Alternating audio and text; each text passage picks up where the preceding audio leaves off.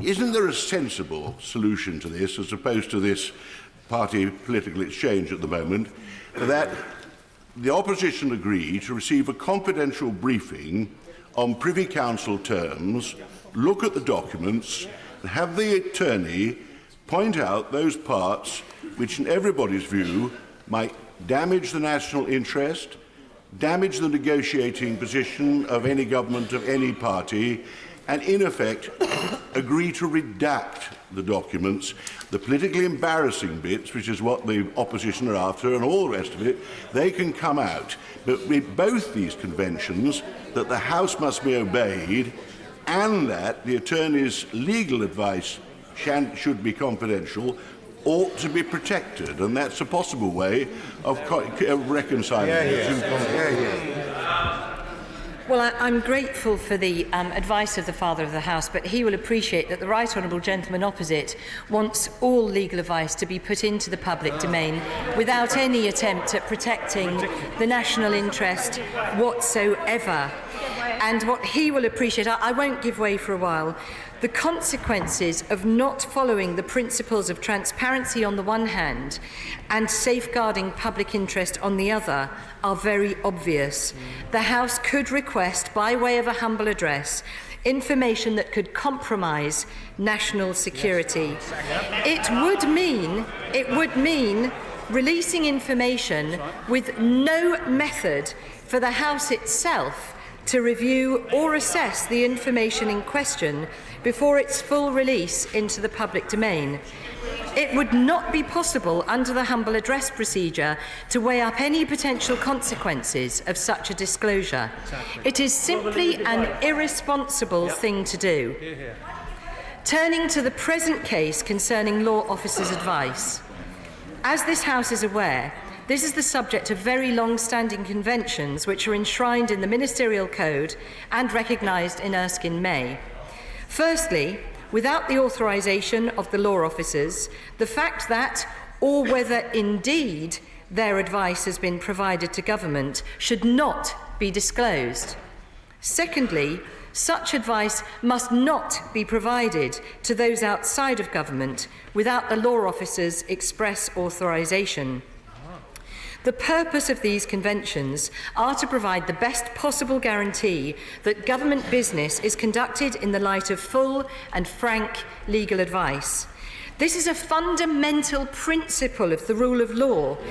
If government knew that it might be forced to disclose the advice that it had received, it could seriously compromise the sorts of requests for advice that would be made, and it would totally impede the ability of the law officers and government lawyers to provide it. In turn, that would seriously compromise good government. This motion we're debating today would undermine these vital conventions, and it does so through the blunt instrument of the humble address, an arcane parliamentary procedure which until very recently was last used in this way in the 19th century.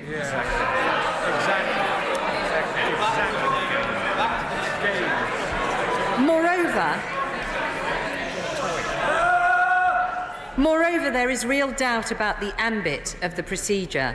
As I said earlier, it contains no mechanism by which information can be reviewed to ensure that its disclosure does not seriously harm the public interest. So in considering today's motion, honourable members must reflect carefully on this and on the potential consequences not just for this government, but for all future governments. As this House knows, the government has worked extremely hard to comply with humble addresses that have previously been passed. And we have also sought to do so in response to the current case that we're debating today, whilst at the same time taking steps to protect the national interest.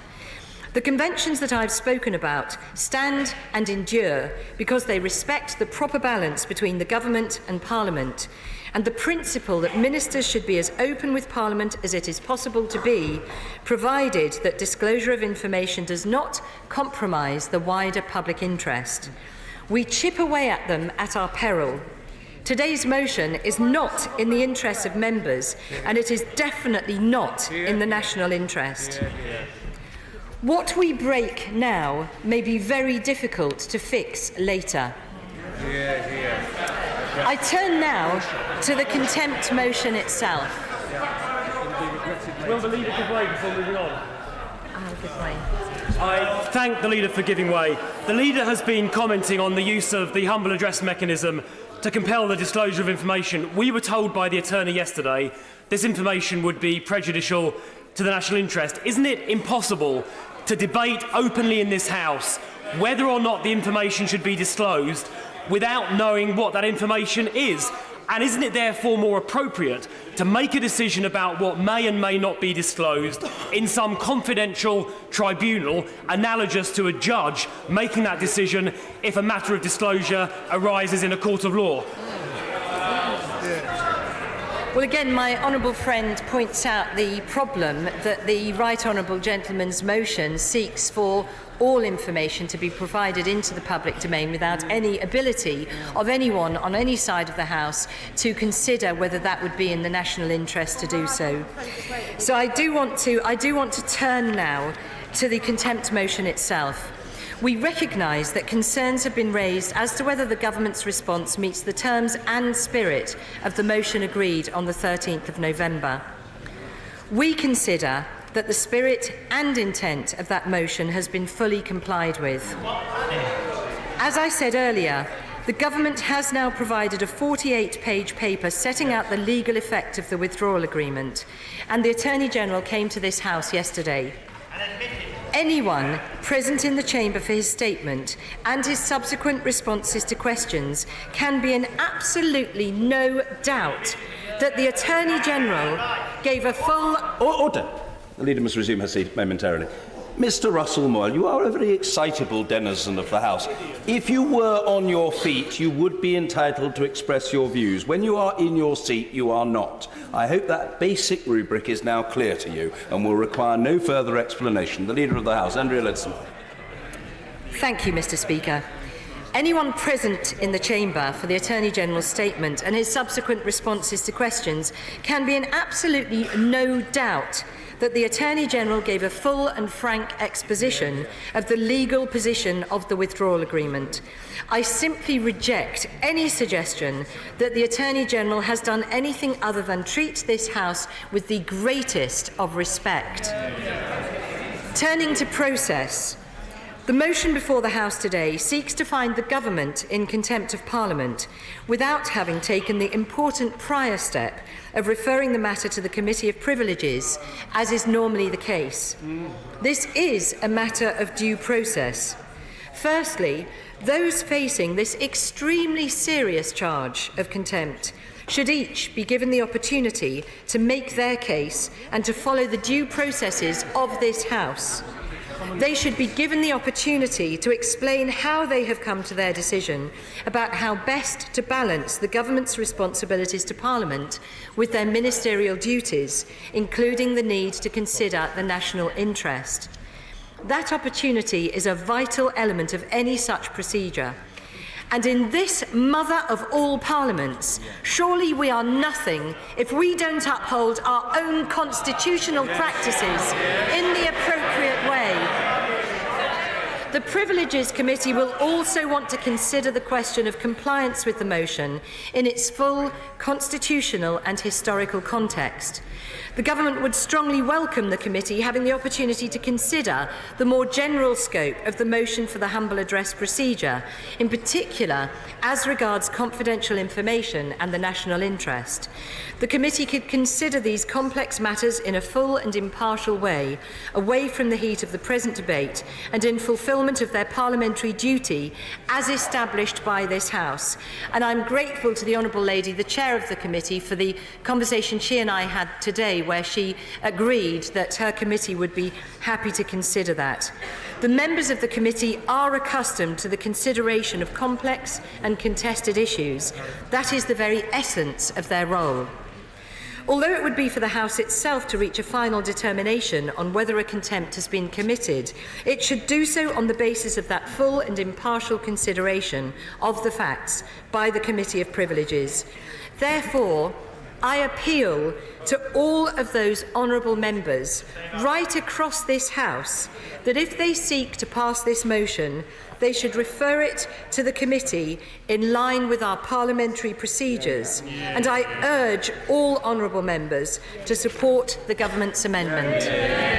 Oh, no, the original question was as on the order paper. Since when the amendment has been proposed as on the order paper, the question is that the amendment be made. Sir William Cash. Thank you, Mr. Speaker. I must say that I found the answers given by the Attorney General yesterday extremely difficult to understand in the terms in which they were expressed relating to the national interest, when of course that is a question which is contained in the results of the referendum and the Withdrawal Act of 2018. I also found it very difficult on reports that I've heard that it's most unsatisfactory for this issue to be regarded as a parlour game, that we were told to stop messing around with the process. I have to say, and to grow up, I have to say that I do think that that somewhat underestimated the significance of what we are here dealing with. But I will leave it at that, because people in those circumstances do use language which sometimes perhaps underestimates the importance of the matters that are being dealt with. On the question of conventions, I would simply like to say to the Leader of the House, and indeed to the law officers, that the question of conventions does turn on the reason for the rule.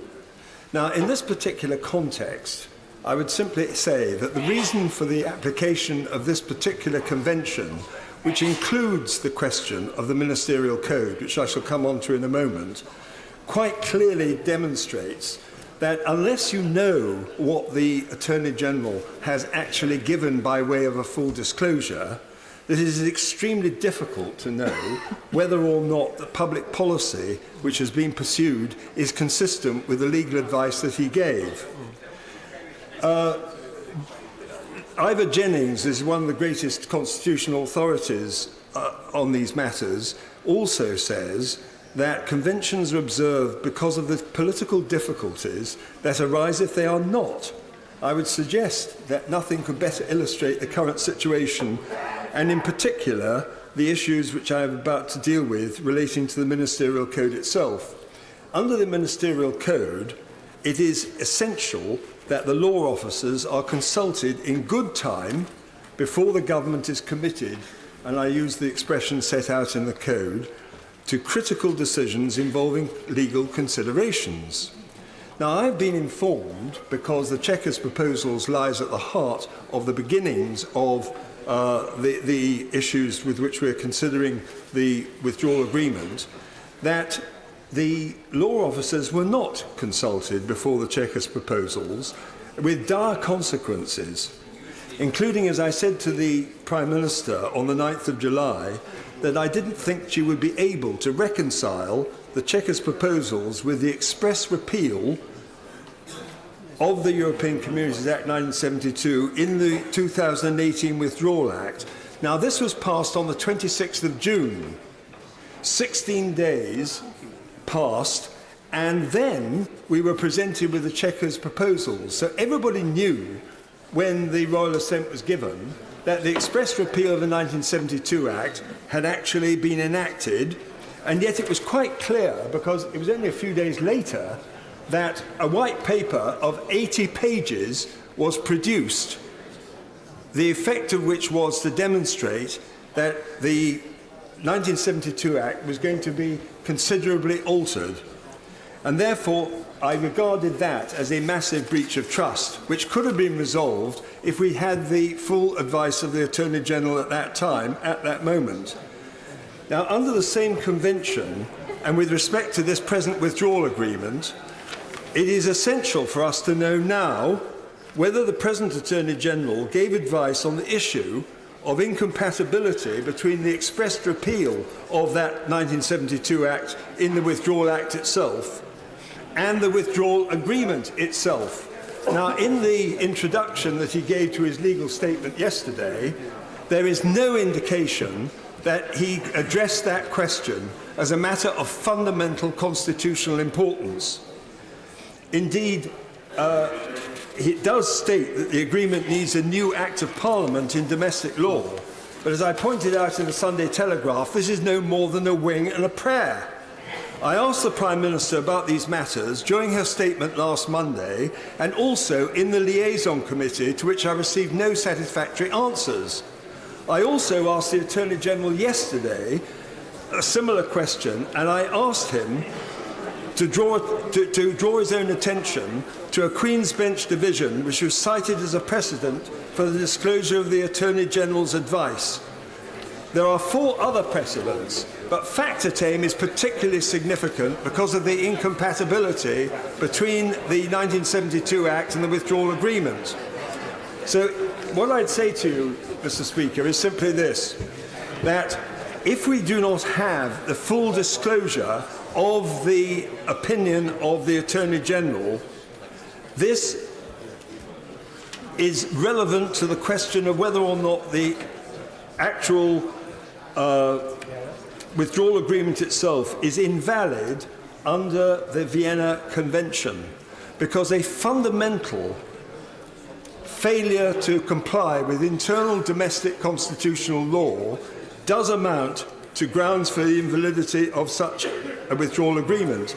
And I would simply say, just one moment, I would simply say this, that if there is a danger of invalidity of that withdrawal agreement, this is a matter of fundamental importance on which I would have expected the Attorney General to include his opinion in relation to this withdrawal agreement. But there is no evidence whatsoever that he has referred to that in his opinion, and that is why we need to have its full disclosure.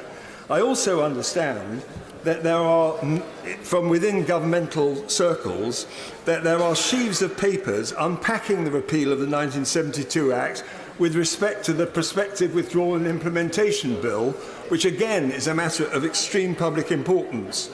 By any standards, all these matters fall not only within the ministerial code, but also within what I would have hoped and expected the Attorney General would deal with in relation to his opinion and the statements he gave yesterday, but there was nothing there to give me any comfort whatsoever.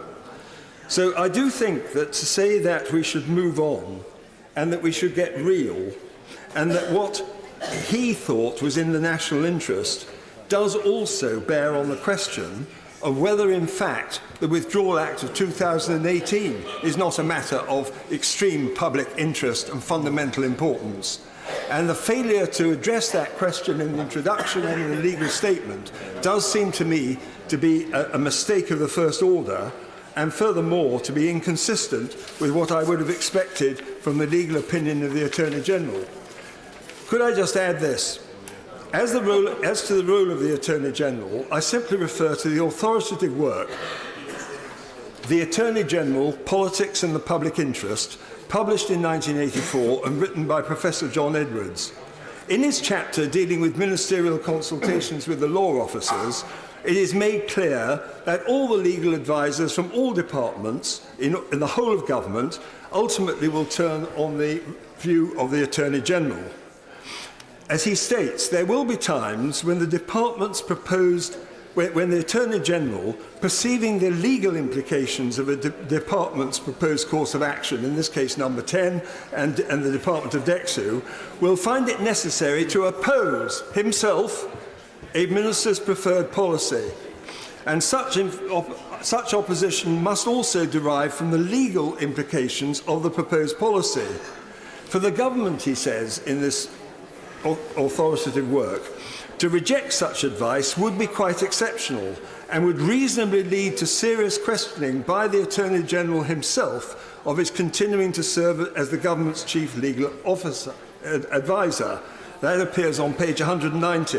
Without full public disclosure of his opinion it will be impossible to get to the bottom of all these considerations, which are at the heart of the issue of public trust, to which the Secretary of State referred regarding the Manifesto of 1985 and the reasons for his resignation, and the conduct of the government, to which I have referred myself in terms of broken promises by the government in the House recently. I would simply add that the reason why my European Scrutiny Committee is making a full inquiry into this, in a nutshell, is this: that we want to get to the bottom of the conduct and the processes and the outcome of these negotiations, and we will do so by taking evidence, and I trust that the government will take note of the seriousness of the suggestions and the arguments that I'm putting forward, because they go to the heart of public trust, the referendum vote itself, the repeal of the 1972 Act, and also whether or not the Attorney General has fully addressed, in an opinion to which we have a right, in my opinion, to see, the consequences for the withdrawal agreement of the opinion that he has given, and the question of whether or not it is really in the public interest for it not to be disclosed. Thank you, Mr. Speaker. Can I start by commending those honourable and right honourable members who have secured this debate, and thanking you for allowing it. Can I also pay tribute to the stamina of my honourable friend from North East Fife and others of my colleagues who last night assured that you would have ample time to consider the response to the original application. Mr. Speaker, later today, we begin 5 days of debate on possibly the most important peacetime decision this Parliament will ever take. Today also, Ofsted has described the government's treatment of thousands of vulnerable school children in England as a national scandal.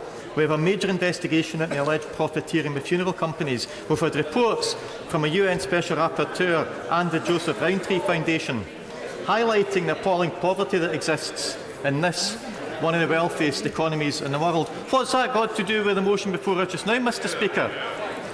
Because the only reason that we are allowed to discuss those things openly and without fear, indeed the only reason we're allowed to know most of those things, is because the power of the state to stop us from knowing is tempered by the rights of a democratically elected Parliament. Not tempered nearly enough, in my humble opinion. The Parliament is not democratically enough elected, in my humble opinion. But we do have an elected Parliament to hold back on the excesses of the state, to hold back on the excesses of the government. And that is what today's motion is all about. Our Parliament has 650 people, each one of us entrusted to exercise sovereignty on behalf of those who sent us here. A contempt of this Parliament is a contempt for the fundamental principle of the sovereignty of the people. A contempt for this Parliament is a contempt for the people. A government that seeks to place itself above the express will of this Parliament is a government in contempt of the people, and it is a government that has already taken a dangerous step down the road from democracy towards dictatorship. And today's debate is not about the rights and wrongs of the original motion as presented to the House on the 13th of November, because astonishingly enough, the time for debate on those questions was the 13th of November. So let's not spend time today on questions of convention and precedence, of confidentiality of legal advice, and of when that confidentiality should be waived. The time for that debate has gone. The time for opposition to the terms of that motion was when you, Mr. Speaker, called the question. And at that point, the government instructed its members to do nothing. The government instructed its members not to oppose that motion. I welcome the degree of humility they're shown in now admitting that they got it wrong. But the government having got it wrong is not an excuse for the government unilaterally to seek to change the wording or the meaning behind a decision, a binding decision that has been made by this Parliament. The government seem to decide that they can change that meaning. They've got the audacity to come back here yesterday and today and tell Parliament that they, and not Parliament, know what it was that Parliament decided and know what it was that Parliament meant when we took that decision. Mr. Speaker, they are placing themselves above Parliament. They are placing themselves in contempt of Parliament. And as for the legal position document published yesterday that was going to fix it all, that could hardly have been more patronising if they'd had pictures to colour in and rejoin the dots puzzles every so often just to keep us interested. It was not a legal position by any accepted definition of those terms. It was an attempted sop, possibly at some of their own MPs, who I know are in a very difficult position just now, struggling between their understandable loyalty to their government, to their party, to individual ministers, and their overriding loyalty to the people and to this Parliament. And as the Right Honourable Member for Holborn St Pancras has pointed out, the government have made a habit of not turning up if they think they're going to lose. Maybe the problem is they get so used to being allowed to ignore the views and the opinions of Parliament, they forgot that sometimes Parliament takes decisions that they are not allowed to ignore. Maybe that's why they're so upset now. Maybe it's because alongside the issues about what and should not be made available to members of Parliament or to the public, maybe it's because this decision has laid bare the incompetence at the heart of a government that doesn't even know the basics of parliamentary procedure. I'll give way here. I thank the honourable gentleman for giving way, and I'm just wondering if this commitment to openness now means that he will be asking the Scottish legal officer to publish all of her advice in the Scottish Parliament in future. Yes, because and the relevance of that is to debate.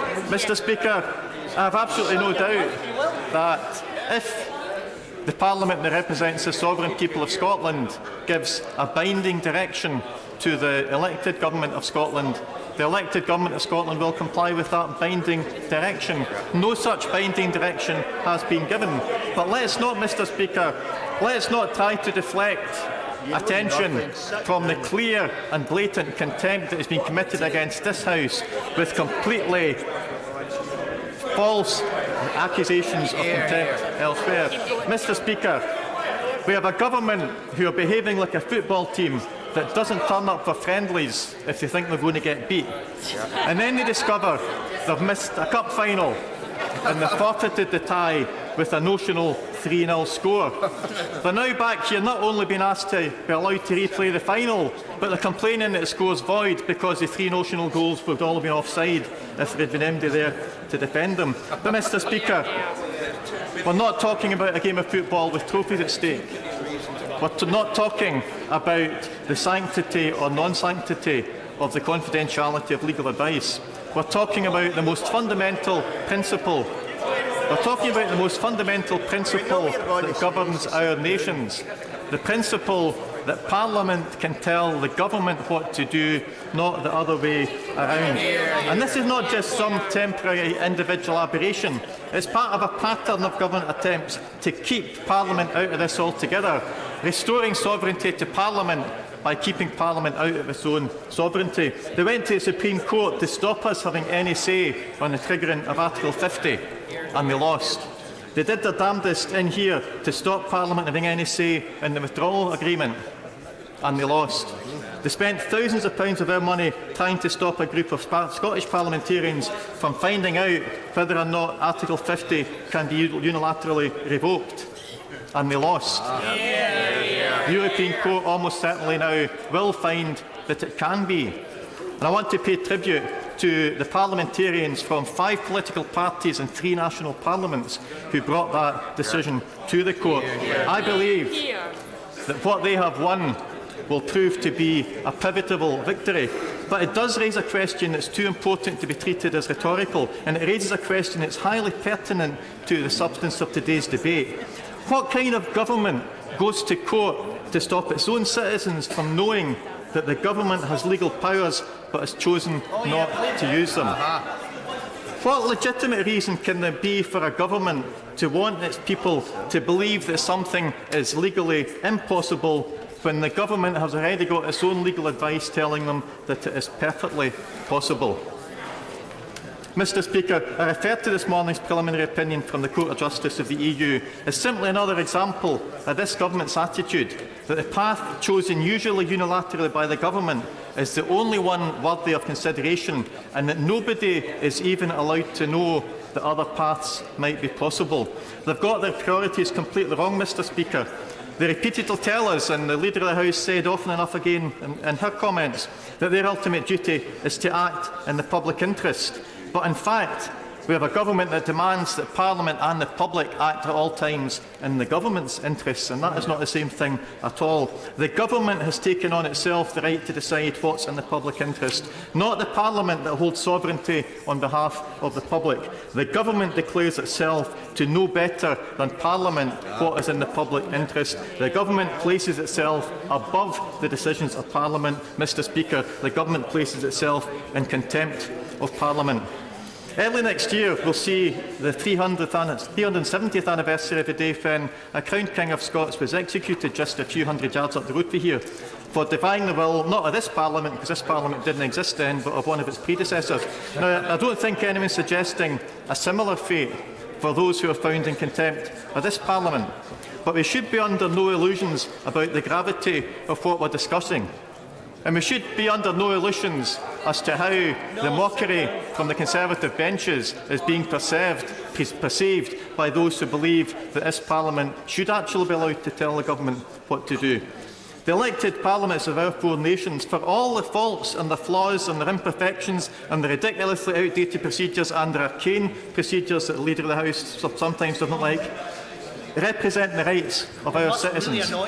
No one has the right to wield power over the people without the consent of the people. In a parliamentary democracy, that consent is expressed through Parliament, not through the office of the Prime Minister or any other holder of the offices of state. When Parliament speaks, it speaks on behalf of the people, and the government must listen. And when Parliament instructs on behalf of the people, and the government must comply. Mr Speaker, Parliament has spoken. The government must listen. Parliament has instructed. It has not asked, it has not opined, it has not suggested, it has instructed. The government can disagree or moan or complain as much as they like, but they must comply with that instruction of Parliament. Instead, the government seeks to defy the instruction of Parliament. They seek to defy the sovereignty of the people as expressed through their elected representatives. And it is now, Mr Speaker, for Parliament to take the only course of action open to us, to compel the government to back down. Nadine Dorries. Thank you, Mr Speaker. And I'll just make my apologies before I start that I do have to leave to chair the Finance Bill, and so I do have to absent the chamber quickly.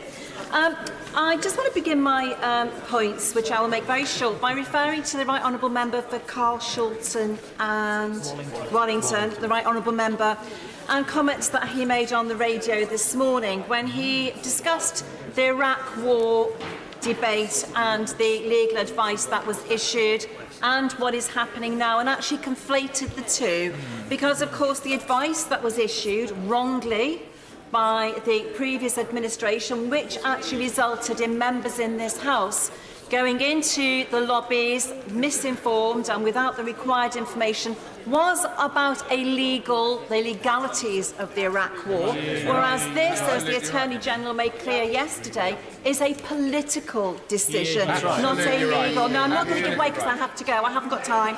Sorry. Obviously, yeah. But thank her for giving way. She's very generous. Can I just point out to her the only point I was making?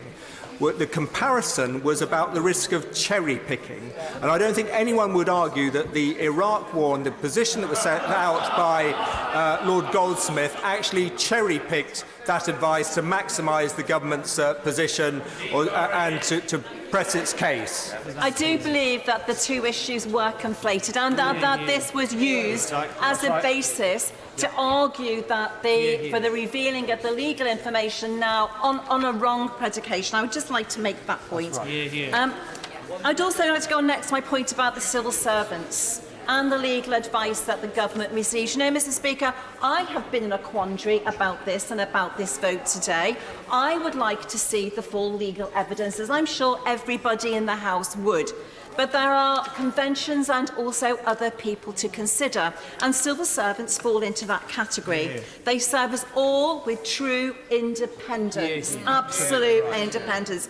And I don't know where any government ever would be in this place if we could not depend absolutely on the impartiality that we received, of the legal advice that we received from those civil servants. And if this motion is passed today, if this amendment passes today, what civil servant, what legal advisor would ever want to advise any government in the future without first putting in place a filter of self-preservation, of considering that advice that they gave? Who would want to do that as a civil servant? And I think, although I would love to see this legal advice, we have a duty to consider others, the people who serve both the public and us. I actually have the 100% respect for civil servants. They work amazingly hard. They are truly independent. They serve us without any political bias, and I think that is something which should absolutely be considered.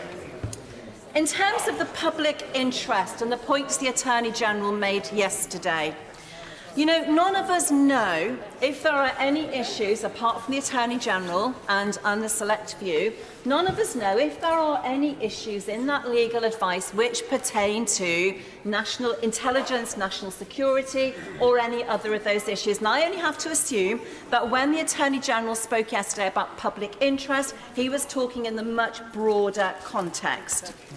And you know, Mrs. B, this is an important issue because in the course of law, and I think I'll just quote the Attorney-General yesterday, there is no procedure by which this House can have redactions or entertain circumstances in which it could weigh the competing public interest against the interest of disclosure as a judge would do. Yes. Now, given what happened with the publication of the summary of the legal advice during the Iraq War, This inevitability that's happening today should have been foreseen then, because we live in a changing world. We live in a world where people demand transparency, where they have a right to know all the full information.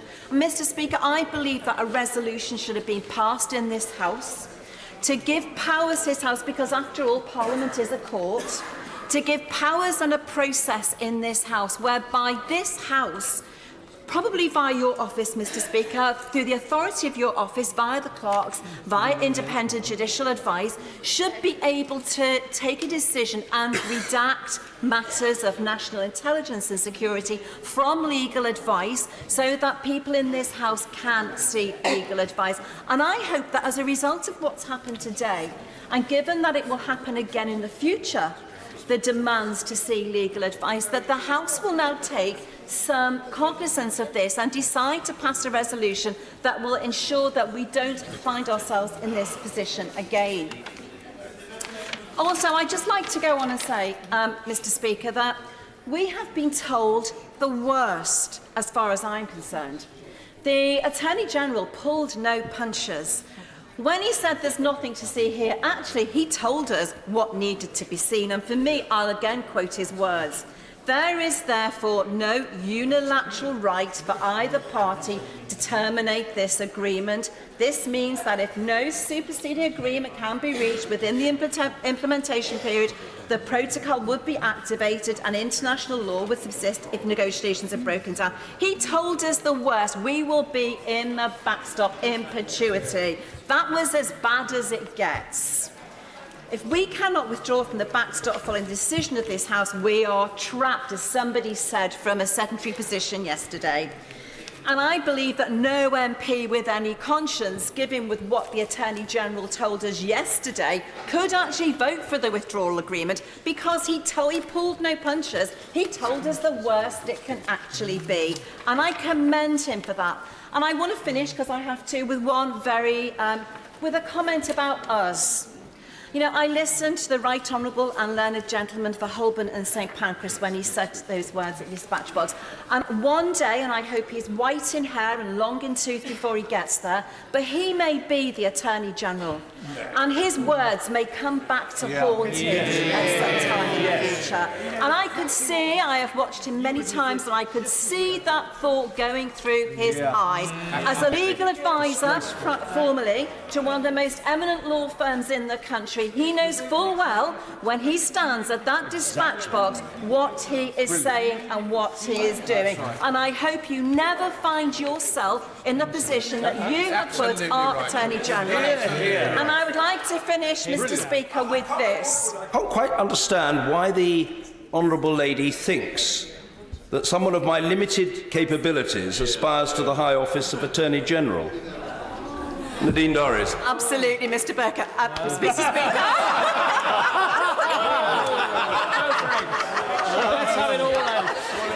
And I should know better. I should know better. I apologise. I would like to finish with this, that we are all, before we are Attorney Generals, before we are Mr. Speakers, before we are French bench spokesmen, we are all MPs, we are all elected members.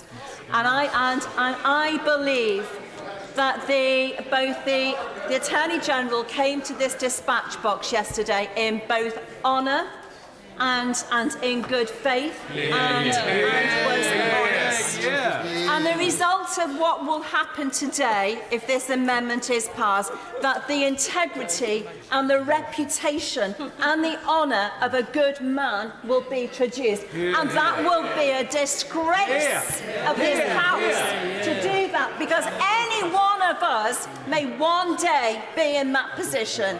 And God hope that it does not pass today for that reason. Mr. Nigel Dodds.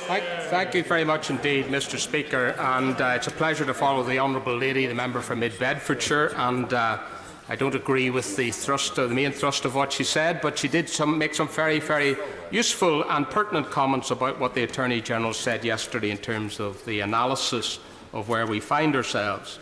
I agree with her and other honourable and right honourable members who have praised the Attorney General and his candour and his honour and what he has brought to this House yesterday in terms of more truthfulness, if I can say, about what this deal actually means, in contrast to others who have been prepared to say things to the press and media.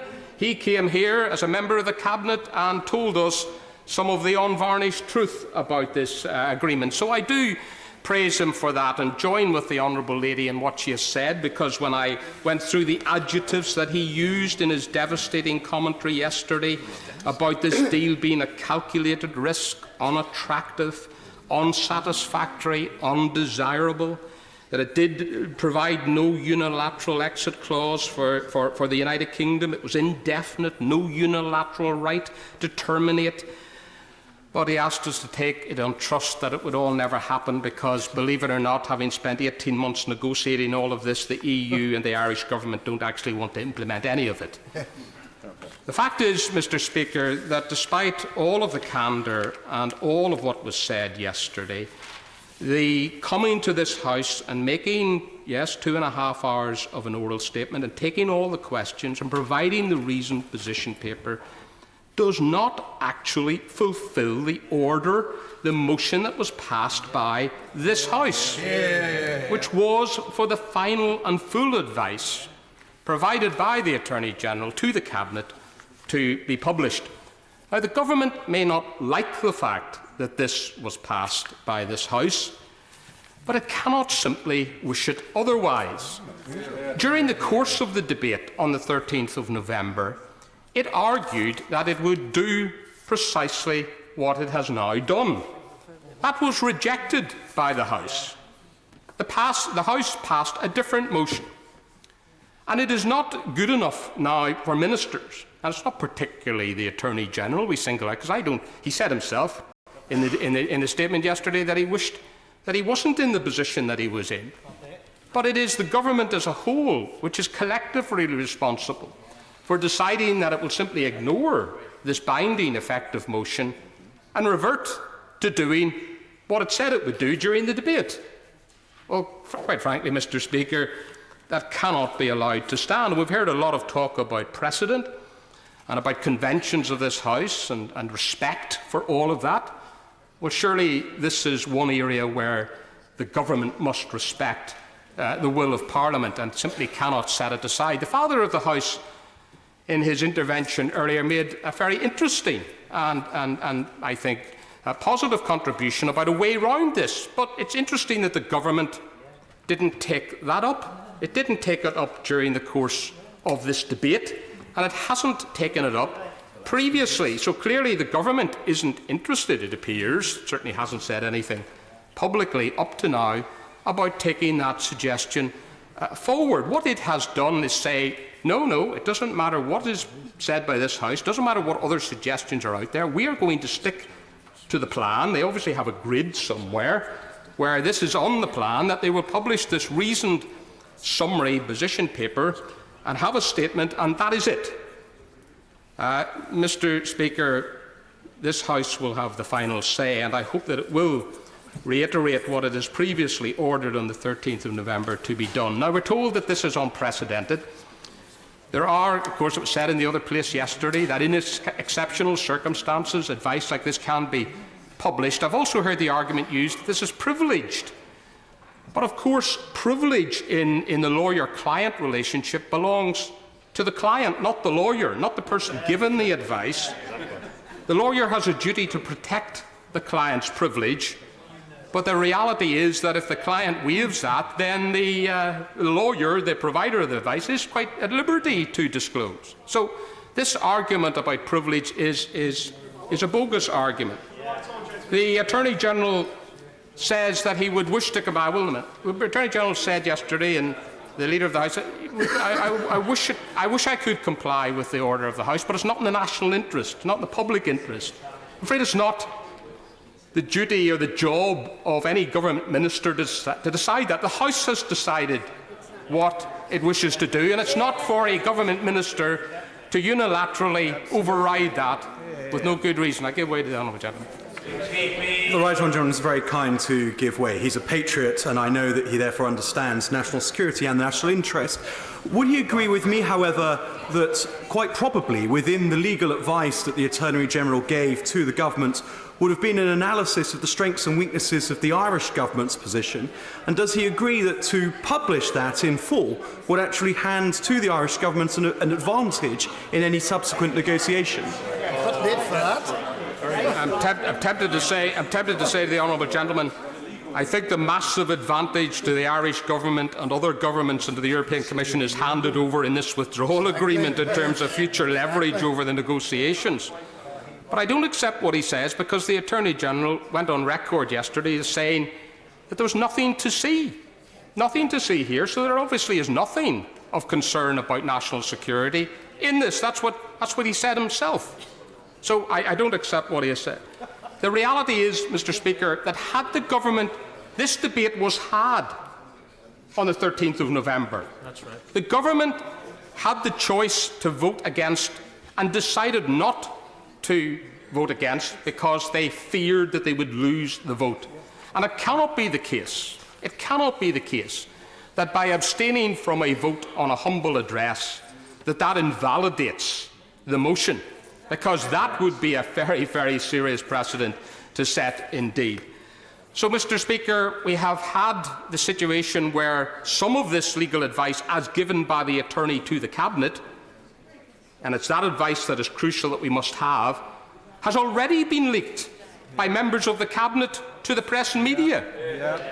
And the Attorney-General, I think, accepts that. He shrugs his shoulders. So the reality is that members of the Cabinet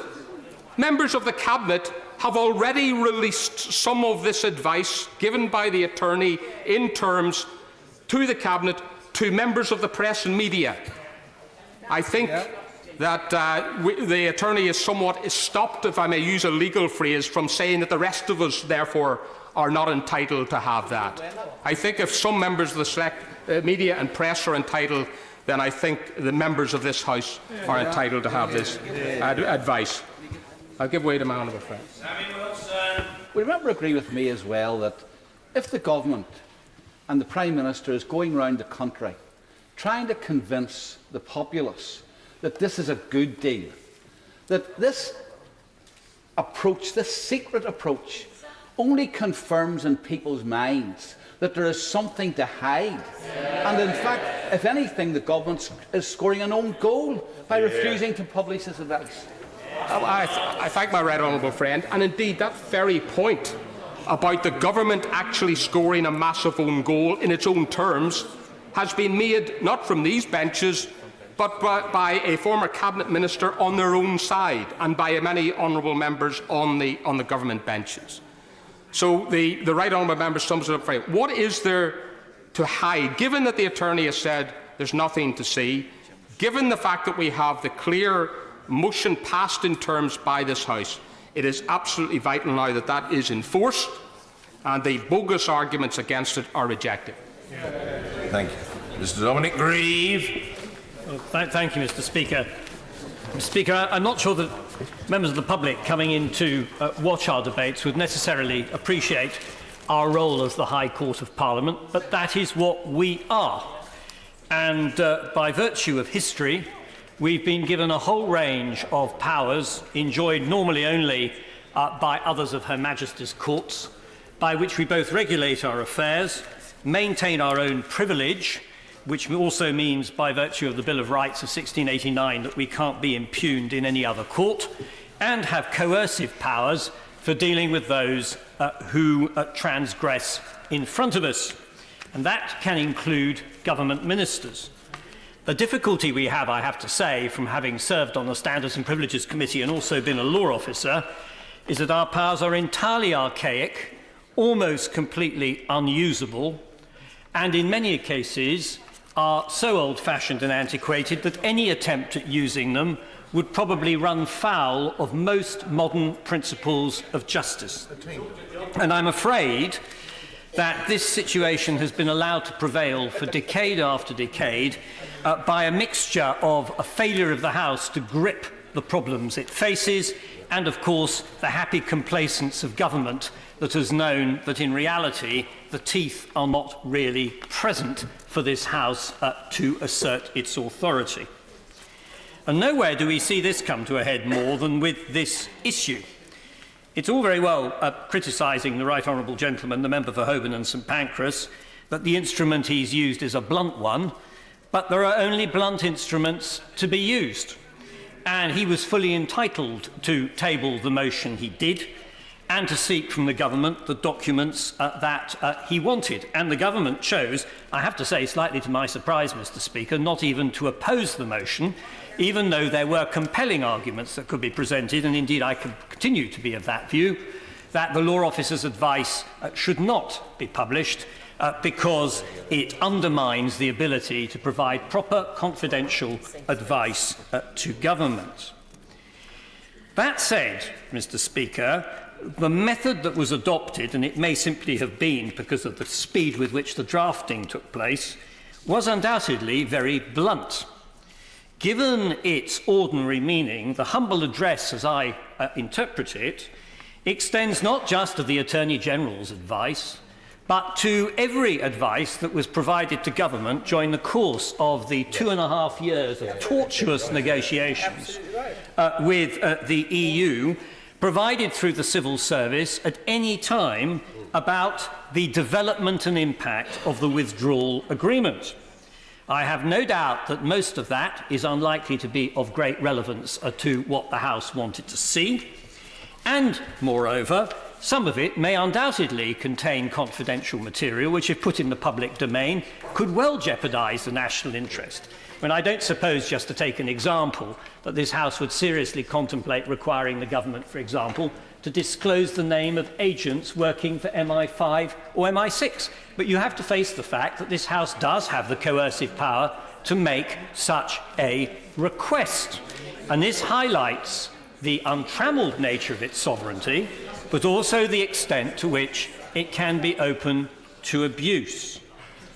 In fact, during the course of the debate, the Right Honourable and Learned Gentleman, the member for Holborn and St Pancras, I think became aware that the terms of the motion were rather widely cast, because he restricted them at that point to seeking the final and full advice by the Attorney-General to the Cabinet concerning the terms of any withdrawal agreement. I simply make this point.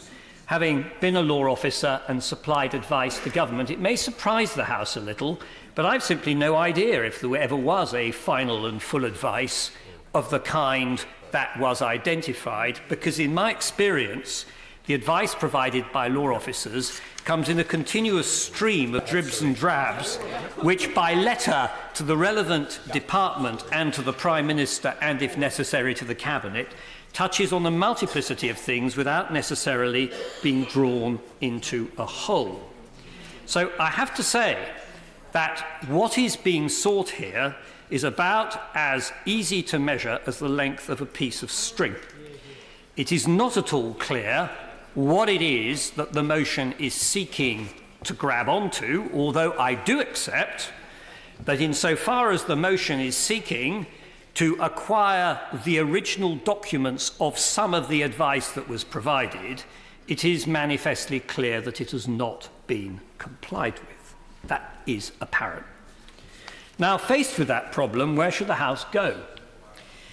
Of course, within this House, there are going to be differences of view. The government wishes to protect its position, and the right honourable gentleman and all those on the opposition benches, and indeed some on my own benches, who wish either to embarrass the government or just want to see this information, are going to be profoundly dissatisfied.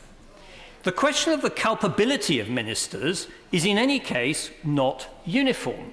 If I say this in defence of my right honourable and learned friend, the Attorney General, he is not a member of the Cabinet, although he attends Cabinet, and as the point has been made, he's covered by legal and professional privilege about disclosing the advice he provides to his client. The one person who cannot be blamed for this mess is him. He came along to provide as best an explanation as he could yesterday, but the fact is he is not responsible for making the decision as to whether the documents that the House wants are disclosed.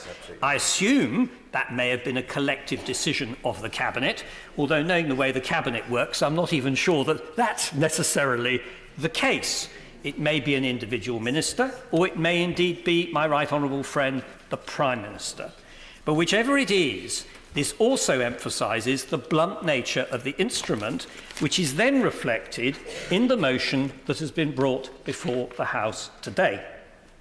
Now, it may be seen to be getting the government a little off the hook, but referring this to the Committee of Privileges is not a stupid course of action.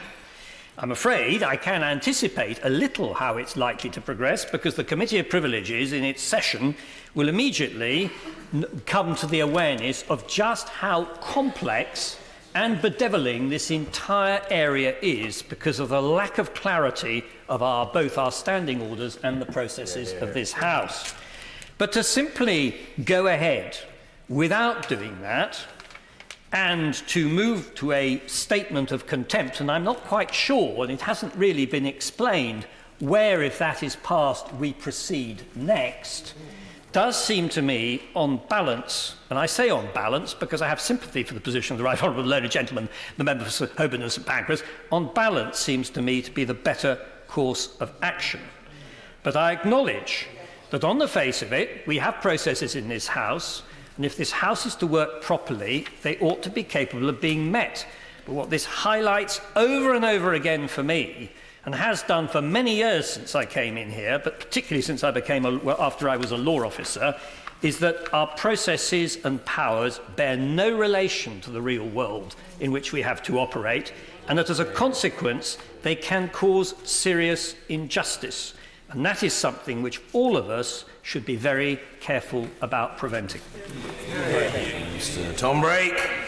Speaker, could I first of all start by perhaps praising the Attorney General for spending over 2 hours answering questions, but could I perhaps gently also chide him for the manner in which occasionally his style of delivery descended rather into vaudeville, finger-pointing, faux bonhomie and expansive arm gestures may work in court, but perhaps he might like to leave those at the bar of the House.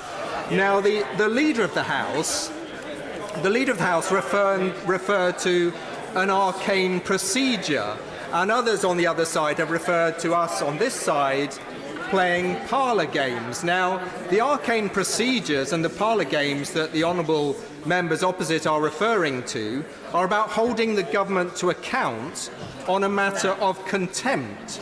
So arcane they might be, but clearly they are essential as well. And members will know that Parliament's Bible, Erskine May, makes it very, very clear that the government's actions are in contempt. Their refusal to release the advice is an act which impedes the House in the performance of its functions.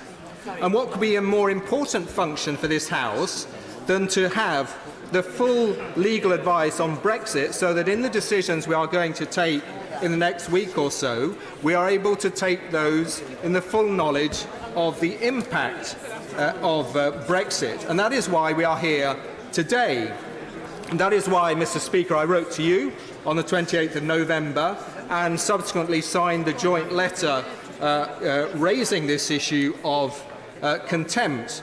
Now, the government came forward with a reasoned position paper, and I think the member for Beaconsfield did a good job of explaining quite how complex and extensive the legal advice is that the Attorney General will have received. But I suppose that rather did reinforce the point that the Attorney General producing a synopsis of said extensive legal advice spread over much correspondence does run the risk of perhaps presenting that synopsis in a way that is most advantageous to the government. And in relation to the intervention from the Honourable Lady, member for Mid Bedfordshire, who is no longer in her place, the only point I was making again, and I'm very happy to get it on the record again, in relation to the advice about the Iraq War, is that clearly that was advice that was cherry-picked, massaged and presented in a way that reinforced the government's case. And that is the only comparison that I'm making, with a possible risk of the government unintentionally perhaps doing exactly the same thing in relation to the full legal advice that ministers have seen, and indeed ministers have leaked. And while a reference was made to that, I think the Attorney General simply shrugged his shoulders, as if leaking that advice selectively to the media from the government is something that is perfectly normal and acceptable in the daily course of government business. So we know what happened in relation to that advice about the Iraq War. And as for the government's amendment, we know clearly what the purpose of this is. Even with undue alacrity, the prospect of the Privileges Committee addressing this before the 11th of December is precisely nil. So in terms of us having clarity and guidance and a direction to the government, we're clearly not going to get that before the 11th of December. And I must say that I suspect that is what the government's motivation is for pushing that particular amendment. And of course, this is a pattern of government unwillingness to allow members of Parliament to have access to the legal advice that we need to take the decisions that we need to take here. And the Article 50 case is a very good example of that, where the government have repeatedly refused to say whether Article 50 is revocable, hiding behind the fact that they're not going to seek to revoke it, so Parliament doesn't need to know. Well, I'm very pleased that the Advocate General today has given a recommendation. It is only a recommendation, but one that is very likely to be adopted by the Court, that makes it very clear that Article 50 is revocable. And for members of Parliament here, who next week are going to be taking votes where it is critical for us to know whether that is the case, in other words, if a people's vote is secured and at the end of that campaign people vote to stay in the European Union, we have a means of revoking Article 50 to bring that into effect. Very happy to give way. On that point, does the honourable member believe that the Attorney General gave advice to the government on the revocability of Article 50 and has hidden that advice from this House? And that is why we haven't had that disclosure. All we know for a fact is that a number of members of Parliament, including, I suspect, the Honourable Gentleman, have repeatedly asked the government to confirm what their position on that is, and they've not been willing to do so. And that's why I think on these benches we very much welcome the fact the European Court will resolve this matter in the next couple of weeks. Just on that issue of Article 50, I did want to thank the member for Edinburgh South West for leading that charge, along with other members of the Scottish Parliament, and indeed also the member for Nottingham East, who is not, I think, in his place today, who has joined me in perhaps a supporting cast role in relation to the leading role that the honourable member for Edinburgh South West played in relation to that case. But, Mr. Speaker, I'm very happy to give way. Can I just say to the honourable member, I'm really pleased that he and my friend from Nottingham and the member for Edinburgh took the risk of taking this case to the court to establish an important principle, and that if the decision now is in line with the advice that is being given, then I think that is in the interests of the democracy of this country, and I think we should register our thanks to him and the other members. Thank you for registering the thanks for me. I thank the honourable gentleman for that. But I think the critical point, for instance, for members of Parliament here to know is that, for instance, if we go beyond the 21st of January without a deal, and we start going down the track of no deal, that it is open to this House, it is open to this government to revoke Article 50 to avoid a catastrophic exit from the European Union. Knowing that is something which I would argue, and many members on this side have argued, we are entitled to know, and it's remiss of the government to have kept that information from us. But just to conclude, Mr. Speaker, I knew that would cause a celebration on the opposition benches, so for that I will speak for a little bit longer than I had intended. Mr. Speaker, I accept that this is not a simple choice that members have to make today. I accept that. Publishing the full legal advice has serious implications. Of course, I accept that, and I think everyone on these benches accept that. But the ramifications of the government ignoring the express demand of Parliament are of an even greater import, and that is why I urge members to vote for the motion today. Mr. Jacob Rees-Mogg.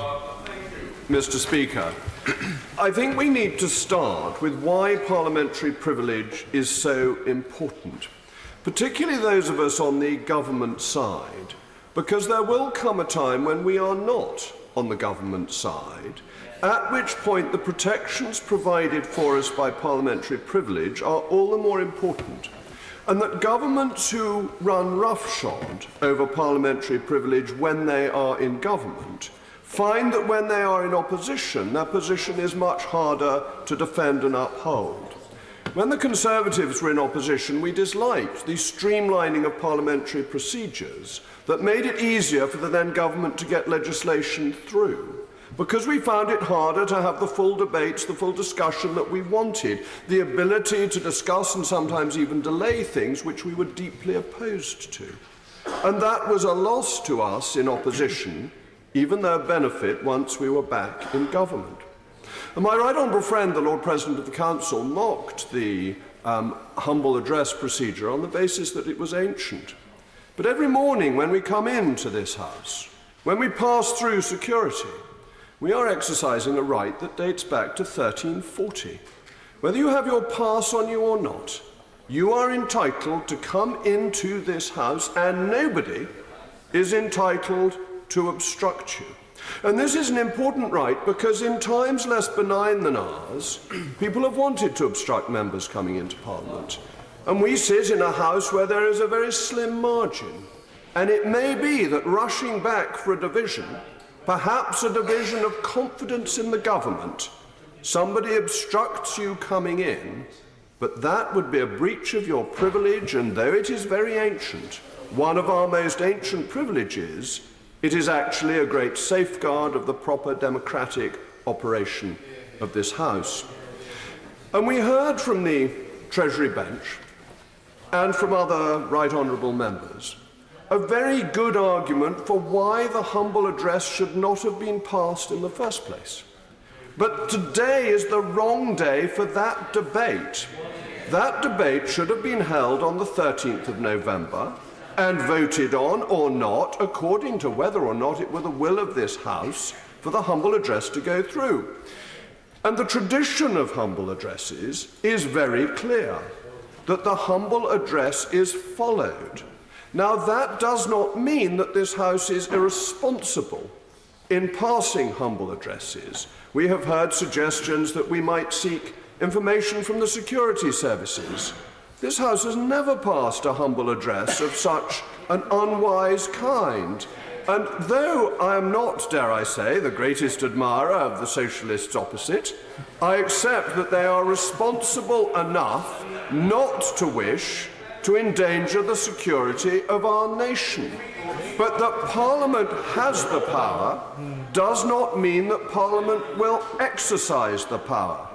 Indeed, and importantly, this House constrains its right of free speech in relation to the sub judice issue.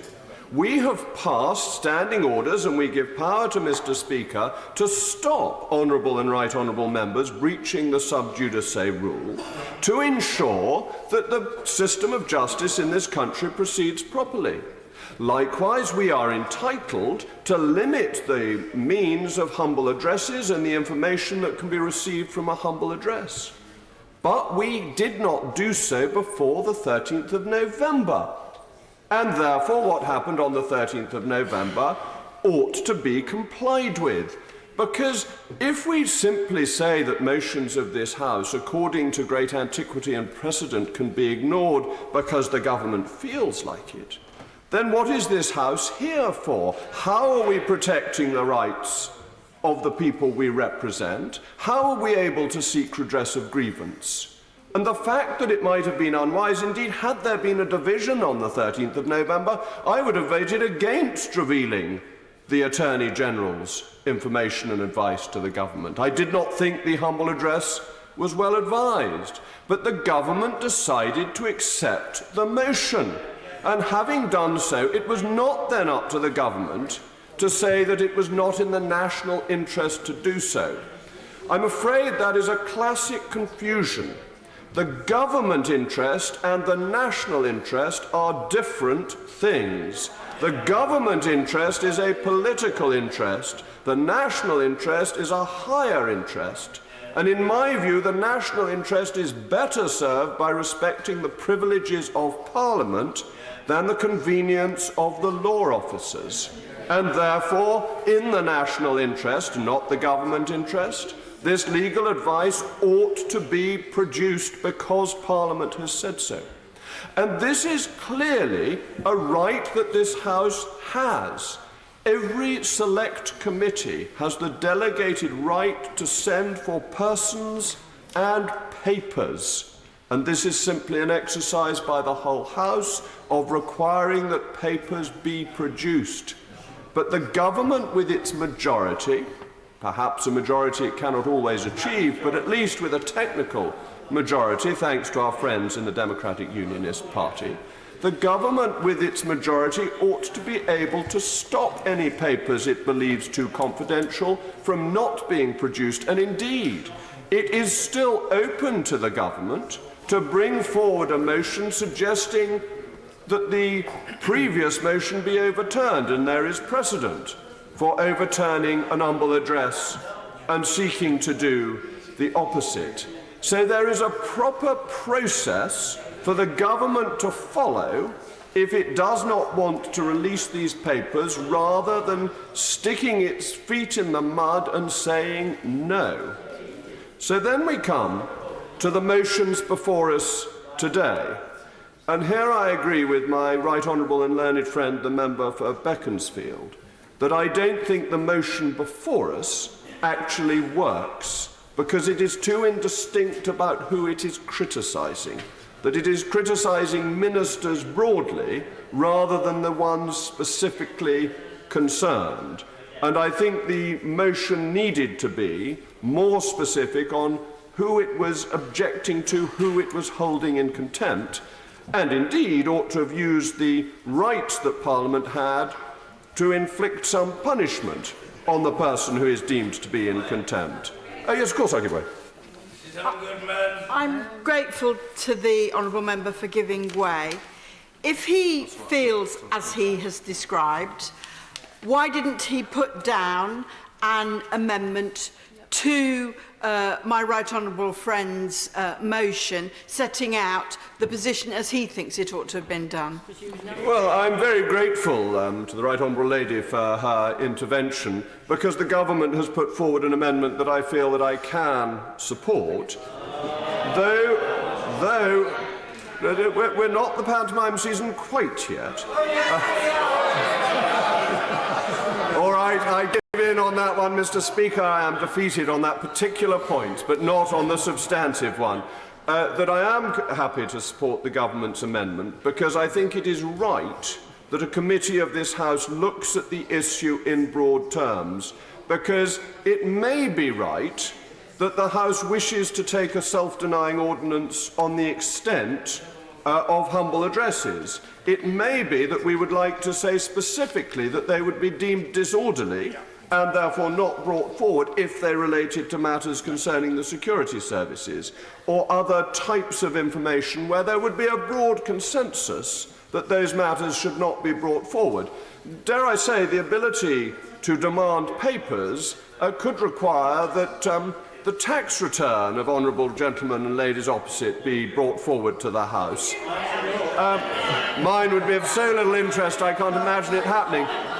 But that would be a clear abuse. That would be a clear abuse of the precedents that we have. So it may well be right that the Privileges Committee should consider broadly how humble addresses should be used to ensure that they are effective, because currently they ought to be effective. The government ought to abide by them. But there is one... Yes, of course I'll give way. As ever, following his remarks with a great deal of interest, he will know, since he's an expert on Erskine May, that at page 168 from memory, it says very clearly that the humble address should not normally be used on matters that touch directly on bills before Parliament, as this clearly does. So was the humble address being used correctly in his view or incorrectly? I'm sorry to say that my honourable friend isn't quite right. There is not a bill before Parliament on this issue. There is a motion before Parliament on this issue, and those two are clear separate matters, that they are not to be confused. And I have no doubt, Mr. Speaker, that had an humble address been brought forward on a bill before Parliament, it would have been ruled disorderly and therefore would not have been a subject for debate. And for the benefit of the Hansard reporters, Mr. Speaker is nodding, and therefore I hope this can go into the record as an authoritative reply.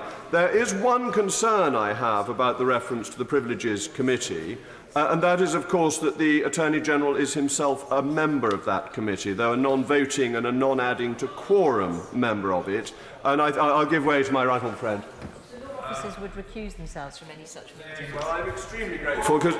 To speak into the microphone, the vast majority of members haven't got the slightest idea what she was saying. I'm sincerely sorry, Mr. Speaker. The law officers would recuse themselves from any such meeting. I'm extremely grateful for that. That gives me complete confidence in supporting the government's amendment. But I would absolutely reiterate that however the vote goes today, the humble address must be obeyed unless overturned, and for the government to fail to do so would not be treating Parliament properly. And on these benches, we must remember the great need for us, when we are in power, to defend the rights of Parliament for those occasions when we will not be. Thank you. Geraint Davis. Mr. Speaker, the question before us is whether there is information that was in the legal advice that is relevant and pertinent to the crucial question we must ask ourselves in voting on the withdrawal agreement. And against that, the government has suggested that there's security and national interests to defend that. And I put it to you that in the motion before us, it says that we should provide the final and full legal advice provided by the Attorney-General to the Cabinet concerning the EU withdrawal agreement and framework.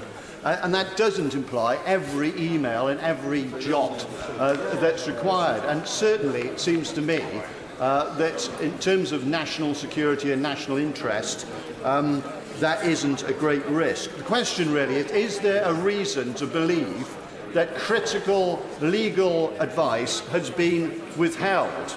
And I suggest that there is that reason, and I put it to the Attorney-General yesterday, following advice from Council in 2 chambers, that in essence, the EU Withdrawal Act, in essence, gives the Prime Minister the right to submit Article 50 based on an advisory referendum. But if that referendum has been found to be conducted illegally and subject to cheating and lying, then the advice is flawed, so the notice should be withdrawn, and we've heard from the Advocate General that in all probability it can be withdrawn. Was this advice tendered or discussed by the Attorney General to government? Well, he didn't mention it at all, and yet it is advice that is available. So it suggests to me that, in fact, the advice that has been given to this House is incomplete for us to make those conclusions. In terms of this argument about whether the government now should basically revoke Article 50 on the basis that the advisory referendum was flawed, the argument in short is that we already know that the Leave campaign misled the country during the referendum, firstly, either deliberately or not. Secondly, that multiple investigations by the Electoral Commission have found that the Leave campaign broke campaign finance law.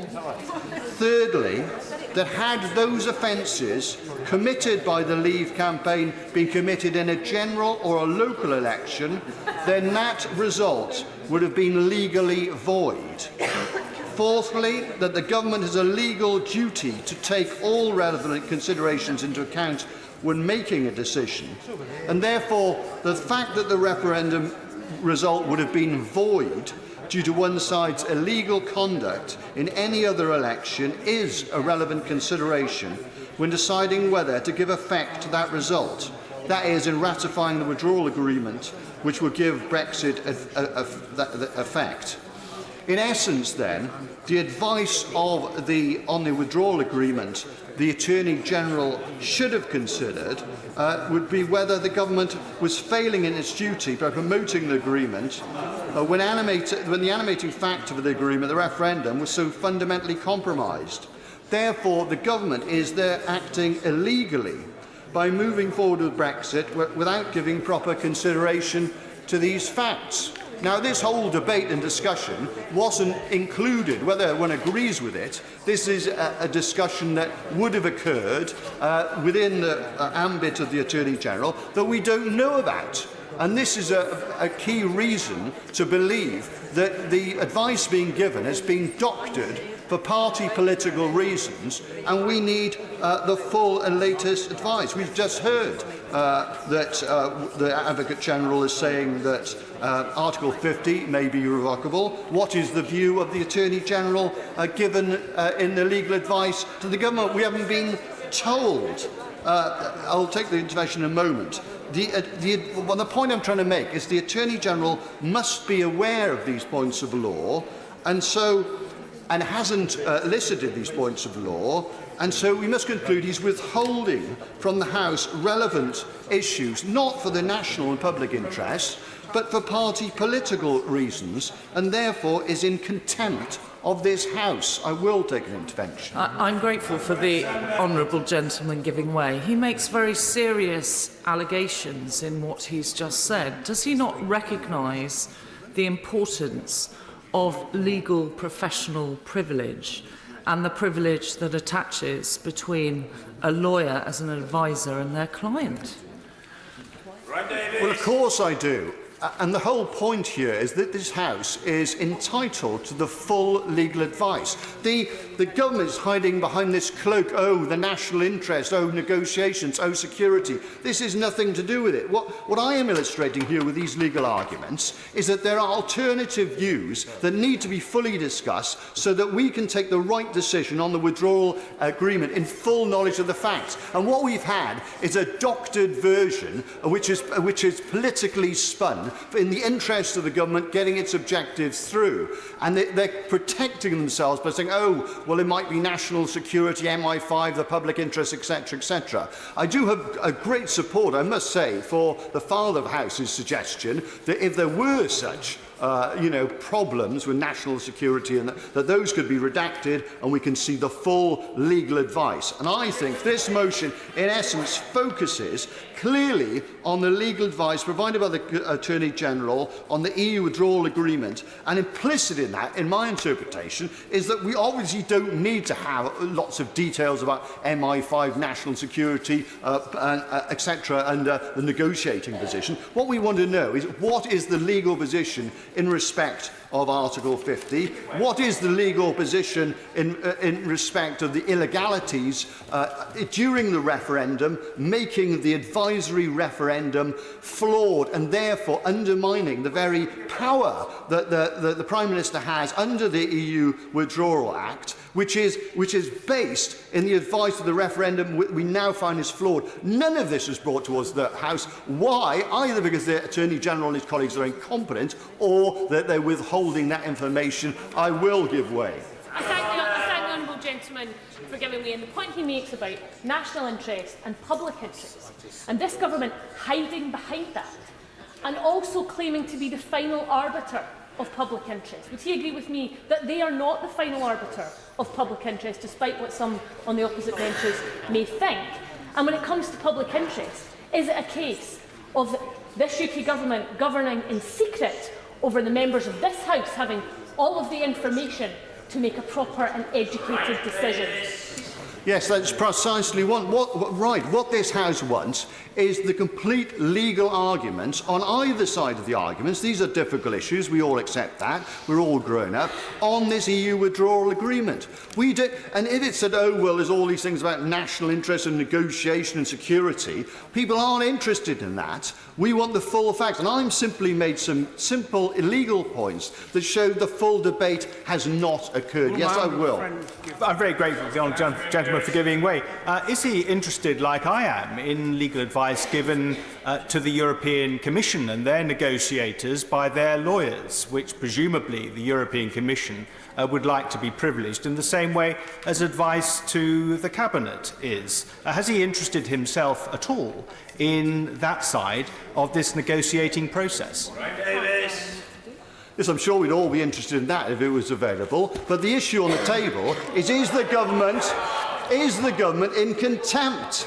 And it is. And there's reason to believe it is in contempt, because a lot of the legal arguments are simply being taken out. Yes, I will. I'm very grateful to my honourable friend for giving way. He referred to the suggestion of the Father of the House earlier. Does he recall that the last time a humble address was passed by the House, which instructed the government to hand to the Committee on Exiting the European Union the exit analyses, I made it clear to the government on behalf of the committee at the time that the committee would take the decision about what was released. And in the end, having read all of the pages, from memory, I think we released 36 or 37 of them, but 3 of them we held back because we accepted the argument that the government made at the time that those might not be in the national interest, given that the negotiations were taking place. So there is an example there of a way in which the committee of the House has been able to exercise that judgment on behalf of all members.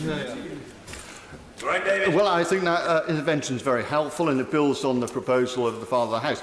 There is a time constraint here, because obviously the idea of the amendment is to kick this into the long grass so that we don't have full legal clarity to make an informed decision when we vote next Thursday. It is critical that all that legal advice is available to members before then. If there is a facility to enable the redaction of irrelevant and possibly dangerous facts and figures and information in relation to our national interest, our national security, our negotiating position, etc., etc. If that was possible, obviously that would be much better. But the main thing is, are we going to have the full legal advice, or are we going to say, oh, well, what can you do?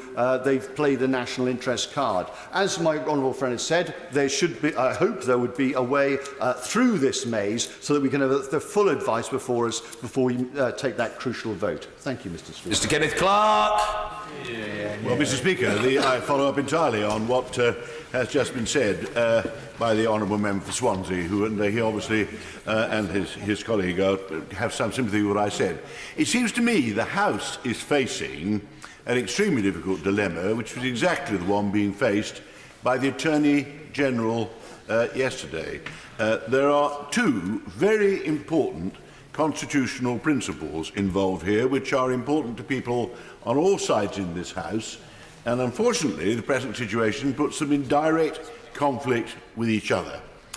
The first is the sovereignty of Parliament and the ability of Parliament to instruct the government to do things which the government doesn't want to do.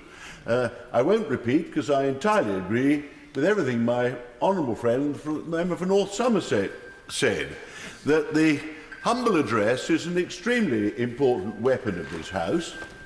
It is the duty of Parliament sometimes to instruct the government to do things. Whenever the government loses a vote, we know the government thinks Parliament is wrong. I mean, it disagrees, but it should comply.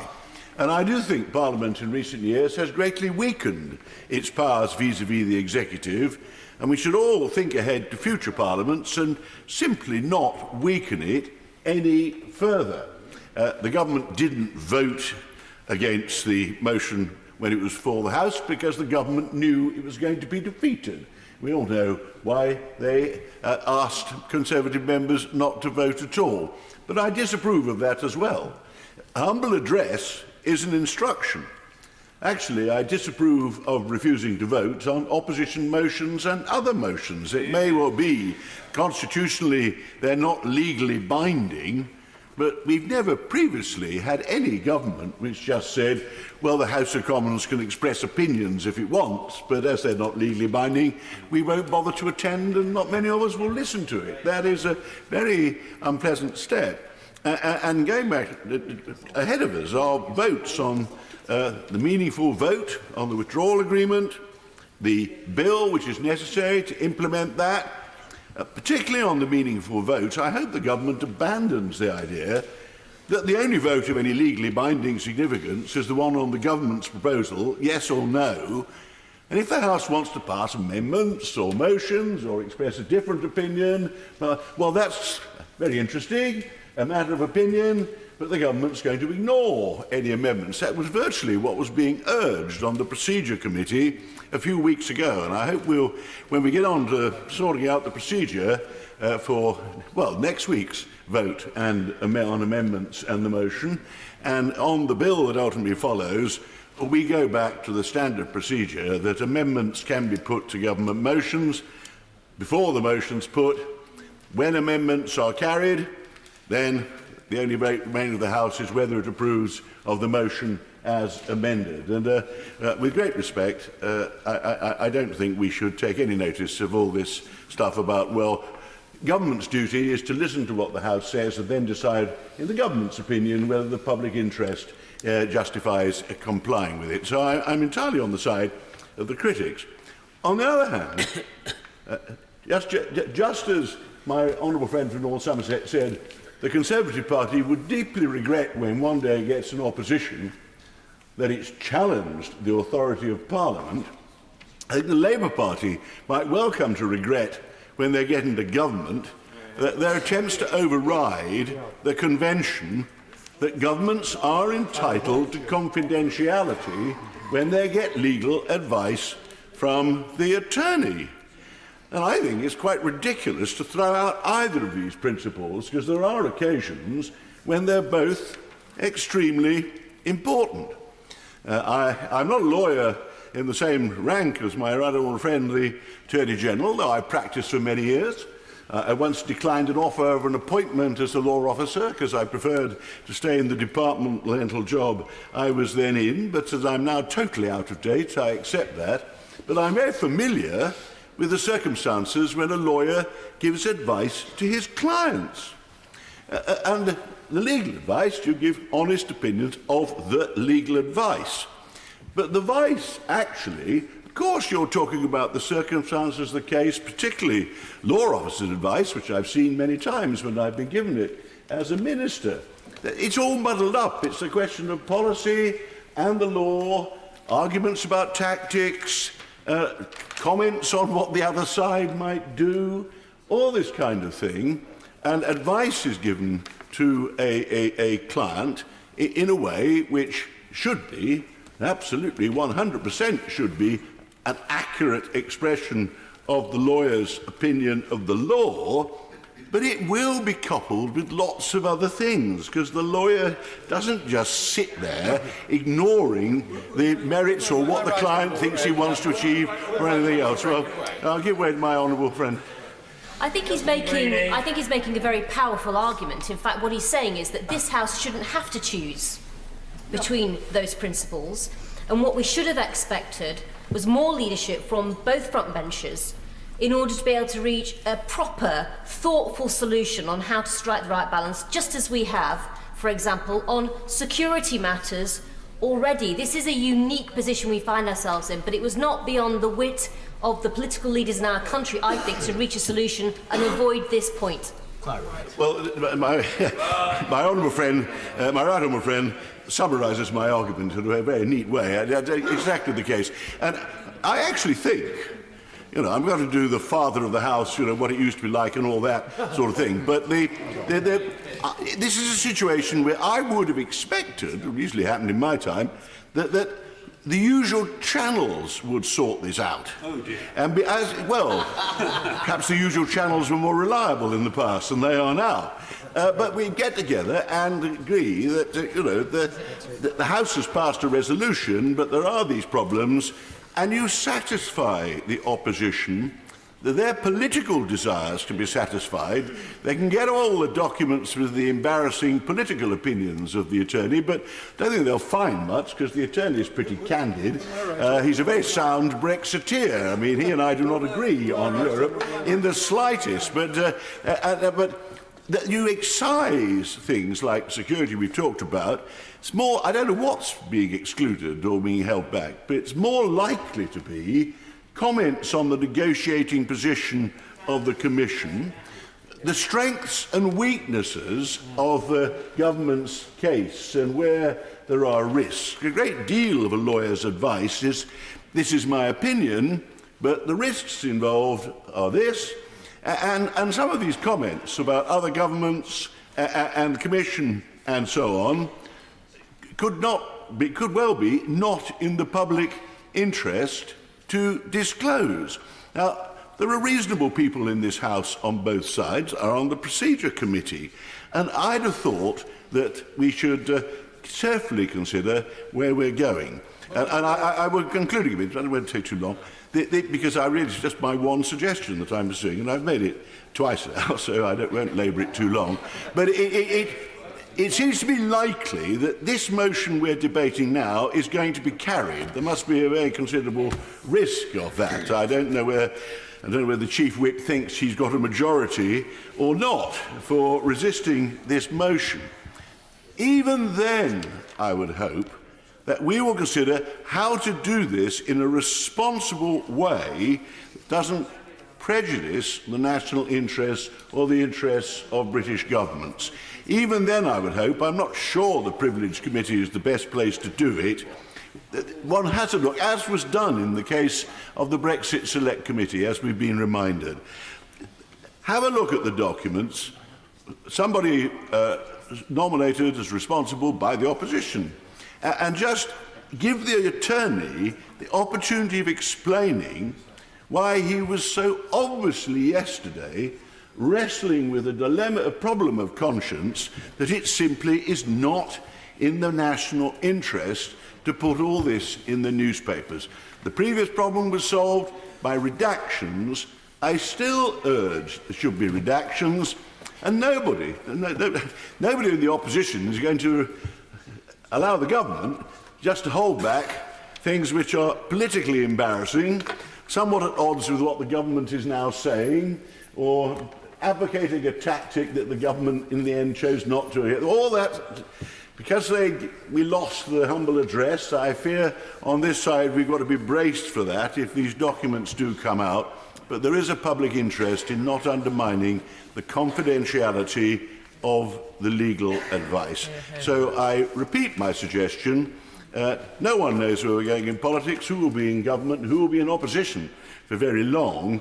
What matters is that this Parliament is not weakened any further, and what matters is the ability of governments of whatever party to rule in the national interest is not undermined. So I repeat my suggestion, and I think if the opposition are victorious, I think they should, in the public interest, just consider how far they wish to press this. I'm sure the House as a whole would accept if they held back in some ways and we got the confidentiality of the law officers left intact.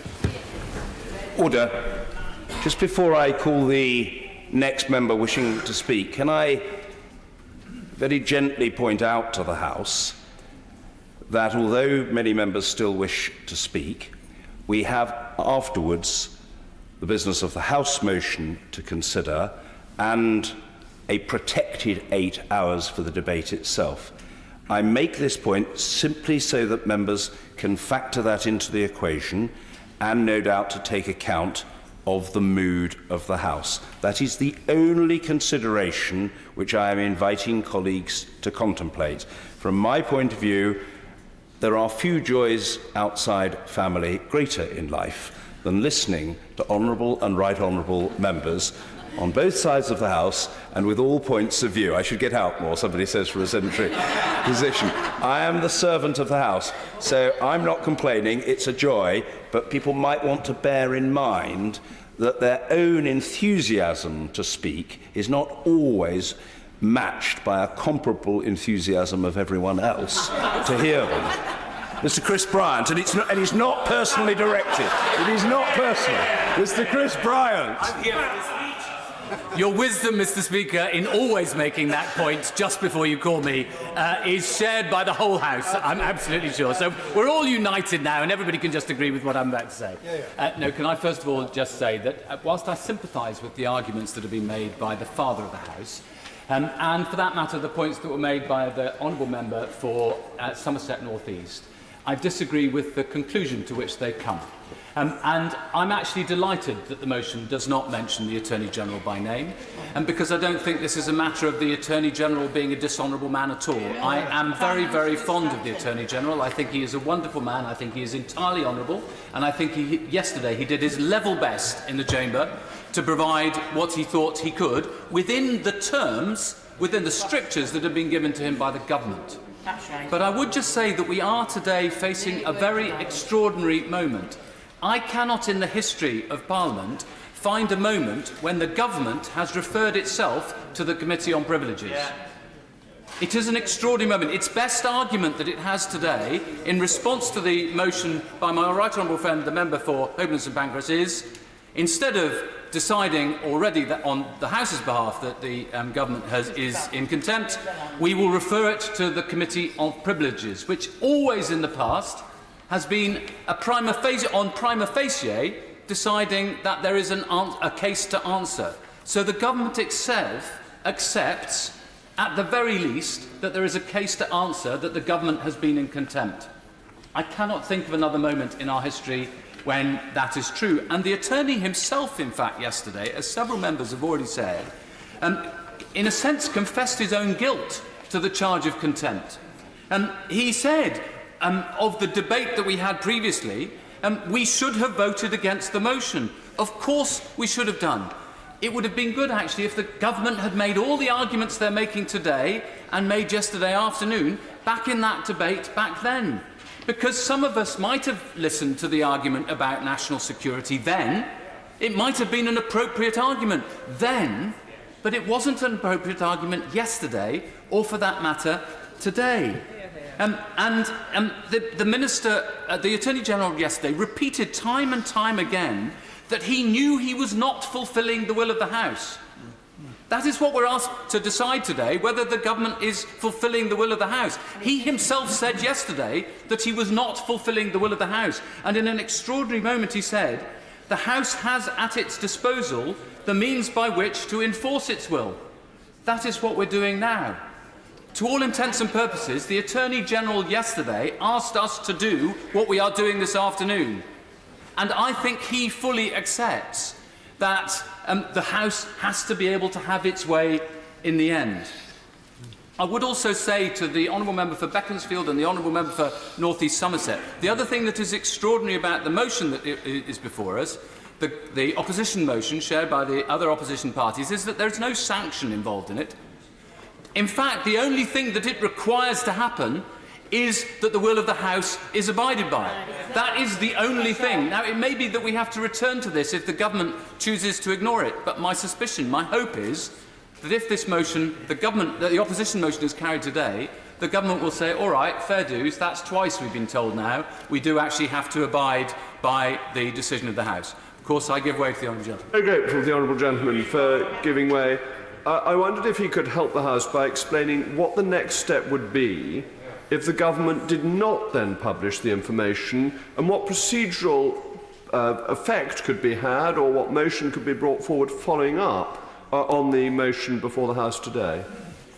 Well, I don't want to go back to 1340 like the Honourable Gentleman, and I'm not going to, but I think I prefer to cross my bridges one at a time.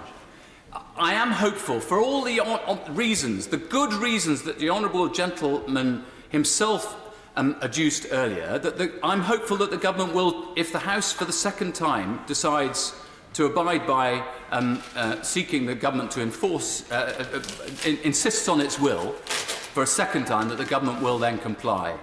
I think, to be honest, if that were not to be the case, then I hope that other honourable members who today are dubious about this procedure would want to stand in favour of more robust measures. The anxiety is, of course, there is a time matter here. We can't let this roll until after next Tuesday, because then the government would have completely defied the will of the House beyond the time necessary. Yes, I will, but I'm conscious of the Speaker's... Yes. The Right Honourable Member, a few moments ago, referred to the will of the House having to be implemented. Does the Right Honourable Member think there should be any limitation at all to the House's ability to impose its will? For example, if the will of the House ever came into conflict with an individual's personal or civil liberties? Well, I think in the debate that would transpire, I don't think honourable members would vote for such a motion. So it is a hypothetical that he's putting to me, and we've been dealing with lots of hypotheticals. I've tried to search through history to find a moment when the government has refused to abide by the will of the House when there's been a humble address, and I can't find one. I simply cannot find one. So I think we should deal with the actuality rather than the hypothetical.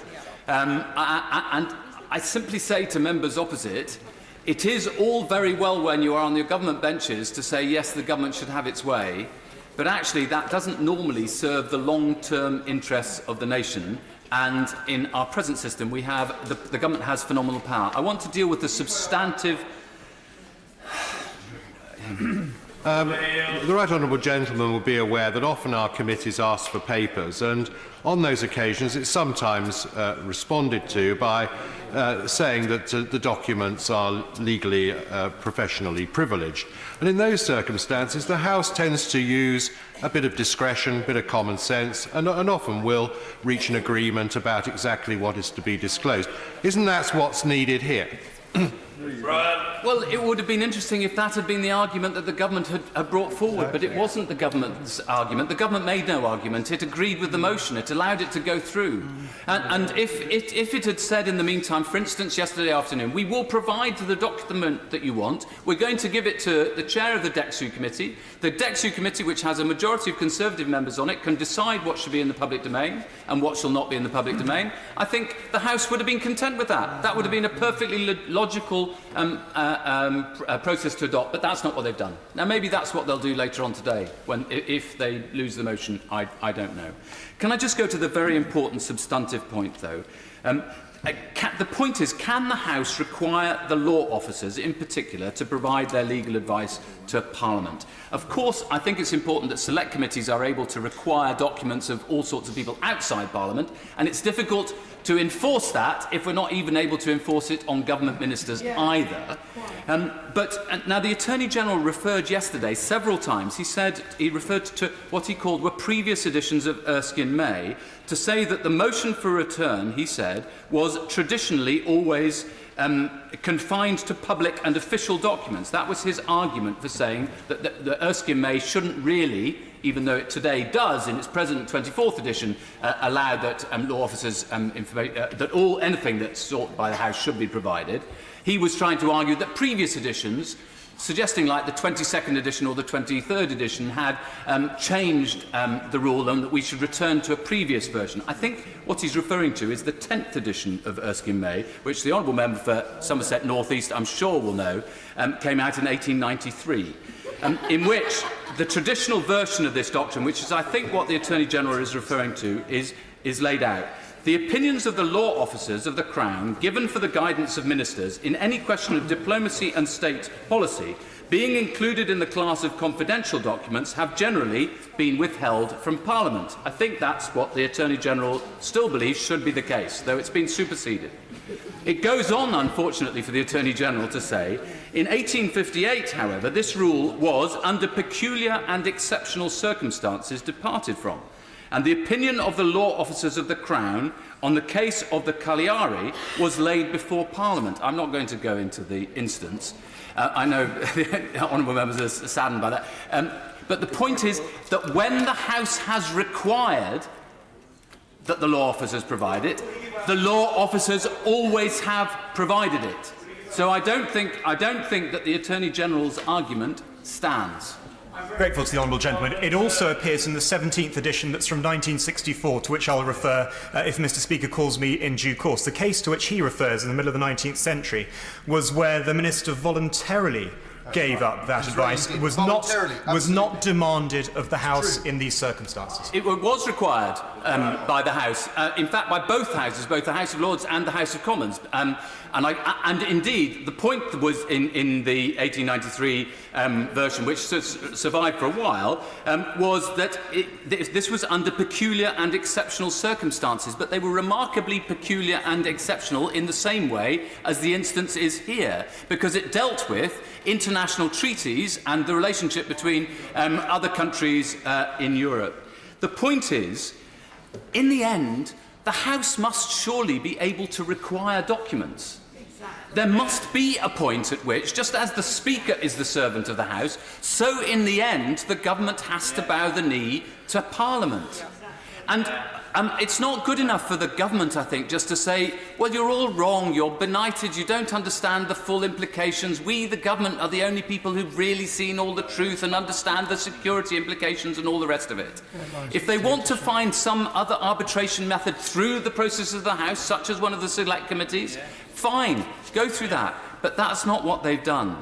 And in the end, we come to this simple point, which I don't think a single one of my constituents would understand, which is that the government looks as if it's trying to keep something secret. That the law officers want to say one thing in private in Cabinet and another thing in Parliament. That is not to accuse anybody of hypocrisy. It's just very simply to say that my constituents simply wouldn't understand why the government would want to keep this secret. And to government members, I say, one day you'll be on these benches, and if you vote against this being a contempt, and against, therefore, requiring the government to produce these documents, that power will be gone forever. In inviting an illustrious lawyer next to address the House, it is perhaps more in hope than in expectation that I reiterate the plea for brevity. Mr Bob Neal. Well, I'm very grateful, Mr Speaker, and in an endeavour to meet that injunction, can I say, as lawyers would, that I adopt most of the arguments made by my right honourable and learned friend, the member for Beaconsfield. Particularly, I think he's mastered the analysis of some of the matters, and I don't intend to repeat them.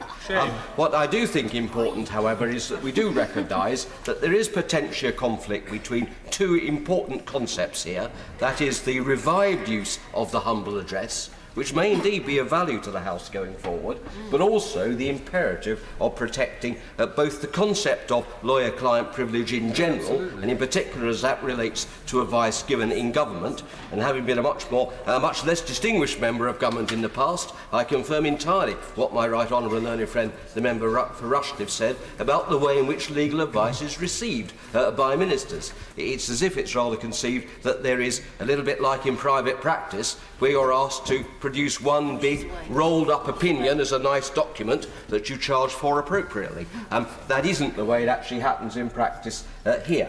So I do think we need to draw that distinction. And there is then the second point about the particular nature of the Law Officers' Convention and the fact that, of course, that goes, in a sense, beyond the normal role of lawyer-client privilege. And in particular, the point I think as the Honourable Member for the Rhondda rightly conceded, that it's wrong to attack the Attorney General in this, because he is not the client in this context. He is the government's lawyer, and having known the Right Honourable and learned gentleman, the Attorney General, professionally and personally for the better part of 30 years, I absolutely have faith in his integrity and that he did everything he could in this House to meet the injunctions that were placed upon him.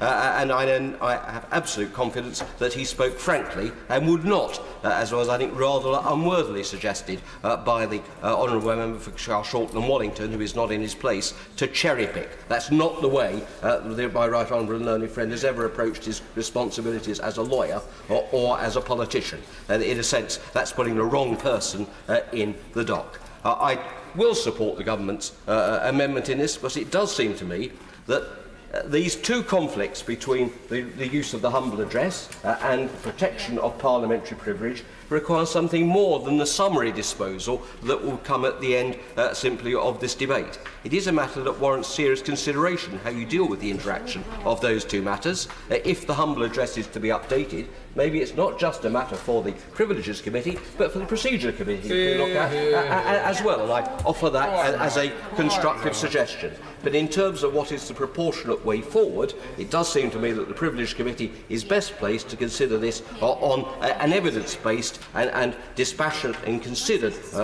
basis, and therefore I support that. And it may be that the option floated by the leader, the father of the House, my Right Honourable and learned friend, is one of the things that they might look at in that context. But as for today, I would urge that we accept the government's motion and do not imperil what is a fundamental legal and constitutional privilege. Mr. Peter Bone. Oh, thank you very much, Mr. Speaker. Much of the debate today has been about what the debate should have been back in November. So I'm going to dismiss those, because actually in that debate, had a vote taken place, I would have voted with the government. But they didn't put it to the vote, and they accepted the motion, and that's a matter of fact. So it's clear, but not providing the information is a contempt. But the father of the House and the member for North East Somerset argued the problem that it breached the other important aspects of confidential legal advice for the government, which I also accept. But it seems to me the only way we will get to getting something like the father of the House has suggested is if we vote for the contempt motion, so that the government can then come back overnight, if necessary, to suggest that option. I do not see how we get to that if we vote for the amendment, because it will go off to the Privileged Committee. So I was undecided before I came in to the chamber, but because of the arguments of the member for North East Somerset and the father of the House, and for the matter the member for Rhondda, it seems to me, because the motion laid before the House, signed by the spokesman for 6 different parties in this House, is not actually critical about any particular minister, and all it says is what the original motion said, or in fact perhaps even more precise than the original motion, about publishing the legal advice. So unless something very dramatically changes between now and the end of the debate, and I do have to leave the chamber, sir, as the Chief Whip would like to have a word with me sometimes. I do think that if the House votes for the contempt, a compromise will happen and we will get, hopefully, properly redacted information before we vote next Tuesday. Sir Bernard Jenkin. I'm most grateful, Mr. Speaker, and particularly that you should call me after I sat through this debate and listened before I decided to speak. That may be unusual. But the reason I rise is because the Public Affairs and the Public Administration and Constitutional Affairs Committee is in fact in the process of concluding our inquiry concerning the status of resolutions of this House, and we have been looking at the questions of what we call motions of return and how they should be dealt with and what their legal status is. How the government responds to a humble address at the moment is merely a matter of precedent and convention. It is not a matter of law, not a matter of statute law or of common law. So this is not a device which should be overused or used irresponsibly, though I'm not casting any aspersions on anybody's motives, but I just make that observation. Because this House operates on the basis that it is not the government. The government exists as a separate legal entity which functions when this House is not sitting, when Parliament is prorogued, and even when Parliament is dissolved. Parliament holds ministers to account, and we scrutinise the work of government. We make the laws which bind the government, and this House controls the supply of money to the government and to the Crown. But we do not run the government, and we have parliamentary government, but not government by Parliament. And the point about labouring this little constitutional essay is, if we forget that, then there is confusion, and we risk creating more confusion about how the distinct roles and responsibilities of Parliament and government have to be divided if we use our powers and procedures irresponsibly or unpredictably or in the wrong circumstances, or, dare I say, as a bit of oppositionism. So where does that leave this humble address? A device that until very recently wasn't used until the 1850s. Until we found ourselves in this very abnormal political atmosphere. And I'll come back to that point in a moment. This device, known as a motion of return, if this was to be used indiscriminately and frequently, it would be impossible to conduct the business of government. If the opposition was to use the vulnerability of the government to demand the advice to ministers as well as legal advice, the minutes of internal meetings or previous drafts of policy or speeches or indeed matters of national security. And of course that doesn't happen because we rely on the self-restraint of Parliament. The credibility of the unwritten powers of this House depends on their responsible exercise. As they cease to have credibility, they will not be respected. And incidentally, the committee just returned from a visit to the US Congress, where they have a written constitution which you think might provide all kinds of solutions to this, and it doesn't. They're suffering from exactly the same problems, exactly the same kind of breakdown in the understanding of the norms and conventions that surround their written constitution. So even in the United States, it's not unknown for the executive to ignore new laws passed by Congress. Now, I referred earlier to this normal atmosphere that we usually enjoy in politics, and how, until very recently, these motions for return seem to have fallen into what our learned clerks call desuetude, i.e.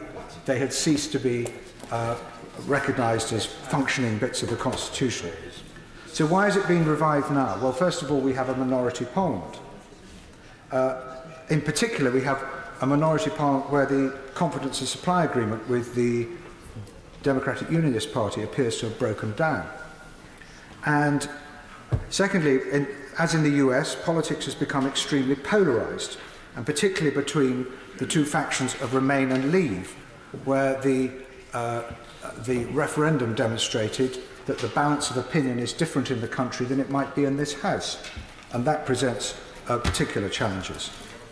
And incidentally, just as in the US, the third point, there is a breakdown of trust in politicians generally, and trust, restraint and respect between the political parties and between the factions. We've noticed, haven't we, how deeply embittered some of the political arguments are around, particularly around the referendum and European Union question. And Norms of procedure, just in the United States, and of convention have become overshadowed by partisan dispute and political opportunism. And I would just invite the House to look at the United States and the endless confected rows about matters supposedly of fundamental constitutional importance, which we can see from this distance are really just partisan politics. Now, there is a strong case for reviewing and codifying in some way many of the ancient devices and procedures and powers of this House, but that does not resolve what we should do today. The Right Honourable Learned Gentleman for Holborn and St Pancras underlined the real weakness of the justice in his case, and its weakness as a matter of procedure that is in the public interest, when he warned the government that the government faced being, and I quote, found in contempt of the House, unquote. That supposes we are a High Court of Parliament, which we are, and we are operating as some kind of judicial authority on this matter. But of course, this chamber is not behaving like anything we would recognise as a court. I'm afraid this vote is likely to divide on party lines. There's very little objective about this binding of contempt which he invites the House to do in this debate. So I think the government has made a sensible compromise. The Honourable Gentleman for Rhondda, Right Honourable Gentleman for Rhondda, said the government seemed to admit that they were in contempt. This amendment is an admission there may be a contempt, by referring the matter to the Privileges Committee, where there might be a slightly less partisan and heated and more objective there might be a more objective atmosphere, and where some of the ideas and procedures for sorting this out as quickly as possible could be reached. And I would just invite my Right Honourable friend to consider whether she would accept a little addition to her amendment, that the committee should be required to report by 10 p.m. on Monday. So there is no suggestion that the committee is being used as a device to knock this into the park, the long grass. I'm going to give her my unqualified support for her amendment anyway, but I do suggest that she could accept that, or at least invite the committee to report early next week in time for the debate. Not that I think many people are going to change their minds as a result of what the government may or may not publish. I don't think that's... I mean, I think that this issue has got caught up in this great dispute about our future relationship with Europe. It's the elephant in the room around this debate, and this is not necessarily the best circumstance under which the absolutist device of a humble address should have been exercised in the first place. John Barron. Speaker, I'm neither a lawyer nor a constitutional historian, but I concur with the Father of the House and indeed the member for North East Somerset in suggesting that I think it's regrettable that we have got to this position, and one wouldn't certainly from our benches, start from this position if we had to choose. But we have to, as honourable members, make a decision about the facts before us. And the point I would put to the opposition is that they have failed to answer one very obvious question. And that is their motion is a take it or leave it, all or nothing approach, which doesn't recognise the sensitivities of the situation at hand that has been built up by convention over decades, if not centuries, in trying to balance the will of Parliament with the national interest.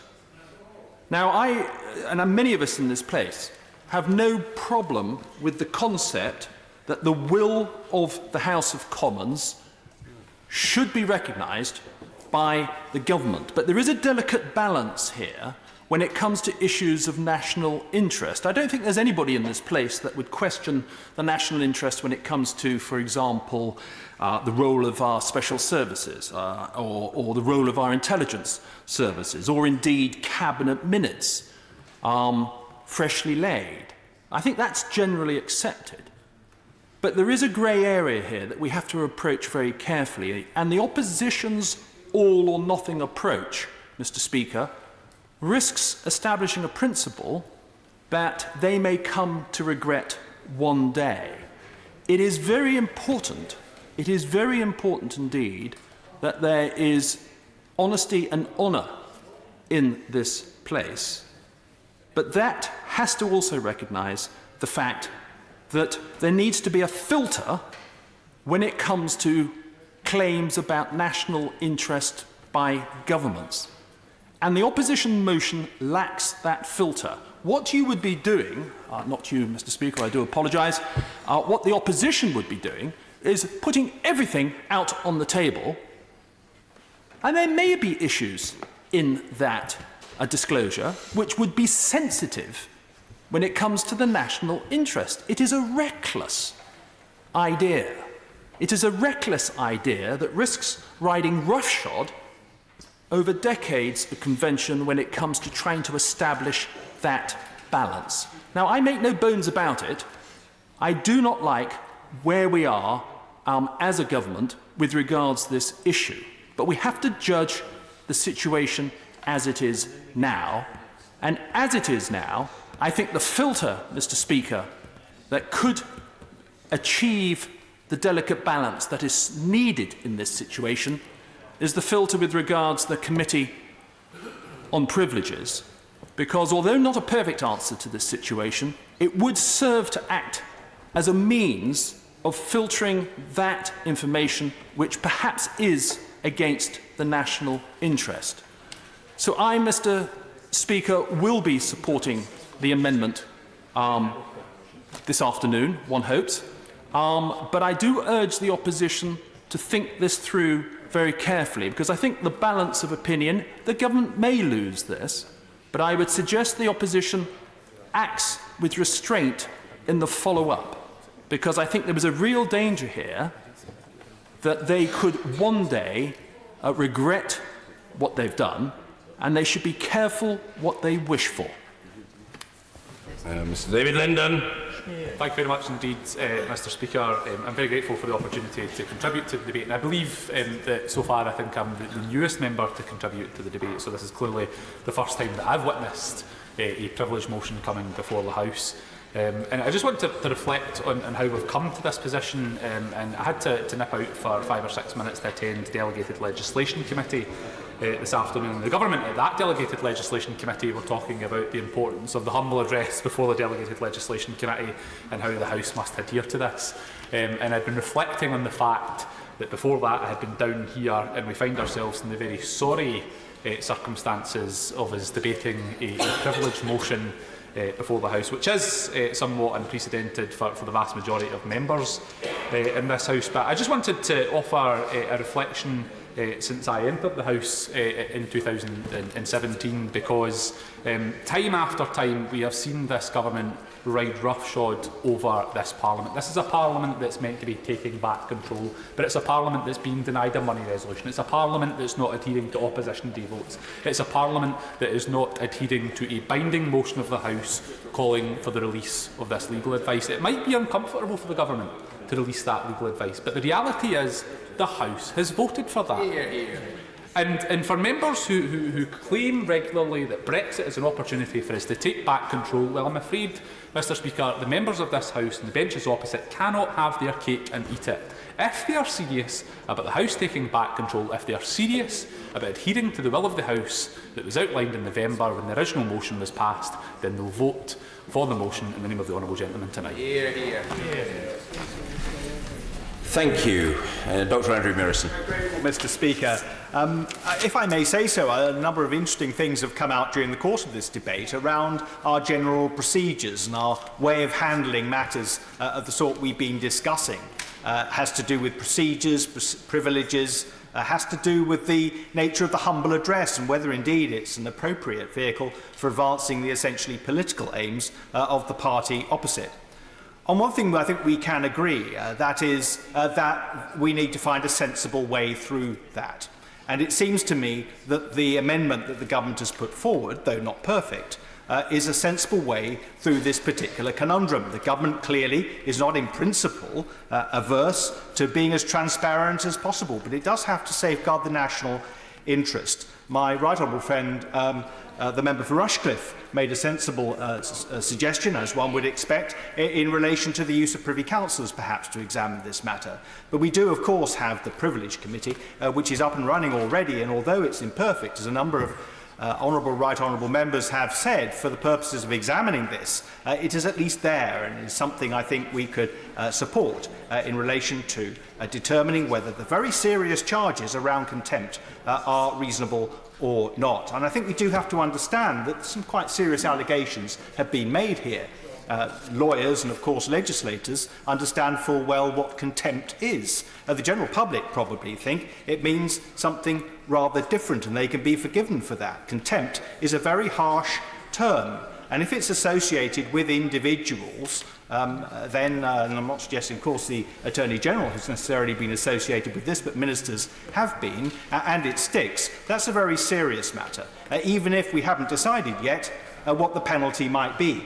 Of course, when this language was being got up hundreds of years ago, the penalties may have been very severe indeed. Mercifully, today, that is not the case. But we have yet to determine what happens if individuals are found to be in contempt. That is left uncertain. But one thing I think we can agree on is it's a very serious allegation to make, and the consequences potentially are significant. So we have to get this right. And simply to use an arcane measure like the humble address to make this determination untrammelled seems to me to be unfair. So if we accept that it is a rather archaic vehicle that's more traditionally used not for legislation or for things that might lead to legislation, but for things like providing gifts to Commonwealth countries, as suggested in Erskine May, which I cited earlier in my intervention on the Honourable Member for North East Somerset, then we have to also accept the possibility of using a measure that is not ideal for determining that, and that means the Privilege Committee, in my view. Of course, I'll give way.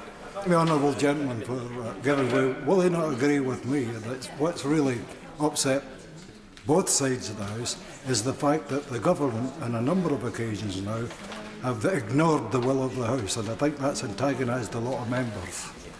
Would you not agree with the honourable gentleman is right. Of course, the difficulty we've got is that a court of law has available to it a judge who can make a determination on what might be disclosed and what might not be. Indeed, we had the Freedom of Information Act passed fairly recently in this place, which put very significant constraints on what might be disclosed and gave powers to the Information Commissioner to use his discretion to permit or otherwise information entering the public domain. But we don't have that here. And the government, of course, is very mindful not only of this setting precedent, but of the very real possibility that, who knows, in the advice given by the Attorney-General in this specific case, there may be issues that might be embarrassing for this country internationally, or indeed may have some form of security implication. And I think it's irresponsible for this House not to recognise that dilemma that the government now faces, and a government that is trying to reconcile its duty to be as candid as it possibly can with its duty also to safeguard the public interest, and specifically the interests of individuals who might be adversely affected in a very direct way by disclosure of the sort that we are discussing. In terms of contempt, I think it's just appropriate to dwell for one moment on the nature of the advice that the Attorney-General gave the House yesterday. And nobody, surely, in this place could fail to have been impressed by the candour with which the Attorney-General conducted himself. It seems to me to be wholly inappropriate to associate the word contempt with anything that my right honourable friend talked about yesterday. I would say, just in conclusion, Mr. Speaker, that I have grave reservations as a former minister in the MOD and the Northern Ireland Office around the potential that this business that we're discussing today has for the disclosure of information that may be sensitive. That worries me, knowing what I do about the nature of some of the material that the government would like to keep unto itself. It has nothing to do with previous precedent that has been cited today in relation to the Iraq War in 2003, which came 2 years after the event, and in any event dealt with whether the government had behaved lawfully or not. That is not a question that faces this House today. Clearly, the government is behaving lawfully. So the two simply cannot be compared or contrasted in any way at all. It seems to me that the proposition the government has put forward to this House by way of its amendment is a sensible and pragmatic way forward that reconciles the desire the House has for openness and transparency with the government's legitimate desire to ensure that it puts nothing in the public domain that might harm individuals or set a dangerous precedent.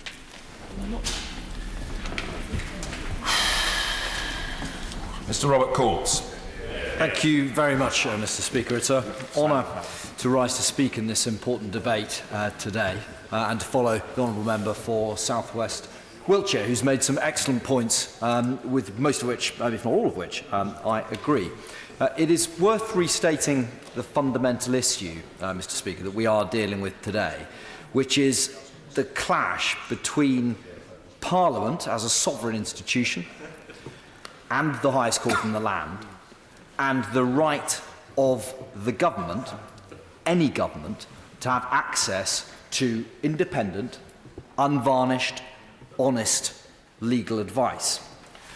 And I would suggest that this is a moment where we all members from every side of the House, ought to engage in a period of cool, calm reflection. And I would further suggest that the government's amendment is the correct way to do this. Because, yes. I thank the honourable member for giving way. Would he also agree with me that there's another convention as well, is that traditionally the law officer's advice can only actually be released with their consent, and actually for the thing to be revealed it's happened. Now, that's self-evident via a statement, but actually there's that other parts of the conventions as well. I'm very grateful to the honourable member for Torbay, who, as always, makes an excellent contribution.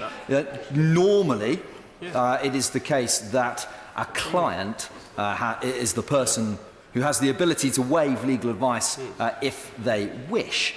In the case of government law officers, there clearly is another layer to that, and their position is, of course, of enormous importance as well. I suggest that the government's amendment to the motion that's before us today is the correct, cool, calm way to look at this matter. Because we are, Mr. Speaker, in uncharted territory. And I would suggest that the very fact that we're all discussing constitutional and historical precedents today means that we ought, all of us, to avail ourselves of more time in which to study those in detail, so that the House, or rather the Procedure Committee, is able to consider the real constitutional and historical ramifications of any decision that we take today. There's a number of questions to which I will be quite honest that I don't know the answer to. Things like, does a humble address trump privilege?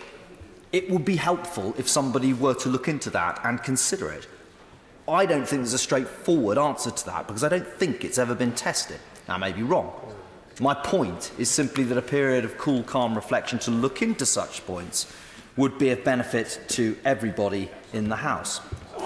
Further, where does the line fall in terms of disclosure? Is there to be a question of redacting elements of advice? If there is to be a line in terms of disclosure and redaction, where does it fall? Many members of the House would be quite clear that the point would fall at which we're dealing with national security. Relatively straightforward, perhaps. But what about the national interest? The national interest is something that is not so easy to define and is something that we ought to consider carefully before rushing into what are extremely serious matters, not just of party politics, although, of course, there is a big element of party politics in what we're discussing today, but in terms of constitutional and legal theory and practice, which will have profound consequences, potentially, for any government. And those on the opposite side ought to be aware that at some stage, I hope not for a very long time, but at some stage it may be them sitting in this place and they should consider the position they would wish to take. Would my honourable friend for giving way. Is he interested, as I am, with the position of the European Commission in this? Because I think a number of right honourable colleagues would be interested in the legal service of the European Commission's advice to the European Commission, and I suspect they would take a very dim view of any request that may prejudice the position being taken by the European Commission's negotiators at the moment. Honourable Member makes an excellent point, which is that in the middle of a negotiation, any discussion that is by necessity high profile and tense, any position that undermines any negotiator by disclosure of advice clearly is something that is to be regretted. The European Commission will of course have its legal advice. We perhaps all might like to see what it is. There's a good reason why we can't see it. There's a very good reason why they shouldn't be able to see what ours is. The reason why I suggest the government is approaching this in a better way than the motion that's been put in front of us by the opposition is that that's been touched on by a number of members earlier, that this is an arcane procedure. This is not something that was designed to deal with this situation. I see here from a sedentary position the comment that the whole house is arcane. The whole house is old, and it is historic, and it is flexible. But this procedure has not been used for many years, and it is designed not for a position of such sensitivity as this. It's designed for the production of documents, not for legal advice. Just wonder what my honourable friend might think about how the Director, say, of Public Prosecutions might think if he were asked to give private legal advice that would then be made public. That's exactly right. That's an excellent point made by...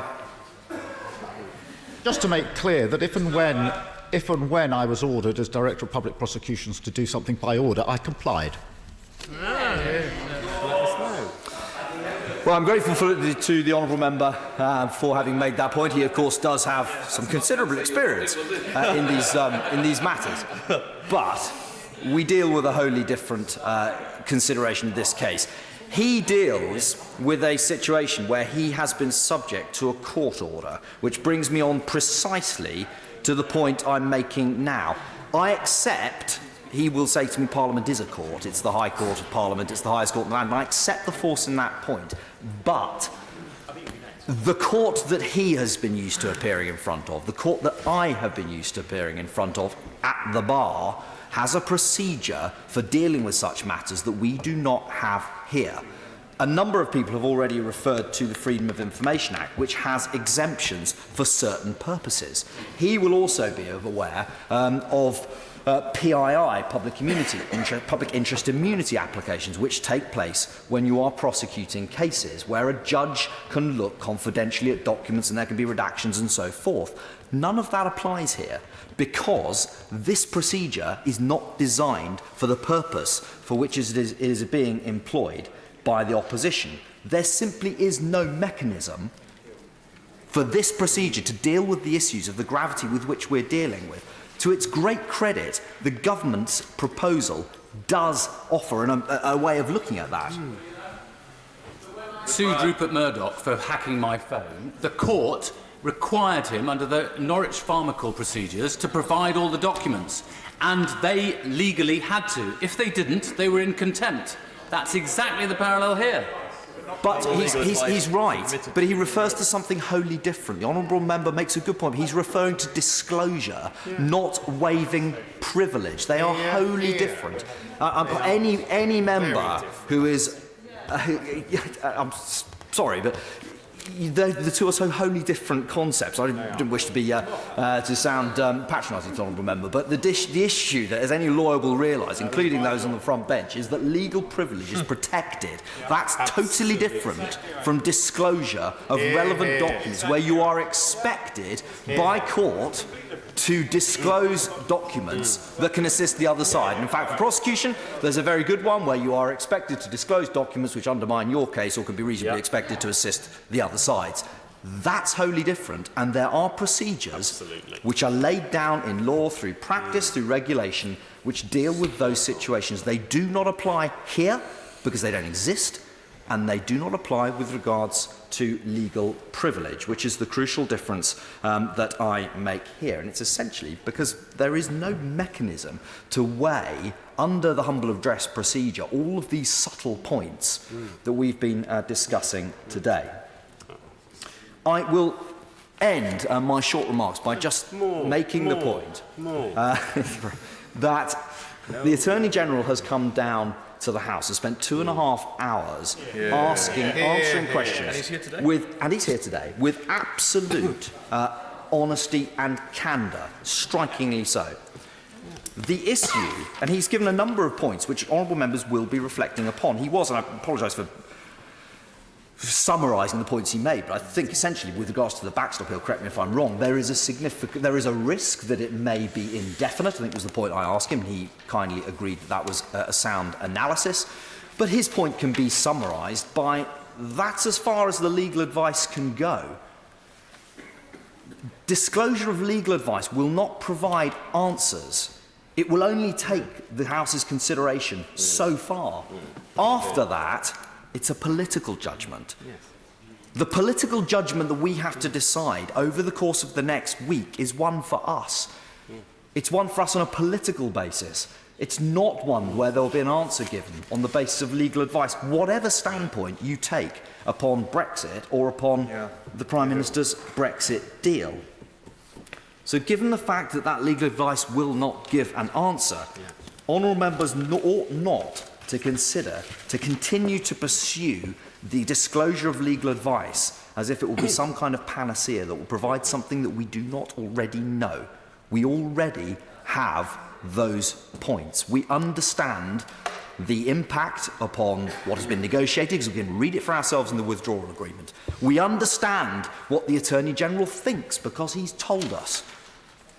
That is as far as legal advice can take us, because we are not debating over the course of the next week whether what the government proposes to do is legal. We are proposing to debate whether or not it is something we think the government should do as a matter of politics and policy, and those are wholly different. Mr. Deputy Speaker, I'm very grateful, but the committee is the right place to consider this matter as the government has suggested, and I ask the whole House to support the government and not the opposition. And David T.C. Davis. Thank you, Mr. Speaker. Mr. Speaker, publishing the legal advice on the Brexit bill would be a dangerous precedent. These are not my words. These are the words of Mike Russell, MSP, who back in March was the Scottish National Party's Brexit Minister, talking about the Scottish Brexit Continuity Bill. He refused to publish the legal advice because he said it would set a dangerous precedent. Of course I will. Can the honourable gentleman advise, was there a motion in the Scottish Parliament to advise him that he had to do that? I'm sorry, I didn't quite catch that. Trying to plan how long he's going to speak this afternoon. Can he advise, for the record, was there a motion passed in the Scottish Parliament asking him to do that? Mr. Speaker, I'm not an expert on the Scottish Parliament. I'm not an expert, but I do know that the SNP minister, yes, the member laughs, the SNP minister was refusing to publish this advice. It's on the front page of the Scotsman back in March. He refused to publish it because he said it was a dangerous precedent. And the fact of the matter is, Mr. Speaker, that governments across the United Kingdom, governments of all political parties, the SNP included, know that they have to have the right to be able to get legal advice without that advice being published. Not just governments, but local authorities, even, dare I say it, the House of Commons authorities are able to get hold of legal advice. And it's very important that that advice remains confidential. Important because if it doesn't, the danger is that at best that advice will become a political football kicked around by members of all parties using the information to try and buttress the arguments they wish to put forward, or at worst a stick which could be used to beat our own government by the governments of other nations who may, during complex negotiation processes, have aims that differ very much from our own. So what the government have been doing is not defending the information about Brexit, because we already know what the problem is. I'm an ardent Brexiteer. I already knew that the problem was going to be over the backstop. None of the information that has come out since then, none of the information that was leaked rather unhelpfully over the weekend has changed anything. We already knew that the problem was the backstop, and we're no doubt going to be spending more than a few minutes debating that over the next couple of days. But if anything, I've been reassured by what I've seen, reassured that the government have at least been behaving honourably, because we haven't learned a single thing in the leaks that came out over the weekend that we didn't already know about. There has been no smoking gun, no hidden information. So the principle is what the government have been defending, the important principle that the information that they access remains confidential. And not only are the SNP being somewhat inconsistent, but so are members of the Labour Party. They already have a Labour government in Wales.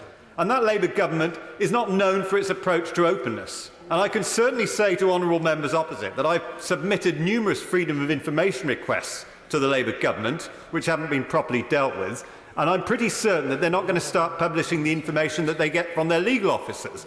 May I say to my friends in the Liberal Democrats, it's not simply a Labour government in Cardiff, there's a Liberal Democrat education minister.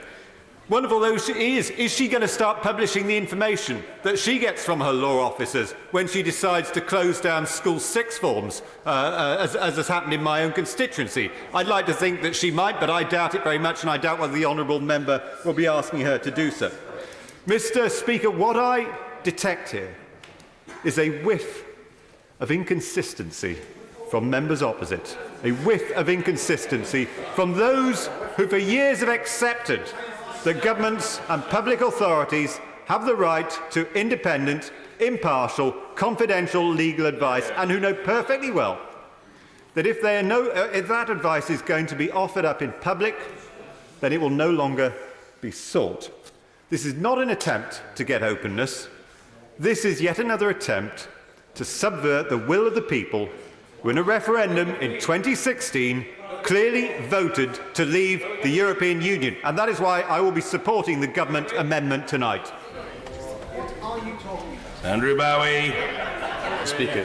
Mr. Speaker, I rise to speak in this debate as something unusual this afternoon, and namely not a lawyer. However, I am a passionate believer. I am a passionate believer that the conventions of how we as a government and how we conduct the business of government should be respected, and that these conventions we abide by are there for a reason. And I believe that we must protect the integrity of the law officers to advise the government. The ramifications of not doing so, the ramifications of publishing legal advice given to a government, could be hugely damaging. I do wonder if, and it will be when the other side are in government, as they surely will be one day, they will be as keen as they ask us to be to publish confidential legal advice. Now, members are unlucky because I was considering withdrawing from this debate, but following the comments earlier from the honourable member from Glenrothes, I didn't feel that I could let that pass without commenting on the rank almost near parody of the position that the SNP find themselves in attaching their names to this amendment. Let me take the House back to October 2012, when the then First Minister, Alex Salmond, was asked by members of the Scottish Parliament to confirm whether he had sought legal advice over whether Scotland could continue to be a member of the European Union if it was to gain independence in 2014. Now, notwithstanding the fact that it transpired that thousands of pounds of taxpayers' money was spent to cover up the fact that no legal advice was actually sought, in an answer to a question on this very topic to the BBC's Andrew Neil, the former First Minister said, and I quote, "You know that I can't give you the legal advice or reveal the legal advice of law officers." I would be delighted to get... I'm very grateful to the honourable gentleman, for whom I do hold in very high regard, but I think he is missing a point here. There is a difference between being questioned by the BBC about legal advice and Parliament having a binding vote, which is why a contempt motion has been brought before the House today. I fully respect the honourable member, as he knows as well, and I would put back to him that the Scottish Government in their actions have shown themselves to be disrespectful of the Scottish Parliament on binding motions. I'll talk, for example, I will just in a second. For example, on primary one testing, or on the named persons legislation, or on fracking when the Scottish Government abstained, or possibly on the Offensive Behaviour at Football Act, all of which they have just they decided were advisory motions that the government didn't have to abide to. Yes, I will give way. I'm interested that the honourable member has said the Scottish Government decided these were advisory motions. Is it not the fact that under the standing orders of the Scottish Parliament, they were advisory motions, exactly like the advisory motions on opposition benches that this government has ignored for the last 4 years. Can I give a single instance when a binding motion of the Scottish Parliament has not been complied with by the Scottish Government or indeed the Scottish Executive prior to 2007? A single example would do. I'm not here to debate these issues. I'm here to point out the rank hypocrisy of the Scottish National Party in putting their names to a motion that demands that this government publish legal advice when they themselves, on countless occasions, including, as my honourable friend, the member from Monmouth, has pointed out recently, when the Scottish Government's own Brexit minister refused to publish their own legal advice for their continuity bill. So as I ask the members of the Scottish National Party, what has changed? Have they changed their minds on this? And do they believe now that it's in the interest of the country and the interest of all governments at every level, from here at Westminster to Holyrood to Cardiff to Belfast, to publish legal advice in full? If so, that's quite a change from where they were 6 years ago, quite a change from where they were 6 weeks ago, and it would prove some interesting questions to come on the floor of the Scottish Parliament. I would be delighted to give way to my honourable friend. I'm grateful to my honourable friend for giving way. So it seems to me that both the SNP and indeed the former Director of Public Prosecutions is arguing that if Parliament passes a motion, then even if it might not be in the public interest, the government has to comply with that motion. Then does it follow, therefore, that if Parliament were to pass a motion that MI5 or MI6 were to open its files and make it public, the government should naturally do that? I wholeheartedly agree with the first part of my honourable friend's question. I have enough respect for the honourable member sitting opposite to hope that the second part of his question would never come to pass. I don't think that even the Labour Party today or the Scottish National Party would think it was in the national interest to ask the government to open files from MI5. I sincerely hope not anyway. But I must actually take issue with one of the comments raised by the honourable member for Glenrothes when he described this government as being dictatorial. And on this I will finish. This is from a member of the Scottish National Party whose government has the worst record in publishing FOI requests of any legislator, any administration in the United Kingdom. I think that he should look closer to home when he starts throwing stones like that. And I will conclude now, as I know there are other speakers who wish to get in, and I'm conscious of Mr. Speaker's advice that not all members are as keen to hear my voice as I am. Although I'm sure my honourable friend across, as he seems delighted to hear me speaking this afternoon. Yes. But I just want to put on record my support for the amendment as put forward by my honourable friend, the Leader of the House.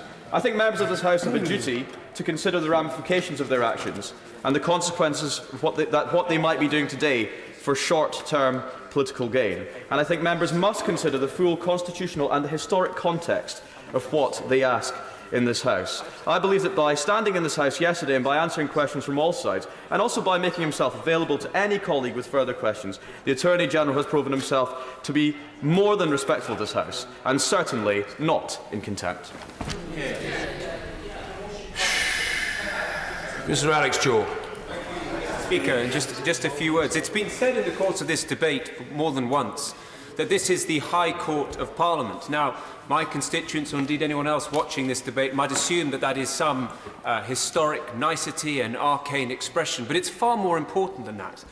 Because in the context of these proceedings, it is this court which has the ability to achieve the conviction, punishment and disgrace of one of our number. And therefore, it's critically important that when it does so, it complies with what we might have thought to be natural rules of fairness, but also, in the present context, other important statutory limits. Most obviously, of course, the European Convention on Human Rights. Why does that matter? Well, any court, be it the Magistrates' Court, the Crown Court, the High Court, the Court of Appeal, must ensure that its proceedings are fair. Never was that more important than here too in the High Court of Parliament. Because it is no defence to say, well, we are seeking to condemn the government as a whole. In the court of public opinion, assumptions and judgments will be made about precisely who is being identified. And if there were any doubt about that, it is made clear in the press, which is already circulating in social media, about who it is who stands to be condemned. And in those circumstances, we need to be very careful in this House to ensure that what is taking place is truly fair. Well, if this were criminal proceedings, in an ordinary court, the Magistrates' Court or the Crown Court, the first question would be, what precisely is it that is being charged? What is the matter which has been breached? And I would suggest, Mr. Speaker, that there is serious confusion about what was ordered on the last occasion. That's to say, the proceedings on the 13th of November. Because on that occasion, the written document, the motion that came before the House was as follows: that an humble address be presented to Her Majesty, that she will be graciously pleased to give directions that the following papers be laid before Parliament. Any legal advice in full. In the course of those proceedings, perfectly properly no doubt, an attempt was made to seek to amend that motion. Labour's front bench made it clear, as I'm reading now from their document that was submitted to the House yesterday, the motion requires the publication, they say, of the final and full advice. Leaving to one side for a moment precisely what is meant by final and full, leaving aside whether in fact those two adjectives are capable of pulling in different directions, there must remain, I would suggest, Mr. Speaker, some confusion, not yet, some confusion, but I will in due course, forgive me, about precisely what happened. Because there were two honourable members in this House who sought to clarify what it was we were being asked to vote upon. The honourable member for Thirsk and Malton and the honourable member for Banbury, who I see in her place. It was Mr. Speaker who then said this: "Order. I'm extremely grateful to the honourable lady," he said to the honourable member for Banbury. "It might profit her and all members of the House if they listen to the development of the argument in which the Shadow Secretary of State is engaged. Frankly, it is not really very confusing at all. There is a motion, and members can read the motion and form their own view of it." In that remark, it seemed to me, Mr. Speaker, that you were saying, look at the text, it's tolerably plain. But then, when the honourable member for Chelmsford said, "I am unclear, are you asking for publication of the final advice," which is what was being proposed orally, "or any legal advice?" And again, although it's not necessarily for me to give evidence, there was a state of some confusion at the end of the proceedings on the 13th of November about precisely what had been ordered. Now that matters because, just let me just finish this point and then of course I will come to the honourable gentleman. That matters because the wording that appears in this motion is the latter, not the former. In other words, it is what is amended. Now that is very significant. Now I'll just finish this point, because if you were applying the European Convention as I've indicated before, first of all, proceedings must be fair, Article 6, but also Article 7 says there is no punishment without law. In other words, it's got to be crystal clear precisely what it is that is alleged to have been contravened. And I want to make the basic point that there was considerable confusion in this House about precisely what had been traduced. Yeah, or what had been ordered. Go ahead, please. Thank you, Mr. Speaker. I do think the honourable gentleman for giving way, and I remember being here when this debate happened, and there was initially some confusion. But what I would say to the honourable gentleman, and I would ask is, if such confusion reigned, why did the government not oppose the motion at that time? It is all well and good to say now that it was unclear, but that was not the argument that was progressed at the time. I'm very grateful to the honourable gentleman, but respectfully, that's not right, because what the honourable member for Chelmsford said is this: "I am deeply unclear. Are you," and Mr. Speaker quite rightly intervened saying, "Well, who are you referring to?" But she said, "Are you asking for publication of the final advice or of any advice in full that has happened during the entire negotiation?" With due respect, I'm being asked for my vote regarding the motion on the order paper. Are you asking for what is on the order paper, which is any legal advice in full? That is during the whole negotiation. Are you asking? And so it went on. It was not clear. And it strikes me, given the given the importance of these proceedings, given the potential impact on one or more individuals, is it not right that this House should be crystal clear about what is on the indictment, so to speak? I'm following the honourable gentleman's argument, but can he answer my honourable friend's question? If it was so unclear, one, why didn't he vote against it, or why didn't the government oppose it? Respectfully, that is no answer at all. It is no answer at all. Absolutely not. If the to take an analogy, if the prosecution were to bring proceedings against the honourable gentleman for an alleged crime, if you would just listen for a moment, if they were to bring proceedings for an alleged crime, if the court was satisfied that the proceedings were bad for duplicity or bad for lack of clarity, the court would stay those proceedings because they would be improper proceedings. And that is what has happened here. There are real concerns about these matters. And in those circumstances, if the court wishes to act, if the High Court of Parliament wishes to act in a way that is proportionate and in a way that is fair, the proper outcome is to refer it in accordance to the terms set out in the amendment. Those are my representations, Mr. Speaker. Michael Tomlinson. Thank you, Mr. Speaker, and it's a great pleasure to follow my honourable and learned friend, the member for Cheltenham, and to contribute during the course of this debate. And I'm especially pleased to see the Attorney-General in his seat, because I'm going to refer to one or two of the remarks, because I was concerned by what I heard from the Attorney-General yesterday.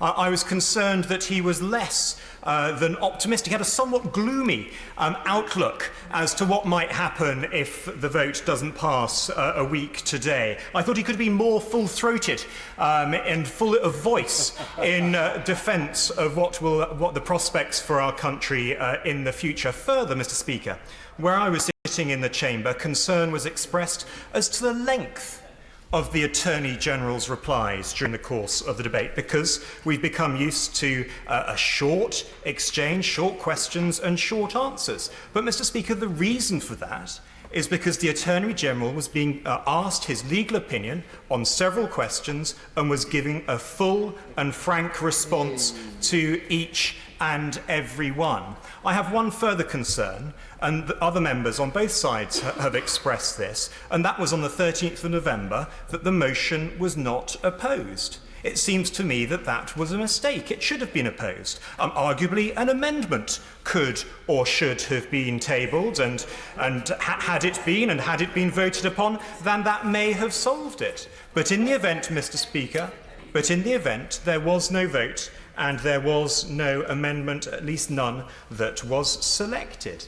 But the Attorney-General is absolutely right in this respect, not to disclose the legal advice. Where does it leave us if he does? Should he disclose cabinet minutes? Should he disclose official secrets? Or should he disclose any other legally privileged document just because a humble address says so?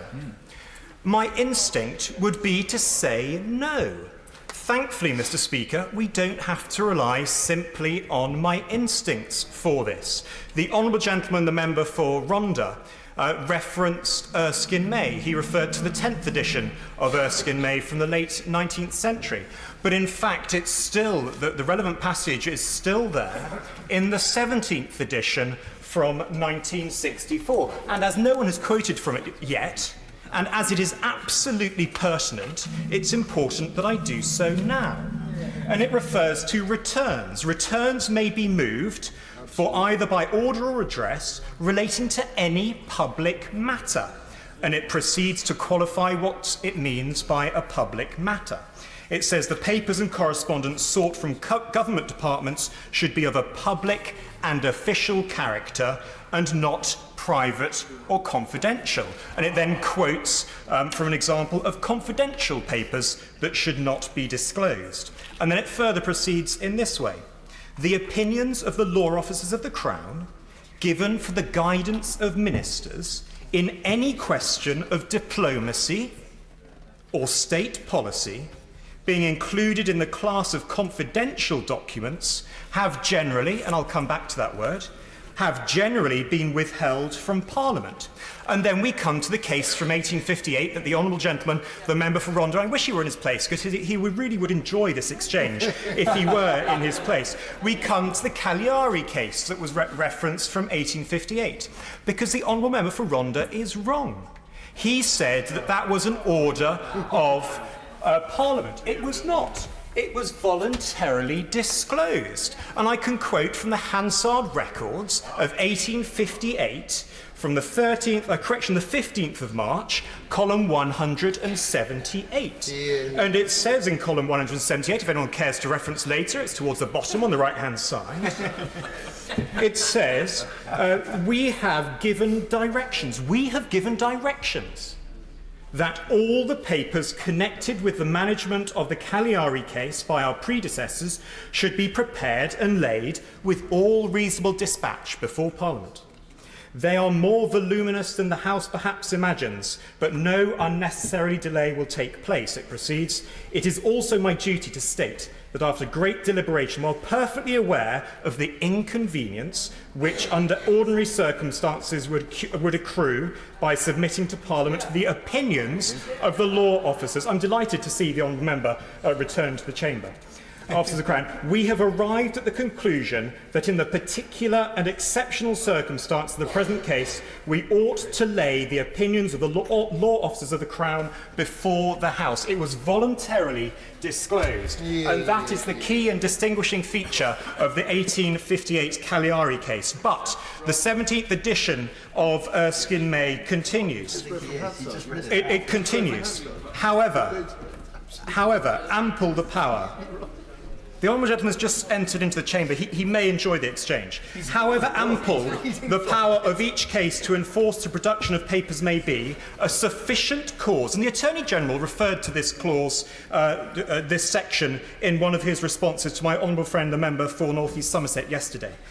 A sufficient cause must be shown for the exercise of that power, and if considerations, Mr. Speaker, of public policy can be urged against a motion for the papers, it is either withdrawn, as the Attorney-General said this yesterday, it is either withdrawn or otherwise dealt with according to the judgment of the House. Therefore, having been concerned in three respects by what the Attorney-General said yesterday, he was absolutely and precisely right to have said that a public policy test could and should be applied in this case. And the passage from Erskine May is crystal clear. If the honourable gentleman member for Rhondda were in his place and would say, well, how about it's the 17th edition and not the 24th edition? Why has it fallen out of use? Why has it fallen out of use? Because in the most recent edition of Erskine May, humble addresses had fallen out of use. That has changed, Mr. Speaker. That has changed. And in the next edition of Erskine May, there will be a fuller, I have no doubt, there will be a fuller section. It doesn't mean that it's irrelevant. It doesn't mean the law has been superseded. It means that the humble address had fallen out of use, had fallen out of practice up and until these extraordinary times in the general election of 2017. And Mr. Speaker, with you in the chair, I'm sure there'll be a footnote. There'll be an extended passage on the increase of the use of a humble address. But that is not to say that the advice and the guidance of Erskine May, from whether it's the 19th century or from whether it's the 17th edition in 1964, is otiose, is useless, is worthless, or has been superseded. It has not. It is still relevant, and it's relevant to the debate today. In any event, the Attorney-General gave ample legal advice yesterday. He was crystal clear. He was crystal clear on his concerns about the backstop. He was frank about his concerns about the backstop, and he was absolutely right to say it is now no longer a question of legal precedent. It is now no longer a legal question. It is a political question, and that is a question for each member of the House to debate and to vote upon a week today. Chris Phil. Thank you, Mr. Speaker. At the heart of our debate today is a question of Parliament's powers and prerogatives. The Honourable and Learned Gentleman, the member for Holborn and St Pancras, laid out a very simple and a very clear case at the beginning of today's proceedings. He said that the House passed a motion on the 13th of November compelling the government to do something, and he says the government has not done it, and he says that it proceeds simply from those two facts, that the government or ministers are therefore in contempt.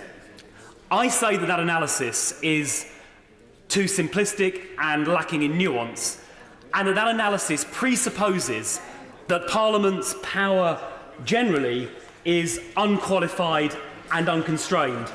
And indeed, two members in this debate have made that point explicitly. The Right Honourable and Learned Member for Beaconsfield described Parliament's power in his speech as untrammelled, and the Right Honourable Member for Rhondda, who I see is at the bar of the House, also suggested that Parliament's power was entirely without limitation. And I would suggest, without wishing to open up an enormous debate on those 2 points, I would suggest that those 2 assertions cannot be taken at face value as self-evidently the case. For example, the Human Rights Act and the European Convention on Human Rights imposes limitations on acts of Parliament, and any act of Parliament we pass must be in conformity with human rights legislation and indeed with the European Convention on Human Rights. There are limitations on what Parliament may do. And when I put to the Honourable Member, Right Honourable Member for Rhondda, that does Parliament really have the right, for example, to trample on somebody's personal liberty, he replied to my intervention by saying, well, members of Parliament could be relied upon not to trample on people's liberty in that way. And yet, when you read the great tracts on personal liberty, and in particular John Stuart Mill's essay on liberty, he urges that we should seek to protect individuals from what he describes as the tyranny of the majority. So I think we need more than simply a reliance on goodwill to protect, for example, individual liberty. And so, and the Honourable Member for Harwich, who's not in his place, also made some reference to the limitations on parliamentary authority by highlighting the distinction in the powers exercised by the executive versus those as Parliament as a legislature. And there are all kinds of areas where the government acts with prerogative power and Parliament does not seek to usurp that power by essentially becoming the government or becoming the executive. So I think there are all kinds of areas where the limitations to parliamentary authority can at the very least properly be debated. The assertion that parliamentary authority is unlimited isn't something one can take immediately at face value, attractive though it is to us as parliamentarians. And of course I in no way wish to fetter Parliament's ability to make its will felt. For example, in the Mark Zuckerberg case, our select committee colleagues were entirely within their rights to summon him, and it is deplorable that the chief executive of such an influential company contemptuously refused to appear before a parliamentary select committee. And I urge the chairman of that select committee to use his good offices to compel Mark Zuckerberg to appear. But in this particular question, a question has repeatedly been posed by members opposite. Well, why didn't the government oppose this measure when it was first put forward on the 13th of November? And I would suggest a reason for that. The reason for that is that in order to properly debate what parts of the legal advice might be disclosed or might not be disclosed, you would have to disclose the legal advice itself. You would have to examine what the legal advice said before deciding what could be disclosed and what couldn't, and the very act of debating it would cause its disclosure. And that is why when matters of disclosure arise in a court of law, they are decided by a judge in chambers, not in open court, and the judge then decides what can be disclosed and what can't be. No equivalent provision existed when the House debated this matter on the 13th of November. It would have been a case of disclosing everything and debating it openly, or disclosing nothing. There is clearly a tension between the desire of Parliament to get disclosure and the desire of the executive to protect the public interest. And the question is, how do you balance those two competing considerations? And a number of honourable and right honourable, just a moment, a number of honourable and right honourable members today have suggested that there are various appropriate fora in which that might occur, one of which evidently is the Procedure Committee, or indeed some other committee of the House, who might, behind closed doors, look at the legal advice. I'll take the intervention. He's talking complete nonsense. The idea that the government would have had to disclose the evidence in that debate to vote against, isn't it the fact, the reason why they didn't pose that vote is because they would have lost it? Well, the honourable gentleman is engaging in speculation. The fact is that when matters of public disclosure are considered in other environments, for example, a court of law, it is an independent person, in that case a judge, who in chambers, in private, decides what might publicly, I must conclude because Mr. Speaker I think wishes to move on with the business, decides what gets publicly disclosed. No such device, no such mechanism was available to this House on the 13th of November. And it strikes me that the Procedure Committee is a suitable forum in which that balance can be struck. The balance between the desire for disclosure and the public interest, and it's appropriate that balance is struck in private. Mr. Speaker, I will therefore be supporting the amendment this evening, and I know that the Speaker wants to move on, so I will conclude my remarks there. Mr. Kevin Foster. Thank you, Mr. Speaker, and it's a pleasure to be called in this debate, having following so many learned, honourable and right honourable members who've already contributed. I must say I did enjoy some of the contributions from the Scottish National Party benches around the idea of Parliament being supreme. Given they'll remember the famous case of McCormick versus the Lord Advocate, where they say that complete parliamentary supremacy is actually an English concept, not necessarily one of Scots law. So it's great to see their conversion now they have come here. But turning to the actual matter of substance, and I sat through quite a lot of that debate on the 13th of November and noted the numerous points that were picked up about how the motion passed then had various queries raised about it. And the thing, I'll always happily give way to the leader of the SNP. I'm grateful, and I want to give assistance to him by giving him the exact quote, which is that parliamentary sovereignty is a purely English concept that has no counterpart in Scottish constitutional history. And of course, this House endorsed a motion pushed by the SNP some months ago that sovereignty does rest with the people of Scotland through the claim of right. And I trust if this government seeks to try and take us out of the European Union, and the only way that we can protect our interests by becoming an independent nation, it will endorse our rights to call a referendum. Well, can I very much thank the right honourable member for that intervention, and yet again reminding people in Scotland of the focus of the SNP is Indy Ref 2 and is around separation of this union. And so it's always ironic to hear them calling for an end to borders in Europe, but they want borders on this island. It's always a true irony. But I'm genuinely very grateful for that intervention, and I know my Scottish colleagues will be even more grateful for it and been able to put it in their next leaflet. But in terms of moving back to the subject of what we're discussing here today, is about the motion before around contempt. And I have to say, like some previous speakers, I do find it rather interesting that even before the Attorney General had managed to sit down, some people had concluded that he was already in contempt. And I do find it rather bizarre that, here we are with an opposition who, I have to say, doesn't strike me as short of the ability to find very senior and very experienced lawyers to analyse the withdrawal agreement, its implications and what it might mean for the future. In fact, we only have to bluntly look at the front bench currently to see a very eminent QC sat on their front bench, now effectively arguing that they're not able to make a reasoned judgment on this without the legal advice, not the legal position of the government. That's quite right, that this House should always be able to demand that the government sets out the legal basis of its actions in this Parliament. We are a country that's defined by rule of law, and that's why it is right legal positions can be requested and demanded. But it's now effectively saying that what we need is the government's lawyer to tell us what the legal implications are, or the legal advice is on this area. And for me, I think this is not an area where we're going to be short. And I think it was an excellent speeches given by both the members for Cheltenham and by the member for Mid Dorset and North Poole, who make very clear the key points about what actually this motion is about. I also particularly enjoyed the speech from the honourable member for Witney, who again made the distinction between disclosure, which is a very strong point of criminal law, and actually civil cases as well, where making sure that evidence is not being concealed, as opposed to privilege around legal advice. When I used to give legal advice, the run-up to cases in places like Solihull Magistrates Court, there was no forum to actually ask for what my advice was. Clearly, I couldn't conceal evidence. I couldn't, for example, go and run a line of argument in court that I knew to be untrue. There's many of us know, and I know the Attorney General's place will have heard that as many other members of the House. The old adage of what happens if a client tells you they're guilty. Well, that means you cannot run a defence. You can test the prosecution's case, but you cannot run a defence in court or mislead the court. But you cannot be required, though, to give over and to overthrow your legal privilege, to have your legal advice out there.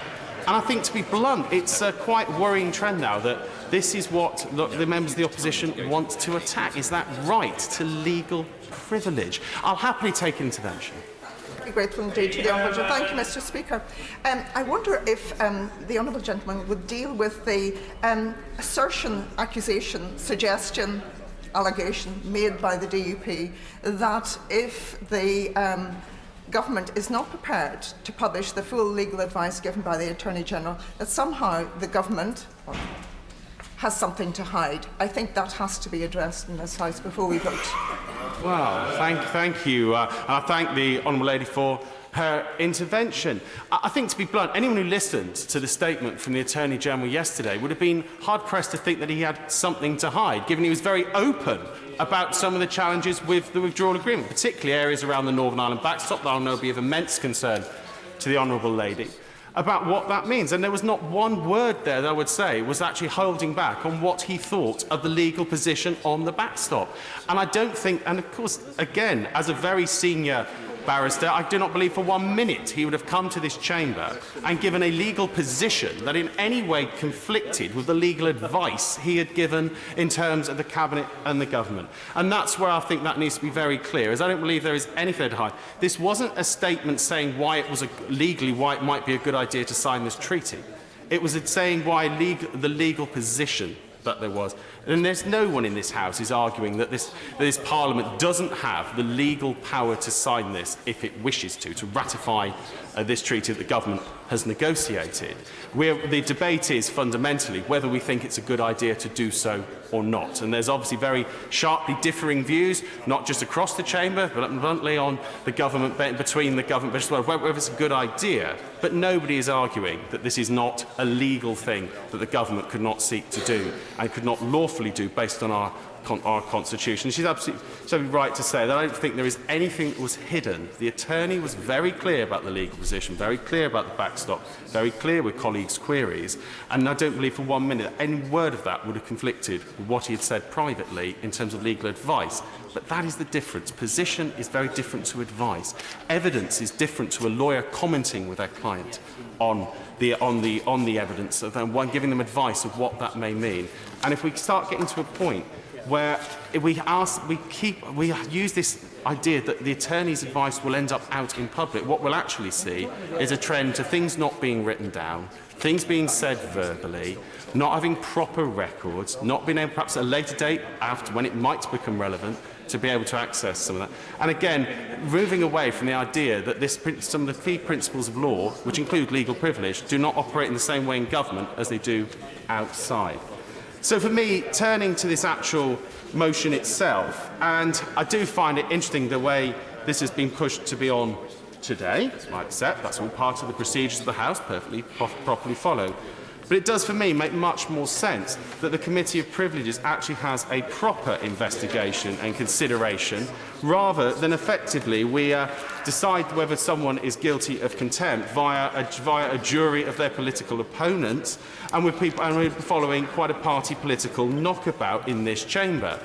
And that's, for me, why I think the amendment has strength. This is not about saying, let's just vote no and forget about it. This is about saying that actually asking the proper process of the House to be gone through. For those following our proceedings, it's a committee chaired by an opposition member. It is not a committee that is purely going to follow what the government will might be. And that is where, for me, the strength comes of the amendment in actually having to have a proper debate about this clash of principles, this clash of legal privilege, the position of the law officers, and the position of this House to pass returns and to make the humble just request for documents. I accept that nobody in this House would think it would be a sensible idea to have a humble address for MI5 documentation or for sensitive diplomatic papers, and I wouldn't seek to advance that. But in this instance, we have those things come together at a time when actually anyone who wants a legal opinion on the withdrawal agreement will not be short of suggestions coming into their email inbox from various eminent lawyers across the country as we speak.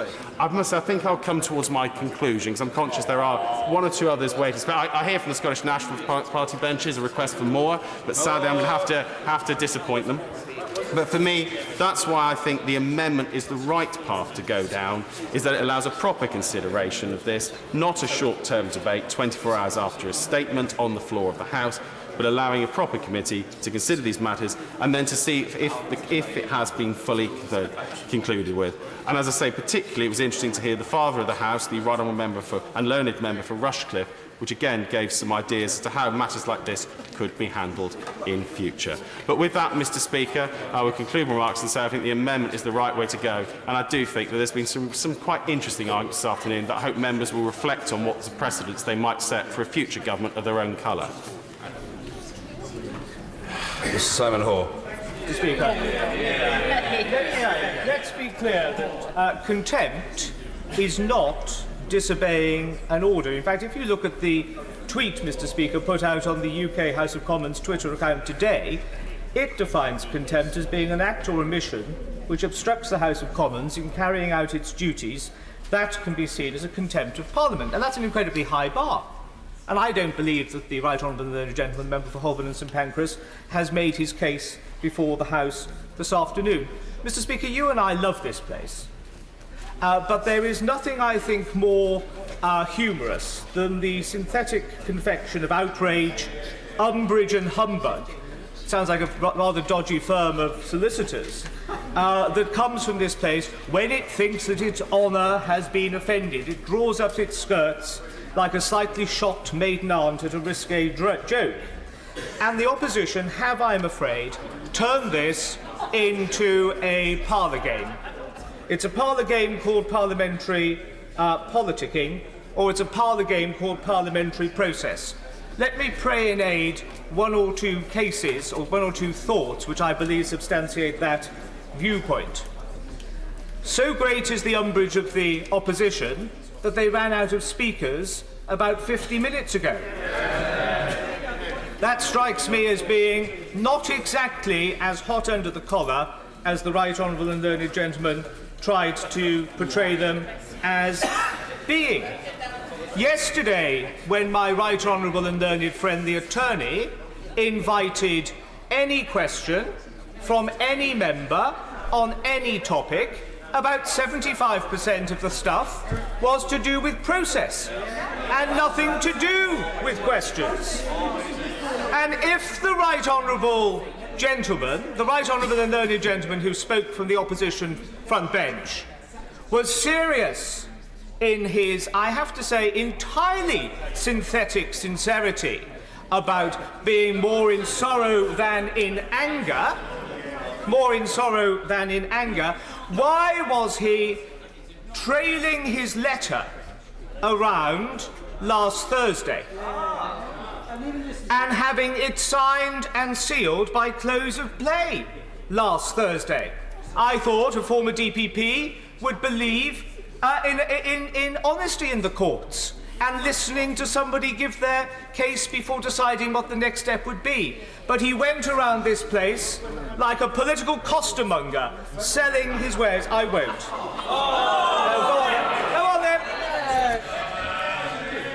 Mr Speaker, the honourable member's talking nonsense. That letter wasn't signed on Thursday. Absolutely. Was it passed around? The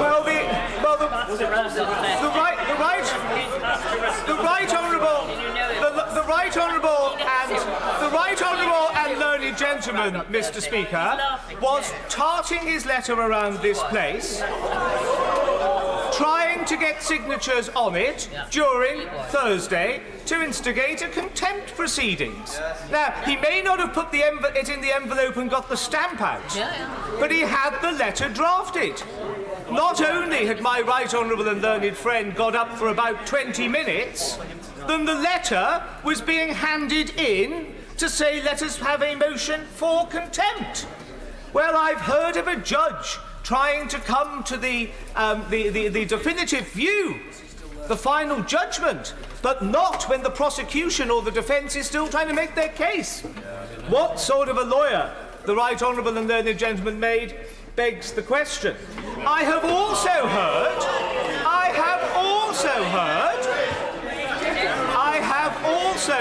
Mr Speaker, the Right Honourable and Learned Gentleman and the Honourable and Learned Lady for Edinburgh South West make incredibly powerful cases, in support of privilege.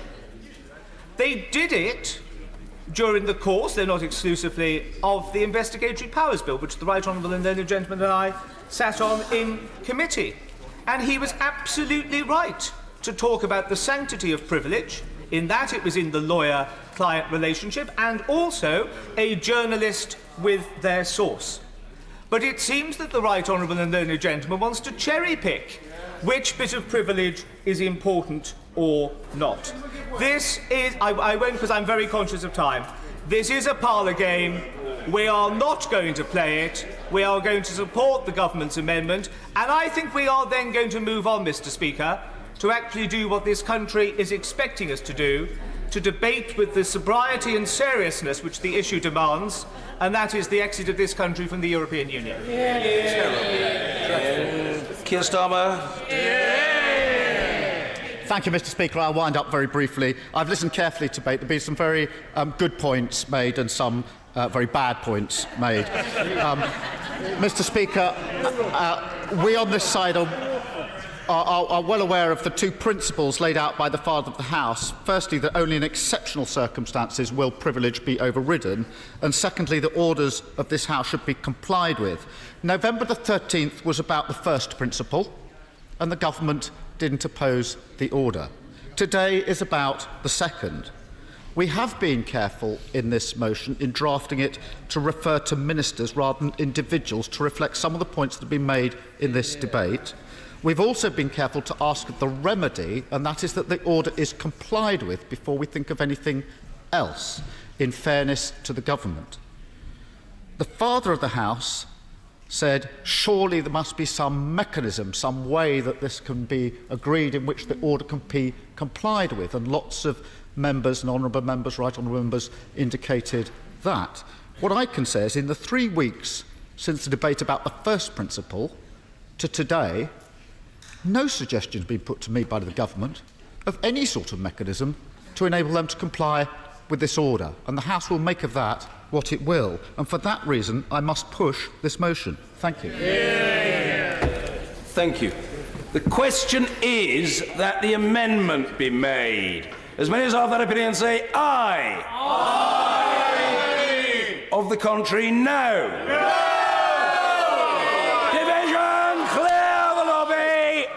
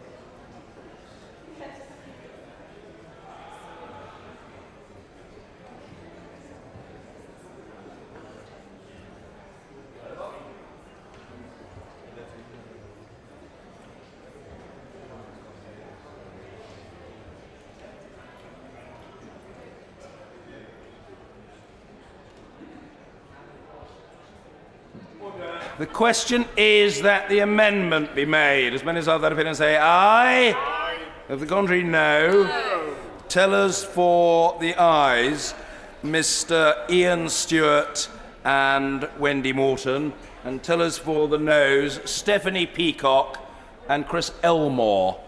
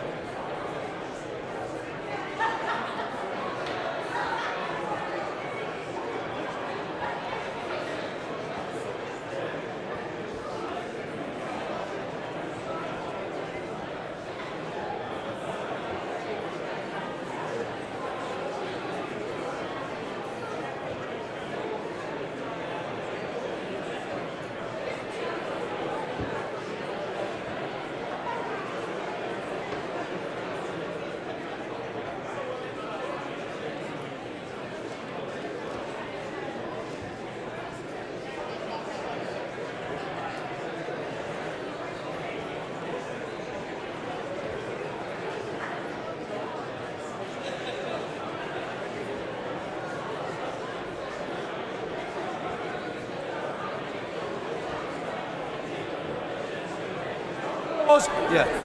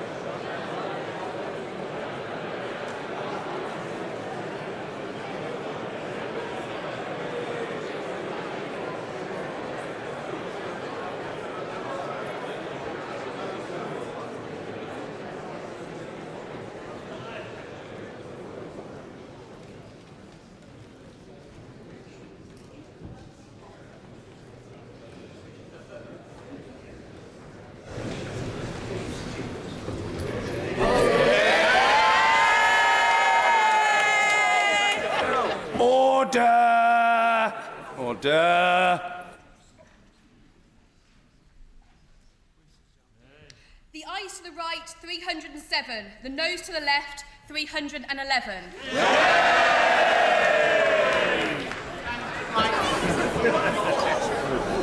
Like I have a choice. Thank you. The ayes to the right, 307. The noes to the left, 311. So the noes have it. The noes have it. Unlock. Order. The question is the main question as on the order paper. As many as are of that opinion say aye. Aye. Of the contrary, no. No. Division, clear the lobby.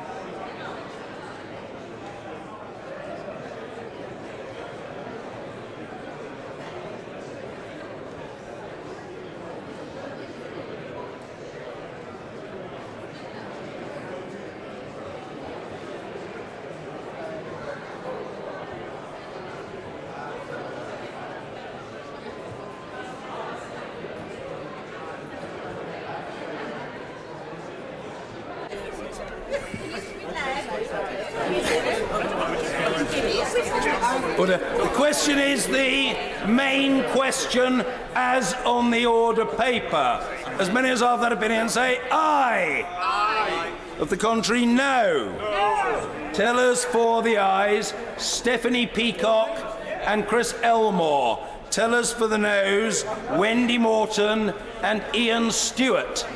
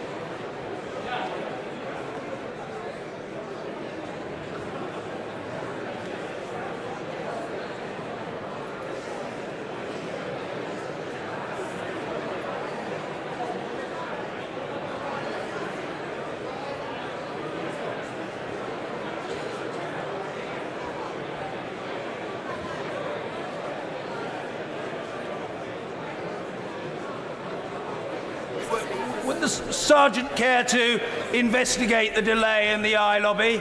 I think the reason for the investigation has perhaps now passed, but I appreciate the Sergeant's readiness.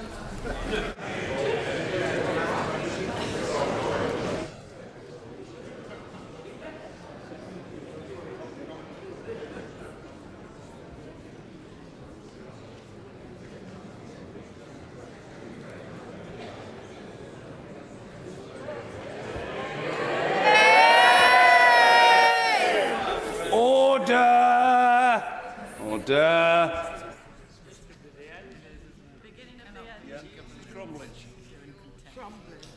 The ayes to the right, 311. The noes to the left, 293. Oh, look at them. Look at them. The ayes to the right, 311. The noes to the left, 293. So the ayes have it. The ayes have it. Unlock. Order. Point of order, Keir Starmer. On a point of order, Mr. Speaker, this House has now spoken and it's of huge constitutional and political significance. It is, I think, unprecedented for this House to find government ministers in contempt. The motion makes clear the government must now publish the Attorney-General's final legal advice in full. I hope the government will now confirm and comply with that order. But if the government fails to respond, Mr. Speaker, what steps can I and others take to ensure the government does comply with this motion and before the votes that we have next Tuesday? Grateful to, I will, before responding to the right honourable and learned gentleman, of course, hear on the point of order from the Leader of the House. The Leader of the House, Andrea Leadsom. Thank you, Mr. Speaker. We've tested the opinion of the House twice on this very serious subject. We've listened carefully, and in light of the expressed will of the House, we will publish the final and full advice provided by the Attorney-General to Cabinet. But recognising the very serious constitutional issues that this raises, I have referred the matter to the Privileges Committee to consider the implications of the humble address. Well, I'm grateful to the right honourable and learned gentleman for his point of order and to the Leader for her response. Some members are saying from a sedentary position when I had intended to say that I expected ministers to comply with the verdict of the House. If the Leader wants to offer a further and better particular on that point now, or immediately after the point of order from the right honourable learned gentleman, she can do so. But if not, I would certainly expect to have fuller information on that matter provided to the House very soon. But first of all, the right honourable and learned gentleman, Keir Starmer. Point of order, and on that question, could the Speaker please advise me what steps we can take to ensure that the process just outlined is completed by next Tuesday when we vote? Well, it would seem to me to be unimaginable that it would not be. Unimaginable that it would not be. But, of course, I will hear from the Leader. The Government will respond tomorrow, Mr. Speaker. I'm extremely grateful to the Leader for the clarity of that confirmation. And I think that does satisfy the curiosity of members, and we can leave it there. Order.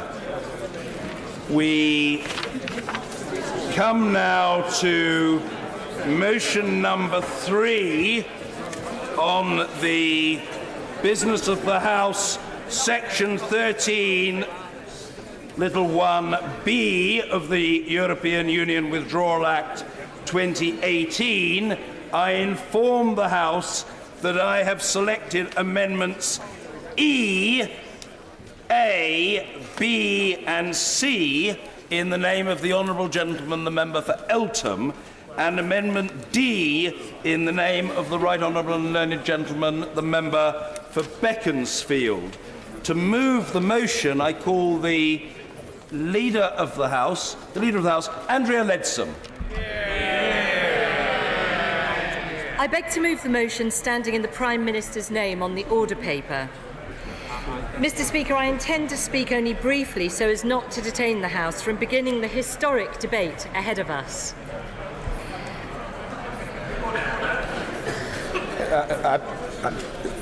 apologise for interrupting the leader, who is absolutely ready to proceed. And I know that the leader has indicated that she wants to speak only briefly in the interest of facilitating the House. But I think it would be a courtesy to the leader if members who are exiting the chamber were to do so quickly and quietly.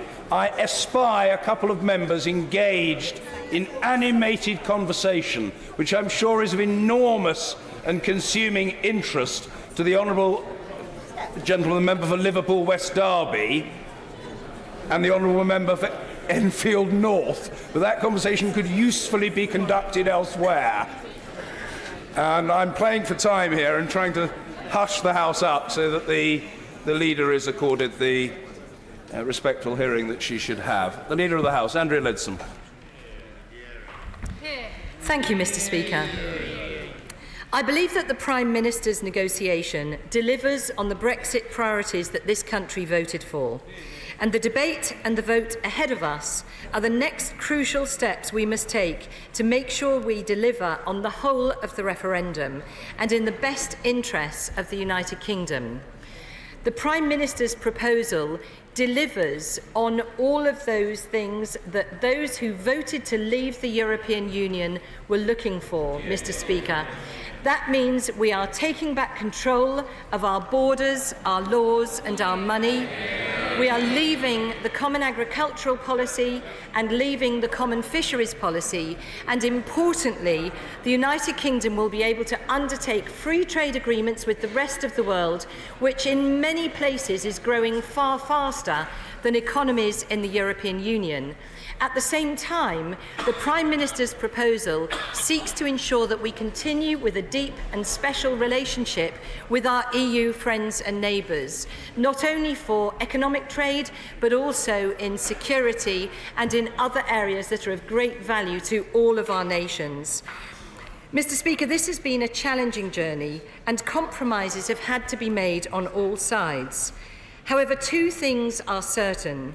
First, that the Prime Minister's deal is the only deal on the table. And second, that it means we will leave the European Union on the 29th of March 2019. On a point of frustration. Point of order, Mr. Kevin Brennan. Do with the business of the House. Well, I think I'm most grateful to the honourable gentleman. I think that the Leader of the House is providing the context for what she intends to say. But, well, the Honourable Lady for Great Grimsby is in an animated state and expressing through wild gesticulation her dissatisfaction with that state of affairs. But I think a modest forbearance would be seemly.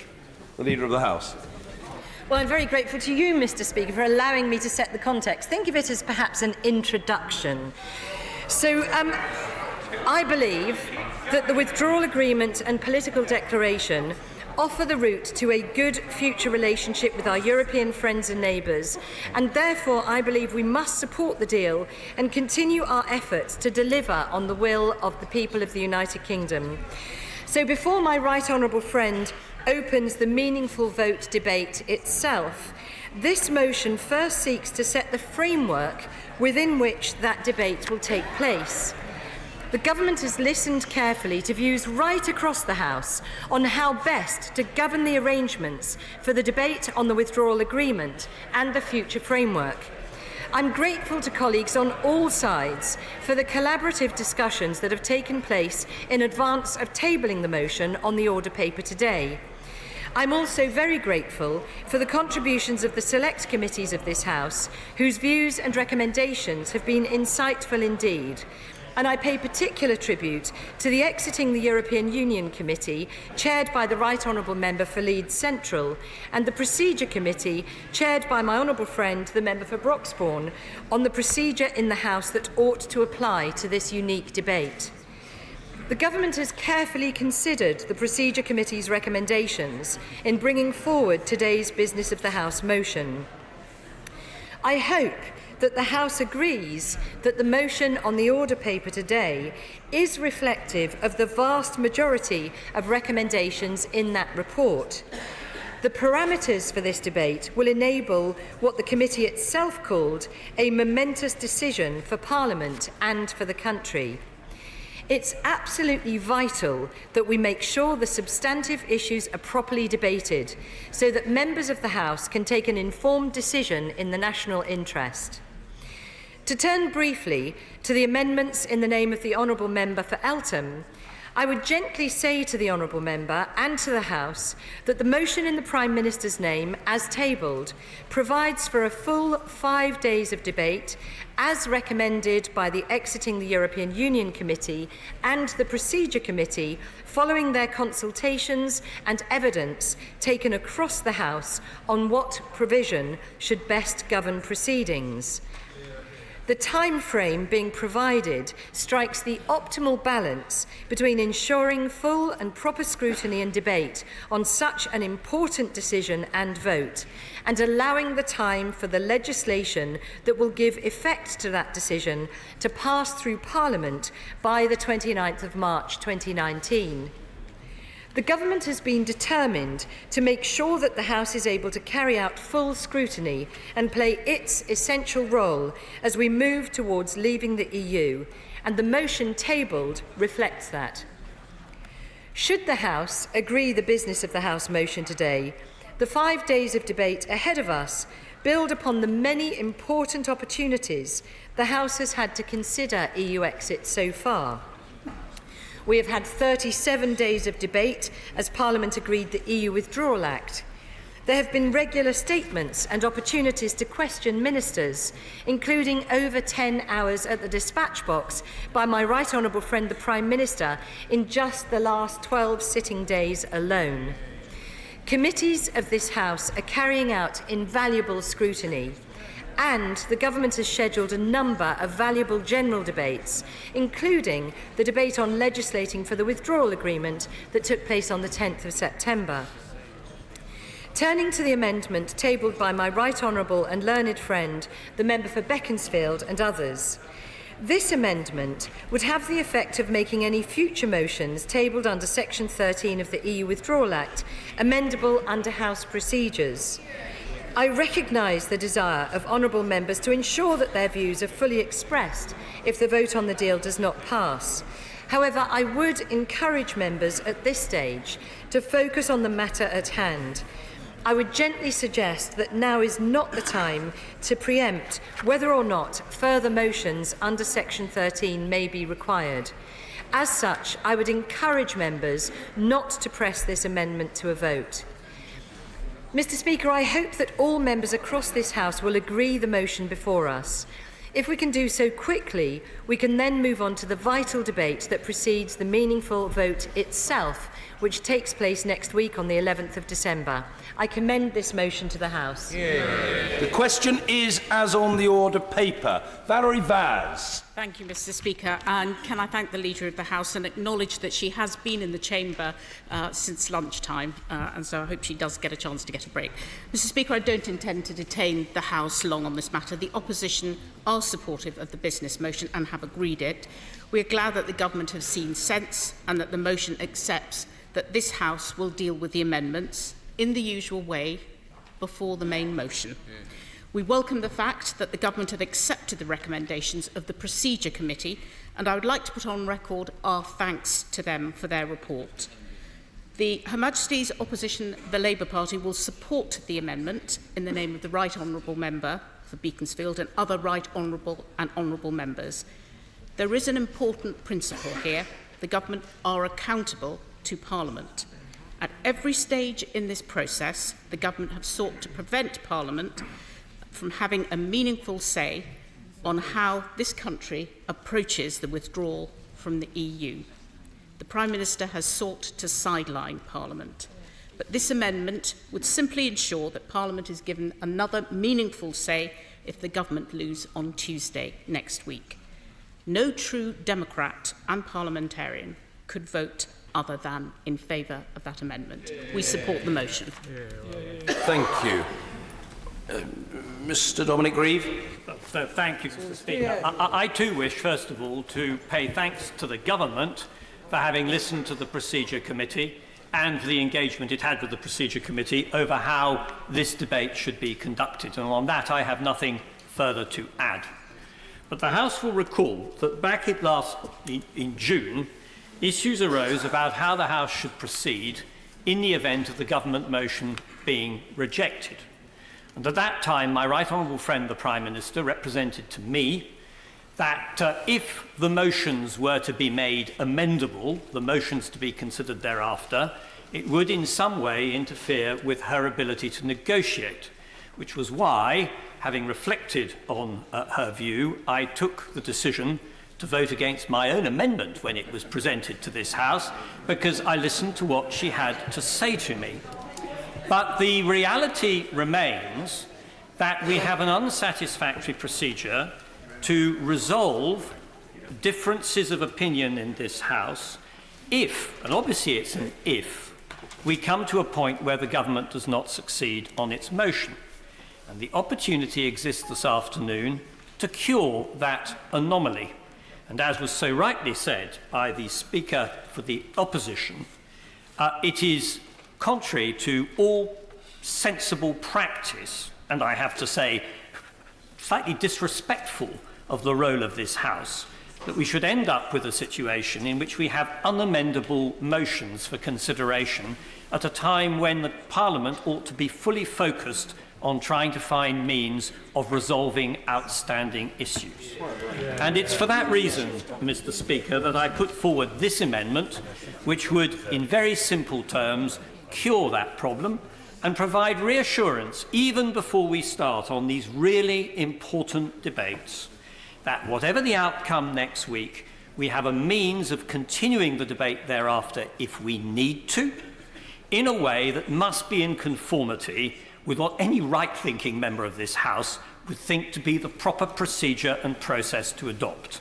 And for that reason, I'm very grateful to my many honourable and right honourable friends who've indicated their support for this. Also for those many right honourable and honourable members on the opposition benches who have done likewise. And I don't wish to take up time, but I give way briefly to the honourable lady. I'm most grateful to the right honourable gentleman for giving way. When he came to the Procedure Committee, he proposed freestanding resolutions alongside the government's motion. Would he like to clarify now that his amendment is not proposing that process, but is rather proposing something which would be an expression of will rather than an expression of opinion of this House? I'm very happy to do so. She may remember that when I came before the Procedure Committee on the main business we're looking at on this business motion, I tried to be as conciliatory as possible as to find a way through. I'm delighted that, in fact, the government accepted the first principle of having amendable motions. The purpose of this amendment is to ensure that if we don't resolve this issue next week, that there will be further amendable motions to be considered under the programme laid out in section 13 of the Act. I give way briefly. I'm very grateful to my right honourable friend for giving way, but is he not attempting, under his amendment to the business of the House motion, to effectively amend primary legislation? Most certainly not. We have just had, in the last few hours, an example of an assertion of parliamentary sovereignty, which I understand to be dear to many members on this side of the House and elsewhere. And if I may say to him, no statute may fetter in any way the procedure and processes which this House chooses to adopt. There is therefore no incompatibility whatsoever between this motion and any statute. Mr. Speaker, I beg to move. Well, we will come to the proposition of that matter being put to the test of the House in due course, but there is a choreography to these things, and so it won't happen just yet.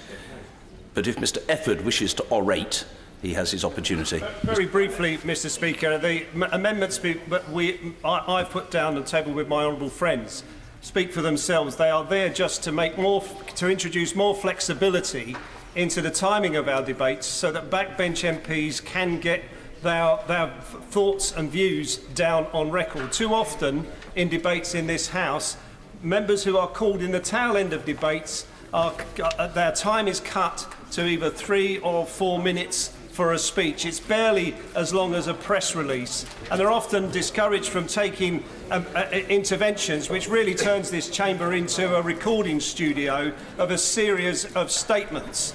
And I think that would be unfortunate in a debate of this importance if that were to happen. So I would ask the government to bear that in mind as this debate goes on and not deny backbenchers the chance to put their views on record. But I will not be dividing the House on my amendments, Mr. Speaker, but I think the point is made. I'm grateful to the honourable gentleman who's made his intentions clear. Sir Oliver Letwin. Thank you, Mr. Speaker. My right honourable friend and I have not always agreed as we've gone through the process of the lengthy discussions that there have been of the Brexit process. But we did both appear before the Procedure Committee about the proceedings that we're now about to undertake. And when he and I and others came to discuss the effects of Section 13, in which many of us were involved in trying to find compromises that would make it all workable, it became clear that there is a significant issue. And I want to explain to those of my honourable friends and those on other benches who may think that this is an abstruse amendment just why it is actually utterly critical, or may become utterly critical, to the future of our country.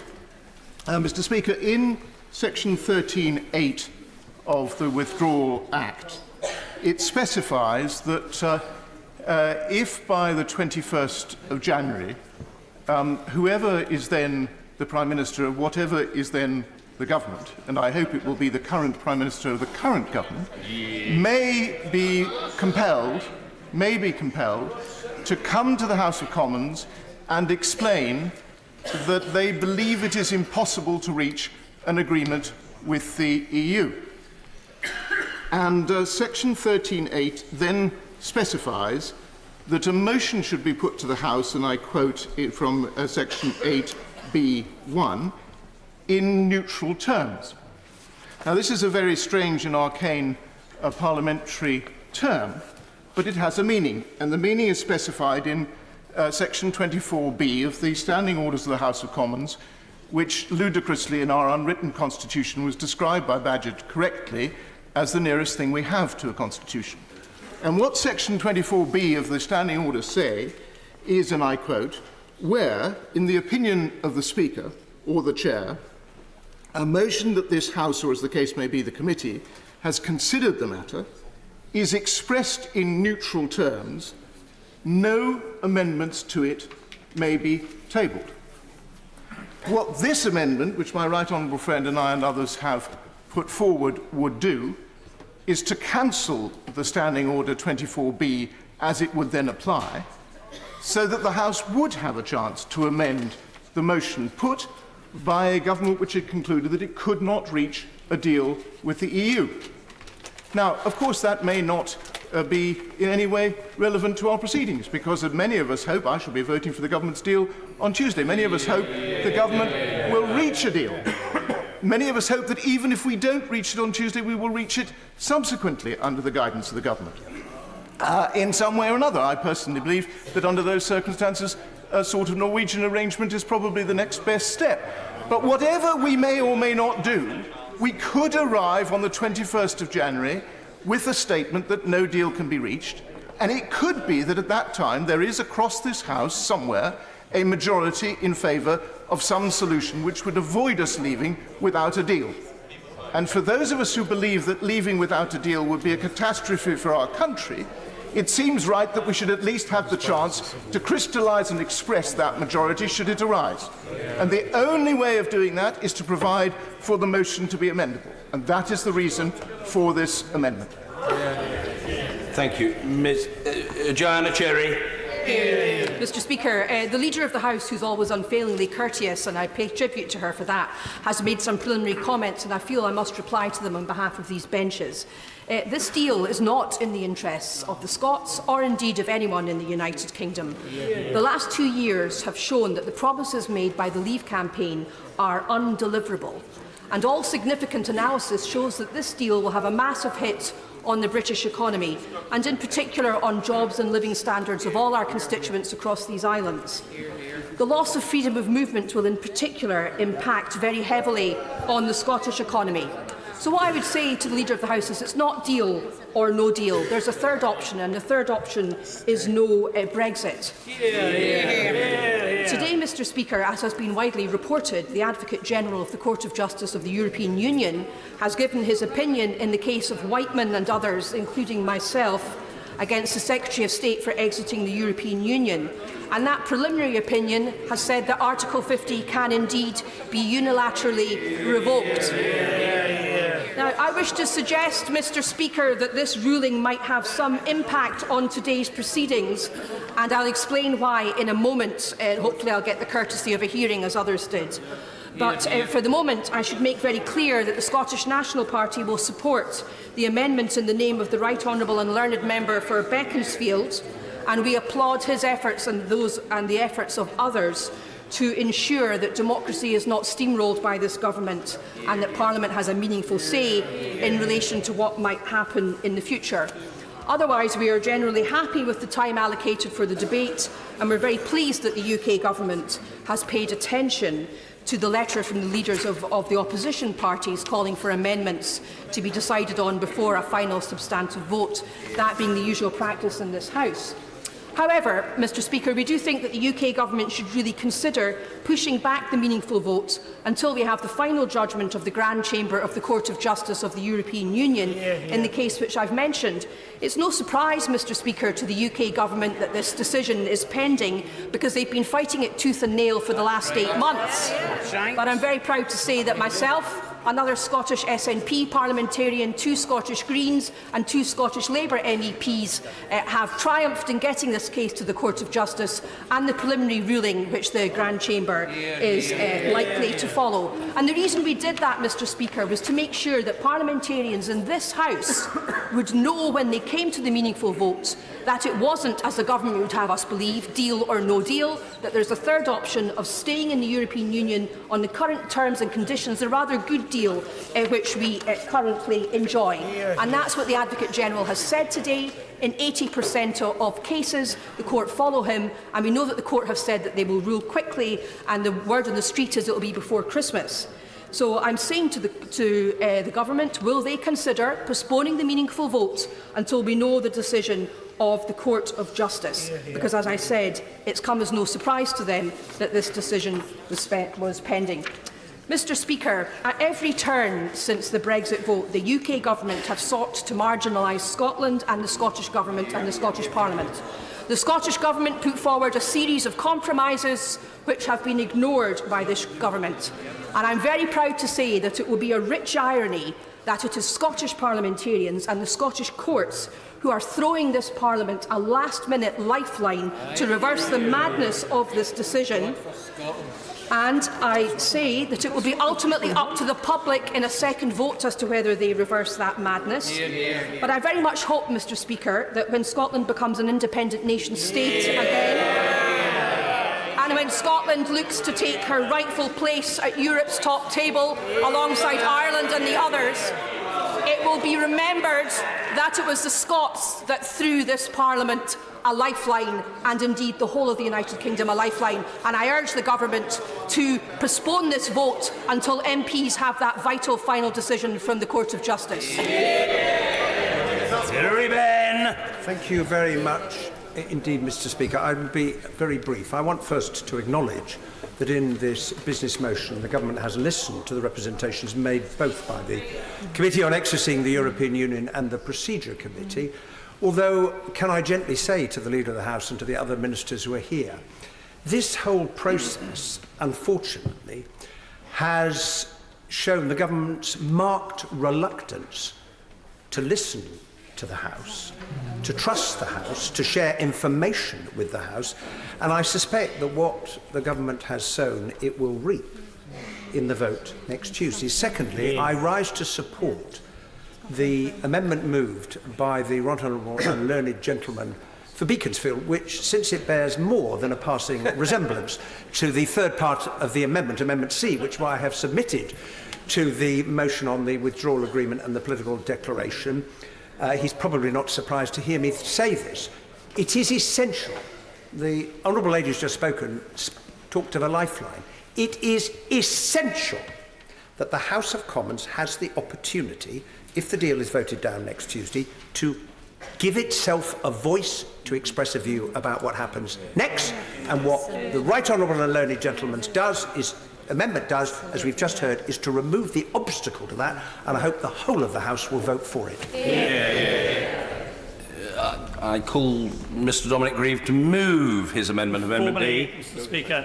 Move formally, thank you. The question is that the amendment be made. As many as are of that opinion say aye. Aye. Of the contrary, no. No! Division, clear the lobby.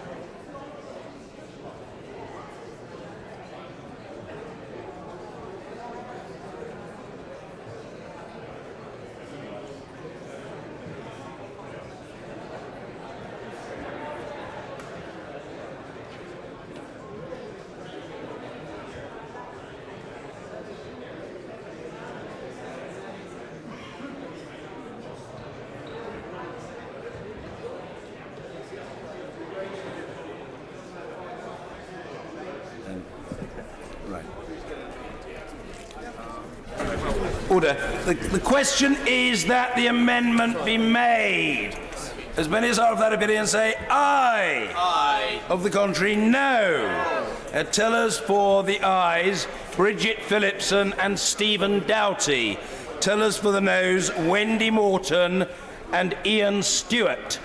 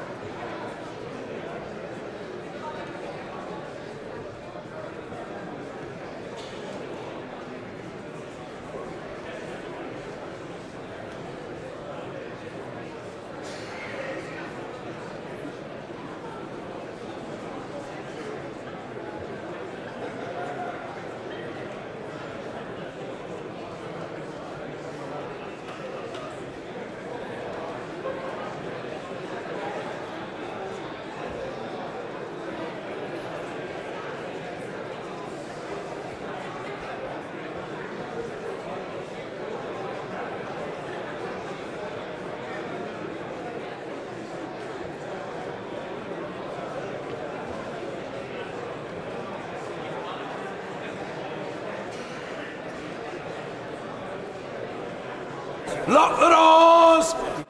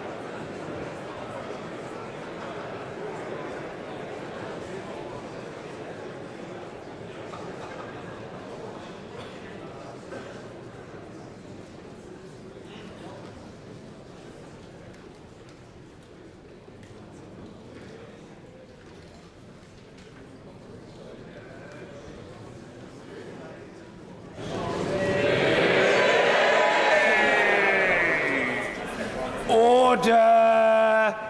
Order!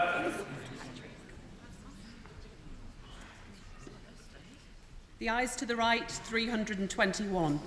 The noes to the left, 299.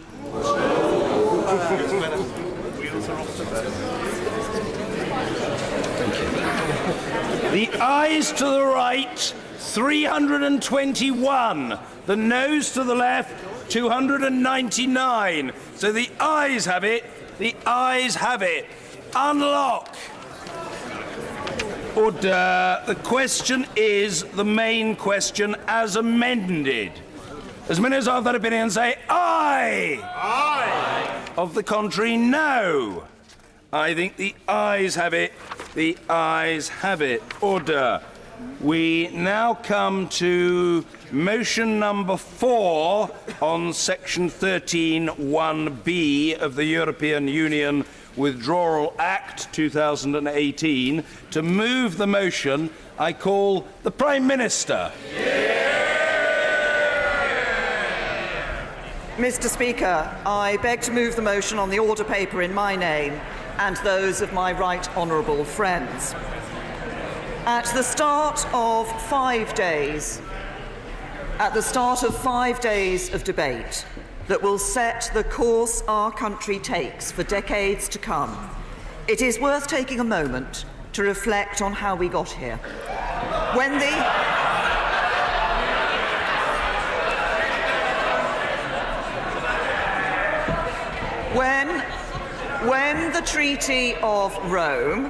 When the Treaty of Rome was signed in 1957, the United Kingdom stood apart. It was 15 years later, at the third attempt, that we joined what was then the European Economic Community. Ever since then, our membership has been a contested matter. In the first referendum in 1975, the British people voted to stay in, but almost a third of those who voted wanted to leave. Indeed, there are those in this chamber who campaigned to leave at that time.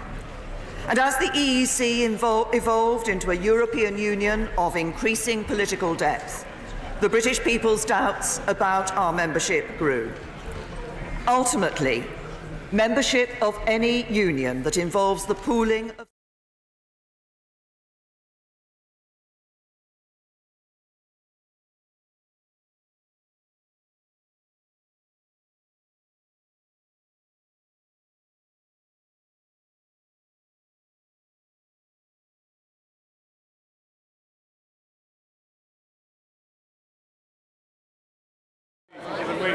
The Honourable Lady has lost in the Supreme Court. The Honourable Lady has lost in the European courts. And today the Honourable Lady has lost in this House. I hope the Honourable Lady will not compound that by opposing a Section 30 for Scotland when the Scottish Government wants it.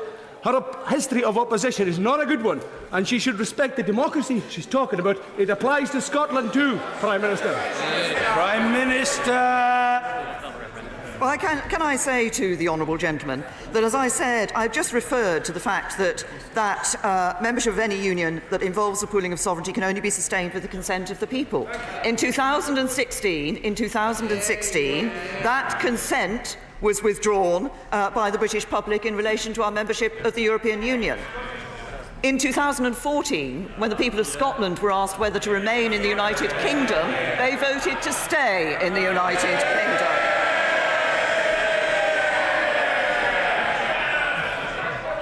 As I've just repeated, in the referendum in 2016, the British people withdrew that consent, and they confirmed that choice a year later by voting overwhelmingly for parties that committed to delivering Brexit. The referendum was a vote to bring our EU membership to an end and to create a new role for our country in the world. And to deliver on that vote, we need to deliver a Brexit that respects the decision of the British people. A Brexit that takes back control of our borders, laws and money, and a Brexit that sets ourselves on course for a better future outside the EU as a globally trading nation in charge of our own destiny and seizing the opportunities of trade with some of the fastest growing and most dynamic economies across the world. I'm very grateful for the Prime Minister for giving way. But having read this agreement, it seems to me we will not be able to enter into trade agreements because we're going to be stuck with the same rule base that we have in the EU. Does my Right Honourable Prime Minister agree? Prime Minister. I don't think my honourable friend will be surprised if I say that I don't agree with the analysis that she's just given in relation to the agreement. It is clear that we will have an independent trade policy, that we will be able to negotiate trade deals around the rest of the world. This is a specific issue. This is a specific issue that we looked at when we were putting forward our own proposals in the summer in relation to our future economic partnership with the European Union. And I heard somebody from the Labour benches from a sedentary position saying when will we be able to negotiate our trade deals. During the implementation period, we will be able to negotiate, sign and ratify trade deals around the world. Mr. Speaker, this will only be a moment of opportunity if we in this House can find a way to deliver Brexit that begins to bring our country back together. That means protecting the easy trading relationship that supports just-in-time supply chains and the jobs that depend on them, the security cooperation that keeps us safe, the progress we've made in Northern Ireland. The progress we've made in Northern Ireland and the rights of citizens here in the UK and across the European Union. I will give way to the Honourable. I thank the Prime Minister for giving way. She spoke of security cooperation. Yet when I asked the Home Secretary the other day whether we would be left more safe or less safe as a result of this deal, he couldn't answer the question because he couldn't guarantee that we would have access to the crucial SIS2 database that ensures we have information on terrorists, paedophiles and other criminals trying to cross our border. That's the reality of the deal that she's put before us. Prime Minister. I say to the honourable gentleman that, as he knows full well, I think, the political declaration and the security section of that political declaration goes well beyond any security arrangement that the European Union has with any other country. And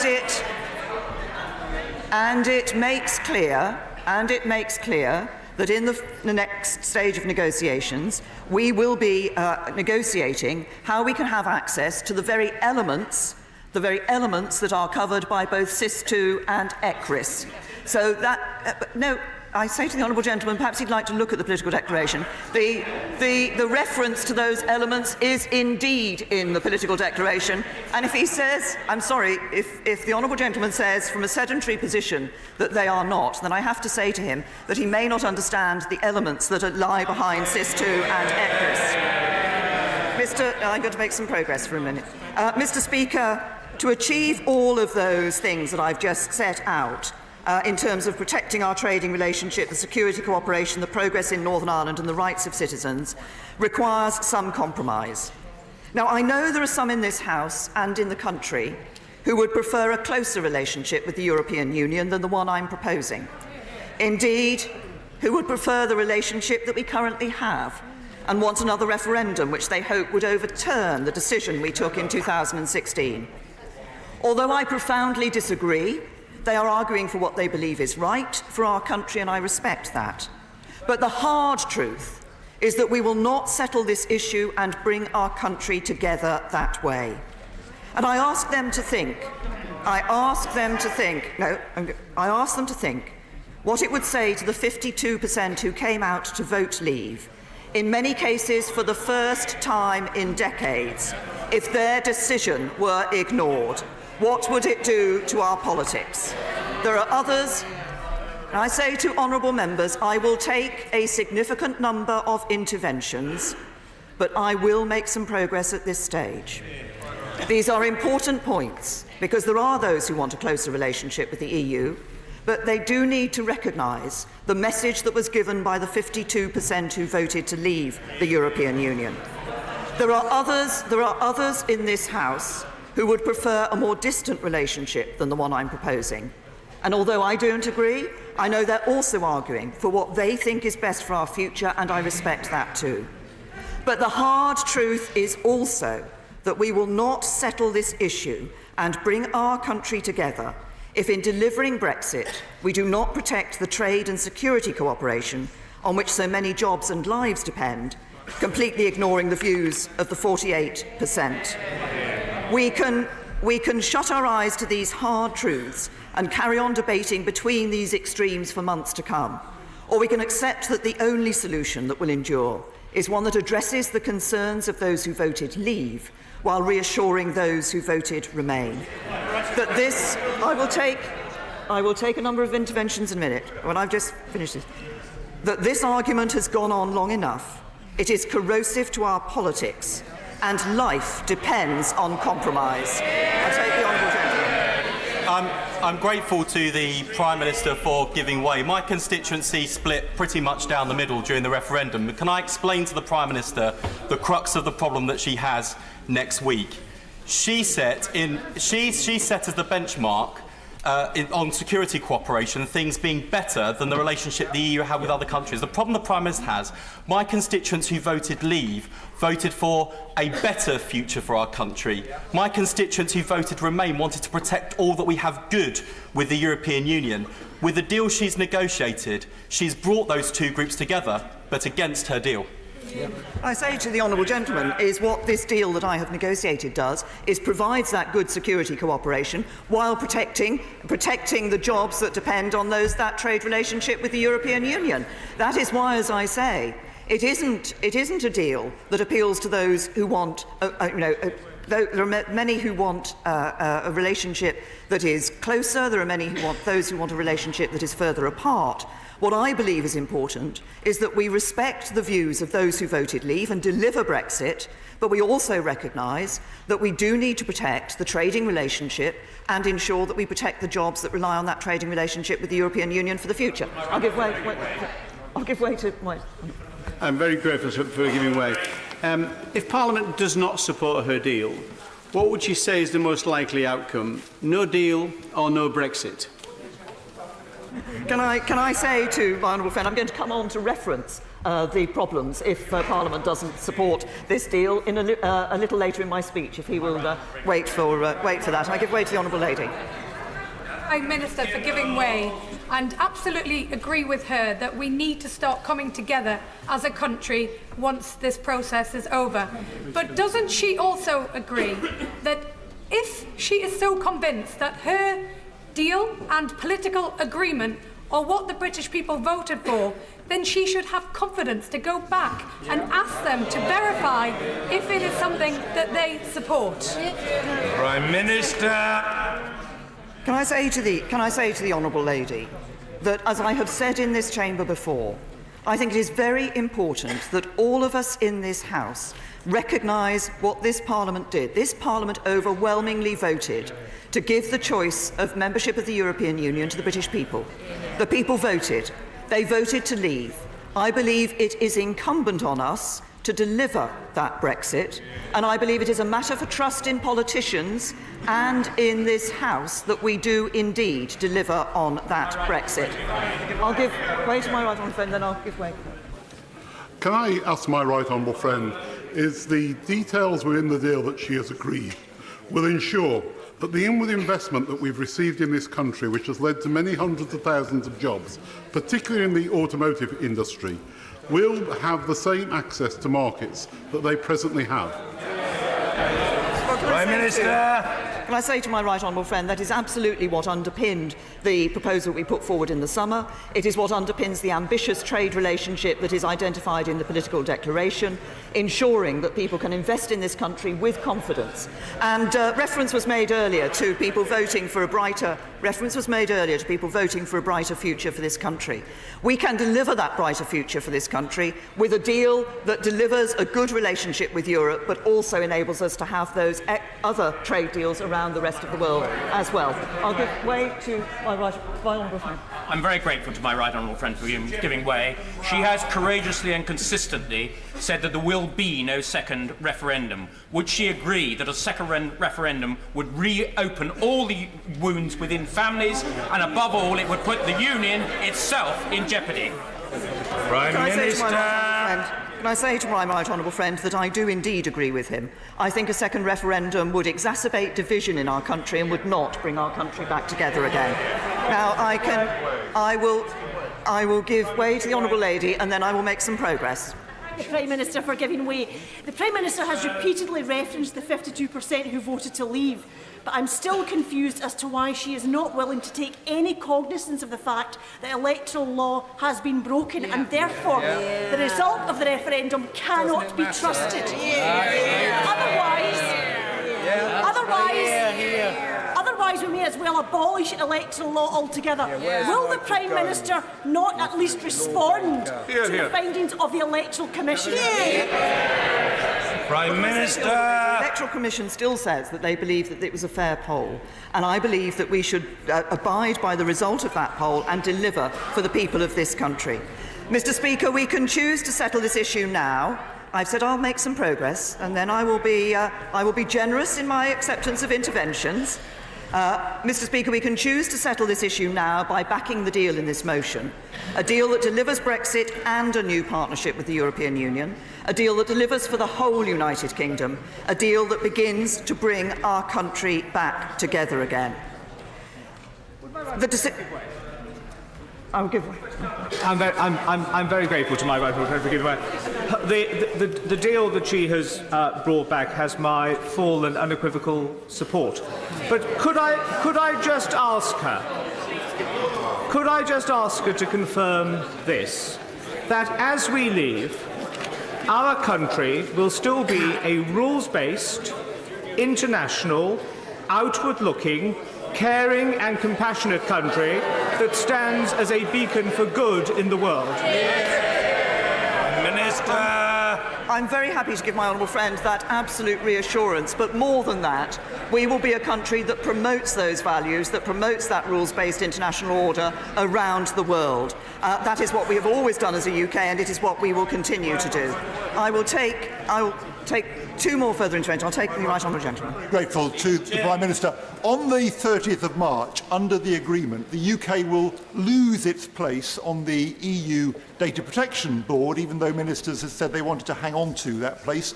It's a place where the UK has wielded considerable influence on the development of European policy. Isn't the reality about the agreement that we will continue to have to obey these rules, but we will have lost the ability to influence what those rules are? The position in terms of voting rights in various elements once we've left the European Union, of course, is going to change. But what has been clear from the agreements that we've negotiated is the capacity for the United Kingdom to continue to give some technical support where that is appropriate in a whole range of matters. On a number of the issues which are dealt with by the European Union in terms of the rules that they operate, of course, these are not just European Union rules, they are international standards on which the United Kingdom will continue during the implementation period and beyond to have its role. I said I would take a second. I've got my honourable friend. Thank the Prime Minister for giving way. It is unfortunate for government to be in contempt of Parliament. Would she agree that it is worse for Parliament to be in contempt of the British people, which is what will happen if we do not deliver on Brexit? Thank you. Prime Minister. Can I say to my honourable friend, I absolutely agree that it is the duty, I believe, of this Parliament, it is the duty of us as politicians to deliver on the result of the vote that the British people gave in 2016 in the referendum. They voted, we gave them the choice, they voted to leave the EU. It is up to us to deliver that leaving of the European Union in the interests of our country. Mr. Speaker, I will make some progress. Mr. Speaker, the decision we have before us has two elements to it.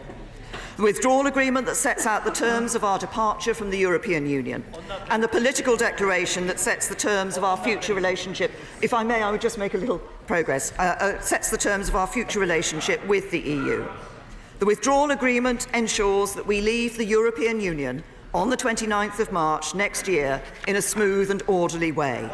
It protects the rights of EU citizens living in the UK and UK citizens living in the EU so they can carry on living their lives as before. It delivers a time-limited implementation period to give business time to prepare for the new arrangements. And during the implementation period, trade will continue on current terms, so businesses only have to face one set of changes. And it ensures a fair settlement of our financial obligations, less than half of what some originally expected and demanded. I will give way to my...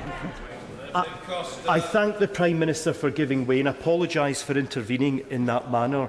2 years ago, I said to the Prime Minister that I could never imagine her requesting me to vote to take away the rights of my Italian parents resident in Scotland. Can she confirm that her deal guarantees the rights of EU nationals in the United Kingdom, 3.6 million of them, as well as 1 million United Kingdom citizens in the EU 27, in a way that no deal would not? Can I say to my honourable friend, this withdrawal agreement does indeed guarantee those citizens' rights, the rights of UK citizens in the EU and the rights of EU citizens here in the United Kingdom. And that guarantee of those rights is delivered through this withdrawal agreement. I'll take my honourable friend and then I will make some more progress. I'm very grateful to the Prime Minister for giving way. No one can doubt her commitment to this deal and the passion with which she is selling it. She has twice referred in the early part of her statement to the status of Northern Ireland and that this is a good deal for Northern Ireland. I come from Northern Ireland. I'm a Catholic and a Unionist. I understand it pretty well. Can she explain why it is that that passion that this is a good deal for Northern Ireland is not shared by those who understand Northern Ireland the best? Prime Minister. Well, my honourable friend raises a point. I recognise there are those representatives who sit from Northern Ireland in this Westminster Parliament who are concerned by aspects of the deal that has been agreed. There are elements of that where it is within the responsibility of this Parliament and this Government to be able to provide some reassurance about those elements that have raised concern, and it is a matter I will wish to continue to discuss with the representatives from Northern Ireland. And I give way to the unrelated. Thank you. I'm very grateful. Thank you, Mr. Speaker. I'm very grateful indeed to the Prime Minister for letting me intervene on her. May I just say that while the DUP have 10 MPs in this House, the DUP campaigned for leave. The majority of people in Northern Ireland, like me, campaigned for remain. So the DUP do not speak for the majority of people I can reassure the Prime Minister that her withdrawal agreement has considerable support in Northern Ireland, particularly amongst farmers, businesses and fishermen. I'm sorry that people feel this is funny. It's not. It's really serious for the people of Northern Ireland. The issue that needs reassurance from the Prime Minister is the constitutional guarantee of the Good Friday Agreement, which the Labour Party should be proud of, which is guaranteed in the withdrawal agreement and also in the political declaration. Why the Labour Party choose to vote against it beats me, but would the Prime Minister please give a constitutional assurance to the people of Northern Ireland that nothing in this deal threatens the consent principle or the constitutional status as guaranteed in the Belfast Agreement? Can I say to the Honourable Lady, I am very happy to give that absolute assurance to her. This is an issue that we have kept through from it was referenced in the December joint report, it's in the withdrawal agreement, it's clear in the political declaration. Nothing we will do in this relationship, in this deal that we're determining with the European Union will affect that position. We will continue to uphold the Belfast Agreement. I give way to the Leader of the DUP. Very grateful to the Prime Minister, and of course the referendum that was held was a referendum of the whole United Kingdom. Yes. And as a unionist, I respect the referendum result across the United Kingdom. Manchester, London, Scotland, other places voted differently. Whatever way they voted, the result is that the United Kingdom voted and that we should respect that. Can I ask the Prime Minister, obviously in terms of the views of Northern Ireland, I'm quite happy to put it to a test any time. We will happily go to the electorate and put our views to the people if needs be, and I'm quite certain that we would be returned in greater numbers than we are today. So I'm quite happy to take on the challenge that has been put down. But can I ask the Prime Minister, in terms of guaranteeing Northern Ireland's position, she will remember that in paragraph 50 of the joint report that we spent 4 days negotiating, there were guarantees given to Northern Ireland. Never mind the words that have been said in this House today. It was actually in the text Why has that been deleted? Why has she not kept that in the withdrawal agreement? Why has it not been translated? And that is what we have a problem with. Words are good. It's the legal text, it's what's in the agreement that matters. I say to the right honourable gentleman that he's absolutely right, of course, that there was that reference to the consent of the Northern Ireland institutions in relation to any potential new regulatory differences between Great Britain and Northern Ireland. That is a matter that we will be looking at and can look at in this House as to the arrangements, the parliamentary arrangements between the institutions within the United Kingdom for the future. And is it exactly these issues of the question of potential new regulatory divergence that is the one that I believe it will be possible to give the reassurance to not just representatives in this chamber, but actually to the people of Northern Ireland for their future. Now, I am going to make some more progress in this debate, but I will continue to take interventions, but I will make some more progress now. Mr. Speaker, the withdrawal agreement also ensures a fair settlement of our financial obligations, as I said, but I do want to turn to the most contentious element of the withdrawal agreement. Perhaps it was a neat segue, my last intervention being from the right honourable gentleman, because I want to turn to the Northern Ireland Protocol. It's important to remember, I think, what is at the heart of the protocol. It is our commitment to the people of Northern Ireland. It's about saying that whatever happens as we leave the European Union, as I have just said to the Honourable Lady, we will honour the Belfast Agreement. That the hard-won peace that has inspired the world and the detailed arrangements that have delivered and sustained it will not be lost. That the people of Northern Ireland and Ireland will be able to carry on living their lives as before. And to deliver that, we need a solution in the future partnership which ensures there's no hard border between Northern Ireland and Ireland. Both the UK and the EU are fully committed to having our future relationship in place by the 1st of January 2021. But there is still the possibility that it is not ready before the end of the implementation period. So the only way to absolutely guarantee no hard border on the island of Ireland at the end of the implementation period is to have a backstop in the withdrawal agreement as a last resort insurance policy. Let's be clear, Mr. Speaker, this is true not just for the deal we have negotiated. Whether you want a model like Canada's or whether you want to see the UK as a member of the European Economic Area, any future relationship will need to be negotiated and will need an insurance policy if that negotiation cannot be completed in time. Put simply, there is no possible withdrawal agreement without a legally operative backstop. No backstop means no deal.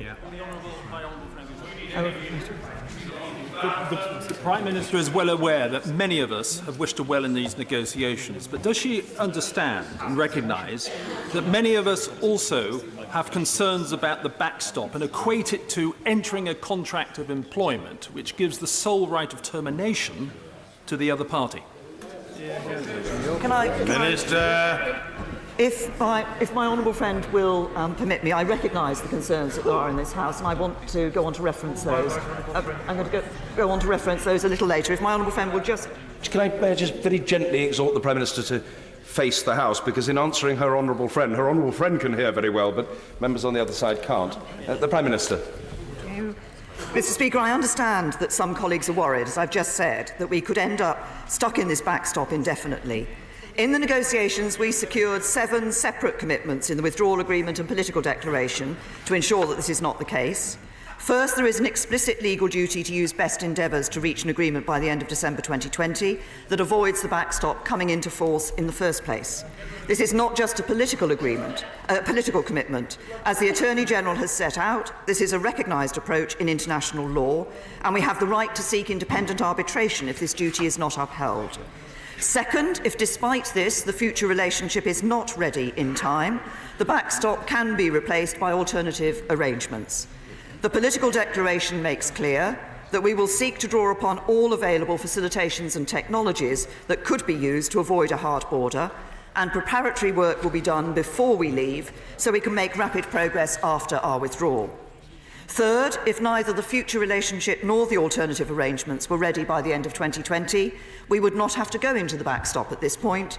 Instead, we've negotiated there would be a clear choice between the backstop or a short extension to the implementation period. Fourth, if we do not go into the backstop, the legal text is explicit that it should be temporary and that the Article 50 legal base cannot provide for a permanent relationship. Fifth, if the backstop is no longer necessary to avoid a hard border, we have the right to trigger a review through the Joint Committee. Sixth, as a result of the changes we've negotiated, there is an explicit termination clause which allows the backstop to be turned off. And finally, the legal text is now clear that once the backstop has been superseded, it will cease to apply. So if a future Parliament decided to move from an initially deep trade relationship to a looser one, the backstop could not return. But rather, I will give... Wait a moment. I'm most grateful to the Prime Minister for giving way, and she's indeed being very generous in giving way to a lot of people. Mr. Speaker, what I would say is that as far as the backstop is concerned, we are told that the EU do not wish to exercise it. Ireland does not wish to exercise it, and certainly the United Kingdom does not wish to exercise it. Is it therefore not a case that this is not a matter of renegotiating the withdrawal agreement, but actually a matter of the European Union showing goodwill and good faith towards the United Kingdom by allowing us one additional line in the withdrawal agreement? Words to the effect that, in the event of the backstop being triggered, the United Kingdom can, say, at 3 months' notice, leave the customs union. To allow that one line would show enormous good faith and goodwill on the part of the EU and nothing else. Prime Minister. Can I say to my honourable friend, I recognise the degree of concern that there is about this issue. I'm going to want to speak about it in my speech further. The withdrawal agreement has been negotiated. It is clear from the European Union that this is the deal. And I just ask those colleagues who wish to reopen the withdrawal agreement to recognise that were the withdrawal agreement to be reopened, it would not simply be a question of what the United Kingdom then wanted to change. It would also be a question of enabling others to change elements of that withdrawal agreement. And given the rigorous fight that we had in the negotiations to ensure that there were certain elements that were in the interests of the United Kingdom, notably around fisheries and other issues too, I caution honourable members that not only does the EU make clear that the withdrawal agreement cannot be opened, and we have agreed the deal, and the deal is there, but it is not the one-way street that perhaps honourable members would wish it to be. But I will come on to reference the wider issue. If I could finish this point, maybe it might respond to some of the comments, because I think rather than focus on the legal mechanisms, we now have to avoid the backstop and ensure that if it's used, it's only temporary. I think the real question the House needs to ask itself is whether it's in the EU's interest for the backstop to be used, and if it is used, for it to endure. And their original proposal for the backstop would have split the UK into 2 customs territories and given only Northern Ireland tariff-free access to their market. It barely changed their orthodoxy. It was wholly unacceptable to us. But the backstop we've succeeded in negotiating no longer splits the UK into 2 customs territories. It gives the whole UK tariff-free access to their market without free movement of people, without any financial contribution, without having to follow most of the level playing field rules, and without allowing them any access to our waters. So the backstop is not a trick to trap us in the EU. It actually gives us some important benefits of access to the EU's market without many of the obligations. And that is something the EU will want to let happen, let alone persist for a long time. But I do know, and I recognise, and as has been clear from the contributions that have been made by honourable friends, that there are members of this House who remain concerned. I have listened to those concerns. I want us to consider how we could go further, and I will be continuing to meet colleagues to find an acceptable solution. To the Prime Minister for giving way. As she confronts the inevitable contradictions at the heart of this process on behalf of the nation. Is it not worth remembering that the vast majority of members, including on the benches opposite, voted to trigger Article 50 and voted for the referendum in the first place? And could I remind her that out amongst the country, her commitment to trying to pursue this is hugely admired. Given that this issue divides all parties in this House, indeed on this side it even divides the factions, would it not be sensible next week, as Parliament begins to take back control, to consider a free vote? Prime Minister. Can I say to my honourable friend, first of all, I think it is important that all honourable members of this House remember not only that this House overwhelmingly gave the decision on whether or not to leave the European Union to the people in the referendum. That was an overwhelming vote of this House. That this House also voted by a significant majority to trigger Article 50, to continue that process of leaving the European Union. And as I said in my remarks earlier, the fact that at the general election last year, I think about 80% of the vote went to parties who had in their manifesto a solid commitment to deliver on the Brexit vote. And I think we should all remember that when it comes to voting in the motion next week.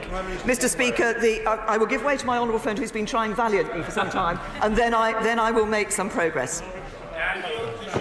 Very grateful to the Prime Minister for giving way. Yesterday we tried to ask the Attorney General for his legal advice as to how much of the £39 billion that we were going to hand over were we legally, contractually obliged to do so.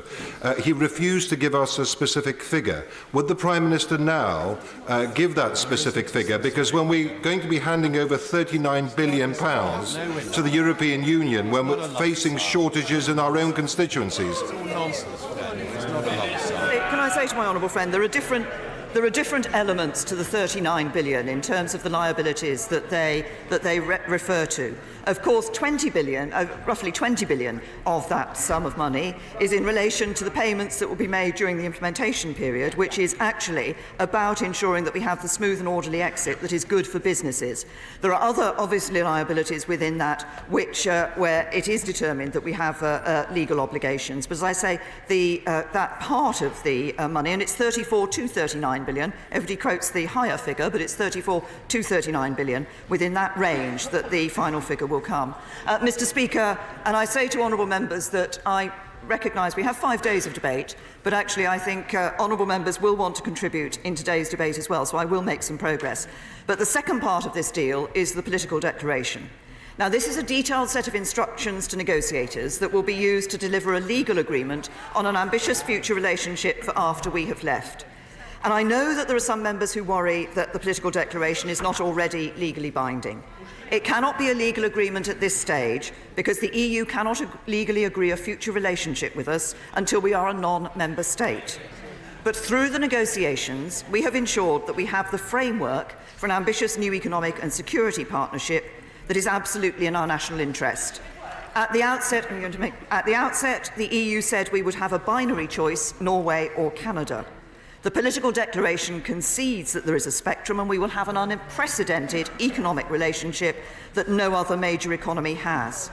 The EU also said we couldn't share security capabilities as a non-member state outside of free movement and outside of the Schengen area.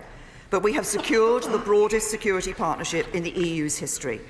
So if this deal is passed, I will give way in a few minutes to just make the progress on this point.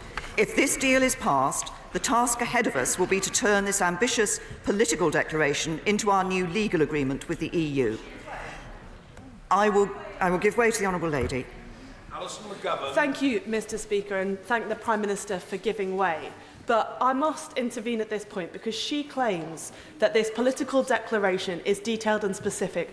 But if that was the case, why would the Treasury Select Committee told today that it wasn't even possible to produce an analysis from an economic perspective of this document because it simply wasn't specific enough? The economic analysis that was produced by the government last week was very clear that because the political declaration has within it The political declaration has within it a spectrum where the balance of obligations in relation to the rights of access, balance of obligations on checks at the border in relation to market access has to be addressed. It's very clear that that's going to be ambitious, and we will continue to work for frictionless trade, which is indeed what was put forward in the White Paper in the summer. But it was only right and proper that in the government's economic analysis we indicated a midpoint on that spectrum, which gave an indication to people of the impact of those of trade barriers should trade barriers be put up. I give way to the Right Honourable Lady. Prime Minister for giving way. She is being very generous. But does she not understand that by overclaiming what is in the political declaration, she is undermining trust, and she is asking for our trust in her and in the EU to determine what will happen in future because so little is resolved. Yeah. So not only on the spectrum on the economics, but also on the security issues, she is overclaiming. She suggested to my honourable friend that she had effectively secured agreement to SIS2. She knows she has not because she tried to get it. Paragraph 87 does not say SIS2. Instead, what it simply refers to is the parties will consider the arrangements, and if we are lucky, we will get something that approximates. That is not the same as SIS2, and she knows it. Will she be straight with the country and with Parliament about the political declaration? What I say, I've said this to honourable and right honourable members before, and I will say it again, that there is a difference between ensuring that we have the capabilities that we need in security in the future and simply saying that we will be in a particular way, doing that in a particular way. What paragraph 87 makes clear is the intent to have exchange of information on wanted or missing persons and objects and of criminal records with a view to delivering capabilities, that is, insofar as it is technically and legally possible and considered necessary and in both parties' interests, approximate those enabled by relevant union mechanisms. I have said, no, I'm sorry. This is a fundamental issue which has underpinned the approach to these negotiations. We could have approached these negotiations by saying we are going to take the models that already exist, and we, in all cases, are going to say that we have to be in those models in exactly the same way as we are today. What we have said is that we look to ensure that we can have the capabilities that we have where we need those capabilities, and that is exactly what we are delivering in... No, I'm sorry to the Right Honourable Lady, and that is exactly what we have got in this political declaration.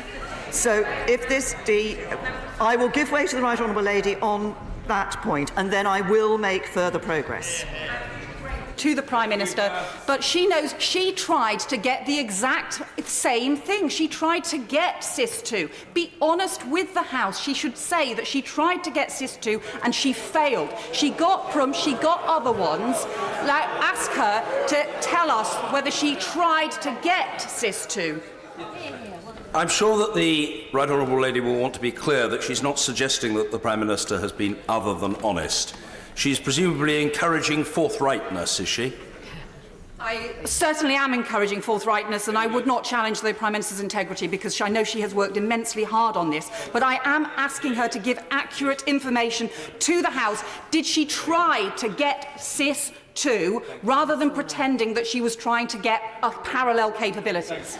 Minister. We are clear that the capabilities that are currently available to us as a member of SIS2 and as a member and within ECRIS are what those capabilities are.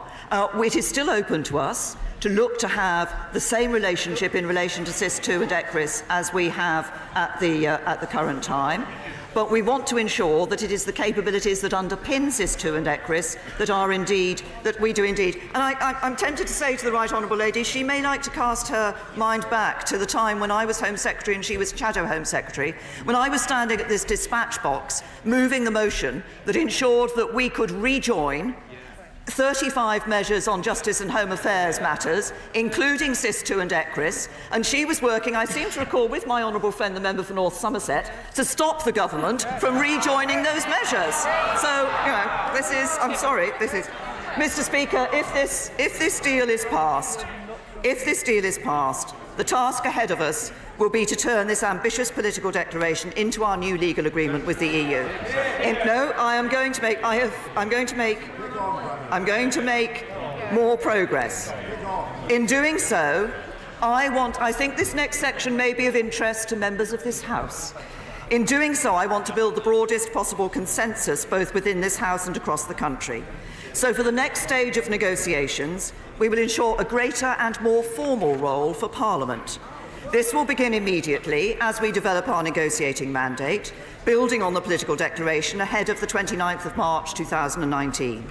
The Government will consult more widely and engage more intensively with Parliament as we finalise the mandate for the next phase of the negotiations. Ministers will appear before select committees between now and March in each relevant area of the political declaration, from fisheries to space to foreign policy. So members across the House will be able to contribute their expertise to the detailed positions we take forward with the EU. And the whole House will be consulted on the final version of that full mandate. And we will also provide the devolved administrations with a similar degree of detailed engagement. We will undertake targeted engagement with business and civil society to help inform our detailed negotiating positions. Taken together, I'll give way to the Chairman of the Select Committee. Yes. Been extremely generous in giving way. She said a moment ago that the House of Commons would be consulted on the mandate. Exactly. Can she give the House a very simple assurance that the House of Commons will get to vote on whether to approve that mandate or not? Can I say to the right honourable gentleman, the outline of that mandate has already been set, will be set in the political declaration. That is the deal that has been agreed with the European Union. As I say, what we are looking for is to have the expertise of the House, the views of the House, when we go into that negotiating position. And as I've said, I realise to the Chairman of the Select Committee that I said ministers will appear before the Select Committee. Of course, ministers will have to be invited by the Select Committee to appear before them, but I hope that Select Committees will indeed accept that it is important for ministers to appear on these matters. Taken together, these arrangements will support a national mission to forge the strongest possible future relationship with our European partners, commensurate with our wider global goals and in the interests of the whole country. Mr. Speaker, let me turn to the amendment proposed by the Leader of the Opposition. First, it argues for a permanent customs union. The benefits of a customs union is that it means no tariffs, fees, charges, quantitative restrictions or rules of origin checks. All of these are explicit in our deal, but importantly it goes further because it also gives us the crucial ability to have an independent trade policy beyond our partnership with the EU, which membership of the customs union would not. So the Leader of the Opposition needs to explain why he does not share our ambition for a global Britain. Second, the amendment argues for a strong single market deal. If that means being close to the single market but not part of it, then it is our deal which delivers the closest possible partnership. If it actually means being in the single market, then he is opposing taking back control of our borders and ending free movement. And that not only contravenes the democratic instruction of the British people, it contravenes his own manifesto. Third, the amendment claims our deal would, quote, lead to increased barriers to trade in goods and services. Unless his policy is to stay in the single market as well as a customs union, then some increase in barriers is inevitable. But it is our deal that is the best deal outside the single market and which gives us the opportunities that come from an independent trade policy and increased regulatory freedom. We are now at the stage in this process. Very grateful. As the UK will have lost the ability to influence EU rulemaking on financial services directly, it's vital that we can play a full part in defending our interests in international bodies that set standards globally, such as the Basel Committee and IOSCO and others. Does she therefore share my concern that Article 129 of the draft treaty, which clearly states that the EU may not take a contrary position to the EU in such bodies, will prevent us from doing so? I think Article 129 that I'm looking at in this matter actually is about the joint committee responsible for the management, administration and supervision of the dispute resolution in the future. So, yes, that's... Oh, well, he's... But I say to the honourable gentleman, no. We have been very clear in the area of financial services. We've been very clear in the area of financial services that it is important, because of the significance of financial services to the United Kingdom, that we are able to ensure that we have that ability to set those regulations that we need to set as a global financial centre, working with the other bodies in terms of the regulatory, other regulatory bodies, and doing that in the interest not just of the United Kingdom, but in the interest of financial stability across the world. We are now at the stage, Mr. Speaker, in this process we must all engage with the hard choices we face. Simply pretending everything can stay the same as we leave the EU, as Labour's amendment does not face up to these hard choices and amounts to not being straight with the people of this country. Fourth, the amendment claims our deal would not protect workers' rights and environmental standards. This is simply wrong. Our deal does protect them. As part of the single customs territory in the Northern Ireland Protocol, we've committed to ensuring there will be no reduction in standards in this area, including on labour and social protection, fundamental rights at work, occupational health and safety, and fair working conditions. And we have said we will improve on this in developing our future relationship with the EU. Indeed, we already go further than EU minimum standards, including on annual leave, paid maternity leave, flexible working, paternity leave and pay, and parental leave. For we know that the first responsibility for protecting those rights sits with this Parliament.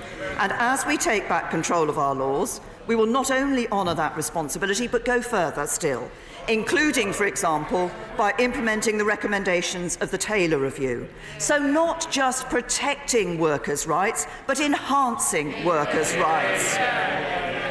Now, fifth, the amendment claims our deal allows the diminution of our security.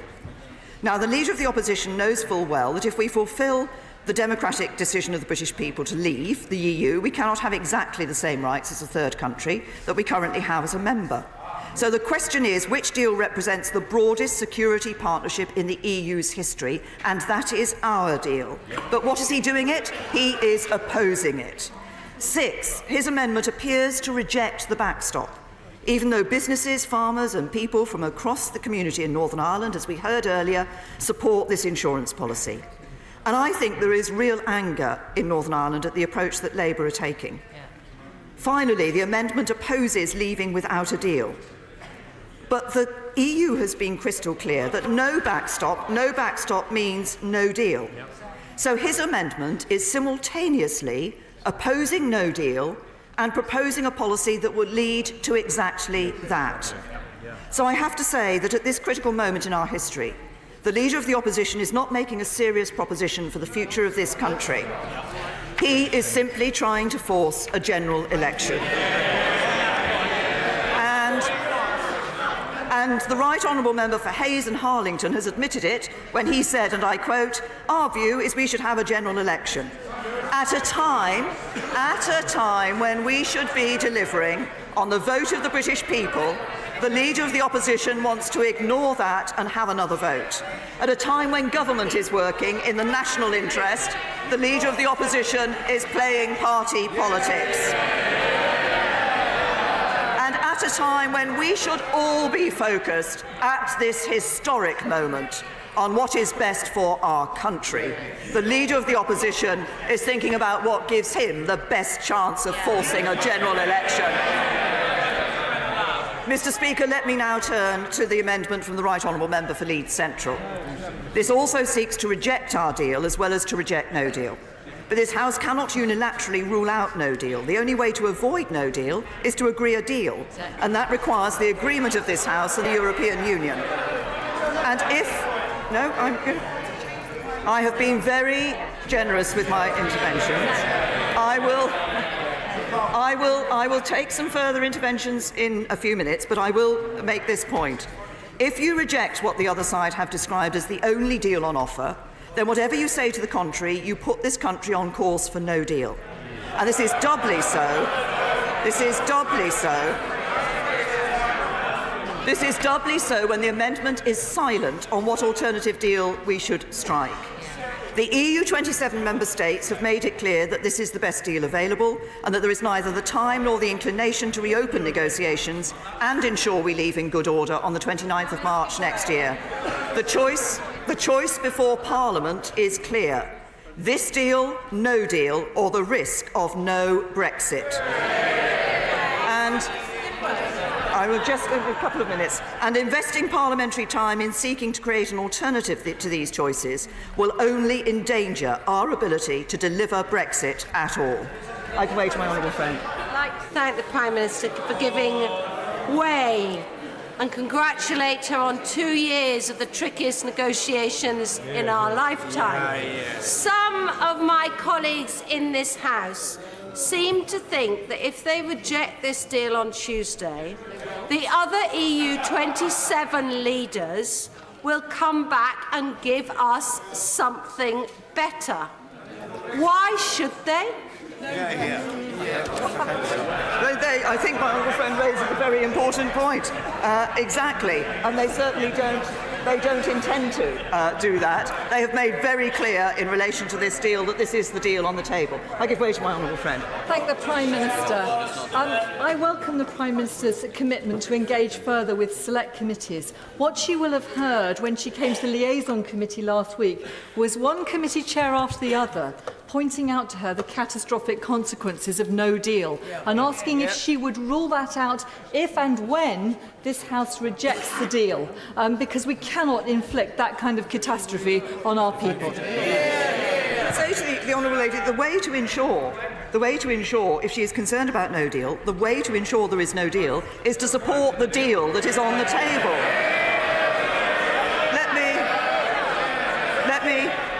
I will give way one more time to the honourable gentleman who's been trying several occasions. I'm extremely grateful to the Prime Minister. Mr. Speaker, this feels like the fall of the Ancien regime this afternoon. But can I take her back to what I think was meant to be? Can I take her... No, I think he was there. Can I take her back to the bit that I think was supposed to be the Scotland part of this speech on devolved administrations? What the Scottish Parliament will not be interested in is ministers making day trips for a number of hours to Scotland to come over with meaningless waffle. If we are to be convinced that their views will genuinely be taken into account, what will change, because they haven't been up until this point? The honourable gentleman knows full well we have had a high degree of engagement with the Scottish Government and indeed with the Welsh Government on all of the matters as we have been going through. We will continue to have that high level of agreement, of engagement. There are areas where there is a disagreement. The Scottish Government wants to remain in, ideally, I think the Scottish Government wants to remain in the European Union. That would deny the vote of the British people. That would deny the vote of the British people. So we do have a difference of opinion on that. Let me now deal with another question that has been raised. Which is the question of another referendum. I understand the argument that if this House is deadlocked, we could give the decision back to the British people. But I ask the House to consider what that would say to those in our constituencies who put aside decades of doubt in the political process because they believed that their voice would finally be heard. What it would say about the state of our democracy if the biggest vote in our history were to be rerun because a majority in this House didn't like the outcome. And what it would do to that democracy and what forces it would unleash. This House voted to give the decision to the British people. This House promised we would honour their decision. If we betray that promise, how can we expect them to trust us again? And even if we held a referendum, what would it achieve? It wouldn't bring the country together, it would divide us all over again. It wouldn't end the debate, Because if it was close like last time, then whichever side lost out would soon start to call for a third one. And it wouldn't take us forward, but rather back to square one. We cannot afford to spend the next decade as a country going round in circles on the question of our relationship with the European Union.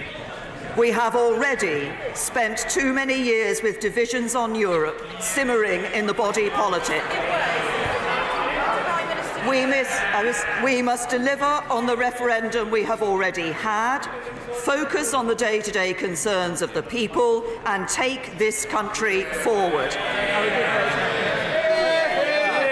I thank the Prime Minister so much for her generosity. Our youngest child has just gone to university, Prime Minister. Could she give assurances that when he comes out, he will walk into a world where he can make his way in this world and in this country? Could she give assurances that this government will have the ship back on track, that we will have respected the democratic view of this country, we will have trusted the people as we expect them to trust us, but we will also respect the European Union, we will have close relationships with that great trading bloc, but we will also be able to hold our head up on the global worldwide stage so that we will not be diminished, Prime Minister, we will be even greater.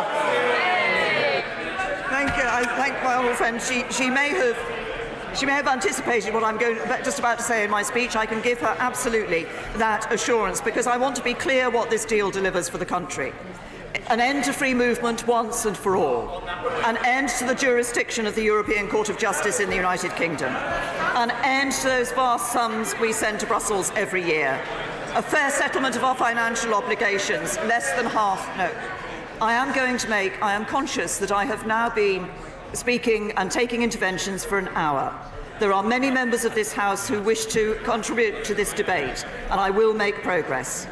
A new free trade area with no tariffs, fees, quantitative restrictions or rules of origin checks. An unprecedented economic relationship that no other major economy has. And at the same time, the freedom to have an independent trade policy and to strike new trade deals all around the world. This deal means being out of EU programmes that do not work for us, out of the Common Agriculture Policy, out of the Common Fisheries Policy as an independent coastal state, once again, with full control over our waters. It means jobs protected, citizens' rights protected, the integrity of our United Kingdom protected, the sovereignty of Gibraltar protected, our security protected, with the broadest security partnership in the EU's history, working together with our friends and neighbours to keep all our people safe.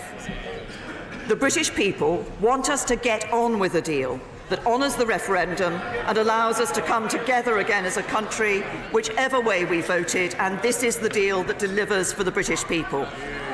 Mr. Speaker, no, I'm not taking. Mr. Speaker, I have spent nearly 2 years negotiating this deal.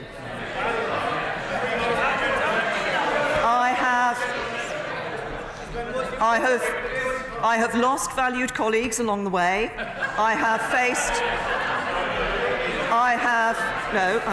I'm concluding. I faced fierce criticism from all sides.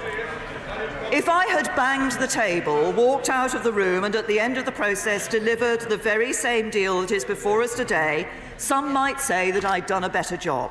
But I didn't play to the gallery. I focused on getting a deal that honours the referendum, sets us on course for a bright future, and I did so through painstaking hard work.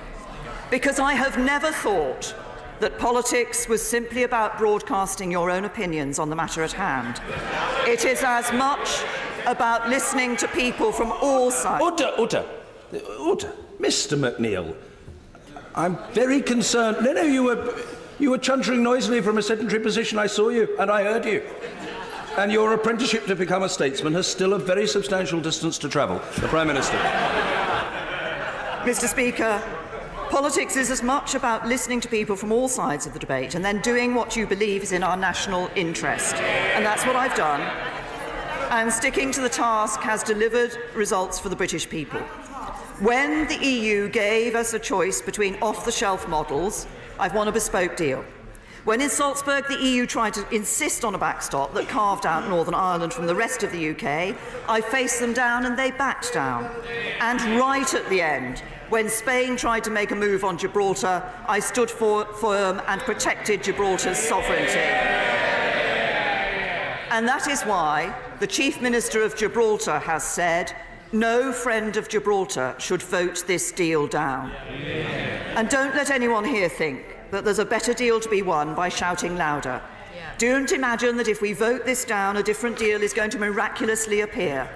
The alternative is uncertainty and risk. The risk that Brexit could be stopped. The risk we could crash out with no deal.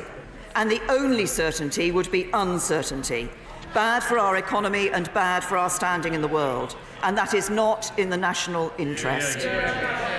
The alternative is for this House to lead our country forward into a brighter future. I don't say that this deal is perfect. It was never going to be. That's the nature of a negotiation. Yes, it is a compromise. It speaks to the hopes and desires of our fellow citizens who voted to leave and those who voted to stay in. And we will not bring our country together if we seek a relationship that gives everything to one side of the argument and nothing to the other. We should not let the search for the perfect Brexit prevent a good Brexit that delivers for the British people. And we should not contemplate a course that fails to respect the result of the referendum, because it would decimate the trust of millions of people in our politics for a generation. And to all sides of, no, I'm concluding, so to all sides of the debate, to every member in every party, I say that this deal deserves your support for what it achieves for all of our people and our whole United Kingdom. One union of 4 nations, now and in the future. And this is a debate about our future. It's not about whether we could have taken a different road in the past, but which road we should take from here. If we put aside our differences and remember what unites us, if we broker an honourable compromise in the interest not of ourselves, but of those we were sent here to serve, if we come together and do our duty to our constituents, then we will pass the test that history has set for us today. It's not easy when the passions run so deep, but looking around this chamber, I know we can meet this moment. So I promise you today, this is the very best deal for the British people. I ask you to back it in the best interests of our constituents and our country. And with my whole heart, I commend this motion to the House.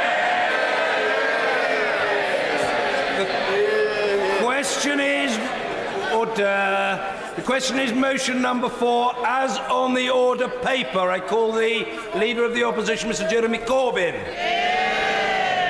Thank you, Mr Speaker. This is a seminal debate in the history of this House and for the future of our country. I've been in the House since 1983, and this debate and this decision we'll take next week is one of the most important we will ever take whilst we're members of this House. The deal before us would make our country worse off.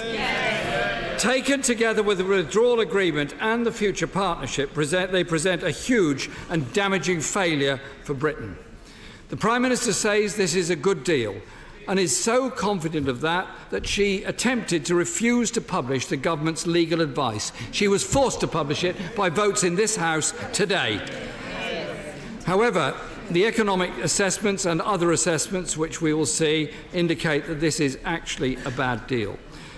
These documents are the product of 2 years of botched negotiations in which the government spent more time arguing with itself than it did in negotiating with the European Union. It's not only on Brexit where they failed. The economy is weak. Investment is poor. Wage growth is weak. Our public services are in crisis, and local councils are collapsing because of this government's refusal to fund them properly. More people in this country are living in poverty, including 500,000 more children since 2010. The government should be ashamed of themselves for that. Poverty is rising, homelessness is rising, household debt is rising too. Mr Speaker, it's against this backdrop that this government has produced this botched deal that even breaches the Prime Minister's own red lines. Across this House, it's achieved something. It's united both Conservative Remainers and Conservative Leavers and members of every opposition party in an extraordinary coalition against the deal. Mr. Speaker,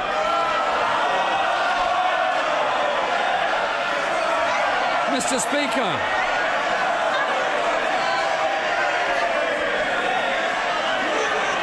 Mr. Speaker, it could have all been so different. It could have all been so different following the 2017 election. The Prime Minister... Order, calm yourselves. Some of these antics are rather undesirable and to be deprecated. They may have a role on the playing fields at some public school, I don't know, but they have no role in this chamber. No, they're just unseemly and inappropriate. Jeremy Corbyn. Mr. Speaker, it could have all been so different following the 2017 general election. I'm going to say it once, but I'll say it as many times as necessary, and colleagues who want to speak will be prevented from doing so by that sort of pathetic self-indulgence. The right honourable gentleman will give way when he wants to give way. If you don't like it, frankly, you can lump it. Jeremy Corbyn. Thank you, Mr. Speaker. It could have all been so different. Following the 2017 election, the Prime Minister could have attempted to build a consensus, recognising the new arithmetic of Parliament, and sought a deal that brought people together. Instead, just like her predecessor, who called a referendum without preparing for the eventuality of a Leave vote, the Prime Minister has seen these negotiations only as an exercise in the internal management of the Conservative Party, and that did not work out very well at all. When the two previous Brexit secretaries, who theoretically at least led the negotiations, well, they did theoretically, say they cannot support the deal, how can she expect anyone else in this House or in this country to have faith in a deal that's been rejected by two of the people that were involved in the negotiation of it? Mr. Speaker, no deal is not a real option. Mr. Speaker, no deal is not a real option, and the government knows that, because it is not seriously prepared for it. 11 out of the 12 critical infrastructure projects, 12 critical infrastructure projects that would need to be in place by the end of March 2019 to manage a no-deal Brexit are at risk of not being completed on time, according to the National Audit Office. I'm very grateful to the honourable gentleman for having the courage to give way to somebody on this side when he refused to give way to the former Shadow Chancellor 3 times running. Why could he explain to the House why he has not got the courage to debate my right honourable friend, the Prime Minister, on Sunday?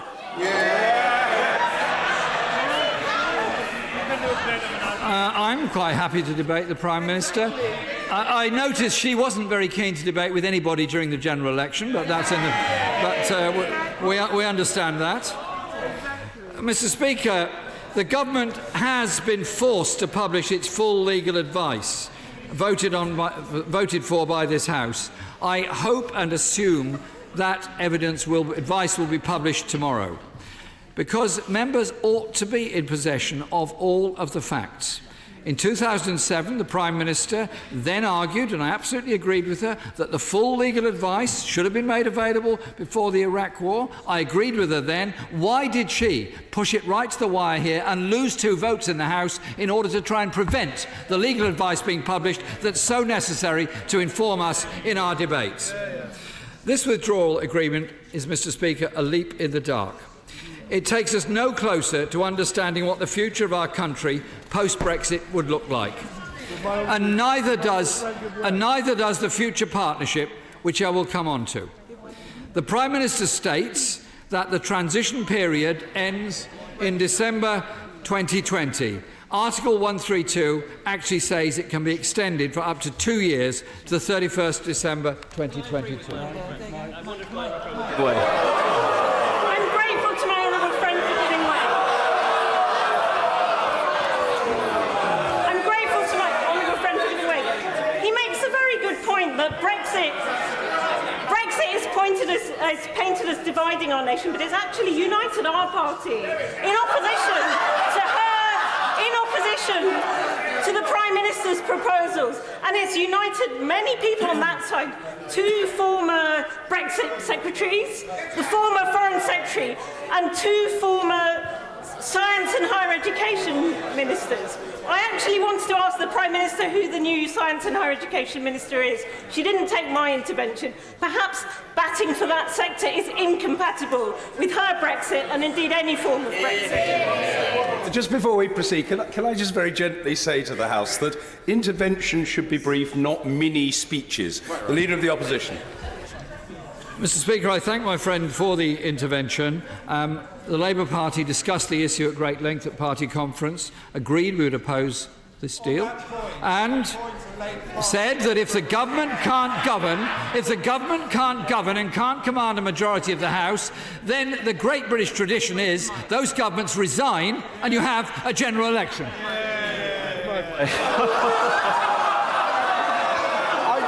thank my right honourable.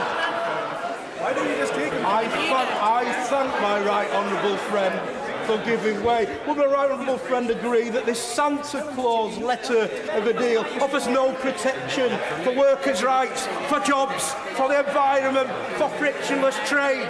Vote it down. Mr. Speaker, my friend is right, because what this deal doesn't do is ensure that if there are changes across the EU in improvement of workers' rights and conditions, they're necessarily mirrored in this country. And when the Prime Minister talks so grandly about workers' rights in this country, what comes to my mind is 1 million people on 0 hours contracts. What comes to my mind is people trying to make ends meet by doing 2 or 3 jobs just to feed their children. The Prime Minister states that the transition period ends, as I said, in 2020. Article 132 actually says this can be extended for up to 2 years to December 2022. The Business Secretary is already clear it's likely to be extended to that period, and under this bad deal, we'd have to pay whatever the EU demands to extend it for those 2 years. Under this deal,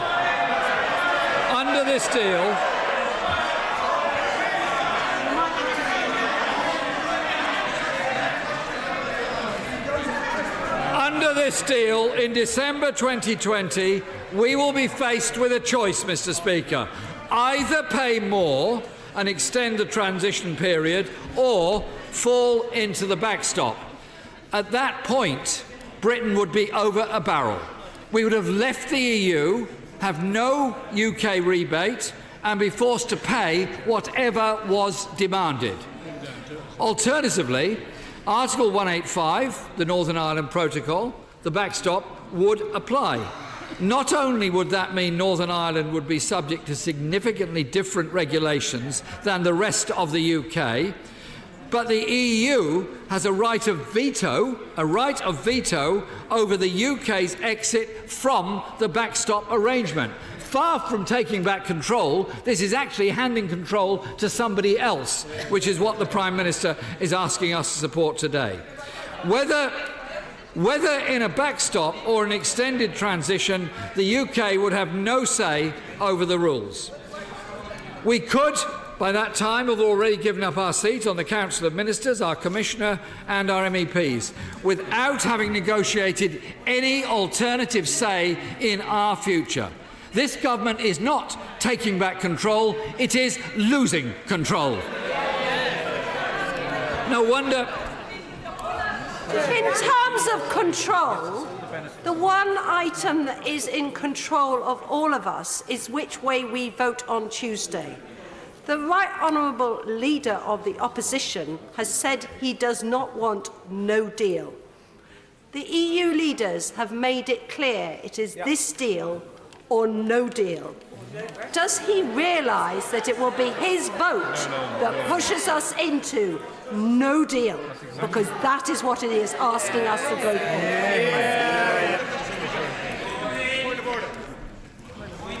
Mr. Angus Brendan McNeill. Speaker, I distinctly heard Donald Tusk at the weekend saying the options are no Brexit, no deal, or this deal. So to say it's a binary choice is not right.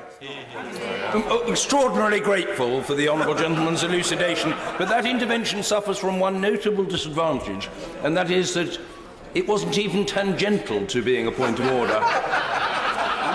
The honourable gentleman's intervention and points of order are not even nodding acquaintances in my experience. Mr. Jeremy Corbyn. Mr. Speaker, it really is not credible for the government to come to this House with this deal that does damage a great deal of our economic interests, that does reduce our powers to decide our relationships in the future, does damage our trade, and then say there's no alternative. This House will make its decision next Tuesday. I hope and expect this House will reject that deal. At that point, the government has lost the confidence of the House. I think they should reflect on that.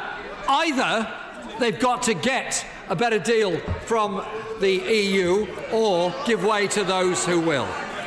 And no wonder the Science Minister, the member for East Surrey, resigned, saying this deal will cost us, and I quote, our voice, our vote and our veto. The opposition. Chris, come over here. If he's so emphatic that we won't have a no-deal exit if we reject the Prime Minister's deal, what deal does he suggest we're going to put in place between now and March of next year, which will avoid that?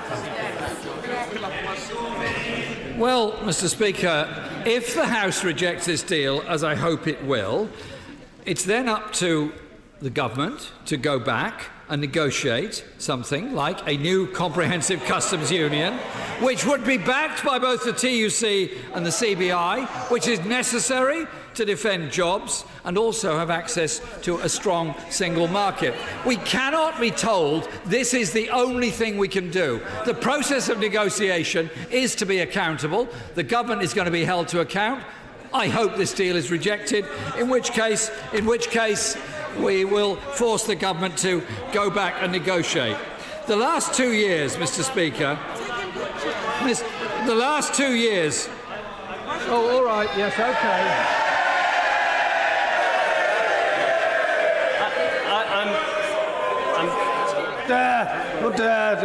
I want to hear the intervention. A lot of noise. Mr. Christopher Leslie. Very grateful, actually, Mr. Speaker. I wanted to agree with my honourable friend that I agree this is a bad deal. Doesn't he agree that our country would be better off remaining in the European Union than exiting on the basis of this deal? Mr. Speaker, the referendum took place. We fought the election respecting the result of the referendum. We are opposed to this deal. We think there is the possibility of getting an agreement which would be better for this country and give us the control which is not given by this government's proposals to us. The last 2 years gives us no confidence that the government can do a deal in under 2 years, taking us up to the transition period. So at some point before December 2020, the focus would then inevitably shift from negotiations on the future relationship to negotiations on an extension of the transition period, including negotiating what further payments we would have to make to the EU. So, Mr. Speaker, we are over a barrel, either paying whatever is demanded or negotiating away fishing rights or who knows what else. This is a terrible failure of negotiation by this government. Should the backstop come into force? I thank the right honourable friend for giving way. Would you agree that the Prime Minister will not take her political declarations for this deal to the people because she is afraid that her Brexit ship would sink? Jeremy Corbyn. Well, we will know the outcome of that next Tuesday when the vote takes place in this House. But any analysis of this deal would show it's unacceptable and should be defeated in this House. Should the backstop come into force, there is no time limit or end point. It locks Britain into a deal from which it cannot leave. Remember that, it cannot leave without the agreement of the EU. I'm grateful to the Right Honourable giving way. I wonder if he could, following his answer to his Right Honourable friend, could he now clarify? He says that the Labour Party stood on a manifesto that accepted the result of the referendum, and he was clear on that. And yet since then we know the member for Hayes and Harlington has suggested that the Labour Party's position would now be to support a second referendum. Would he now clarify, for the sake of the House, is the Labour Party's position to support a second referendum, or is it that they accept the result of the first referendum and will not support a second referendum? Mr. Speaker, I'm sure the member for Chingford has read the Labour manifesto with great caution and detail. Oh, he did. We were quite clear that we respected the result of the referendum, and in our conference motion we discussed the whole issue at great length, and our party agreed at the largest Labour Party conference ever held in our party's history unanimously to back the composite motion that we put forward, which did oppose this process which the government is putting forward, and suggests that if the government can't govern, and it looks increasingly like it can't, then they should make way and have an election. That is our priority. Should the backstop come into force, there is no time limit or end point. It locks Britain into a deal from which it cannot leave, as I said. This is, I believe, the first time ever, as was said yesterday in questions to the Attorney-General, the first time ever in the history of this country that we've signed up to a treaty that we could not leave out of our own volition. That is quite a serious indictment of this government. And in the backstop, restrictions on state aid are hardwired with an arbitration mechanism. But no such guarantee exists for workers' rights. New state aid rules could be brought in whether they were in Britain's interest or not. The Attorney-General made that very, very clear yesterday. Order, just order. Don't need to have a bickering between members of the same party as to whom the Leader of the Opposition is giving way to. I think it is the honourable gentleman from Anhelion and Yar who's been invited to intervene. But just before he does, order. I should just remind colleagues that it is legitimate to use mobile devices without impairing decorum. But it has just been brought to my attention there is a very widespread use of them, and I would just gently remind colleagues that they most certainly should not be taking photographs in the chamber. Yeah, no, I know exactly what I'm doing and what I'm saying and upon what advice. It requires no comment or contradiction, simply a recognition of the validity of the point. Mr. Angus Brendan McNeill. Thank you very much, Mr. Speaker, and grateful to the honourable gentleman for giving way as well. The honourable gentleman talks about respecting the referendum. Fair enough, that's his point of view. I've got a different respect in Scotland. But the question I want to ask him is, will he respect the mandate that the Scottish Government has and the Scottish Parliament's will to have a second independence referendum? How far does his respect go? Well, it's not actually relevant to this debate today, Mr. Speaker. We are talking about the deal that the government has brought back, and that's what the debate is about. In the backstop of the regulatory frameworks dealt with by non-regression clauses are non-enforceable by EU institutions or by arbitration arrangements, and will give the government the power to tear up workers' rights, damage environmental protections and consumer safeguards. Will he give way on that point? Isn't one of the most extraordinary things about the debate so far that we've not had a single mention of the word immigration? And yet it was meant to be one of the most important aspects of the referendum. The government hasn't even published an immigration bill. We don't know what our immigration policy will be next year. And don't we really want to stand up for the rights of young British people to be able to study, work, live elsewhere in the European Union? Because it's British people who've used it more than any other country in Europe. I'm coming to that in my speech, but I just say absolutely. Young people need that right to travel, need that right to be able to study, and I think the Erasmus scheme has actually worked very well, giving opportunities for a lot of people to study.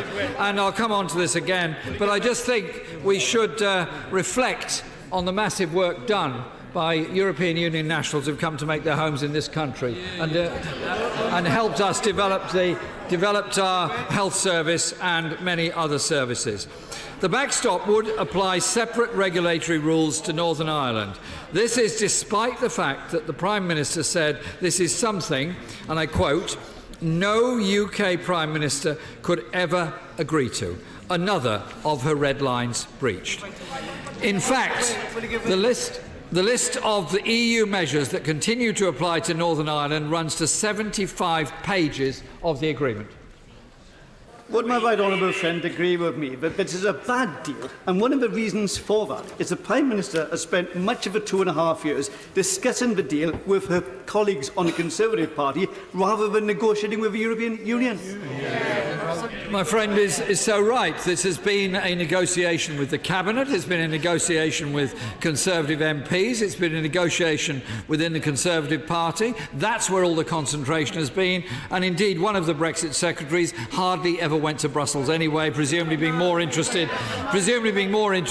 in arguments within the Conservative Party.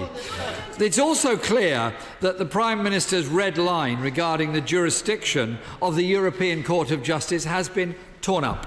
Under the Prime Minister's plan, by 2022, we'll either be in a backstop or still in transition, where we will continue to contribute to the European Union budget and follow the rules overseen by the European Court of Justice.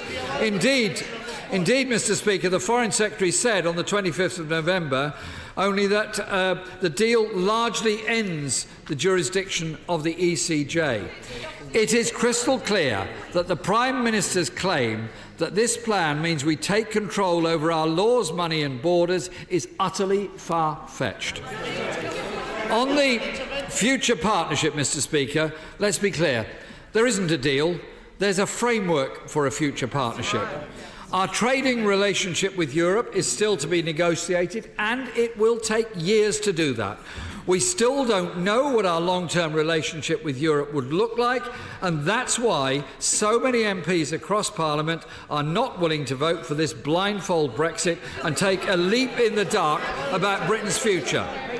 There is no mention of the Prime Minister's favoured term implementation period anywhere in the 600 pages of the withdrawal agreement. And no wonder. There is precious little new to implement spelt out either in the agreement or in the future partnership. The agreement does call for a transition period, but there is nothing to transition to. It's a bridge to nowhere. As the 26-page document says, it can lead to a spectrum of different outcomes, as well as checks and controls. And we're expected to endorse that as a basis of our future relationship with the European Union. After 2 years of negotiations, all the government has really agreed to is a very vague wish list. And, Mr. Speaker, only three of its 26 pages deal with trade. It's not a trade deal. It's not even close to a trade deal.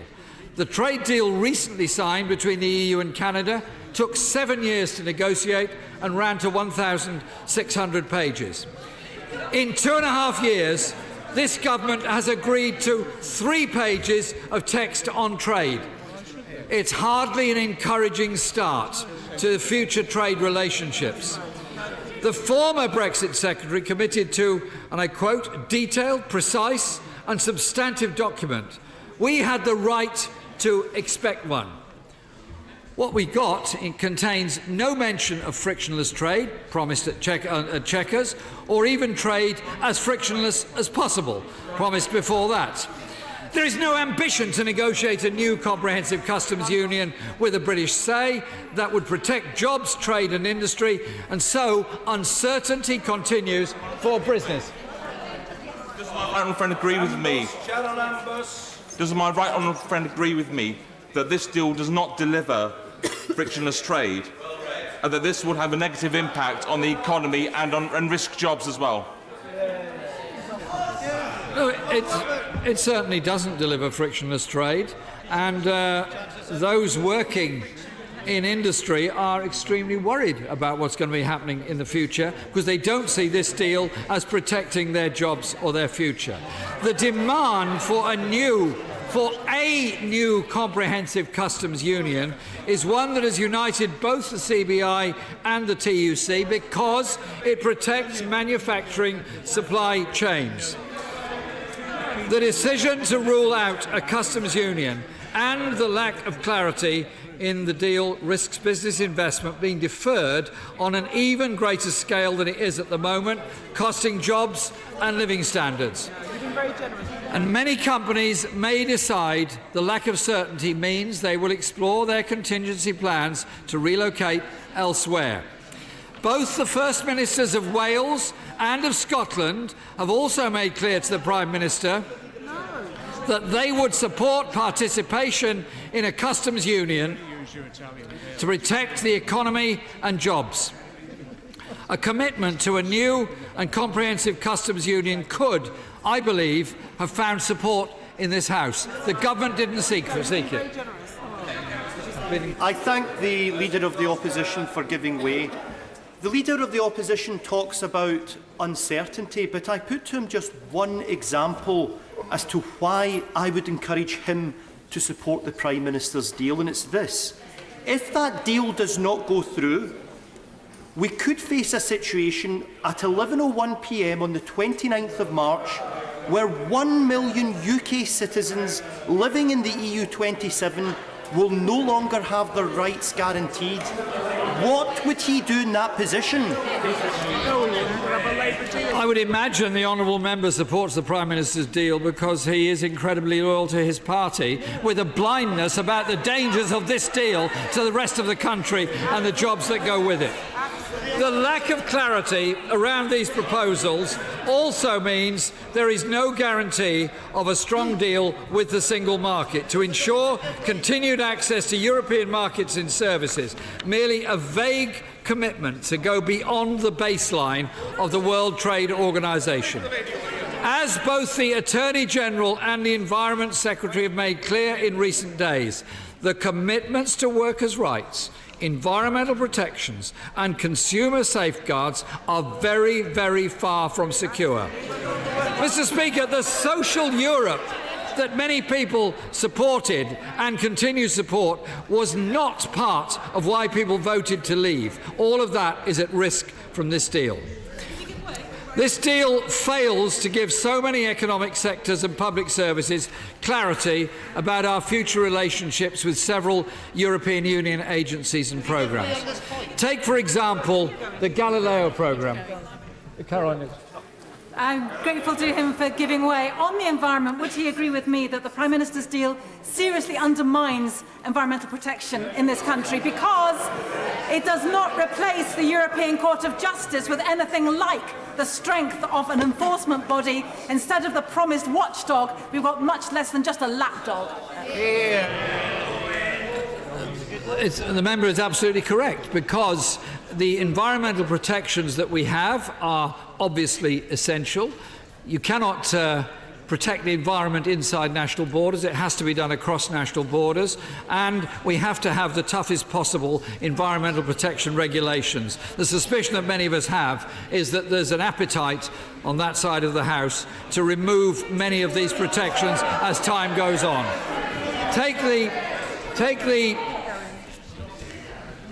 I thank the honourable member for giving way. On the point of environmental protections and other protections, which is so important, does he agree with me that the government's obsession on clamping down on foreign aid, state aid, is something that is the wrong focus, and they should be focusing on all of the protections that we're bringing up right at this moment in time. Mr. Speaker, the state aid rules of the European Union are something this government has been very, very happy to sign up to, and indeed used that as a means of not defending the steelworks at Redcar when they could have done something about it and defended those jobs in Redcar at that time. It's the failure of this government to do anything to protect those steelworks and those jobs that they should be condemned for. And I thank my friend for his intervention and the work that he did to try and protect those jobs. Take, for example, Mr. Speaker, the Galileo programme, to which the UK has so far contributed £1.2 billion. But now we seem set to walk away from it. Then there is a lack of clarity about whether we will continue to participate in the European arrest warrant, Europol or Eurojust. The Chequers proposal argued for the UK maintaining membership of the European Aviation Safety Agency and the European Medicines Agency, but the future partnership merely allows for cooperation. I thank the right honourable member for giving way. Thank you, Chair. Does my right honourable friend agree that while the Prime Minister seems proud to claim freedom of movement has ended, she can't tell us what it will be replaced with? Is it not right that we see the government's immigration white paper before the meaningful vote? I'm coming on to that in just 1 second. We lack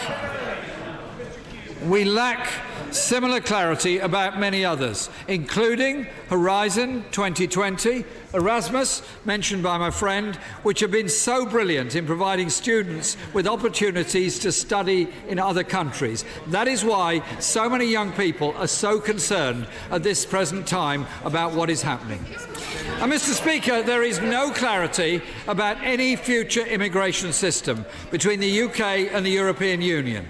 And it now seems the immigration white paper we were promised in December 2017 won't even appear in December 2018. Following the disgraceful Windrush scandal, many prospective migrants will have no confidence in the ability of this government to deliver a fair and efficient system. Thank you. Thank you, my right honourable friend, for giving way. And thank you for mentioning immigration. Immigration is a serious thing that our young people are concerned about, and especially to do with Brexit. But because you've mentioned the Windrush scandal, do you agree that lessons learned is not good enough? We need a public inquiry to really understand the Windrush scandal and the hostile environment. And when we get this, we will understand more about how the government is committed to immigration and getting things right, especially at times like this. I thank my friend for her intervention, and as the daughter of a Windrush generation migrant to this country, she fully understands how horrible it felt in her community when this Prime Minister, as Home Secretary, deliberately created the hostile environment which was so damaging to community relations all across our country.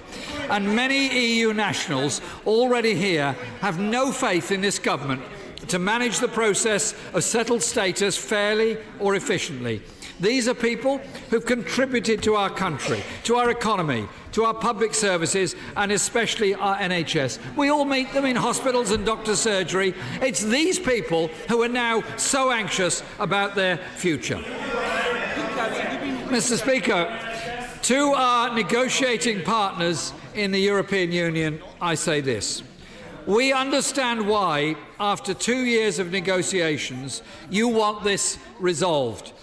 But this Parliament represents the people of this country, and the deal negotiated by this government is not good enough for the people of this country.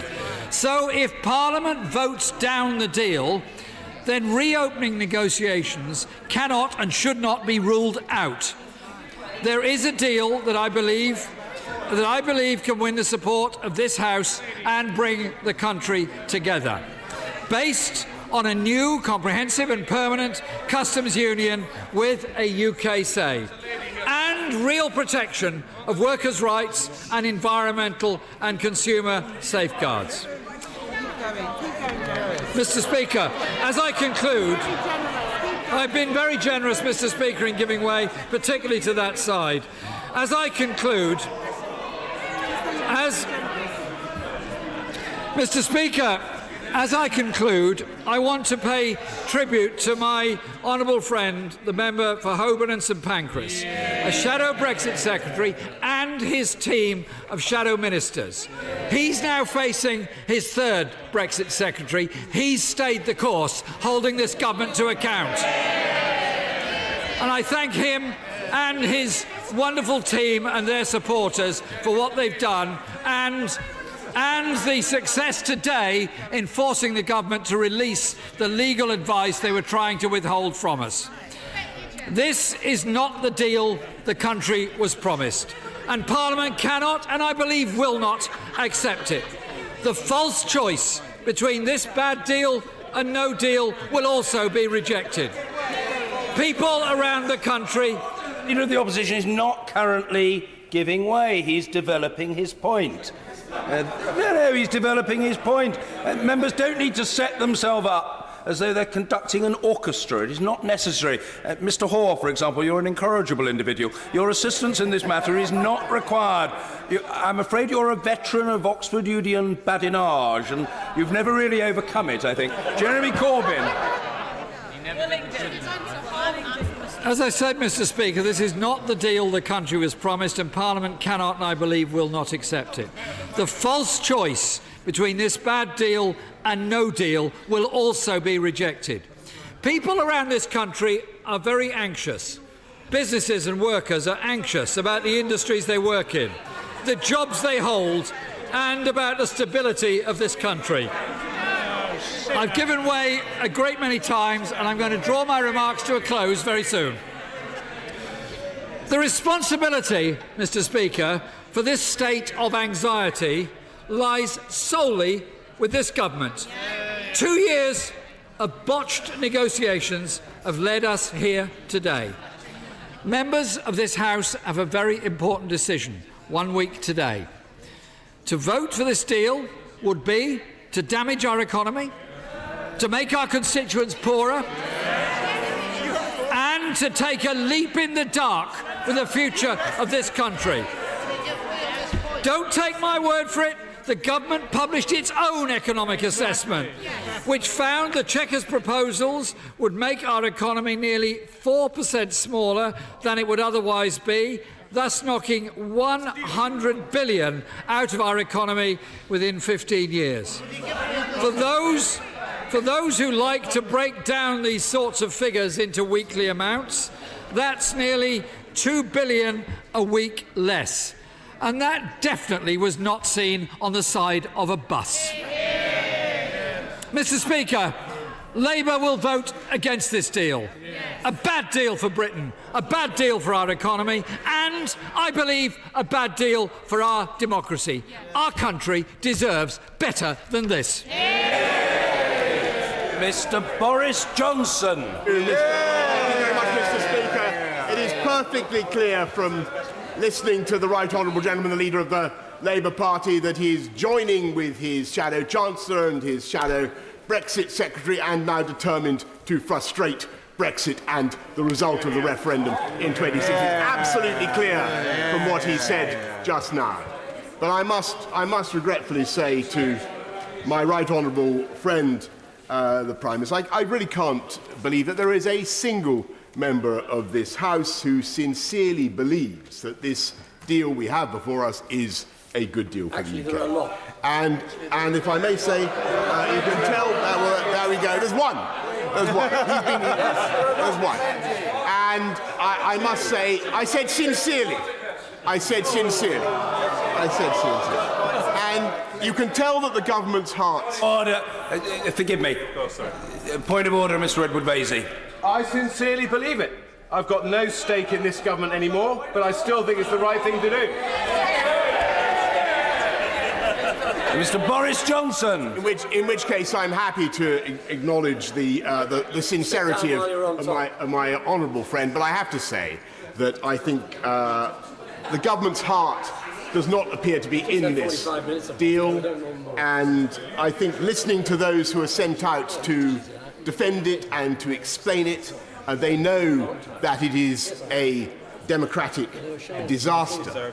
In fact, after 2 years of negotiation. As has already been said, I think it has achieved an extraordinary thing in the sense that it has brought us together, finally. It has brought us together in the sense Remainers and Leavers, myself, Tony Blair, we are united. The whole Johnson family is united in the belief that this is, I'm afraid, a national humiliation that makes a mockery of Brexit. And I'm sorry to say this, these are hard truths, but there will be no proper free trade deals as a result of this deal. We will not take back control of our laws. And for the government to continue to suggest otherwise is to do violence to the natural meaning of words. We will give up £39 billion for nothing.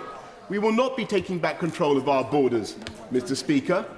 Not only have we yet to settle the terms on which the EU migrants will in future come to this country, but we will be levying EU tariffs at UK ports and sending 80% of the cash to Brussels. In short, we are going to be rules takers. We are going to be a de facto colony. And out of sheer funk, I'm sorry to have to say this to the House, we are ensuring that we will never, ever be able to take advantage of the freedoms that we should have won by Brexit. And under the terms of the backstop, we have to stay in the customs union while Northern Ireland, and therefore the rest of the UK, if we want to keep the union together, will stay in regulatory alignment unless and until the EU decides to let us go. And why should they let us go? By handing over £39 billion, we lose all our leverage in the talks. With a £95 billion surplus that they have with us in goods alone, the EU has absolutely no interest or incentive to allow us. I will happily give way. I'd like to thank the Right Honourable Member for giving way. The Prime Minister gave us 7 reasons why the EU will not be using this backstop. The Attorney General yesterday made it completely clear that the backstop, if it ever came to place, would be challengeable under EU law itself. I say to my greatly respected colleague that I think he is promoting Project Fear because what is his option? Order, resume your seat. I'm sorry to have to bark at the Honourable Lady, but the intervention was just too long.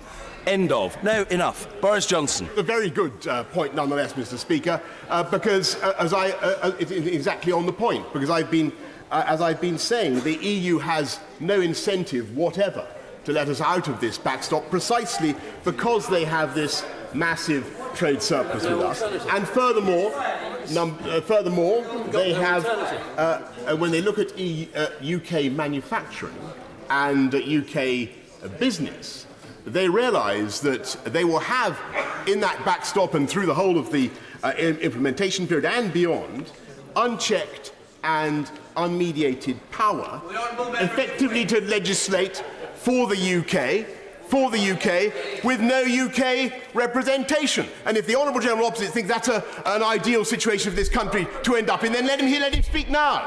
The Right Honourable Member talks about an ideal situation. The Right Honourable Member was a senior member of Vote Leave. He was Foreign Secretary for 2 years. We are in this mess because of him. Does he take no responsibility? No. I do not. I'm grateful to the honourable member, but the fact is that I'm afraid I was not able to continue to support this process for precisely that reason. They know if the House will allow me, I will just make some progress. They know that having that regulatory control over us, they would have no incentive, as it were, to take the foot off our neck. And they will have us in permanent captivity as a memento mori, as a reminder to the world of what happens to all those who try to leave the EU. And this is a recipe for blackmail, and it is open to any member of the EU to name its price. If my honourable friend will allow me, I'll just make some progress. To name its price for Britain's right to leave the backstop. The Spanish will make a play for Gibraltar, the French will go for our fish and for our bankers. The Germans may well want some concessions on the free movement of EU nationals, and so it goes on. I'll give away in just a second. The worst of it is that we have not even tried properly to leave. And the worst, or shown any real interest in having a different future. And I will give way to the honourable gentleman. Thank you, Mr. Speaker, and I thank my right honourable friend for giving way. The Prime Minister at the dispatch box today was generous. She made very clear that for us to unify the country, we have to bring the 48% that voted to stay as well as the 52. Can I ask my right honourable friend, someone that was regarded in London as a unifying political figure, what would he do to bring the 48 and the 52 together? I think that as I say, Remain and Leave have been to a very large extent united in their dismay at what I think is a wholly undemocratic deal. And the thing that really pains me, and the gentleman opposite asked about the role of ministers in this. And I have to say that we on the UK side of the negotiation, I think, have been responsible for forging our own manacles in the sense that it's almost as though we've decided that we needed to stay in the customs union and in the single market in defiance of the wishes of the people. And we should be careful about... I'll give way to my honourable friend behind me who's been chuntering away from a sedentary position from behind. I'll give way in a minute. We should be careful about claiming any kind of subterfuge. But it is very hard to understand how... We've lost 2 Brexit secretaries in the course of these negotiations. It's very hard to understand how the former Secretary of State for the Department for leaving the EU could have been kept in the dark about the crucial addition to paragraph 23 of the political declaration, my honourable friend, where this country agreed, in paragraph 23, apparently without the knowledge of the elected politician concerned, that our future relationship would be based on the backstop. No one campaigned for that outcome. No one campaigned, no one voted for this type of Brexit. This isn't Brexit. This is not Brexit, but a feeble simulacrum of national independence. It is a... I'll give way in a second to this gentleman here. It is a paint and plaster pseudo-Brexit. And beneath the camouflage, we find the same old EU institutions as the customs union and the single market, and all of it adjudicated, by the way, by the European Court of Justice. If we vote for this deal, we will not be taking back control, but losing control. I'm very grateful to the right honourable gentleman for giving way. He appears to be one of those who prefers the grievance to the solution. My right honourable friend, the Prime Minister, has come up with a solution. What's his big idea? I was coming to that, Mr. Speaker. You anticipate. Order! Members must not shout across the chamber at the right honourable gentleman. It's extremely unseemly. Order! I've no doubt that the right honourable gentleman is well able to look after himself. I'm not really concerned about him. I'm concerned about the reputation of the House. Boris Johnson. Mr. Speaker, well, I've been told by your leave that I have an unlimited time to speak, so I will come to the solution that my honourable friend craves in just a minute, because the solution is, in fact, very... I'll just make some progress. If we vote for this deal, we are not taking back control. Indeed, I would say to colleagues, friends across the House of Commons, I would say that we are part of a representative democracy, and voting for this deal will be not just, as it were, turkeys voting for Christmas. It's actually worse than that. There is a sense in which, of course, we would be voting for Turkey. Or Turkish, as my right honourable friend. That's exactly true. That is exactly true. We'll be voting for Turkey in the sense, or Turkish-style membership of the customs union, obliged to watch as access to the UK market is traded by Brussels, but with no say in the negotiations. And of course, the kicker is that with its veto, the EU ensures that the backstop they impose on us is more subservient even than the arrangements that the Turks have. And it's a wonder, frankly, that's absolutely true, it's a wonder that any democratic politician could conceivably vote for this deal. And yet I know, one second, and yet I know that many good colleagues are indeed determined to do so, in the belief that we have no alternative or that we've run out of road, and, as we've heard earlier on, that Brussels will offer us nothing else. And I want respectfully to deal with those anxieties, which I'm sure my honourable friend shares. Very grateful. Given that my right honourable friend appears to be unwilling to enter into an understanding of what negotiation is, can we take it from that my right honourable friend has actually only ever meant that no deal is a good deal, because he does not believe in having a deal with an institution which he is philosophically opposed to, and windmills that he tilts at every turn? I may say with great respect and admiration to my honourable friend, I do not philosophically oppose the European Union. I simply think that membership of the European Union for the purposes of the UK is no longer right. And that was what I campaigned on, and I think it was, and I think the British people were completely right. And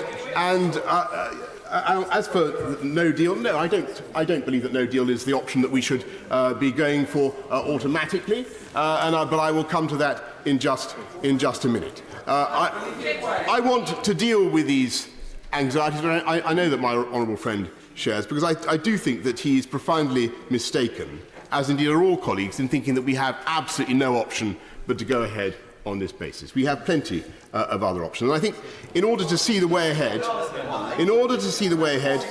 we need to understand what happens on Tuesday, next Tuesday, if, as I very much hope, this great House of Commons votes down this deal. And I'll tell you what happens. And you've got to put yourself in the mind of our counterparts across the table in Brussels, because I tell you, in Brussels, they think they've got us beat. They do.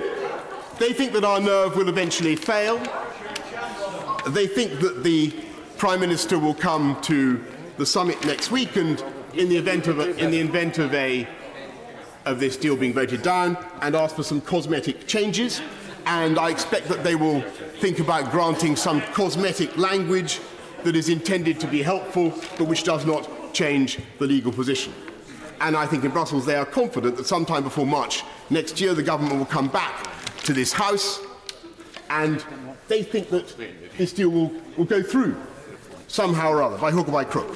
Because, as everybody keeps saying, there is allegedly no alternative, and the Norway option will be seen for what it is, an even worse solution than what is currently proposed.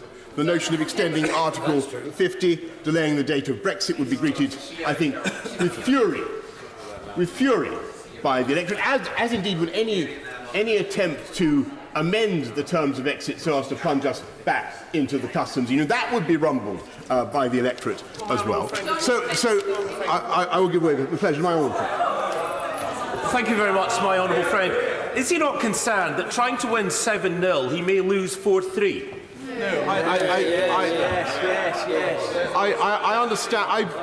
understand exactly the analogy that he speaks of, but I've heard it said by defenders of the government that we may be 1-0 down at the end of this first half of the negotiation, but that we're going to win 2-0 or 2-1 by the end. And I have to say that I don't see it that way. If we go on like this, with the backstop in the way that it is, I believe that we will be thrashed out of sight. And I have to say that I will come to Carol in a minute. I think I've already given way to you. Mr. Speaker, I will come to Carol in a minute. Having studied the UK negotiating style in detail, I don't think that they believe we... Order. There is excessive noise in the chamber. My understanding, insofar as I can hear, is order. Calm yourself. Is that Mr. Johnson is not currently giving way. Boris Johnson. Given way, I think the House will agree quite a lot so far. And I'm very happy to give way in the future. But I just want to come to the point that has been raised by honourable friends around this. Just one second. They think that we've got nothing left in our tank, and they think that we want to do a deal at any price. And I think that now is the time, as we all think about this vote and what we are individually going to do, now is the time, thinking about the attitude in Brussels towards us, for us to show that they grossly underestimate this country and this House of Commons and our attachment to our liberties, because there is an alternative and there is another way. And we should not pretend after 2 years of wasted negotiations that it is going to be easy.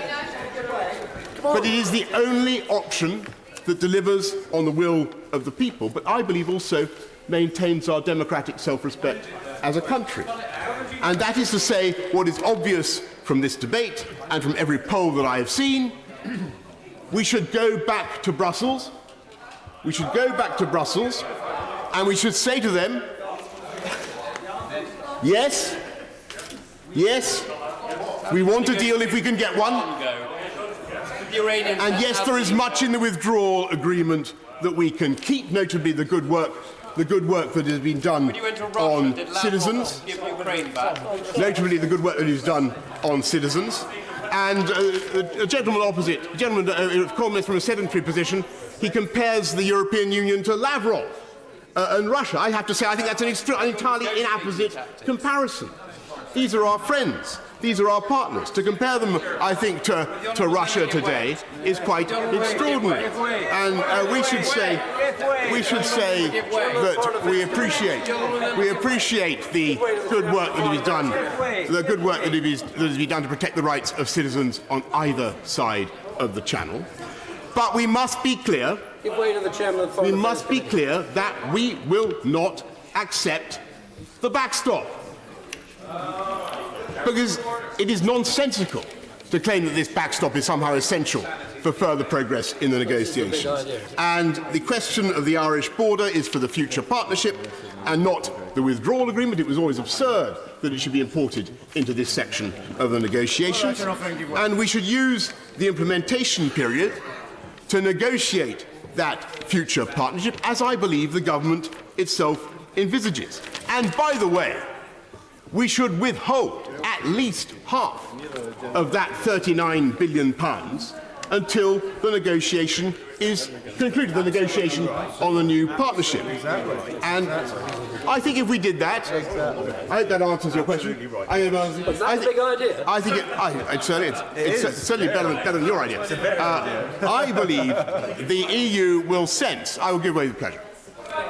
The right honourable gentleman for giving way. It's a simple question. Is the deal that's currently on the table better or worse than staying in the European Union? I'm afraid it's a finely balanced question, and much will depend. Much will depend on what happens. Much will depend on what happens after the vote on Tuesday. And I believe that if we say what I propose, the EU will understand that the government has found its resolve and is willing to be tough at last, and I believe the EU will do a deal on those terms. But in case they aren't, and I think I'm going to anticipate my right honourable friend's question. I bet I know what he's going to say. In case they do not agree, we must be absolutely emphatic now that we are preparing urgently for the possibility that we will indeed have to leave before we reach a final agreement. And yes, I'll give way. I mean, what we're voting on is a withdrawal agreement on 3 points that have to be settled before the big, wide, grown-up negotiations start on the future relationship, on a very wide agenda over the next few years. What he is suggesting is we reject this withdrawal agreement now, in December, before we march leave. We go back and say we're not going to pay our contribution to any our legal liabilities and our continued access, and we're not at this stage going to guarantee an open border in Ireland. Does he think there's the faintest chance of that being listened to seriously by any other member government? And isn't he just dooming us, if he gets his way, to rush to a catastrophic no-deal? I must say, I don't agree with that at all. I think, obviously, we should state, which is agreed amongst all, that there will be no hard border in Northern Ireland. All sides agree to that. As for the legal liabilities to pay the $39 billion, those are, to say the least, contested. And I believe that it is additionally vital. It is additionally vital to do what we've failed to do so far, and that's to show that we have the conviction and the willingness to leave without an agreement. And yes, I agree. I agree that that will mean a great national effort if it comes to that point. And yes, it will mean that we have to make sure that we can get all the goods to our ports in addition to Dover, and we'll have to ensure that the planes can fly and to address all those other questions. And by the way, I will come to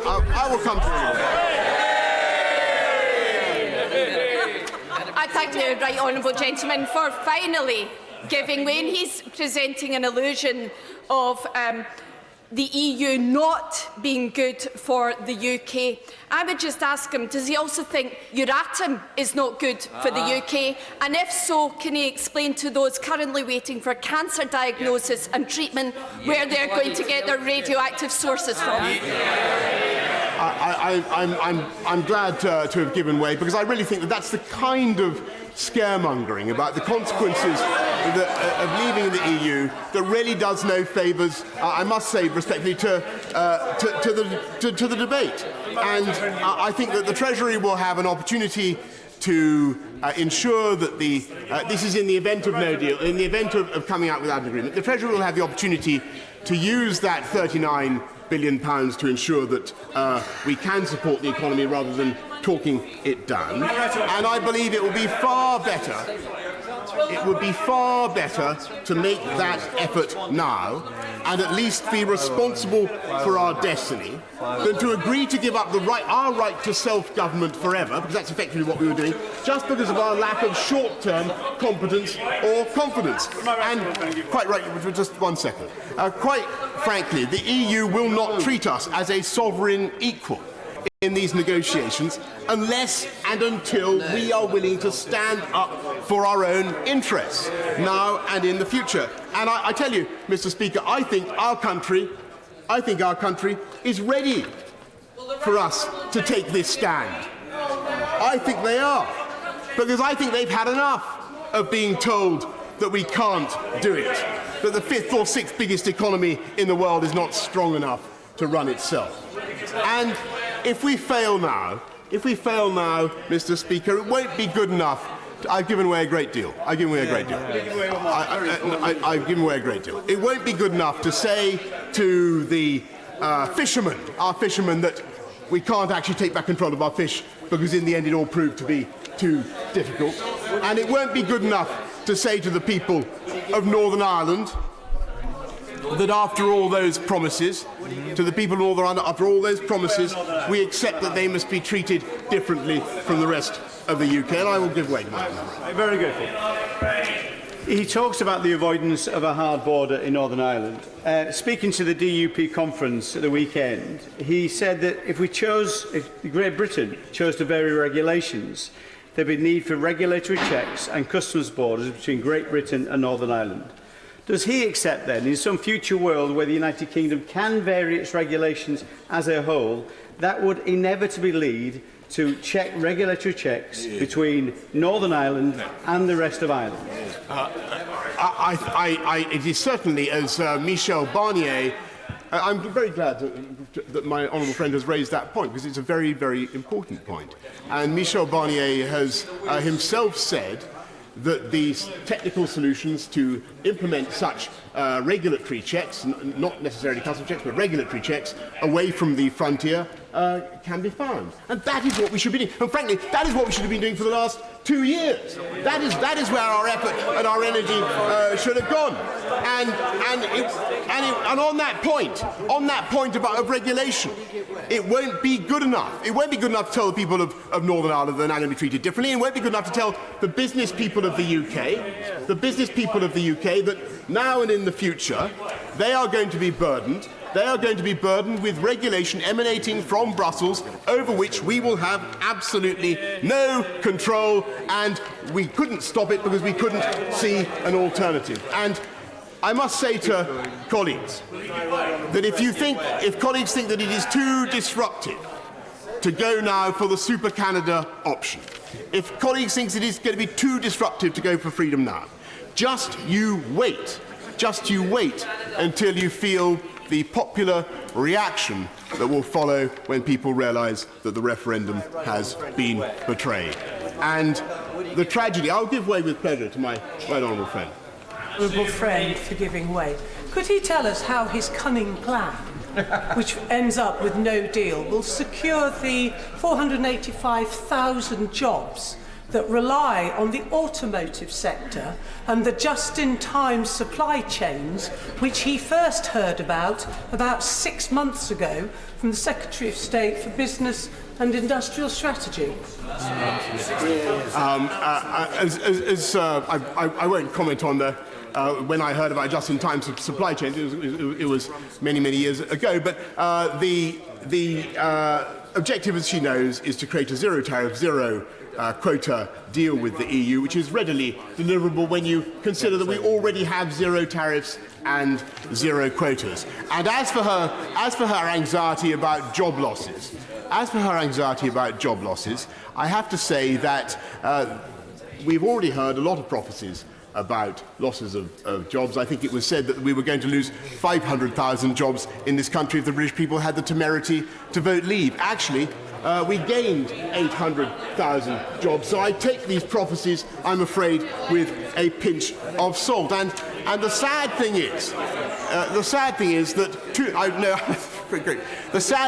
too many people, indeed some of the people who've been negotiating this deal, seem to regard Brexit as a disaster to be managed rather than an opportunity. And I'm afraid they also see bad news. They see bad news as a vindication of that judgment and actually talk up bad news as a result. And in taking that attitude, I'm afraid they are badly misunderstand the instincts of the people of this country, who didn't vote for Brexit out of hate. They didn't vote for Brexit out of hate, as I think the Prime Minister's Chief of Staff tweeted after the referendum. But they voted to take back control of our laws because they believe, and I think rightly, that if we govern ourselves and if we legislate in the interests of the UK economy, then they have a better chance. They have a better chance of good jobs and higher wages and cheaper food and clothes and a brighter future, all of which are possible under a proper Brexit, and none of which can be delivered by this deal. And above all, if we vote through this apology for Brexit, we will be showing that we have treated the 17.4 million people, the highest number of people ever to vote for a single proposition, with contempt. With contempt. We will be turning our backs on those people. And this country must understand that when the people of this country voted to leave in 2016, they voted for change. They did not vote for an endless transition or a thinly disguised version of the status quo. They voted for freedom, and they voted for independence, and they voted for a better Britain, and for a country where politicians actually listen to what the people say. And I may say to the House that if we try to cheat them now, as I fear that we are trying to cheat them, they will spot it and they will never forgive us. Mr. Ian Blackford. Thank you very much, Mr. Speaker. Mr. Speaker, it is difficult to be here today. It is in many respects a debate that many of us wish was not happening. It is a real sorrow that I rise to respond to the government's motion.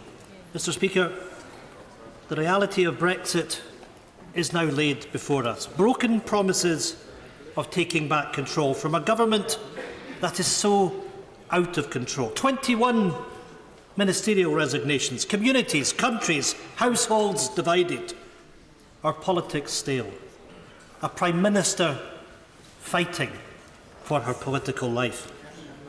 Mr. Speaker, the past number of months have been filled with political drama, theatre, squabbles and chaos. From crisis to crisis, this government hangs on by a thread. But beneath all of this is the real reality, the hard, cold truth that this is a moment of self-harm in our history. History has a way of teaching us lessons, if only we would listen. At a moment such as this, I reflect on someone that we regard as an icon.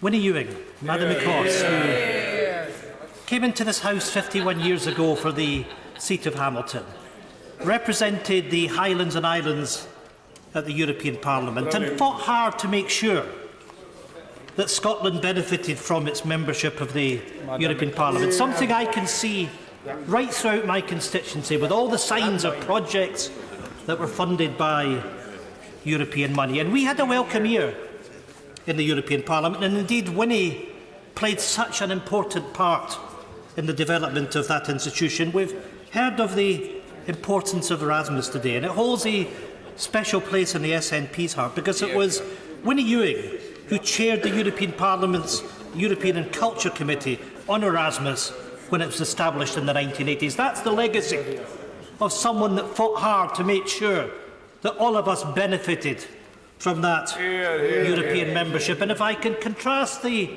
approach that we've had from Europe with this place, and I want to quote from the great lady herself, time after time, on matters great and small, we are still standing on the sidelines, mutely accepting what is decided elsewhere, instead of raising our voices and making our own choices. Scotland's much vaunted partnership of Jonah and the whale. Mr. Speaker, respect for human dignity, human rights, freedom, democracy, equality and the rule of law. These are the core values of the European Union. Values that have united, not divided us as citizens of Europe now for many years. Values that are now ingrained in our society to be cherished and protected, not discarded or eroded. I am proud and privileged to be a citizen of the European Union. Mr. Speaker, the European Union has been the greatest peace project in our lifetime. A peace project born out of the horrors of 2 world wars that ripped Europe apart. A project that has gone on to change the course of our communities and improve citizens' rights and opportunities across the continent, not just now. A project that I still believe is worth defending, and we will, on these benches, defend that. A project that has enabled our generations to travel, to work, to live and to thrive across all countries that are within the European Union.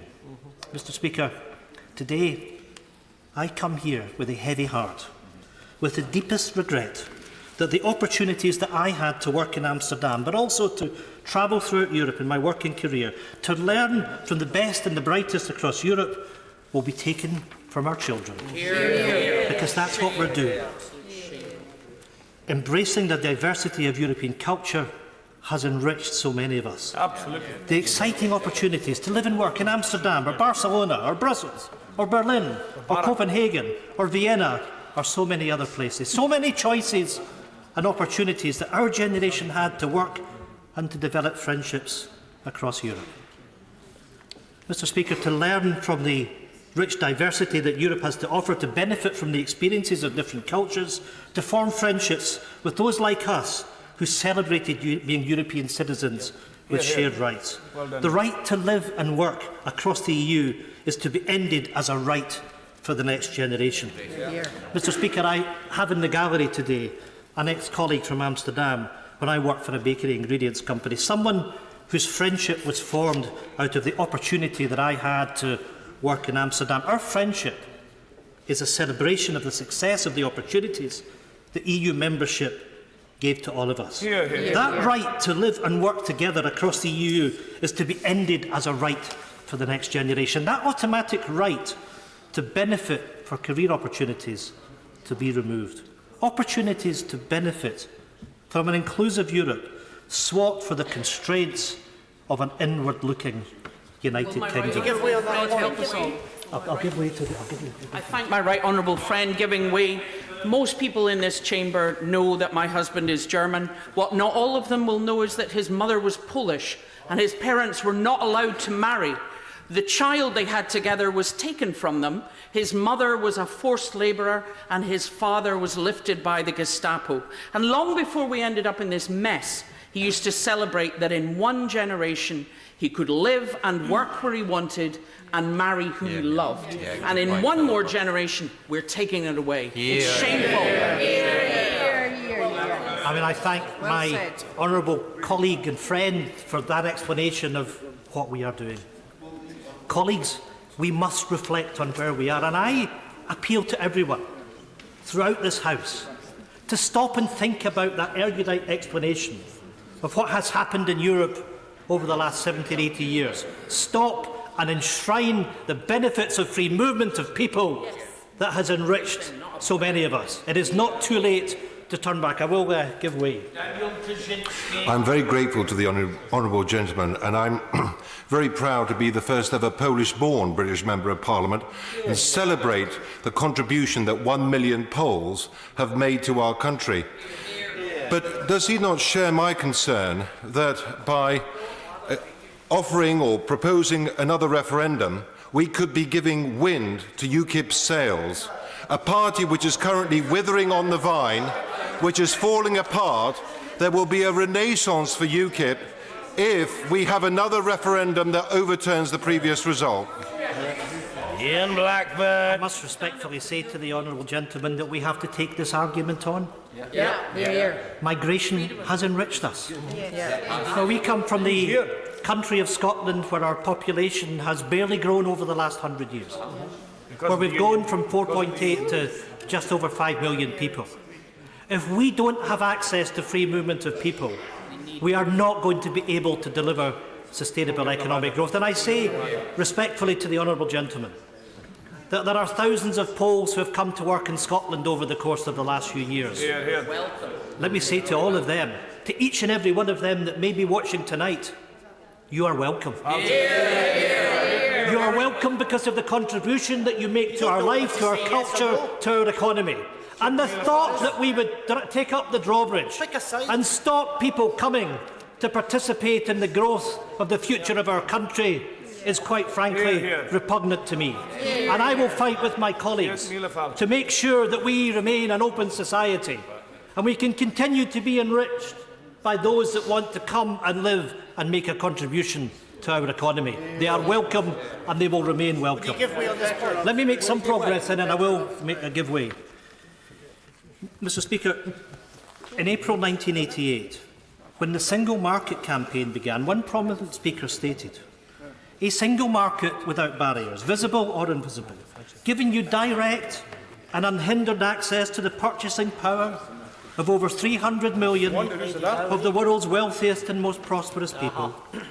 We are putting the European community to work for ordinary people, for cheaper airfares, for more and better services, for consumer choice and product safety."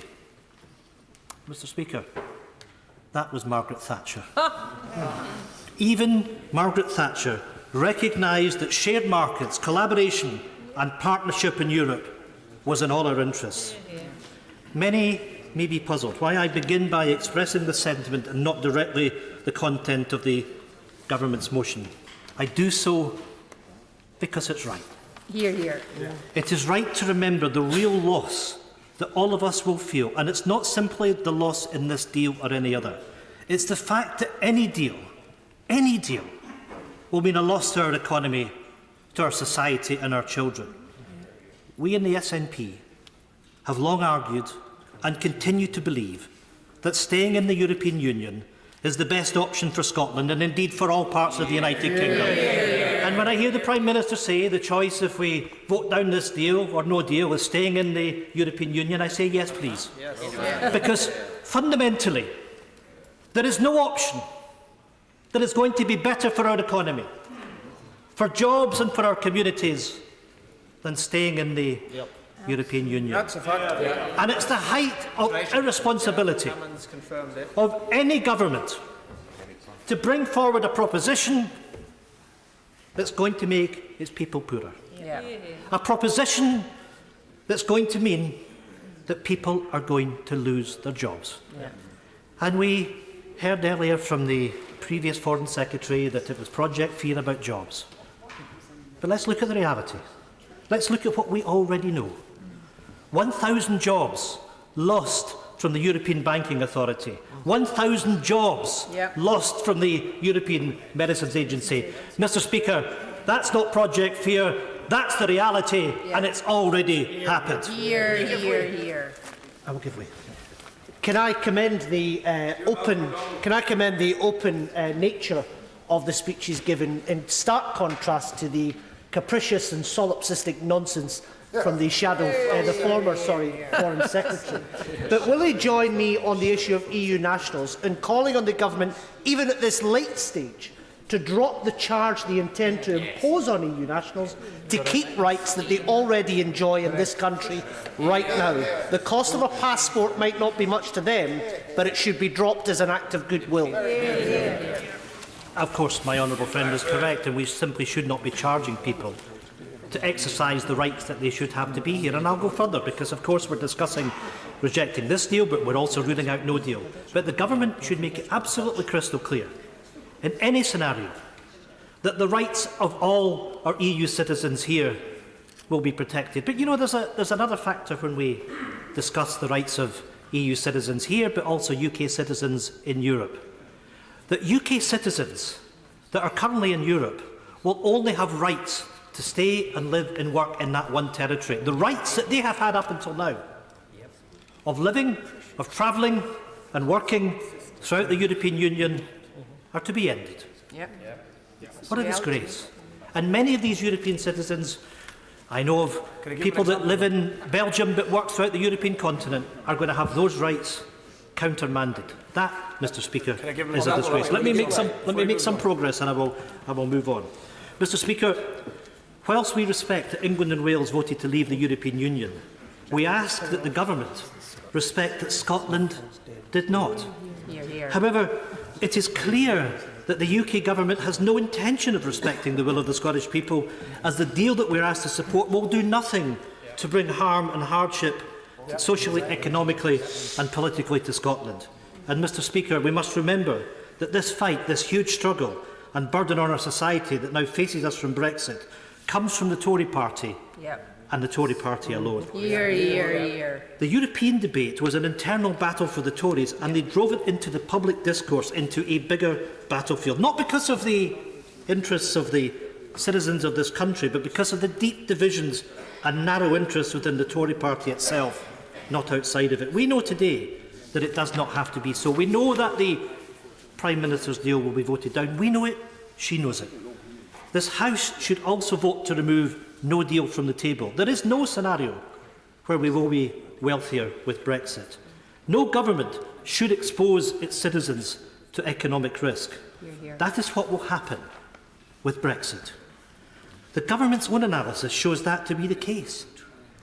Mr. Speaker, we must stop this madness. We can go back to the people of these islands and be honest with them on the consequences of Brexit. Today, the Advocate General Manuel Campos Sanchez Bordona has advised that EU law would allow the UK to unilaterally revoke Article 50. Until the 29th of March. We can hit the reset button. That, Prime Minister, is called leadership. On that point, will he give way? I'll give way. I thank him for giving way. He touched on this point earlier, but does he agree with me that actually perhaps the people who are most affected by this are UK citizens who live in the EU, where it will require 27 countries in 27 different ways to address their concerns and their issues who are perhaps most vulnerable in what the government are seeking to impose on us. I fully agree, and I touched on that earlier, and it just shows how this Brexit deal is a complete shambles, and we need to think again. Mr. Speaker, a future in which Scotland, Wales, Northern Ireland and England continues to flourish side by side as equal partners. As equal partners. These words are not mine. These are the words of the Prime Minister. A Prime Minister who promised us equal partners, but her rhetoric is in ruins, as her government's record has shown time and time again. The Tories don't believe Scotland to be an equal partner, but a second-class nation, worth only of second-class treatment. Throughout the entire negotiating period, the UK government has treated Scotland with contempt. And you know, as I look around, and I can see shaking of heads, and I look at the chamber, I look in front of me. Where are the 13 Scottish Tory MPs Not one that of were them to stand here. up for Scotland? In this debate, which is so crucial to Scotland's future, the Tories aren't just found wanting. They're simply not here. They've disappeared. I thank my right honourable friend for giving way. He is making an incredibly powerful speech. Will he agree with me on a matter of respect and a matter of contempt for the Scottish people and for our Parliament? If this government and its MPs continue to treat Scotland with the kind of disrespect that we have seen throughout this Brexit process, it will only make independence for Scotland more likely and come sooner. Good news. Well, I thank my honourable friend for that, and I will make a prediction to this Parliament that Scotland will become an independent country, and I'll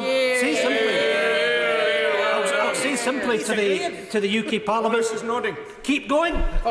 You know, since we've come here, we've had English votes for English laws, we've had the power grab that's taking place, and the people of Scotland will one day make their judgment on what is happening. Mr. Speaker, I want to make some progress because I'm aware that many other people want to speak. Throughout the entire negotiating period, the UK government has treated Scotland with contempt. Scotland voted overwhelmingly to remain, yet the will of the Scottish people means nothing, absolutely nothing, to this Prime Minister.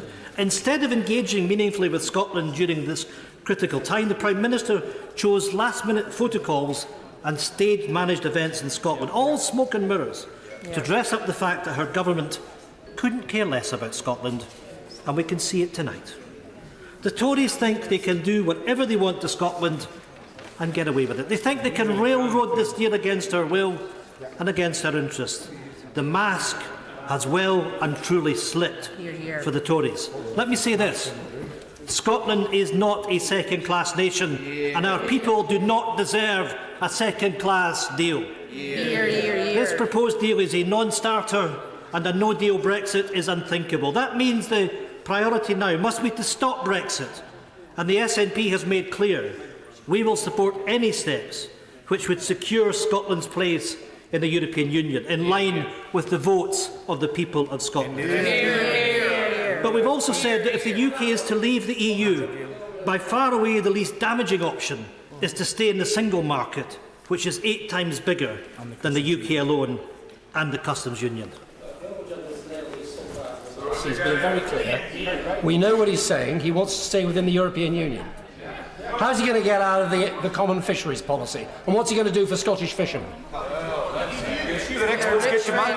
Well, Scottish fishing. You know, the reason that Scottish fishing was sold down the river in the 1970s was because Ted Heath made sure that our fishing interests were sold out. And I have to say to him that, you know, in the deal that the government's brought forward, it's the worst of all deals, because in the transition period, the UK would remain in the Commons fisheries policy, but would have no effect on the rules. And if you look at what the European Union has made clear, because you're going to enter into a transition, but you're not holding any cards in terms of the future relationship, and the EU27 have said that the starting position for the negotiations of fishing will be one that they start from the existing quotas. The Scottish fishermen have been sold out, and they've been sold out by the Tories that have duped them that they are going to be taking back control of their waters. Nothing can be further from the truth. I'm now going to make some progress. However, not content with ignoring the Scottish Government's compromise option for 2 years, Theresa May, the Prime Minister, now wants to shut Scotland's voice out entirely. The Prime Minister can't go on ignoring Scotland. Mr. Speaker, tomorrow the Scottish Parliament will debate a cross-party motion that rejects this deal and a no-deal Brexit. Perhaps there are lessons for this place, because at Holyrood, parties have come together against a damaging Brexit, a consensus and a desire to work collectively to defend Scotland's interests.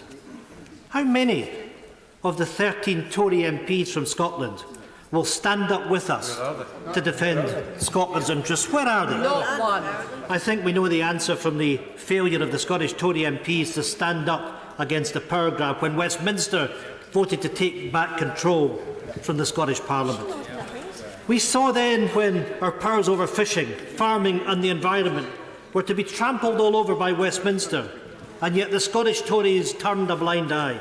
Scottish Tories standing silent as Scotland's Parliament, our Parliament, that the people of Scotland voted for in such huge numbers in 1997, had its powers constrained. The Prime Minister boasts that her deal has support, but I say the Prime Minister, her deal does not have the support of the people of Scotland.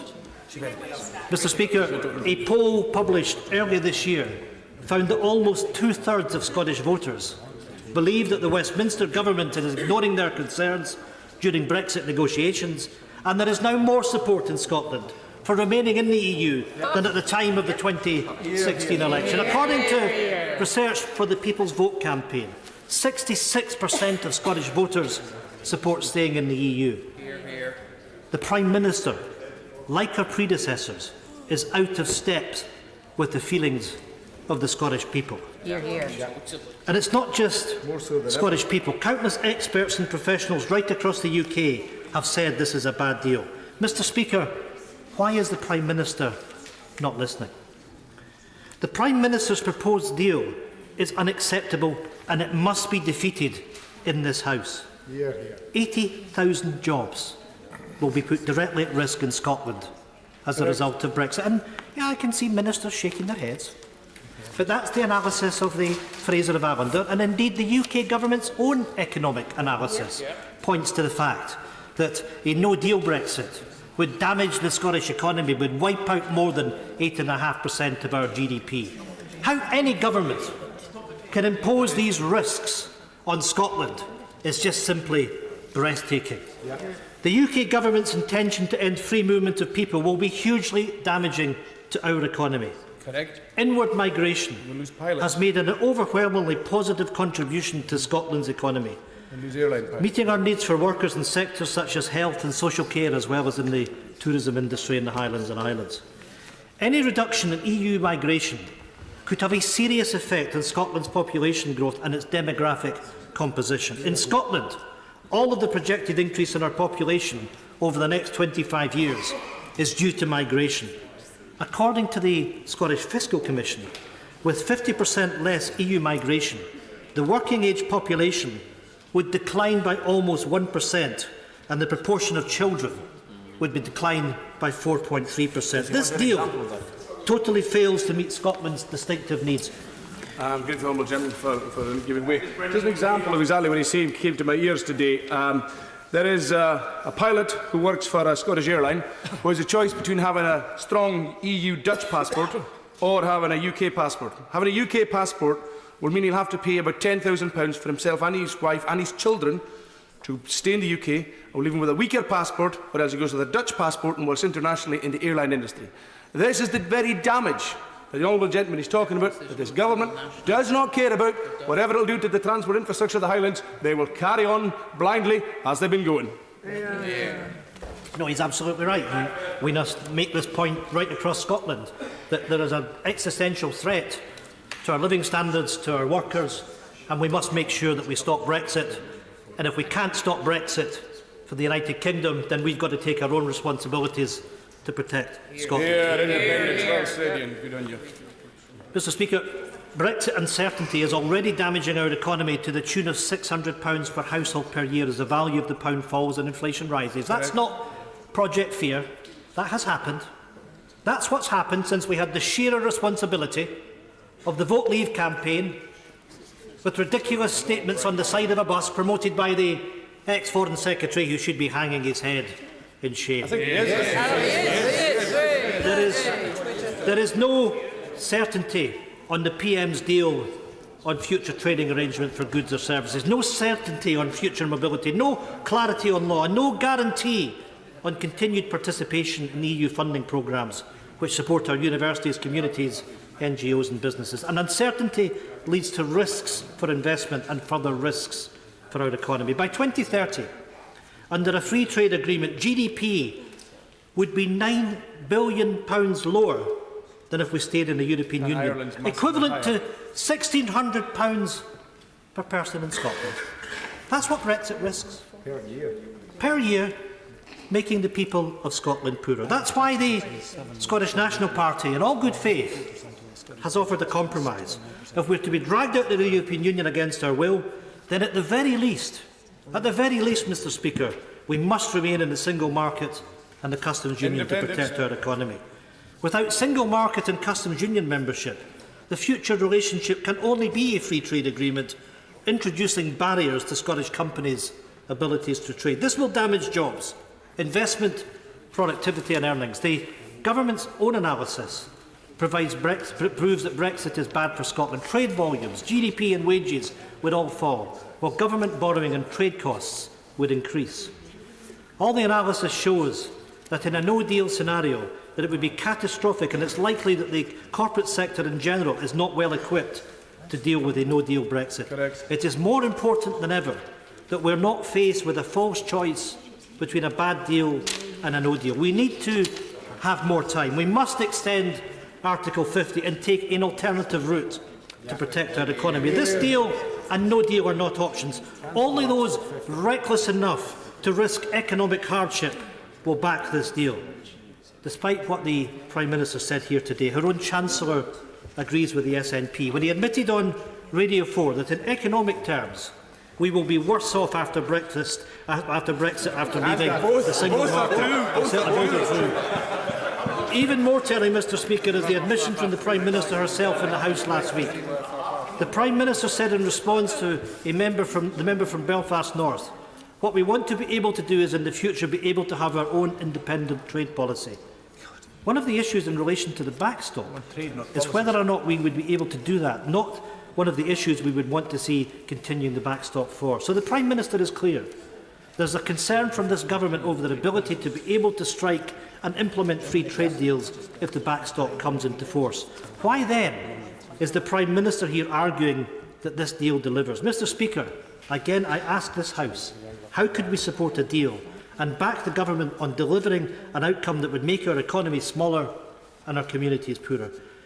Mr. Speaker, government ministers have tried to spin support in favour of this deal, citing the support from sectors across the United Kingdom. However, let me say this to those who believe that this deal is the only option. It is not, and we deserve better. Yeah. We know that frictionless trade at the border is crucial for Scotland's food and drink exports, but there is no guarantee of this, as under the deal, border checks and controls will depend on the extent of the UK's alignment with EU customs and regulatory regimes. Yet the declaration contains no commitment to a common rulebook on regulation. The SNP believes that our food and drink sector deserves assurance. They deserve cast-iron protections for their industry, not a false binary choice between a no Brexit and a blindfold Brexit. Yet again, another UK Tory government in Westminster has bargained off our fishing sector.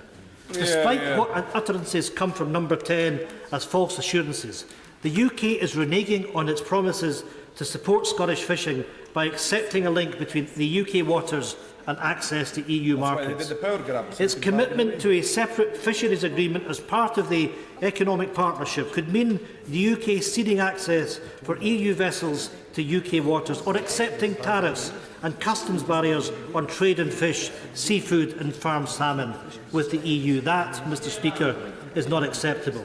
This will mean once again Scottish interests being traded off against each other. This is absolutely unacceptable. And those in the Scottish Tories who profess to want to protect Scottish fishermen should hang their heads in shame. If the Tories go through the lobbies to protect this government, they will have once again sold Scotland out for party political gain. And, Mr Speaker, they will not be forgiven for it. Hear, hear. The UK government must respect the will of the Scottish people who voted overwhelmingly to remain in the EU. It is, Mr Speaker, a democratic outrage that Scotland has been dragged out of the European Union against its will. The withdrawal agreement sidelines Scotland and sells out our vital national industries. How could any representative in good conscience support such a move? Let me be clear. Next week, the SNP will reject the withdrawal agreement because it will leave Scotland poorer and rips opportunities away from future generations. Does the Prime Minister show any respect for our mandate at all? No. Does this government have respect for the fact that every Scottish local authority voted Remain and the nation voted 62% in favour of staying in the EU? No. Well, Mr Speaker, in Scotland we will make our voices heard once again. Northern Ireland has been given a differential deal that will put Scotland at a competitive disadvantage. There is no reason why a similar arrangement cannot be afforded to Scotland. The SNP will bring forward an amendment to ensure that in the place the voice of Scotland is well and truly heard. Those who claim to be Democrats, those who claim to have respect for the people of Scotland and for the mandate of the Scottish people and the Parliament cannot vote with the UK government on this deal. It is clearer now than ever before that the only way to protect Scotland's interest is to be an independent nation. Mr Speaker, the First Minister has been very clear that she will set out the next steps in Scotland's future once the terms of the Brexit deal are clear. The process of Brexit has demonstrated weaknesses in the UK's constitutional arrangements. Scotland has been ignored, sidelined and undermined through the entire Brexit process. The cost to the people in Scotland of not being independent have been laid bare. Just look at Ireland. Mr Speaker, today is a moment of huge historical significance. A moment that for decades to come, people will remember what this place decided to do if we as public representatives with the responsibility to protect our communities and constituents vote for a deal that will harm and hinder their opportunities, or if we stood up for them. Mr Speaker, this is no ordinary time in our history, and it is no ordinary time for our politics. Brexit has cast the politics of Westminster into a landscape of crumbling certainties. We are at a defining moment. We must stand up for our constituents. We cannot ignore the economic analysis. We cannot drive blindfolded off the cliff edge. We must take back control in this place. We must have the courage of our convictions and yield the power gifted us to do the right thing. We must stop this deal and this government from railroading recklessly over our rights, our freedoms and the opportunities for our people. There is another way. There is time, and we must take it. Sir Graham Brady. Order. Point of order, Mr. Alex Chalk. I'm sorry to trouble you with this, but yesterday, in the course of proceedings, you gently rebuked me for intervening from a sedentary position on the Honourable Lady for Brighton Pavilion. You went on to suggest that there had been general shouting and braying, and the Gloucestershire Echo is now reporting that I was admonished by you for participating in such behaviour. Would you be kind enough to confirm that there was no suggestion of braying or other disrespectful behaviour from me? It's not my style, and I would be grateful if the position could be clarified so that the record in the Echo can be set straight. I'm very happy to set the record straight for the benefit of the Honourable Gentleman. In all my experience of the Honourable Gentleman, which is now quite considerable, I think I can say authoritatively that the Honourable Gentleman and braying are complete strangers. They have never met, and indeed, other than by virtue of the fact that he's a well-educated fellow, I would question whether he would even know the meaning of the word to bray. Yeah. He's, in every other respect, a good citizen, and he may have heckled, he did heckle, but he wasn't braying, and his behaviour is ordinarily not in any way unseemly. So he can tell his local newspaper to put that in their pipe if they still have one and smoke it. Sir Graham Brady. Thank you, Mr. Speaker. There may not be room in the Gloucestershire Echo for the whole of your ruling in response to my honourable friend's point. I'm very grateful to be called so early in this debate, Mr. Speaker, and I will be brief out of consideration for the many members on both sides who wish to participate in this debate. But following the right honourable gentleman from Ross, Skye and Lochaber, I have to wonder how it is that he has apparently not realised that the British economy has been growing steadily since the vote to leave in the referendum in 2016. If the Scottish economy is failing in the way that he suggests, perhaps it's got something to do with the Scottish Government and its failure to provide the services that are needed north of the border, not to do with the Brexit vote. He spoke at length about the tradition of democracy and respect for the rule of law. He called them European traditions without noting that they're actually strongest in this country, in Britain, and have been for a very, very long time. And I wonder if he would, not now, I wonder if he might reflect for a moment as he thinks about that respect for democracy and the rule of law, what damage can be done to that respect, to those values that are so precious in our country, if he and his friends were successful in ignoring the biggest democratic mandate in British history. Blimey, what a choice. From the Western Isles. But it's just asserted. I hope you will reflect for just a tiny moment that Ireland, that became independent of the UK 96 years ago, this year will be growing 5 times faster. For further understanding of that, it's going to take the UK 5 years to do what Ireland does in 1 year. As he will know, I'm sure, the fastest growing major European economy at the moment, and he also knows the difficulties that Ireland had some years ago as a result of its membership of the Euro, something which would be inflicted on Scotland by the nationalists if they had their way. Mr. Speaker, I just wanted to say this evening, I think the Prime Minister has enormous goodwill on both sides of the House. I think members on both sides know that she has worked phenomenally hard to try to secure the best agreement. I think she's also correct when she makes the point that the country feels ready to move on. There is palpable tiredness with this subject, and people, the length and breadth of the United Kingdom, want to know that we're going to move forward and put into effect that referendum that took place 2.5 years ago.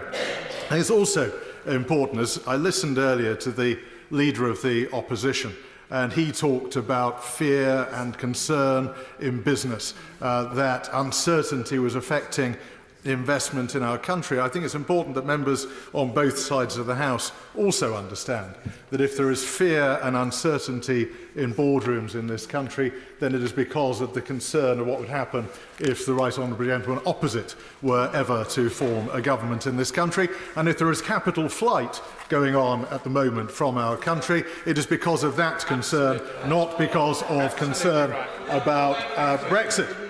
Certainly, on this side of the House, we're in no doubt that it's better to have a Conservative government led by my right honourable friend, the Prime Minister, than the alternative. But the more remarkable thing, I think we've heard enough from the Scottish Nationalists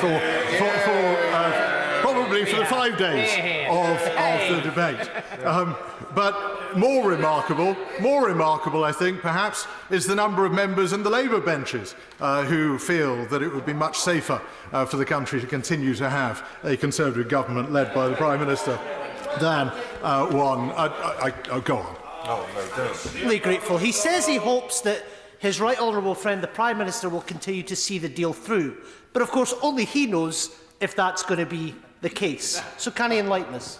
Emily Ledgers. Knows perfectly well that I'm not going to enlighten him on that, although I could enlighten him on so many other things.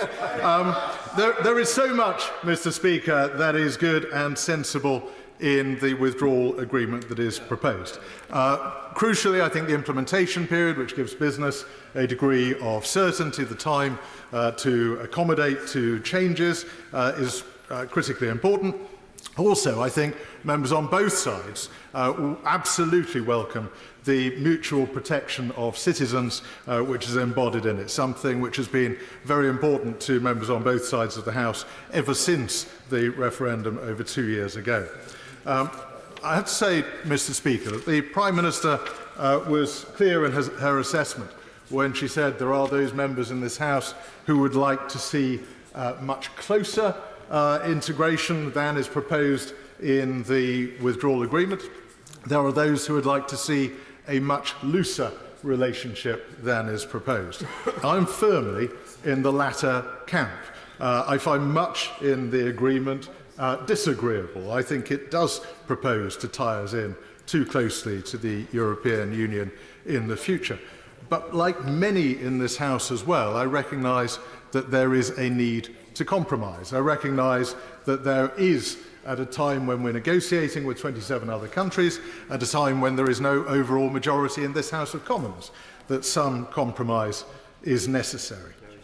But, and this is really my one central point for my right honourable friend the Prime Minister and my right honourable friend the Secretary of State sitting on the Treasury bench now. I think, whilst recognising that compromise is necessary, there is one compromise beyond all others that makes this withdrawal agreement very difficult for many of us to support. It is the possibility, however remote, that we might be leaving a treaty that allows us to give notice to quit, to join one that can only be left with the consent of the other party. And to do that in the name of taking back control is something which is very difficult for many of us to accept. So over the next 7 days, can I urge my right honourable friend, the Secretary of State, and my right honourable friend, the Prime Minister, in the strongest possible terms, to redouble their efforts, to find a way to give real reassurance that we, the United Kingdom, could in future leave the backstop in the event that we have had to join it, and recognise that there has to be a point that if negotiation over a future trading arrangement were to break down, there has to be a way to leave that backstop agreement. We have 7 days of debate and discussion ahead of us. Many of us, if I can say to my right honourable friend, are hoping to hear that reassurance and are willing him and the Prime Minister well in that process. Dame Margaret Beckett. Thank you, Mr. Speaker. Over 20 years ago, as the new President of the Board of Trade, my first overseas visit to a major trade partner, Japan, was dominated by their most overwhelming concern. Business and politicians alike wanted reassurance that the then new Labour government would not be leaving the European Union. They were polite, but they were blunt. They had invested in the UK because the UK was in the European Union. And if we left, so would they. And just today, their ambassador re-emphasised their nervousness. So in 2016, I could foresee serious economic harm to Britain's interests. But I accepted that we had to abide by the referendum result and concentrate our energies on damage limitation. Despite mixed messages from the government, I voted to trigger Article 50 and the process of withdrawal. But frankly, since then, it's been downhill all the way. First, it became clear that those who'd clamoured for us to leave the European Union hadn't the faintest idea what to do next. There was no concrete plan for the nation's future, just a series of sweeping assertions about how easy, swift and painless leaving would be and that a golden future awaited us. Then we saw that the Prime Minister's decisions were being taken not in the best interests of the country, but to satisfy her Brexit extremists. The withdrawal bill then proposed that the control that we were taking should be returned not to Parliament, but to ministers, with little, if any, real parliamentary scrutiny. Asserting Parliament's legitimate role has been an uphill struggle, as we saw in the most recent division today. Article 50 allows only a 2-year window for negotiations, so I expected the government to seek the fastest possible progress. I agreed with them that withdrawal and future partnership were best considered side by side. But when this was rejected, concluding negotiations on Part 1, the withdrawal agreement, became all the more urgent. Leaving is one thing. What matters more is where you're going and on what terms. And that dialogue has yet to begin in earnest. If anyone had said that we would reach the end of our 2-year window, struggling to reach any deal at all, I would never have believed it. But it's hard to negotiate successfully if you can't agree on what you want, willfully throw away your negotiating flexibility, and sack people who tell you what you don't want to hear. Over these 2 years, while the government has wrangled endlessly about how to proceed, one disastrously unforeseen consequence of leaving the EU after another has been revealed. Members opposite keep insisting that everyone who voted knew exactly what they were doing and what the possible consequences would be. It may be so. All I can say is, I didn't. When I heard the Prime Minister pontificating about escaping the jurisdiction of the European Court of Justice, it never crossed my mind that that meant leaving Euratom, the watchdog not just for cancer treatment, but for the safety of nuclear power stations.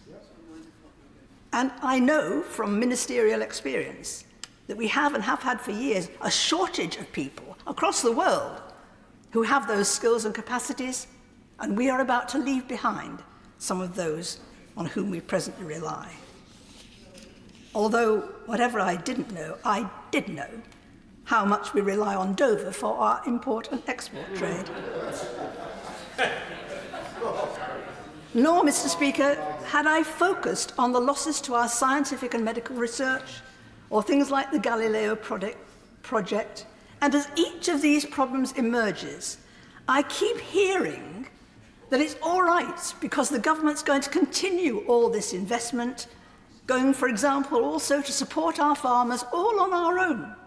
So clearly the Prime Minister's found another of those magic money trees. Much of our consumption, for example, our food consumption, relies on the frictionless trade that we now enjoy. So too does modern manufacturing. Key goods and components are perpetually whizzing round the European Union and back to the UK, and thousands of jobs across Britain depend on this just-in-time delivery. That's why I was appalled to hear the Prime Minister announce casually that Britain would leave both the single market and the customs union, and what's more, that these were red lines. The economist, Professor Patrick Minford, declared the other day that just as the Thatcher years saw the demise of major industries like coal and steel, so too, leaving the EU, which he nevertheless supports, will probably, and in my view disastrously, see the end of what's left of UK manufacturing.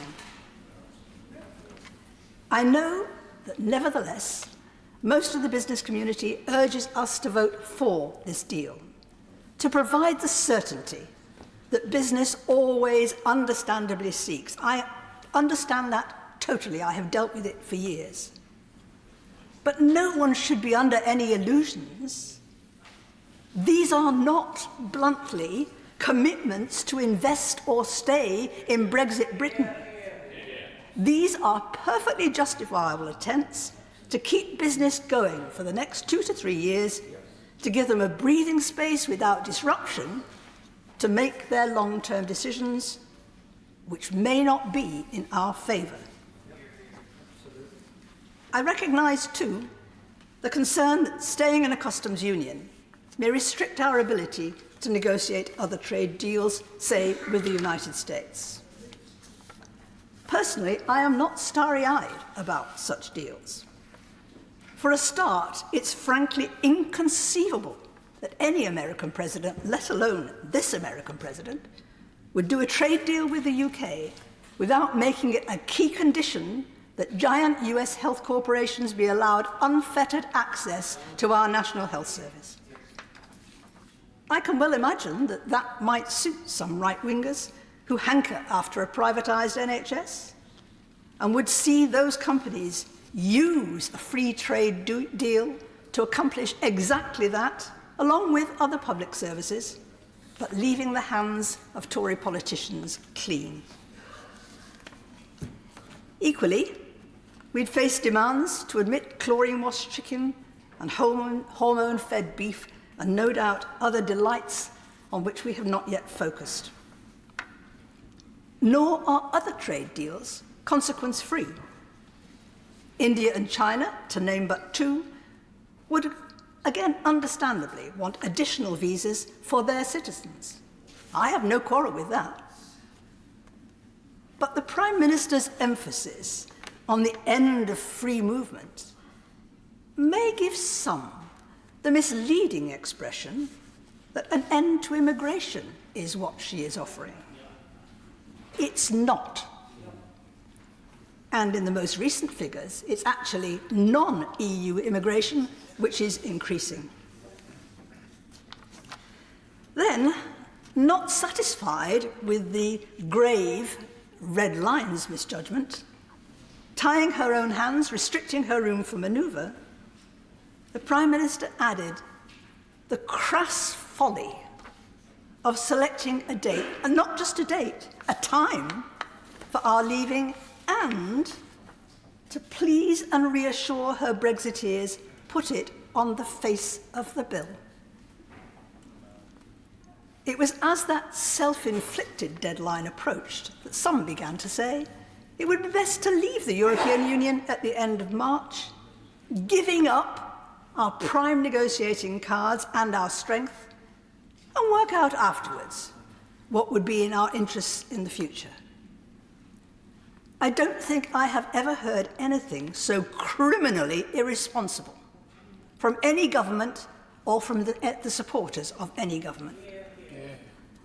The Prime Minister says people just want it to be over. Of course they do. Heaven knows, I think we probably all share that sentiment. But it's a con.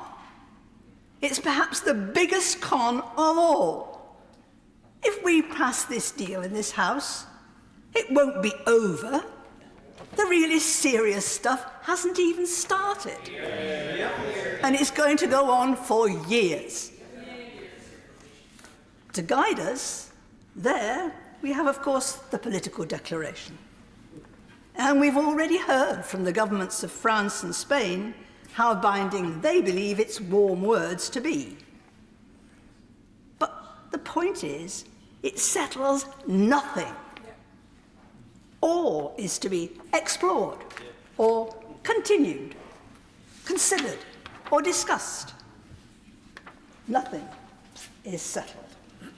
From the outset, the Prime Minister resisted the idea that this sovereign parliament should have the chance to vote and express its opinion on any deal she might secure. She forcefully resisted the notion of a meaningful vote, and now we have one. She's doing her utmost to make it meaningless by insisting there's only one way for MPs to vote, which is for her deal. The outcome of this series of votes is unpredictable. and could well be indecisive. I have seen such a thing happen in this House before. So should there now be a further people's vote? I hear no from most of the benches opposite. But I'm in no doubt. I know infinitely more now about the potential consequences of leaving the European Union than I did in 2016. And I think, having been in the Cabinet for some 11 years, I probably knew a little bit about it before. And I know, too, that what Leave campaigners promised is not on offer, mostly because it was undeliverable.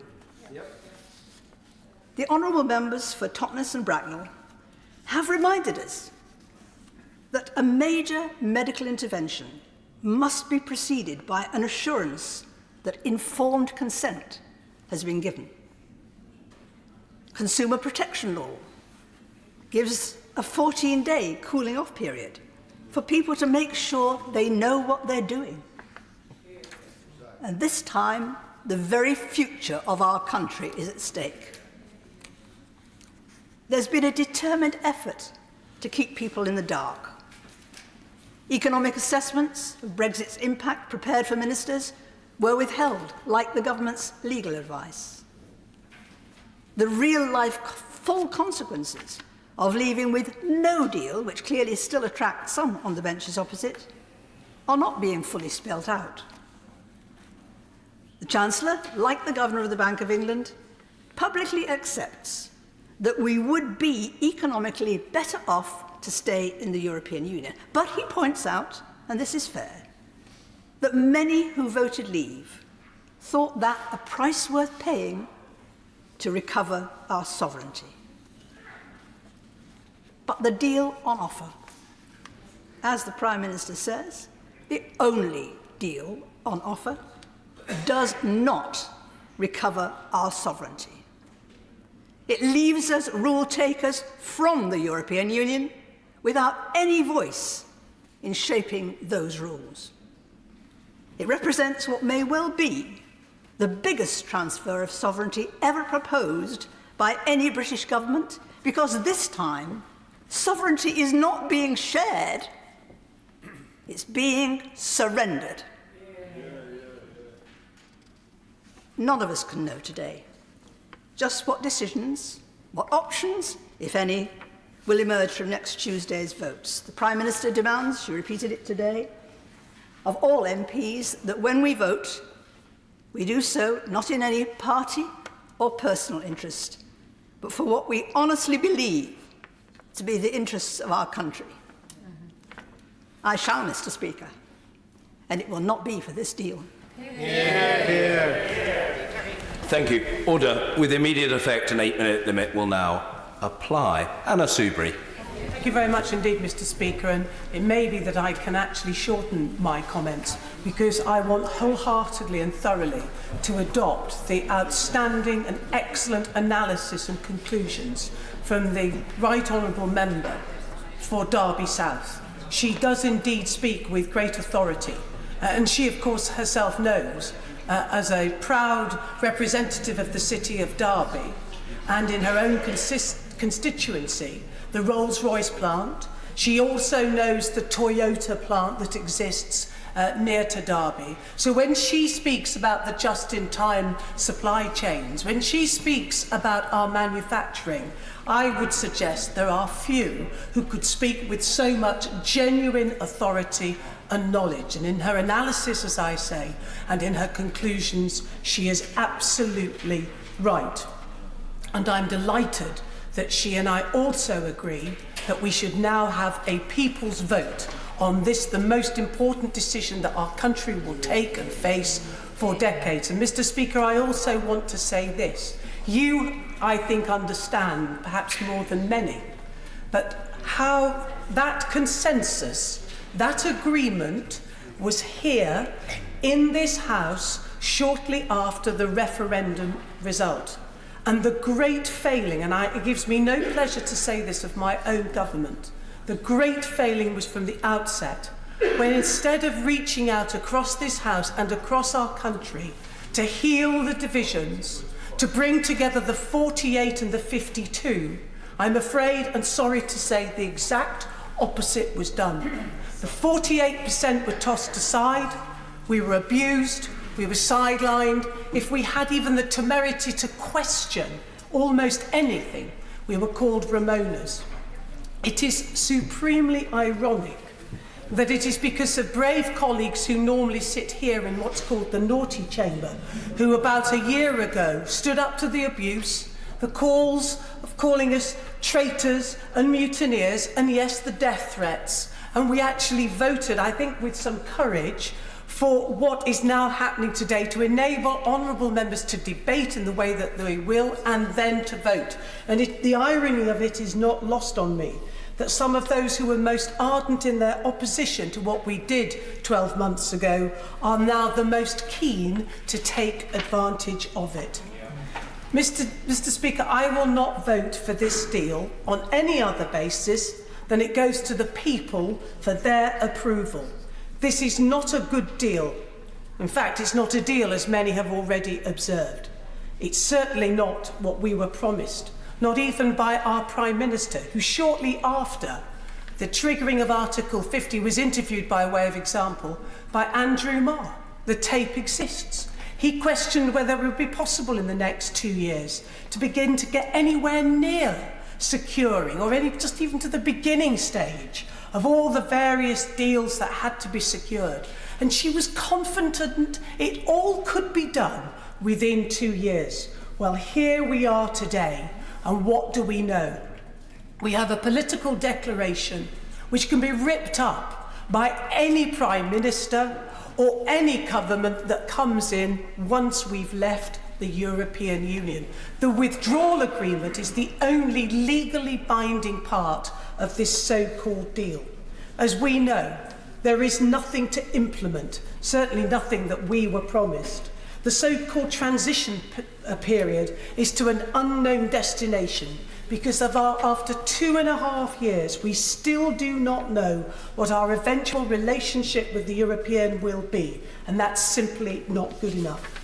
The withdrawal agreement is indeed a blindfolded Brexit which fails to deliver on the promises not made just by the Leave campaign, but also, I am sorry to say, by my own government. And as the Right Honourable Lady for Derby South has said so beautifully and eloquently, honourable and right honourable members on this side of the House who think that this will all be over, we just get on with it, just do it, and we'll all go home for Christmas and it'll all be over. With great respect, you are completely and utterly fooling yourselves. We've already heard speeches about those who prefer a no-deal, hard Brexit. You can be assured that if we leave next March with nothing more than this withdrawal agreement and this political declaration that can be torn up, they will carry on and on and on for years in their quest to sever all ties with the European Union. And as I say, they will do it because of the non-binding nature of the political declaration. And how poor is that political declaration? As others have already observed, it is so vague that the government couldn't even apply its assessments to it to try and inform us of the financial consequences of it. And of course, would you agree with me that this is actually exemplified in Article 107 of the Future Framework on Space, where it just says the parties should consider appropriate arrangements for cooperation on space. That is it. Indeed it is. It is nothing more than warm words of good intentions, but there's no mention now of the frictionless trade which we were all promised. Services, which make up 80% of our economy, barely get a mention. And of course the political declaration is the high point as we now go into entering negotiations in March. But the worst part of the withdrawal agreement and the political declaration is that it will make our constituents and our country poorer. And I did not come to this place, and I will not vote for anything that makes my constituents poorer, especially when a far better alternative exists. On its own admission, this government is urging people to vote for this so-called deal in the clear knowledge it will reduce the future economic prospects of the people of this country And that is on their best assessments, or rather guesses, because we know of the inherent problems and the inaccuracy, in effect, of the impact assessments and the forecasts that have made. They just give us the best. In fact, many believe it will be far worse than even those estimates have given. No one should be under any illusions of how bad a place the backstop will be, and I won't rehearse some of the arguments that have been very well put forward by others. It's not just vassalage. It will convey only a bare-bones customs union, none of the regulatory alignment that is so critical for business. Northern Ireland will indeed have limited benefits, but there'll be better benefits than the rest of the United Kingdom, which is clearly a threat to the union of our country. And I say to people on these benches, as members of the Conservative and Unionist Party, on what possible basis can you vote for that? As others have observed, we'll not be able to deliver any of the unicorn trade deals that have so far eluded us, but apparently will magically appear in the next 2 years, nor will we indeed it seems, be able to benefit from the dozens of great trade deals that we already have, because we are a member of the European Union. And that is the reality of it, Mr. Speaker. This is not what Leave voters in Broxtowe voted for. They've seen through the lies on buses, and they now know of the broken promises. They see that whichever way you cut it, Brexit will make them poorer and reduce the life chances of their children and their grandchildren. And they're entitled, now that they see the reality of Brexit, to change their minds and have a final say by way of a people's vote. Now, it is said it's a price worth paying, but I reject that, Mr. Speaker, because I understand the political consequences, as many say, about the need to deliver this. But we, all of us, have to put our country and our constituents first. And if we do that, we will see and understand the best deal we have is the current deal that we have with the European Union. It's not just good for trade, it's also about the country that we are, open-minded, open-hearted, and I fear for our country if we set course now and agree to this deal and make the grave mistake of leaving the European Union that has conveyed so much prosperity and delivered peace and a better country. Thank you.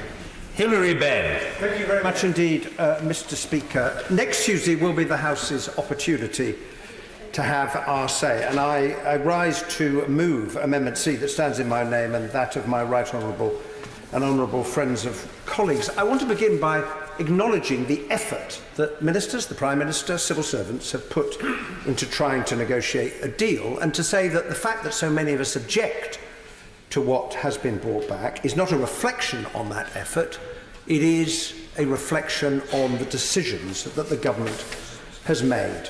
Firstly, as we have heard, the government embarked on the negotiations with the cries of those who argued for Brexit ringing in their ears. And we need to remember the point my right honourable friend for Derby South made. We will hold all the cards. This will be one of the easiest trade deals in history. Getting out of the EU can be quick and easy. Within 2 years, we can negotiate a free trade area massively larger than the European Union. How slowly the truth has been revealed and how painful a process it has been. Secondly, while the referendum result made clear we're leaving the institutions, it did not determine the future of our economic relationship. Thirdly, and I believe that history will record the Prime Minister's red lines to have been an absolutely catastrophic mistake, because they created the problem of the border in Northern Ireland. It created the problem, and it removed the government's room for manoeuvre. It boxed the Prime Minister in, and it was the result of those illusions, these decisions, and the plague of disagreement that affected the Cabinet, led to so many ministerial resignations, including the loss of not one but two Brexit secretaries. Goodness me, they exited the department before we even exited the European Union. The government spent 2 years trying to agree on what to ask for, and the result was the contortion that was the Chequers proposal in an attempt to try and keep that border open, to save friction-free trade. The problem was it was rejected by the European Union, and now is the time. The Prime Minister spoke about home truths. Now is the time for some honesty. If we wish to maintain an open border in Northern Ireland, then we will be staying in a customs union and observing most, if not all, of the rules of the single market. But not a single government minister is prepared to acknowledge that truth. The truth is also that those, and it was demonstrated, I have to say, by the Right Honourable Member for Uxbridge and South Ruislip in his contribution, those who argue for Brexit have been exposed as having absolutely no plan for it at all. A Canada deal would fail to solve the problem of Northern Ireland, a Canada deal would not give us friction-free trade, and as to the suggestion we should leave the EU on WTO terms, which is no deal, I'll return to that in a moment. The problem with this deal is the political declaration.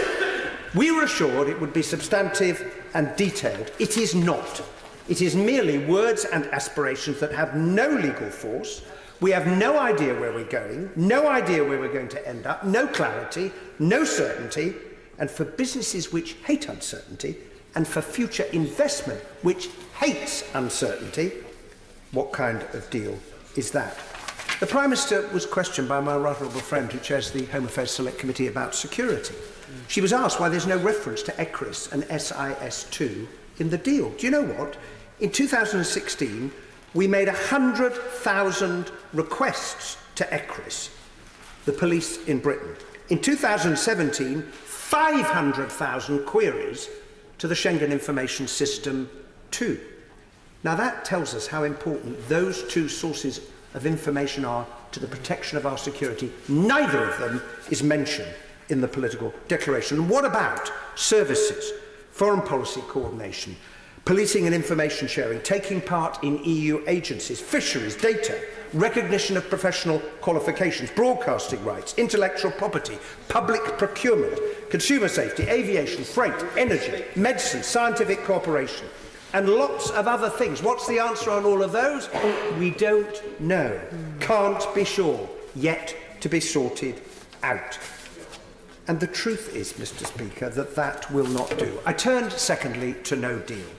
The figures we saw last week published by the Treasury, the reduction in GDP that would result compared to what would otherwise happen, they are very sobering and they speak for themselves. And I'm sorry to say that those who try and wave that all away by saying, well, it wouldn't be the end of the world, there would be some disruption initially, simply failed to do justice to the economic consequences of taking such a highly damaging step, and they pay no heed at all to the fears of concerns of businesses who know it would be a disaster, and they do not respect the importance of the Good Friday Agreement and that open border in Northern Ireland. Of course I will give way. I'm very grateful to my right honourable friend for giving way, and gentleman for giving way. Would he agree with me that it is at best unfortunate that the slogan was used that no deal was better than a bad deal, when in fact no deal is the very worst thing that could happen to our country? It was verging on being irresponsible. Honourable Lady, completely. It has been a nonsense that the government advanced for the last 2 years. And ministers know that we cannot leave with no deal. They know that we are not ready. I don't think any responsible government would allow this country to leave the EU with no deal.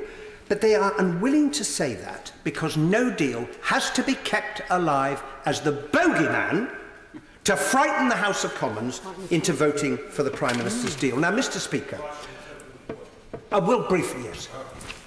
I'm most grateful to him for giving way. Would he also agree that no deal would have serious repercussions for our politics, but also for our relations with our European neighbours by cutting ourselves off in this way?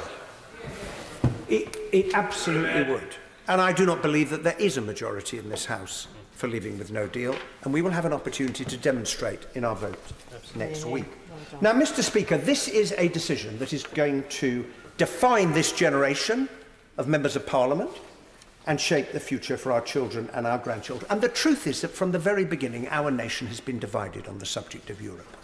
From Hugh Gaitskell's speech about the end of 1,000 years of British history to Edward Heath's argument that joining the common market was a great step forward towards the removal of divisions in Western Europe, from Harold Wilson's renegotiation and referendum to David Cameron's, the British people have shown support for and reticence about Europe in almost equal measure. Now, I argued for remaining in the European Union not because it is perfect, It is far from perfect. It needs reform. And the referendum told us that the rise of populism across Europe, the vote here, is telling governments that too many people feel that the balance between sovereignty, self-determination, control, call it what you will, and cooperation with other countries is not quite right. And that thirst for control is a reflection of the lack of control that many of our constituents feel they have over their lives, what has happened to their jobs and the changes that they have seen. But at this moment in our history, in this century, working with our neighbours and with our friends is an absolute necessity if we are going to address the great challenges that all of us on this small and fragile planet face. Trade, dealing with threats to peace and security, preventing the climate of our Earth running out of control with devastating consequences for all of the people that we represent, dealing with the tide of humanity that is travelling across the globe in search of a better life. Now, I will not dissemble and I will not pretend. I think that leaving the European Union is a terrible mistake. It will damage our economy and discourage investment. It will hurt our constituents. It will make it much more difficult to do something about the many reasons why people voted to leave. It will reduce our influence in the world, and it will disregard the extraordinary achievement of the European ideal in bringing peace to the continent on which centuries of war had seen blood shed for no purpose and generation after generation laid beneath the earth. And in this centenary year, the end of the First World War, we should remember that as well as remembering them. Mr. Speaker, we have to deal with the position that we find ourselves in, and my final plea to the House is this. Now is the moment to tell each other the truth. We owe that to a nation that has shown itself to be divided almost exactly down the middle. We have to bear in mind our responsibility to the 48% as well as to the 52%, and no one is going to get out of this mess everything that they wanted. No one is going to get everything they thought they would get. No one is going to receive all the things they were told that they would receive. All of us are going to have to compromise, and we're going to have to find a way forward that a majority can agree upon. And the reason I would ask the House next week, if it is selected to vote for my amendment, is that the sooner we are able to say to the government, in respect of the motions that is put before us, we're not prepared to support that, we're not prepared to leave with no deal, the sooner it seems to me that we can move forward and find a solution to this problem in the time that remains. And thanks to the amendment successfully moved by the Right Honourable and Learned Member for Beaconsfield earlier today, the House can at least end this debate secure in the knowledge that as and when that time comes, we will have the opportunity to have our say, and so it should be. Order. I'm extremely grateful to the Right Honourable Gentleman. He began his speech by saying that he was moving his amendment, and I know what he meant was that he was speaking to it. Simply for the avoidance of doubt, I should emphasise to the House that under the motion agreed earlier today, that is to say the business of the House motion, in respect of which the Right Honourable and Learned Gentleman, the member for Beaconsfield, did indeed move an amendment, no amendment will be selected by me until next Tuesday, and it will be on that day, of course, that the votes take place. I say that simply for purposes of clarification. Still with the 8-minute limit, Sir Roger Gale. Grateful, Mr. Speaker, and it's always a pleasure to follow the Right Honourable Gentleman, the member for Leeds Central. I don't agree with everything that he said, but let me start with a point of definite agreement, which is that the European Union needs reform. I personally believe that the European Union is corrupt. I believe it is bureaucratic. I believe it is meddlesome. I believe it is wasteful. But for all of that, I voted Remain. And I voted Remain because I believe that my children and my grandchildren and my constituents' children and grandchildren would be better off within than out with the European Union in terms of the economy and security. That is how I voted, but unfortunately 52% of the British public did not. And I have accepted that result, and I understand that others take a different view and would like to rerun the referendum or have a people's vote or try and overturn the decision. But I believe that we do have a duty now to honour the express wish of the British people, and for that reason I shall be supporting the withdrawal agreement. It isn't perfect, no compromise ever is. But I listened very carefully to what the Attorney General said yesterday, And his words, I paraphrase slightly, were that it is a risk, but a risk that we have to take when you consider all of the alternatives. And if you look at all the alternatives, and I tried to goad my right honourable friend, the member for Uxbridge, into offering one this evening and got nothing. If you look at the alternatives, if you look at the hard Brexit, and if you have to rule out, as I do, a return to no Brexit, then we are left with the withdrawal agreement. I believe that my right honourable friend, the Prime Minister, was absolutely correct in saying that it is not possible to go back to the Commission cap in hand and see, OK, we might get a tweak here and a tweak there. But the idea that anybody is going to offer a radical reassessment of what is on offer today, I think, is baying at the moon. I spend a certain amount of time leading the Parliamentary Assembly of the Council of Europe delegation, and I meet with European parliamentarians and have done in the past few weeks. They are astonished looking through the other end of the telescope at how much has been given to the United Kingdom. And I think my right honourable friend, the Prime Minister, is absolutely right to say that if she goes and tries to reopen the deal, then 27 other countries will all say, me too. And then we shall have a raft of changes that will not be to our advantage. So for all that it is not perfect, I shall support it. I just want to touch briefly on the hard Brexit because this is part of my equation and now I need to be parochial. I'm proud to be a Member of Parliament representing the Garden of England, representing Kent.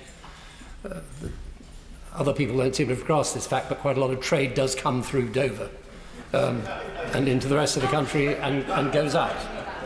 The fact of the matter is that probably 20 years ago, 85% of the lorries going out were British. Now, 85% of the lorries coming in and going out are continental.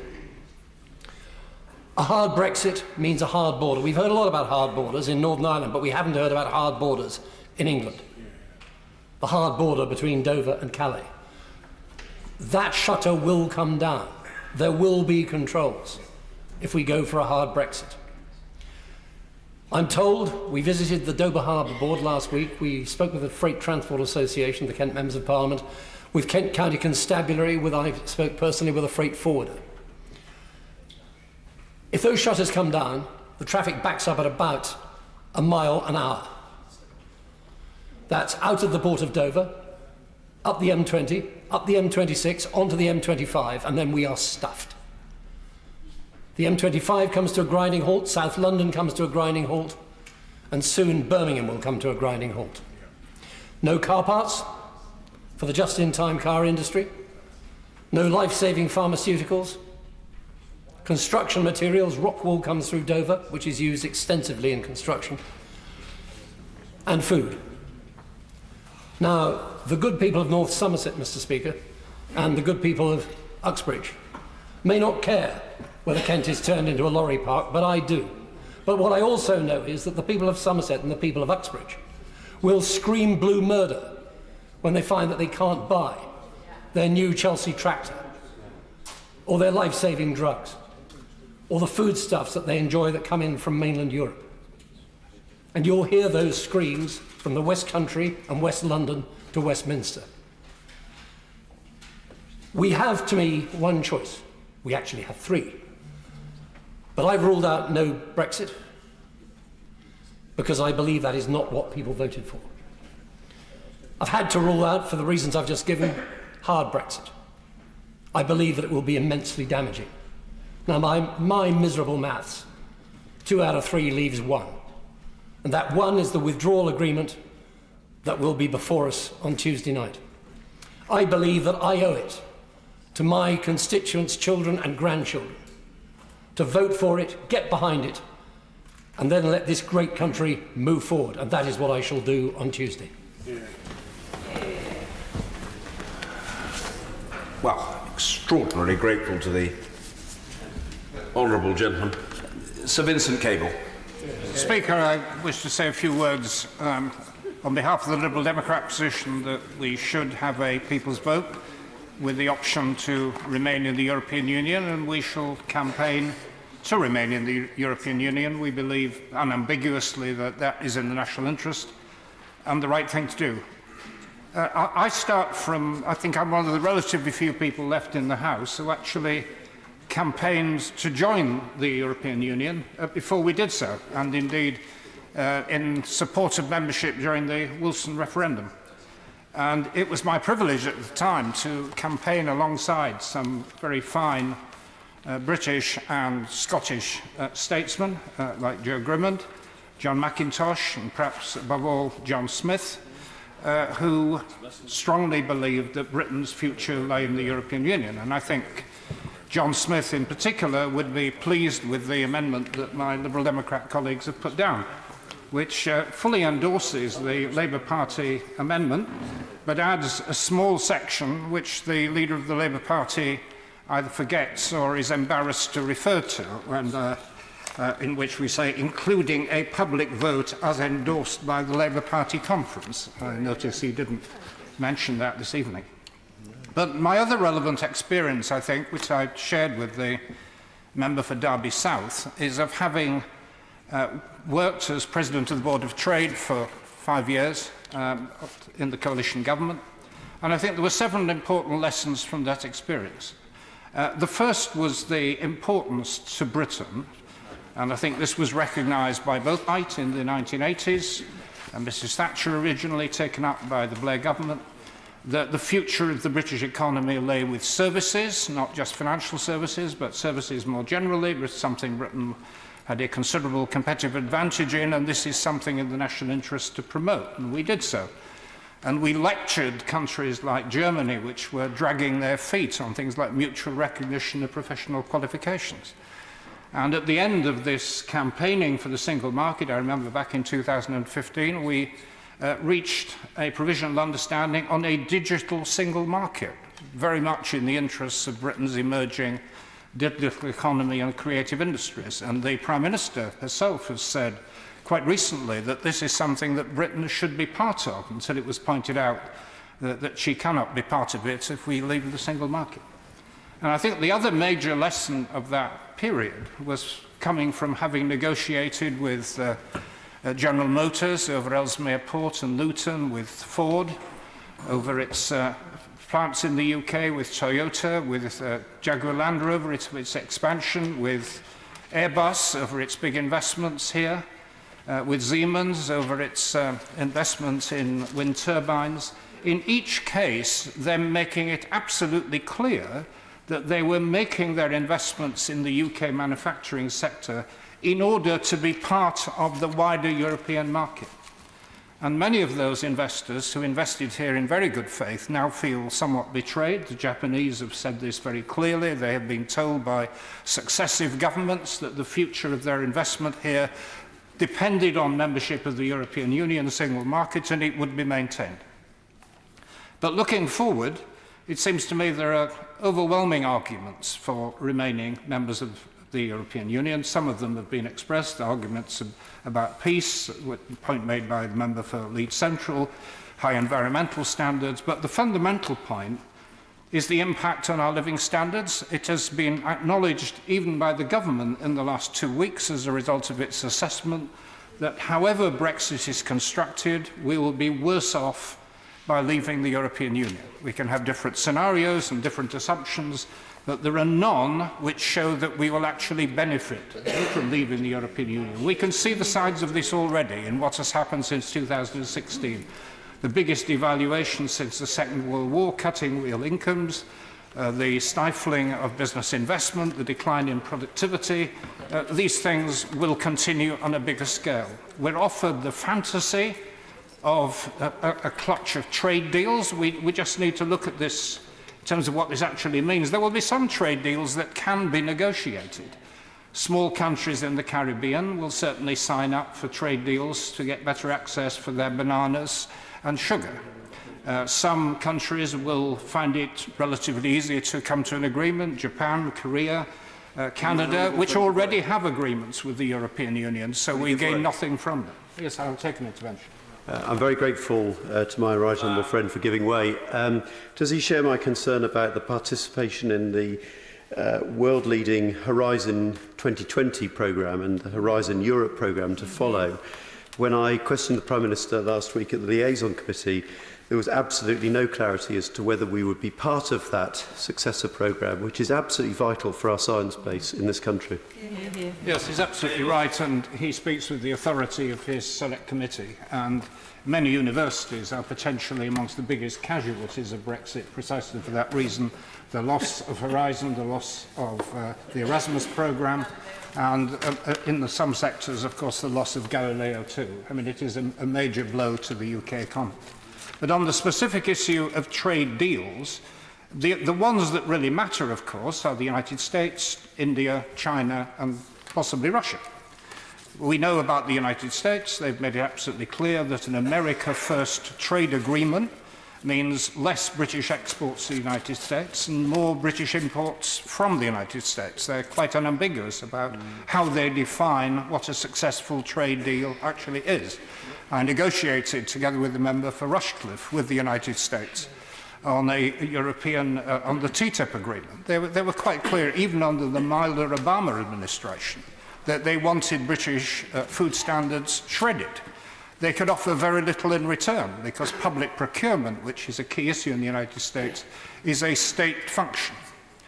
Agreement with India, as we've already heard, it's very difficult to achieve. It's a very protectionist economy. They will offer limited access for whisky, for financial services, in return for a substantial increase in relatively low-paid Indian professional workers on visas, something the Prime Minister has quite specifically ruled out. The Chinese might reach an agreement, but only if we turn the blind eye to Chinese practices on intellectual property and the rest. Russia, well, we're trying to reach more sanctions on Russia. What kind of trade deal would we possibly get with them? I mean, it really is a fantasy. But I think one thing we do need to be very careful of, and this is where I think the member for Leeds Central's amendment is so important, is we do not allow this argument to develop about we must have the possibility of a no deal. Now, there was an argument for saying the no deal option must be kept on the table when we were negotiating with the European Union. But an agreement has been reached with the European Union. No better terms are going to be obtained. The Prime Minister is now negotiating with the House. Yep. This is why the no deal is there. Yep. It's not to threaten the European Union, it's to threaten us. Yes. And we've got to stand up to it and reject it absolutely, and that's why that amendment is so important. But finally, the reason why I think a people's vote is essential is that we have to give people the choice. Now we know what Brexit means. Informed consent, not just an opinion expressed on promises at the time. Now the main, and I think it's a perfectly reasonable argument that's been advanced, is we want to bring the country together. The Prime Minister spoke very eloquently about that. We don't want to perpetuate division. But the brutal truth is that the country is bitterly divided. And it will be bitterly divided if we leave under the terms that the government has negotiated. We'll be entering into a set of conditions in which the economy will deteriorate relative to what it would have been in the European Union. A younger generation are coming through who will bear the brunt of the costs, most of whom voted to remain in the European Union. An estimated 80% of 18-year-olds wishes to remain. There will be great bitterness and resentment about what the older generation has imposed on them. This issue will not go away. It will continue, and there will be continued demand for a further vote on this question. Will he give way? Sure. I'm extremely grateful for my right honourable friend giving way. Does he also share my concern that this gambit by the Prime Minister that somehow this is going to be the end of the matter is also not true? The 26-page political declaration is just the start of further negotiations. And if people want to continue talking about Brexit and to suck the air out of this Parliament to tackle the big issues of this country, then actually they deserve the right to be able to say if they want that or not. Yes, absolutely right. But I don't think any of us should be under illusion. This issue is not going to die in March next year. As my colleague from Oxford West has pointed out, we will have 5-10 years of continued negotiation about what type of trade relationship we have. There will be bitter divisions around it. And we'll have a great deal of disillusionment with the costs that Brexit will inevitably entail, continued to demands to go back to this issue. So let us have now an agreement to have a vote on Brexit. Now we know what it is. That's the least damaging, least hurtful ways that we can possibly proceed as a country. Thank you, Mr. Speaker. Mr. Dominic Grieve. Thank you, Mr. Speaker. Speaker, I'm conscious, and I think one should pay tribute to my right honourable friend, the Prime Minister, for the selfless devotion she's shown over the last 2.5 years in trying to carry out Brexit. And I say that particularly because of the view I've taken that I cannot support her in the deal that she is bringing before this House. But it would be wrong not to acknowledge the appalling hand that she had been dealt in starting out this negotiation, or indeed her good intentions in trying to carry it out. I just want to explain briefly to the House why I cannot lend the government my support on this matter. The reality, Mr. Speaker, is not, I think, so much the Prime Minister's red lines, but I'm afraid the rather harsher truth that the decision that underpinned Brexit was built upon a fantasy about the nature of the United Kingdom, about its apparent lack of interdependence with other states, and about our ability to get a deal from the EU, which seemed to presuppose that we were separating ourselves from a sovereign entity and not, as we were in reality, trying to detach ourselves from an international treaty organisation underpinned by a complicated rule book and with limited scope for movement. And a consequence of that can be seen in the way in which, over a period of time, the ambitions that my right honourable friend set out had to progressively to be narrowed, particularly when she was also being attacked from her own side by some of my colleagues who wanted to restrict her and imposed on her the red lines which underpinned much of her negotiation. And the consequence of that is where we are now. And quite frankly, we might have been led by archangels to get a better outcome, because in all negotiations, you move towards the mean centre, and it is where the power lies where you end up getting the agreement. And the consequence is that far from detaching ourselves from a complicated international treaty, you only have to look at the 585 pages plus of the document that's been brought back, plus the 26 pages of the political declaration, to see that we're in the process of enmeshing ourselves in another very complex international treaty, but one that is much more disadvantageous to this country than the one we are leaving. One only has to look, and perhaps a lawyer's eye on this, the arbitration mechanisms, the continuing role of the jurisprudence of the European Court of Justice, the complex issues underpinning Northern Ireland, where what we are effectively doing is substituting a bilateral treaty with the Irish government, which was underpinned for its legitimacy by a referendum north and south of the border, and replacing it with an international treaty that makes the EU the guarantor of certain aspects of it. Where is the recovery of sovereignty in that? Yeah. Far from it giving us greater freedom of action, the entirety of this document restricts it. Of course, I do understand that my right honourable friend, the Prime Minister, hopes that in the political negotiations that will follow, some of those problems may be overcome. And I can't make a prediction, but it's possible they may be, because I acknowledge that the EU may wish it as well. But the reality is that there is enough there of a challenge that ought to give this House real pause for thought. And of course, if there was total consensus, Mr. Speaker, I might be reassured that despite the fact I see this as a second-rate outcome, it might be worthy of support. But I only have to listen to so many of my right honourable friends on these benches and honourable friends to realise, and I agree with what's been said, that in reality, far from bringing this debate to an end, we are only just embarking upon it. And it will destroy this country over years of sterile debate about a future relationship, with the very real possibility that at the end of it, we are in fact still left in a relationship of dependency, because that comes from our geography, without any of the advantages of full participation. And I don't consider I can look my sons in the eye and say that I'm simply prepared to sign this off. Now, the point's been made, Mr. Speaker, that we are living in a time when the will of the people should be respected and that we can't ignore the result of the 2016 referendum. And I certainly acknowledge that it cannot be ignored and that many people voted for a multiplicity of reasons and the majority of them voted to leave.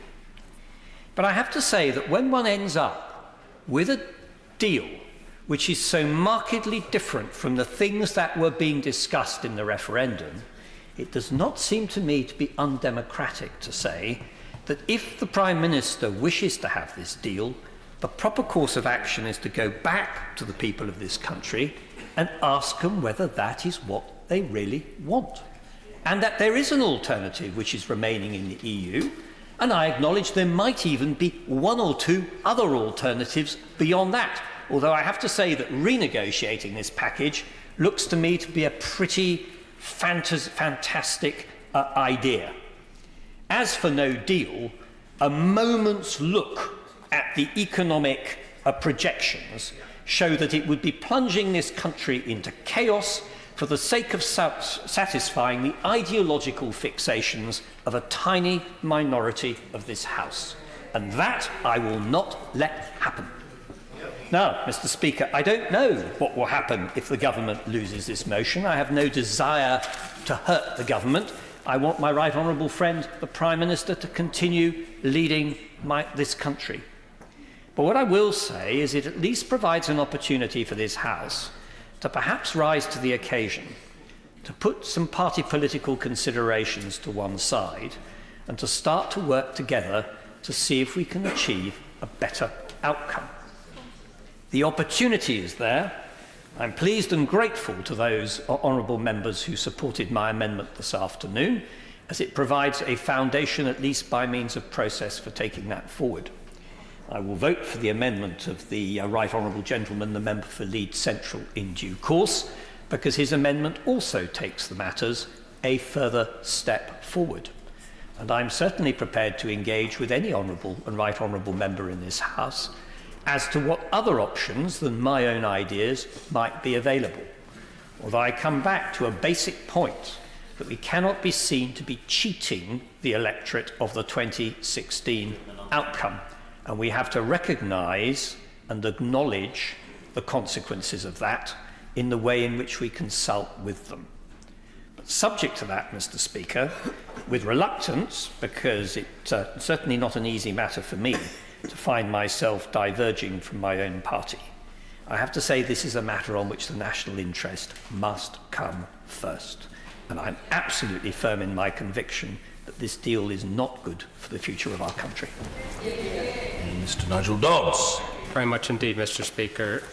This House has, of course, fundamentally a duty to respect the clear will of the people of the United Kingdom as delivered in the referendum and to deliver our exit from the European Union as one United Kingdom. I regret to say that, in my view, the withdrawal agreement put forward by the Prime Minister and a majority, but not all, of the Cabinet falls short of this objective. To enter into this arrangement as has been put forward, first through the transition period as proposed and then the backstop provisions, means we enter a twilight world where the EU is given unprecedented powers over the UK, certainly in the transition period, and massive leverage in the negotiations on the future trade relationship. And we would have to rely on the goodwill of others to let us ever leave these arrangements. So under these terms, in my view, the UK's future as a strong and independent global trading nation standing together is in real and imminent jeopardy. An outcome that doesn't honour the result of the referendum or take back control of our laws, our money and our borders. Yes, I will. I thank the Right Honourable Member for giving way. I'm sure he'll agree with me that it's ironic that whilst the Prime Minister is out on her roadshow trying to sell this deal to the great and the good, the place that it actually matters is this House, and she has managed to unite this House against this deal. Thank my honourable friend for that intervention. I mean, I think there is a point here that this deal doesn't satisfy anybody. Leave voters are outraged at what they see as the betrayal of Brexit, and Remain voters are asking what on earth is the point of losing all our say but still taking all the EU rules. The political declaration, despite previous promises, does not set out a clear, precise future relationship and raises significant issues in its own right. And the legally binding withdrawal agreement, which we're now told to somehow take on faith that it might never be used, even though 18 months has been spent negotiating it, nobody actually wants it. That nobody actually wants it. But as the Attorney General made clear yesterday, in a very forthright and candid session before the House, he made it clear that there's no unilateral exit clause, no unilateral right to terminate. It's indefinite. The whole thing was undesirable, unsatisfactory, unattractive, and an calculated risk. Hardly the most ringing endorsement for reasons why this House should actually vote for it. Thank my honourable friend for giving way. In relation to the commitments given in paragraph 50 to both our party and to the House, they don't seem to be any reference within the document which has been produced. That's right. Well, again, I'm grateful to my honourable friend because, as I have said on a number of occasions and asked the Prime Minister this, and I've yet to receive a reason for this.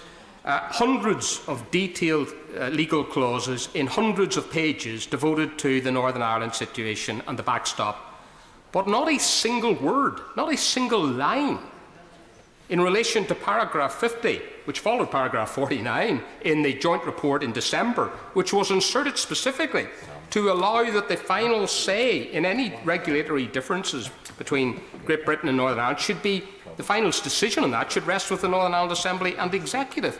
Yet none of that appears anywhere in the withdrawal agreement, and we have received no satisfactory explanation as to why that has been deleted. And indeed, the assurances given at the time that the backstop would be UK-wide, that there wouldn't be this sort of special carve-out or provision for Northern Ireland. So the whole concept of this backstop, of course, is a nonsense. Deciding a fallback position, deciding an insurance policy before even starting the talks or reaching any decisions on the final arrangements was always a nonsense. And the whole process has been bedevilled by the fact that so much time has been spent on negotiating something that we're now told nobody wants and nobody will ever actually want to see introduced, and other arrangements will be brought into place. Quite frankly, some of the words that have been spoken, and this is an issue of trust, because some of the things that were told to this House and told to us directly as a party during those negotiations have not come to pass. I remind this House of what the Prime Minister said on the 28th of February in 2018 to this House, where she said that we cannot undermine the UK common market, threaten the constitutional integrity of the UK by creating a customs and regulatory border down the Irish Sea, and no UK Prime Minister could ever agree to it. Customs and regulatory. This is precisely now what the government is proposing. This is what they're now proposing. The Prime Minister in terms said on the 20th of February that no UK Prime Minister could ever accept that. And therefore now we're being asked to take on trust the word of the government, and who knows what the government will be in 2 years' time, or 3 or 4, whenever these negotiations come to an end. Who knows what the European Commission and the European Parliament will look like at that time. But we do know that the final text of this withdrawal agreement will remain, and it will be the thing that will stand and will endure, and it will be the thing that will be the only reference point that will be used, and that commits that after we come to the point where we decide either to go into a period, this transition period of 2 years, but even if we don't get a deal after that, and there's absolutely no guarantee that we would have any such deal after that period of time, that we automatically go into the backstop arrangements, which puts large swathes of rules and laws in relation to single market for goods and agri-food, not just the building on the regulatory differences that are there now, because the regulatory differences that are there now between Northern Ireland and the rest of the United Kingdom, decided by this Parliament, decided by the Assembly and the previous legislatures. Those are there for health reasons. They're not there because we're in a different regime. The reason we would have checks, the reason we would have differences, is because Northern Ireland would be in a different regime, the single market regime, subject to enforcement by the European Commission, subject to oversight by the European Court of Justice. And then on the customs arrangements, it is simply untrue to say that somehow we're all in one big customs union together. Northern Ireland is in the EU customs union, but there is a special customs arrangement that is created. UK, EU and Northern Ireland is therefore part of that. That is, quite frankly, to me as a unionist, something that is unacceptable. We were told by the Prime Minister in her 6 declarations to the people of Northern Ireland in December that she would ensure that Northern Ireland left the European Union with the rest of the United Kingdom, that no part of the United Kingdom would be left in the single market or the customs union, that this would be no part of the UK would be left subject to the jurisdiction of the European Court of Justice. Now, whether you agree that that's a good thing or not, the fact is these commitments and pledges were made and they're now being broken. And quite frankly, Mr. Speaker, we heard yesterday, and I go back to what the attorney said, because it is important, and we look forward to the legal advice that will now be published tomorrow as a result of the government finally acceding to the will of the House on this issue. The fact of the matter is that there is no get-out clause from the withdrawal agreement. It is in the gift of the European Union as to how we get out, when we get out, and on what terms we get out. Now, the concern that many of us have is that whatever the short-term consequences of entering the backstop may be, the real danger lies in the future. When it comes to the point that a final arrangement, a final trade deal is agreed, whatever that may look like, it is clear that there will be those who will say, in other jurisdictions and in other governments, who will say, well, UK, you can have whatever arrangement you like, but there's one thing certain, as far as Northern Ireland is concerned, we still don't accept that there can be no hard border using technical, administrative and technological. So you are going to have to stay, Northern Ireland, within the customs union and the single market. There will be leverage that will be exercised by other governments on other issues, but I have no doubt that that will be an argument that will be used, and it won't be our decision, even if we disagree with that, even if we put forward counter-arguments, even if we put forward other proposals. Nobody in Northern Ireland, no one in this House will have the final say as to what happens. It will be the decision of the European Union as to whether or not they allow us to leave on whatever terms it may be.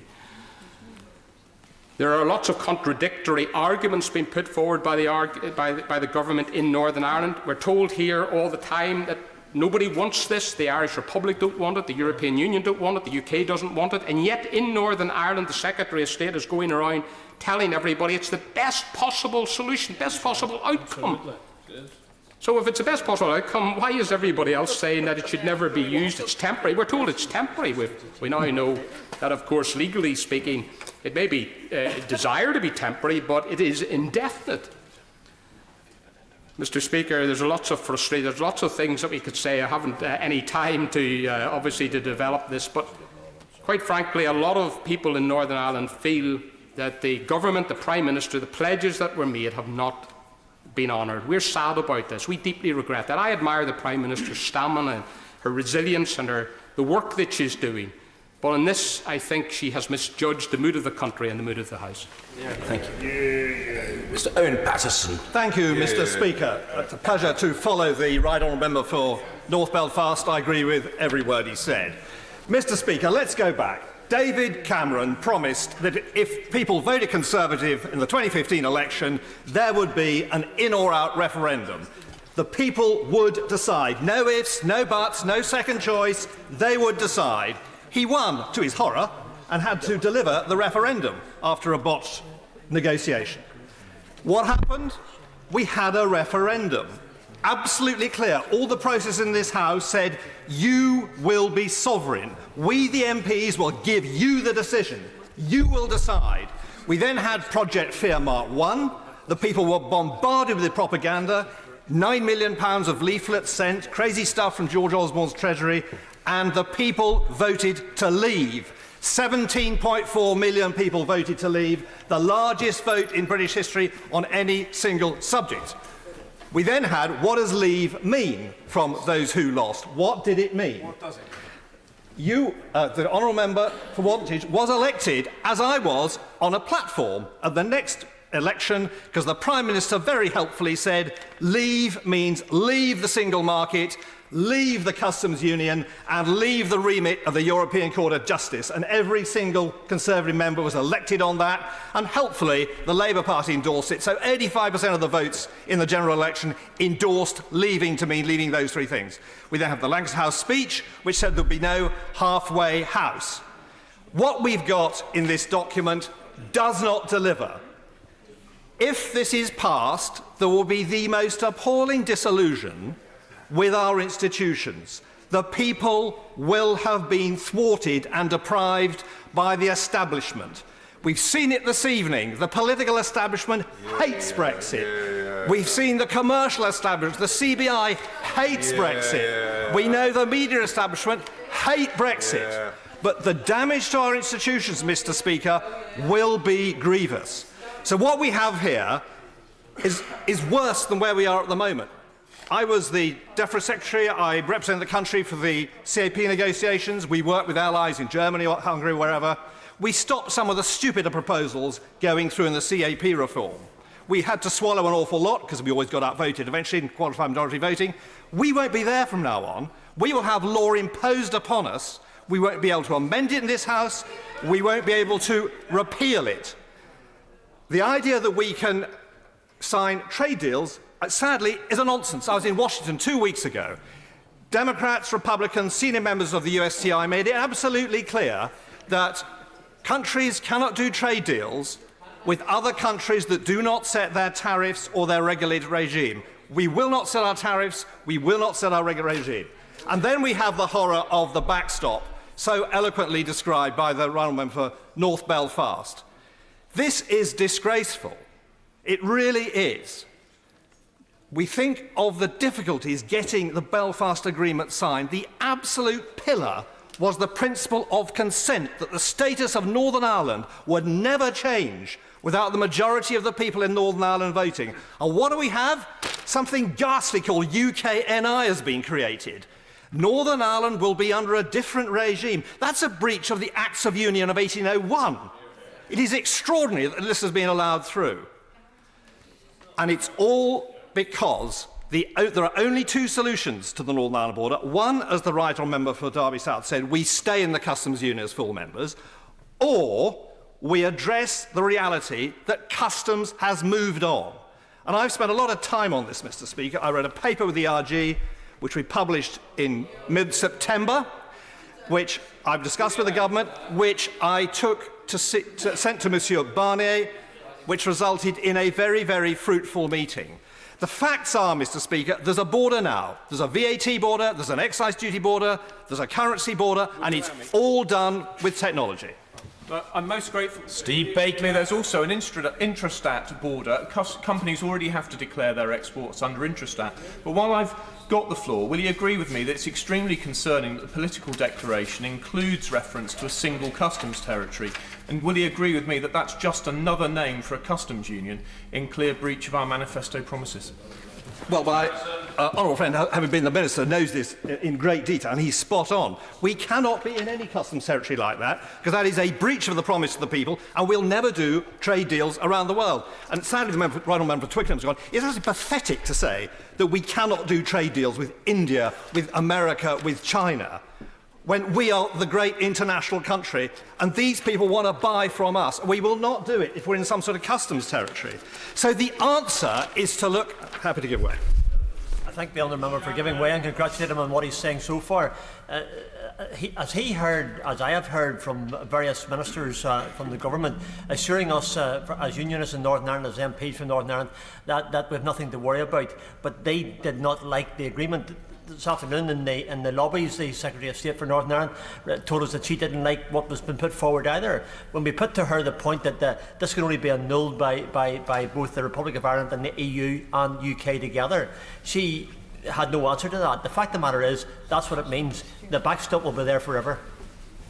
Well, the Honourable Strank was absolutely right. There is no way out of the backstop, as we heard from the Attorney-General yesterday. He said ultimately it's a political decision whether we support this, because we don't get out unless the European Union agrees, and they're not going to let us go while we're stumping up the cash, and they've got us trapped in an arrangement where they can impose law on us, which is perfidious and can damage our economy and benefits them when they have 100 billion sterling surplus with us. And just before we get off the question of the economy, so many speeches this evening. I think this is the most wondrous organisation. The economy is booming in Europe. There is one continent in the world with a slower rate of growth. That's Antarctica.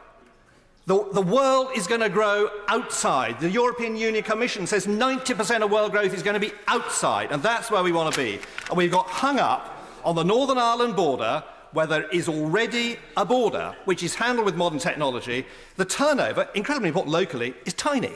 It's 4.9% of Northern Ireland's sales. That's 0.2% of UK GDP. It's 1.6% of the Republic of Ireland's exports north.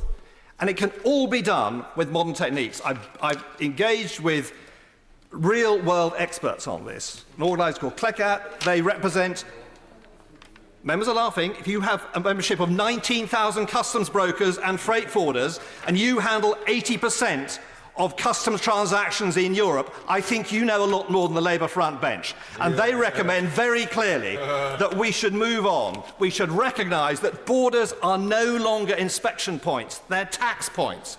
Inspection happens before goods are shipped. We heard about this stuff about just-in-time delivery. 1,000 trucks will turn up tomorrow with car parts. They've all been pre-cleared. That can carry on. Pre-clearance will carry on. And in Rotterdam, going to see the border inspection point, it's 40 kilometres from where the containers land. If that's from Newry, that takes you well north of Lisbon into the suburbs of Belfast.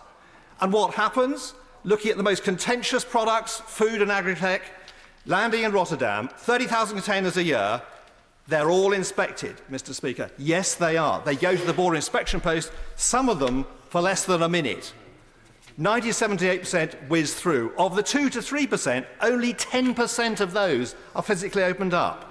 People have this ludicrous idea of borders, that we have a man in a tricorn hat stopping the stagecoach with a ladle, testing the brandy. That does not happen. Goods are tested in advance. They're pre-cleared. We have modern systems like REX on rules of origin, Transit, which is so accurate, the records in 2016, only 2 goats went through Larne when I went there. That is the sort of modern system which could work not just on the Northern Ireland border, but could work on Dover-Calais. So what we should do, we must vote against this ghastly proposal this evening. It is absolutely appalling, and I'm delighted so many members from across the House are going to vote against it. So what's the alternative? The answer is to go back to what President Tusk offered us on the 7th of March. That was a free, wide-ranging free trade deal which founded on the issue of the Northern Ireland border. Using existing techniques, existing technologies within the existing customs code, we can resolve the problem of the border, and we can go back and we can take up that offer. And the meeting with Monsieur Barnier and his senior colleagues, it was very clear that offer is still on the table. And the European will have to face the fact, if this goes down, which I hope it will this time next week, we should go straight back, and I'm glad to see the Secretary of State's here, he should go straight back and present that offer. We can solve the problem of our borders. We can immediately start negotiating for this wide-ranging free trade deal.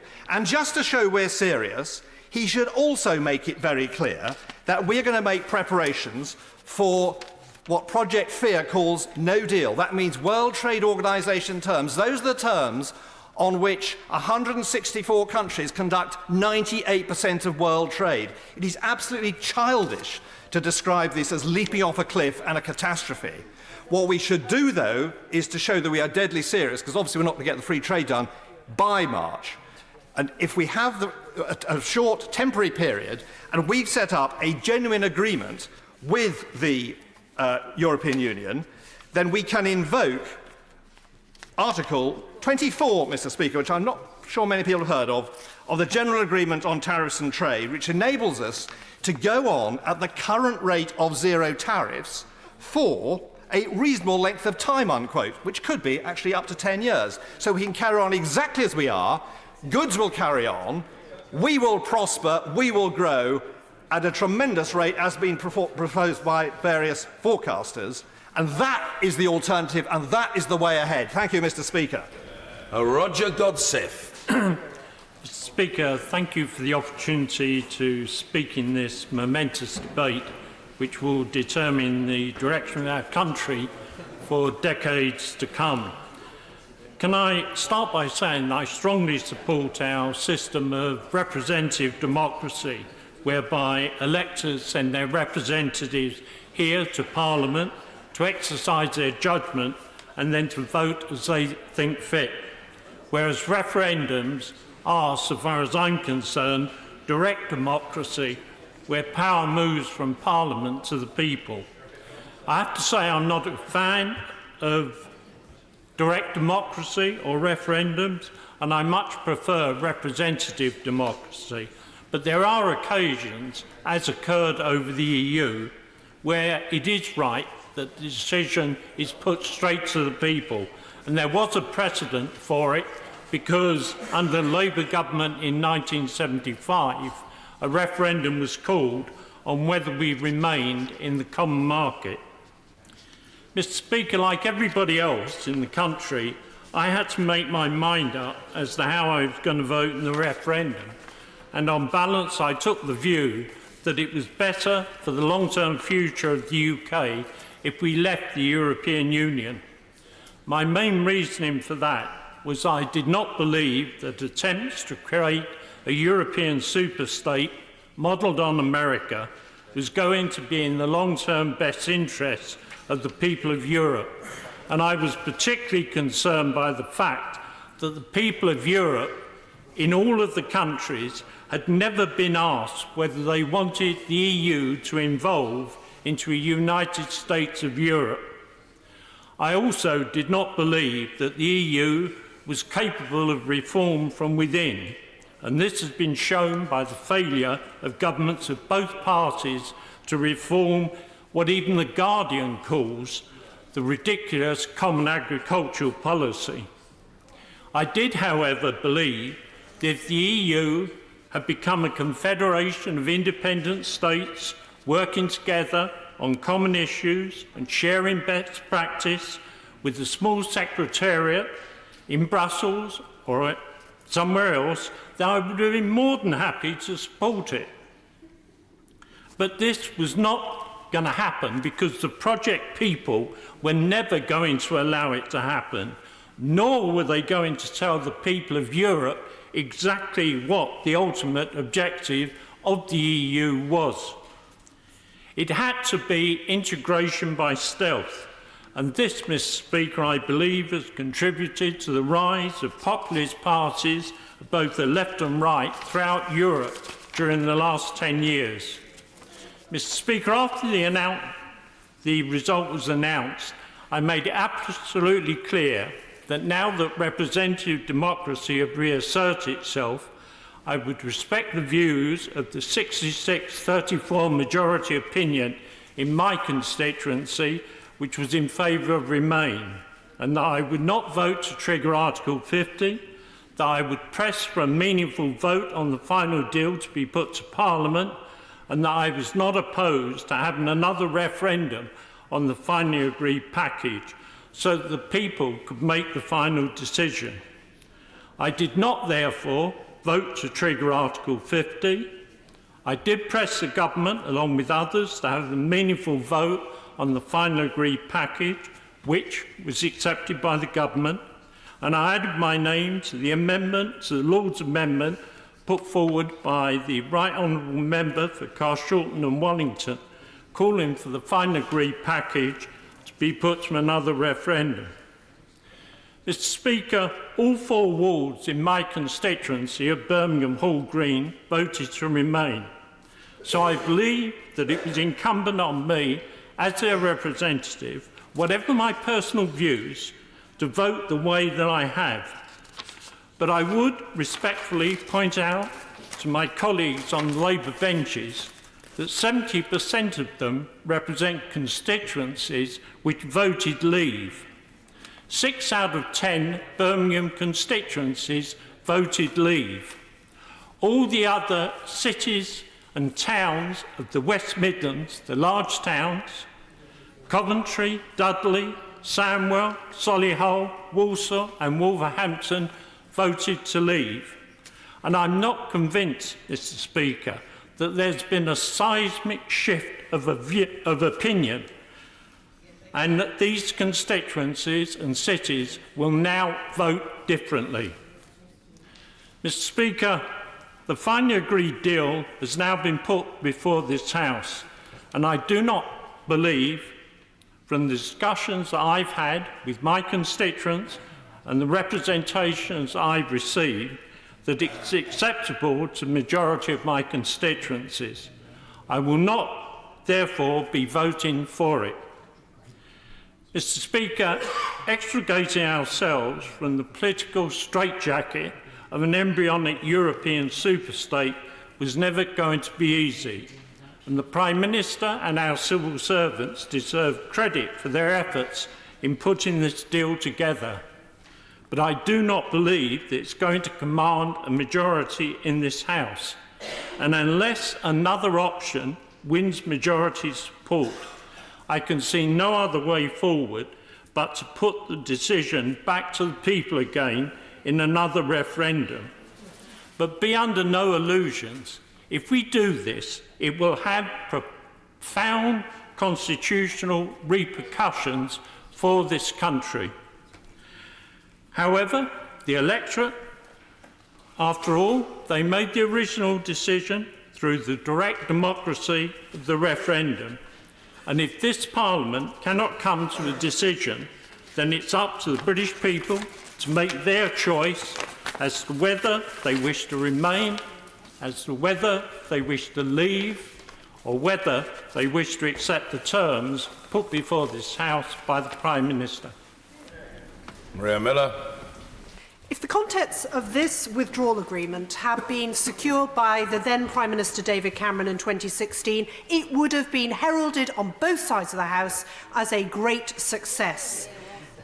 I think it is a huge pity that people in Brussels didn't take that opportunity more seriously. Like any negotiations, as members of Parliament, we have to weigh up the merits and concerns of every option before us. Now, I voted Remain, and I fear the impact of leaving the EU, not only for business reasons, but also for issues of peace and security. But we have to look for compromises. We have to look for a way forward. And what I found most disturbing about the debate tonight is the lack of that compromise coming through in members' contributions. So where should that compromise lie? Well, it has to lie where we feel that people wanted us to act as a result of the referendum. What did people want us to do as a result of that vote to leave? Many people voted to remain, but most voted to leave. They voted for a return of control of our borders, an end to the freedom of movement. They voted to stop vast sums of money being sent to the EU. They voted for an end of the European Court of Justice having jurisdiction in the UK. What nobody voted for, I believe, is uncertainty in our businesses and threats to our jobs. The sorts of threats that the Honourable Gentleman from Birmingham Hall Green has just been outlining could well be realistic for people working in the manufacturing sector in his constituency. Of course, I'll give way to my Honourable friend. I'm grateful to my Honourable friend. I think it's still there on the official Vote Leave website. It also said, out of the customs union, out of the single market, comprehensive free trade deal with the EU and free trade deals around the world. So it was there, that was the mandate, and that's what the people want us to see through. Yeah. And my honourable friend has got every right to be able to say that. I'm saying to him, should we not be looking for a way forward in reality rather than in the theory of those words which were set out in a manifesto? We have to look at the reality of what we are dealing with in terms of negotiation. You know, negotiation cannot happen by one side alone. It has to happen with the second partner as well. And I would agree with anybody who's been speaking today to say that leaving the EU is inherently risky. But the option before us is something that it at least has the detail behind it for us to be able to consider in more detail. So how do we move forward? We could take the view of my right honourable friend, the member for Uxbridge, where he sounded rather like McCorber in saying something will turn up. I certainly, Mr. Speaker, won't be holding my breath. The people that we represent wouldn't expect us to be entering into something as risky as hoping that the EU changes its mind.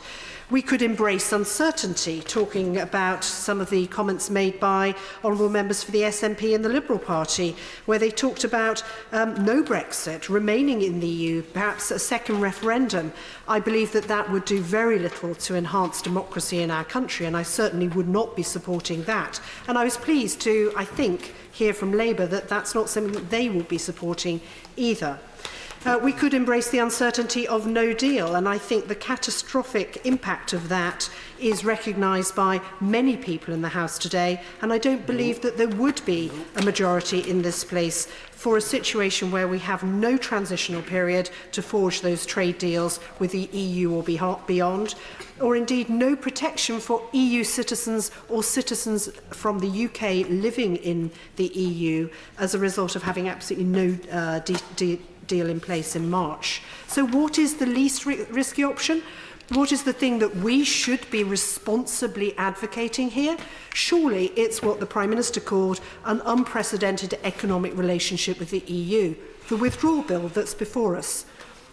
It's the option that we know most about. It's the option where we actually have details to debate today in the Chamber.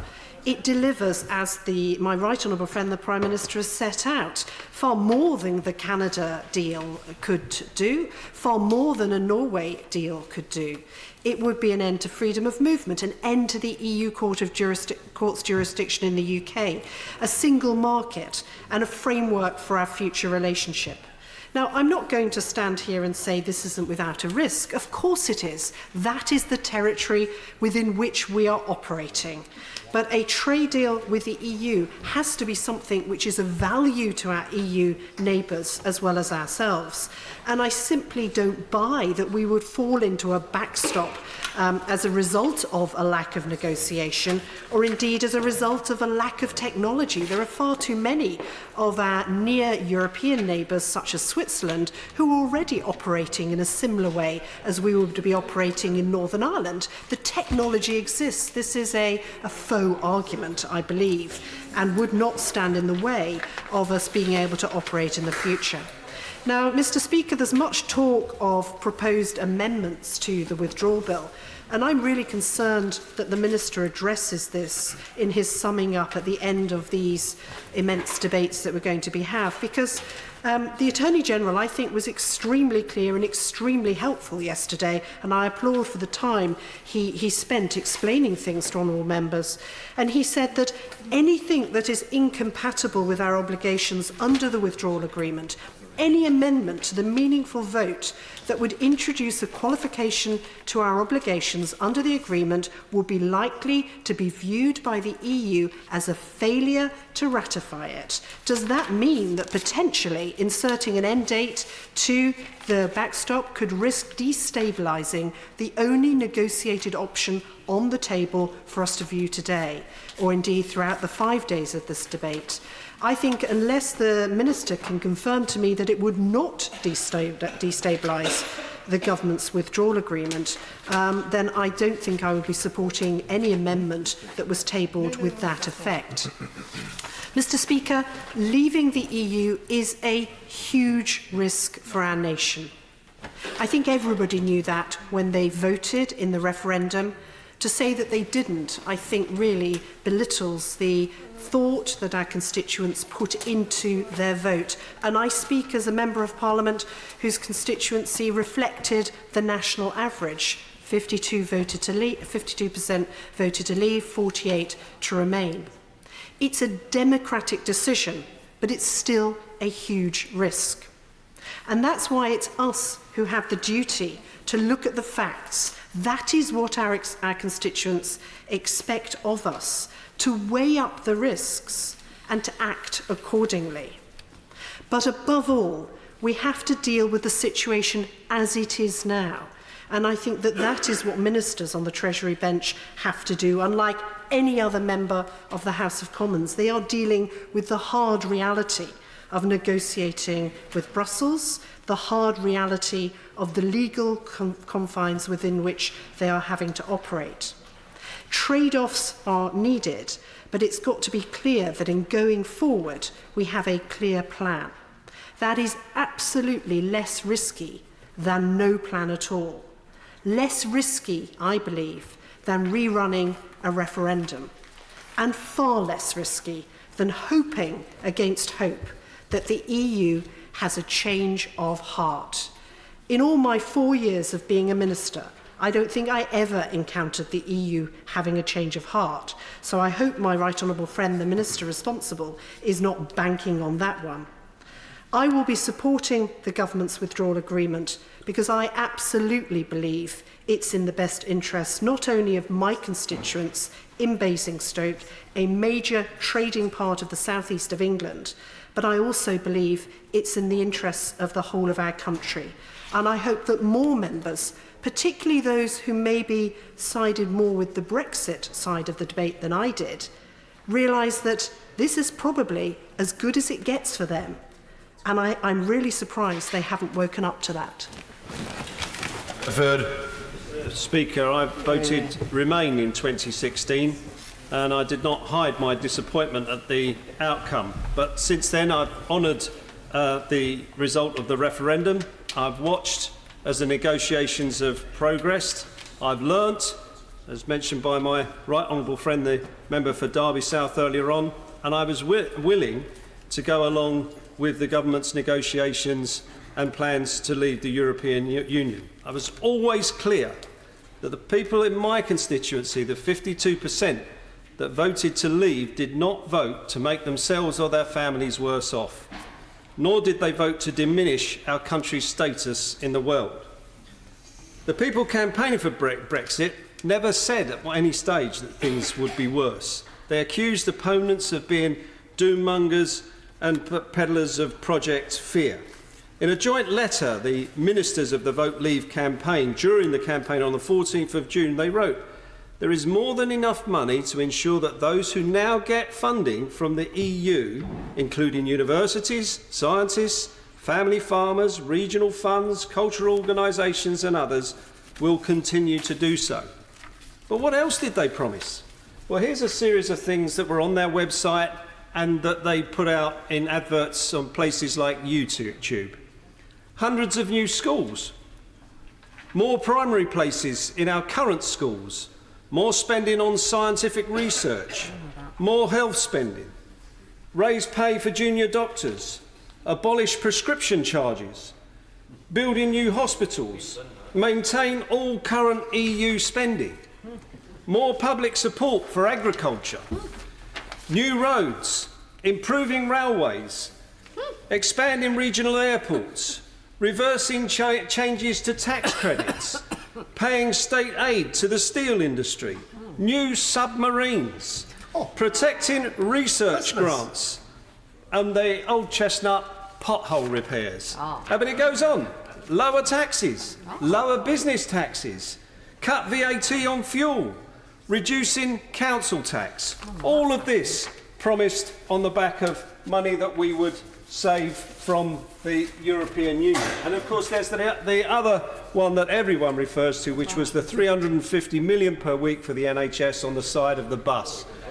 Now, the IFS in June said that estimates on EU contributions and the savings that could be made were over-exaggerated. The 350 million is a bogus figure, and they estimate it to be nearer 170 million. And last month, the government's own forecast said GDP would be 10.7% lower than if the UK had stayed in the EU in 15 years' time.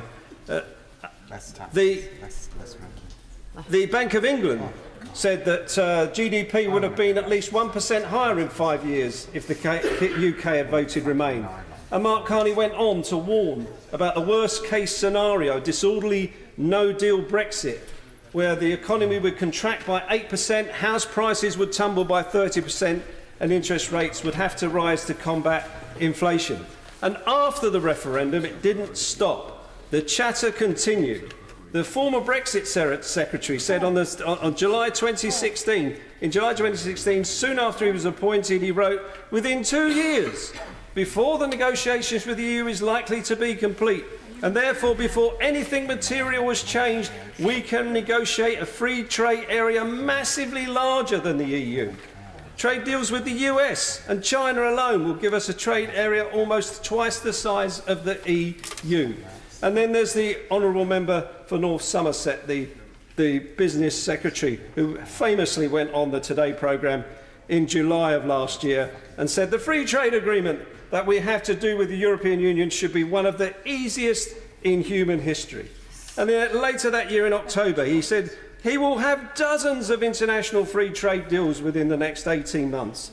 And then he went on to say that Britain will simply copy and paste existing EU deals with third countries. Now that is actually quite an admission, because my constituents would ask, what did they vote for when they voted Brexit, the 52%, if they're simply going to cut and paste deals from the European Union to do trade deals once we've left the European Union?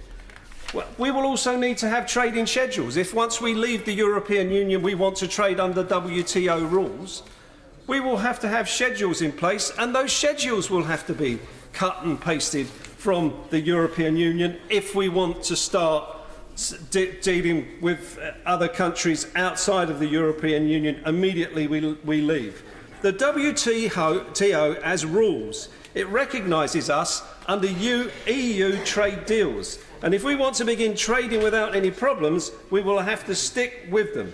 All those who make the argument that leaving is simple have failed to explain the complexities of WTO rules. They ignore, for instance, the most favoured nation rule, which means that if you cut your trade tariffs with another country without having a trade deal in place, you have to offer that opportunity to every other single member of the World Trade Organization. And that would make us effectively a tariff-free nation. And we would be then open to cheap imports, undermining jobs and local businesses. And the notion that we are complete free agents if we just walk out of the European Union is and always has been a complete fabrication.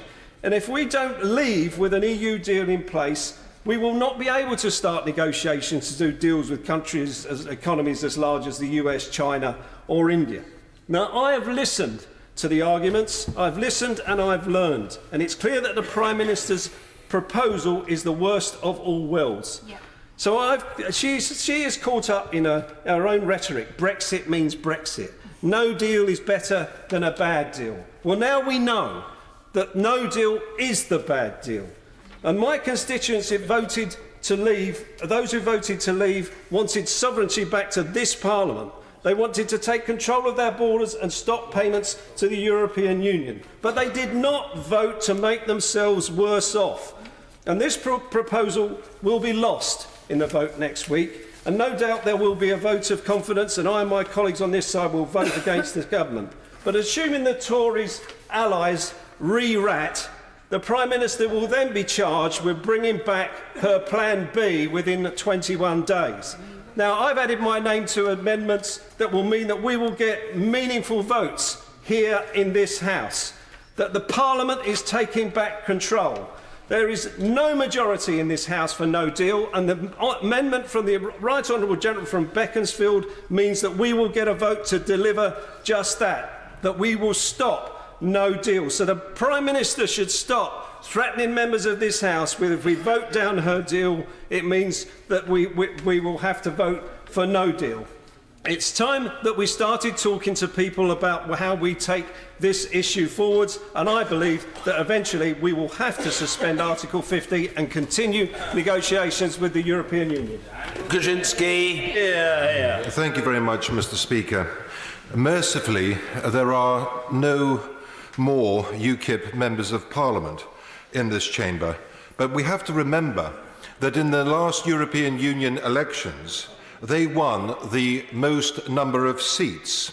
Certainly in our county of Shropshire, they won the most votes when those elections took place.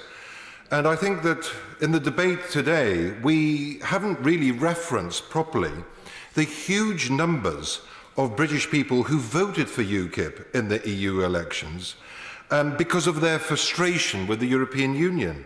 Now, I consider UKIP to be a very malign, rabidly right-wing organisation and party, and some of their language on migration and immigrants was a real concern to me, particularly being the first ever Polish-born British Member of Parliament and very, very proud of the extraordinary contribution that 1 million Poles have made to this country. Now, I'm pleased that UKIP is withering on the vine, and today even Nigel Farage has quit UKIP. But what really concerns me, Mr. Speaker, are the references in this debate and during the course of many speeches for a wish for a second referendum. I'm absolutely convinced that if we have another referendum, if we try to overturn the decision that was taken, this will give wind to the UKIP sails and they will be resurrected as a genuine political force. Now, many members of Parliament have spoken about how we will have to spend many years adapting ourselves to our new relationship with the European Union. I have to say to them, clearly they're oblivious to the amount of constant work we have had to do in this chamber, adapting ourselves to their move towards a supranational state. And there are two issues I wanted to address briefly. One is the single currency, and the other one is the EU army. There are 19 Eurozone countries, but the 8 that don't have the Eurozone are contractually obliged so to do. They have no alternative but to join the Eurozone. And yet the people in these countries, Mr. Speaker, don't wish to abandon their own currencies. In the Czech Republic, 71% of the electorate don't want the euro. In Sweden, it's 72%.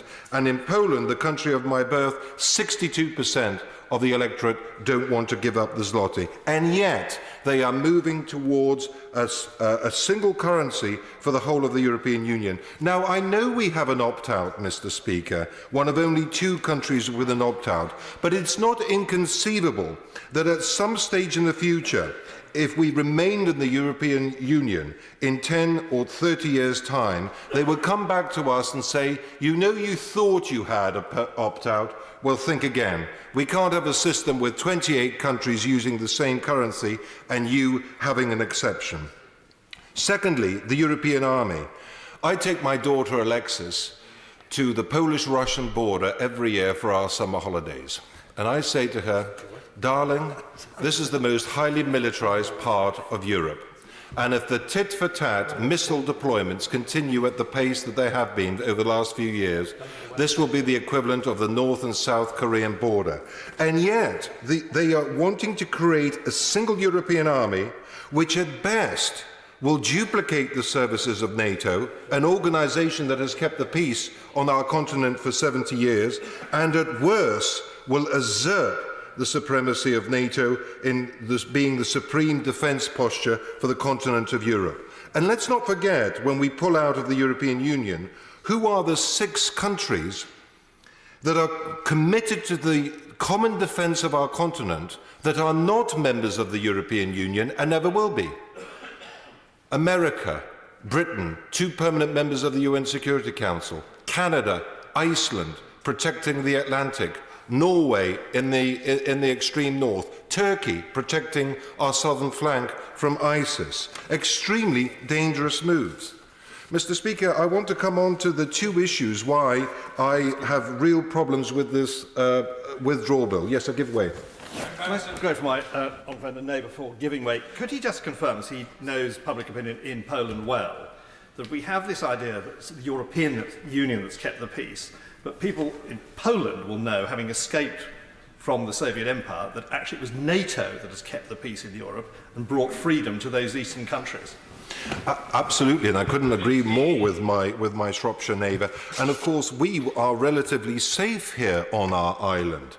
It's those frontline states like Poland that will really face instability if anything is done to usurp the supremacy of NATO. The Russians understand that NATO is united and strong, and any deviation away from that could put countries like Poland and others at risk. Mr. Speaker, the two issues that I have with this withdrawal bill, and of course I look at our colleagues from the DUP as I say this, the Northern Ireland backstop. The Attorney General yesterday did not give me sufficient guarantees that Northern Ireland will be protected in the event that the backstop will have to be utilised. We owe a debt of honour to the people of Northern Ireland. And of course, the member for North Down said that the DUP don't represent the whole of Northern Ireland. Well, they are here and they are our interlocutors. And if they are telling us, as the representatives for people of Northern Ireland, that they genuinely have a concern about the backstop, it would be highly irresponsible for us as unionists to ignore those concerns. I have to say that the determination of the people of Northern Ireland to remain British in such extraordinary adversity is remarkable. And I'm very proud of their determination to remain within the United Kingdom. The Attorney General looked at the DUP last night and said, you have to vote in the interests of the whole of the United Kingdom. Well, I have a message for the Attorney General. There is no United Kingdom without Northern Ireland. And the second point that I have a problem is, and I asked the Attorney General in a one-hour telephone conversation last week, how much of the 39 billion do we really owe? Tell me your legal advice, how much do we really owe? He told me a figure in private over the telephone. However, when he was asked that same question yesterday by my honourable friend from Shipley, he said the figure was too difficult to calculate. Again, I asked the Prime Minister this afternoon for assurances, and she did not give me a clear answer. And what really concerns me is, whilst we in Shropshire are facing real shortages for our local schools and hospital, we are, under this agreement, likely to hand over another £39 billion of British taxpayers' money to the European Union, which is simply unacceptable, for a possibility of a maybe of some treaty further down the line. Now, we have seen this week that Monsieur Macron has threatened to block the trade agreement with Mercosur, which has been dealt with over the last 8 years because of the new Brazilian President Bolsonaro's pledge to pull out of the Paris Climate Agreement. Think about what would happen to the Conservative Party if we had handed over £39 billion and 2 or 3 or 4 years on, still no trade agreement. That would be devastating for our party and devastating for our country. And as things stand at the moment, Mr. Speaker, I will find it extremely difficult, if not impossible, to support this EU withdrawal bill. Mr. Douglas Chapman. Thank you very much, Mr. Speaker. And I know that there's many people across the UK who are very excited about Brexit. We know about the blue passports that they'll be able to hold. There's the new Brexit 50p coin, and there's also the prospect of Empire 2 coming to the fore. But I think the more we learn about the Brexit process, the more that more people are realising that we're going to lose more than we could possibly ever gain. In my own constituency, I know that we voted 60% to remain within the EU, and recent polls have shown that that figure has actually grown from the 60% to somewhere 68, 69%. So as people realise the real impact on their lives, on their jobs in Scotland, then I think the hardening of the pro-EU vote is actually coming to the fore. But I really want to focus my comments tonight and my remarks on the impact of the UK leaving the EU and what impact that will have on the important areas of defence and security. In my view, the government has drastically underestimated the negative consequences of Brexit on our ability to maintain safety and security across the UK without the full cooperation of our European counterparts and the ability of our defence industries to trade and operate freely across the single market. We have strong competitive defence industry here in the UK, with such firms as Babcock, BAE Systems, Rolls-Royce, successfully fulfilling MOD orders for a number of years, and even more newer companies coming into the work stream. These firms, like many others, have built up a vast breadth of expertise and capability, and we should be doing everything we can to preserve that level of skill that we have in our industries.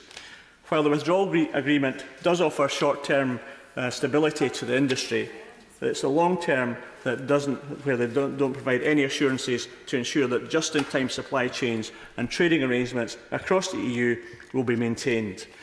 We must also consider the support currently provided to the defence industry, particularly small and medium-sized enterprises, in the form of European structural and investment funds and through the European Investment Bank. The government must commit to continuing or replacing this level of support. Without it, we face further job losses in the dockyards like Rosyth in my constituency, and the gradual depletion of these skills from an industrial landscape completely. This would be an economic travesty, which I'm sure neither members of this House or our constituents wish to see happen. In the report published by the Public Accounts Committee in March on MOD acquisition and support of defence equipment, the committee advised that the Department needs to safeguard the interests of the British industry after we have left the EU. The government have been warned time and time again that it must protect our defence sector from the economic calamity of leaving the EU, and I urge the Prime Minister and the ministers who are sitting on the front bench now to take heed before it's too late. As a member of the Public Accounts Committee, I co-led an evidence session just yesterday with witnesses from the Ministry of Defence on the Defence Equipment Plan over the next 10 years. The National Audit Office reports that the equipment plan remains unaffordable, with the MOD itself admitting that there are somewhere between £7 billion and £14.8 billion of black hole in that budget. Now, why is that affected by Brexit? Because we have established, even under the Prime Minister's deal, that the UK will be worse off under the current arrangements, and the government itself accepts this. And almost every economic commentator who has produced anything of note also recognises that the public finances of the UK PLC will be in a much worse state beyond Brexit than it is at the moment. So given that the MOD is already struggling to realise its ambitions with the current budget, how will it cope to another blow to the economy when we leave the EU, especially if it's a no-deal scenario? And that is even before we start going anywhere near possible negative currency implications. With the question marks already hanging over where the axe will fall in the equipment plan in order to bring it into balance, the situation with Brexit puts at risk our defence capability. There has been much that's been debated around our fishing industry, but what's been missing more than anything is discussions and the focus of securing our waters post-Brexit. Protecting the North Atlantic in particular is a key strategic importance, not only to safeguard fisheries, our oil and gas reserves and renewables, but protect us from external threats. The MOD currently has a total of 19 Royal Navy escort ships, which is a historic low, whilst there are 3 Type 26 frigates on order at BAE Systems in the Clyde, and that gives us nowhere near enough vessels to adequately protect our waters. The government, another area of huge importance when it comes to defence is in the area of research and development. As a member of the EU, we currently benefit from numerous opportunities for collaborative research with our European partners through bodies such as the European Defence Agency. I recognise that the possible for non-EU countries to participate in the EDA, but urge the government to ensure that provision is made to retain as much access as possible to these and to other defence funds as they become available. One such project is Operation Atalanta, the highly successful EU-led anti-piracy operation off the Horn of Africa, which the UK played a leading role. At the height of the Somali piracy in 2011,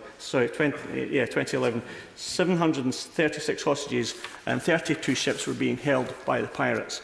By April 2017, that number had dropped to 0. And this demonstrates, I think, the value of joint EU efforts to tackle global security threats, which we must continue to be part of. The Galileo satellite system is another collaborative project that the EU is at risk of being excluded from as part of Brexit. And while the government has put forward proposals for continued participation in Galileo as part of the wider security relationship, there is no guarantee that this will be accepted. In conclusion, when the Prime Minister has put forward the prospect of a deal or no deal, it really leaves a multitude of threats that face our defence and security industry. And a recent article by Malcolm Chalmers, Deputy Director of RUSI, he suggested that in security terms, the benefits of membership combining both shared decision-making and operational effectiveness cannot be replicated under the proposed deal. And he goes on to say, if the UK were to leave the EU without a deal, it would have severe and immediate consequences for the UK's ability to combat crime and terrorism. Can I finally say, Mr. Speaker, that I can tell the House about my recent visit to Kudos, Toryburn and St Margaret's primary schools, and we discussed Brexit at length with 12 and 13-year-olds there. Perhaps the cruel irony is that in Brexit came about, or rather the EU came about through the end of 2 world wars, which really took many lives, and that's the kind of legacy that we're about to leave our children. And probably the saddest part of Brexit entirely is the fact that we're ignoring the peace dividend that we've had for the last several decades. Thank you. I'm very grateful, Mr. Speaker, for the chance to take part in this important debate. And it's common at the moment, it's a common theme to praise the Prime Minister's resilience. May I take a moment, Mr. Speaker, to praise your resilience, because I think when this debate concludes, you will have been in the chair for something like 13 and a half hours, listening to a combination of highfalutin rhetoric and complete drivel. And I will leave the House to conclude what you're going to hear for the next 8 minutes, Mr. Speaker. But in the time that you've been in the chair, of course, you could have travelled to Paris and back on multiple occasions. You could have probably flown to Gibraltar and back on multiple occasions, which I think emphasises just how close Europe remains, despite the fact that we are leaving the European Union. Mr. Speaker, I said in an earlier intervention that I have come to my own conclusion that it is the right thing to back the withdrawal agreement. I came to that conclusion all by myself. No one offered me a knighthood, no one offered me a job. I looked at what the best solution was for the United Kingdom and Brexit, and I think supporting the withdrawal agreement is the right solution. Let me just deal with one piece of homework. May I praise the Department of Business, because I've made our continued relationship in terms of Euratom a very important issue. We're leaving Euratom, and in Culham, just outside my constituency, we lead the world in nuclear fusion research. I'm delighted to say that almost all the relationships we had under Euratom are now going to be replicated through a series of bilateral agreements and legislation. And that, Mr. Speaker, may I praise someone else who perhaps doesn't get enough praise, an inanimate object, the civil service, made up of many animate objects. The civil service has worked tirelessly for the last 2.5 years to put in place the measures we will need to have a successful Brexit. And too often in this House, the thanks they get from certain parts of this chamber is to be traduced, slagged off, insulted, dragged into some absurd conspiracy theory. In my time as a minister, I never met any civil servants except ones that worked hard, were strictly neutral and did the bidding of their ministers. Let me also speak briefly about the importance of the creative industries. And although I am going to back the withdrawal agreement, I remain concerned that there are still too many issues that affect them, the most successful part of our economy, which haven't been covered. Notably, for example, the future in terms of free movement, which will be very important. There are many freelance workers in the creative industries. The future of copyright, our ability to have broadcasters, international broadcasters based in the UK who can broadcast throughout Europe, and issues like data transfer. I give way to the tallest pole in the chamber. I'm grateful to my honourable friend. Before he moves on, could you tell me, in hindsight, what were the biggest mistakes of his close friend and neighbour, David Cameron, in the run-up to the referendum, during it and after? I've only got 6 minutes, Mr. Speaker, but his biggest mistake was not to win the referendum, which I had, and I wish I had on behalf of my constituents who voted to remain. And in the last few hours, I've had more than 200 emails calling for a second referendum from my constituents, and I'm going to disappoint them in not endorsing that call, because I continue. Although I got trolled heavily by ultra-Remainers a few weeks ago, all of them seem to be quoting Burke. I do remain a representative and not a delegate, and I know my own mind on what the way forward is with Brexit, and I believe it is the withdrawal agreement. Too many people don't seem to realise that this is a two-stage process. We have to leave the European Union before we negotiate our close trading relationship with them, of which the political declaration is a part.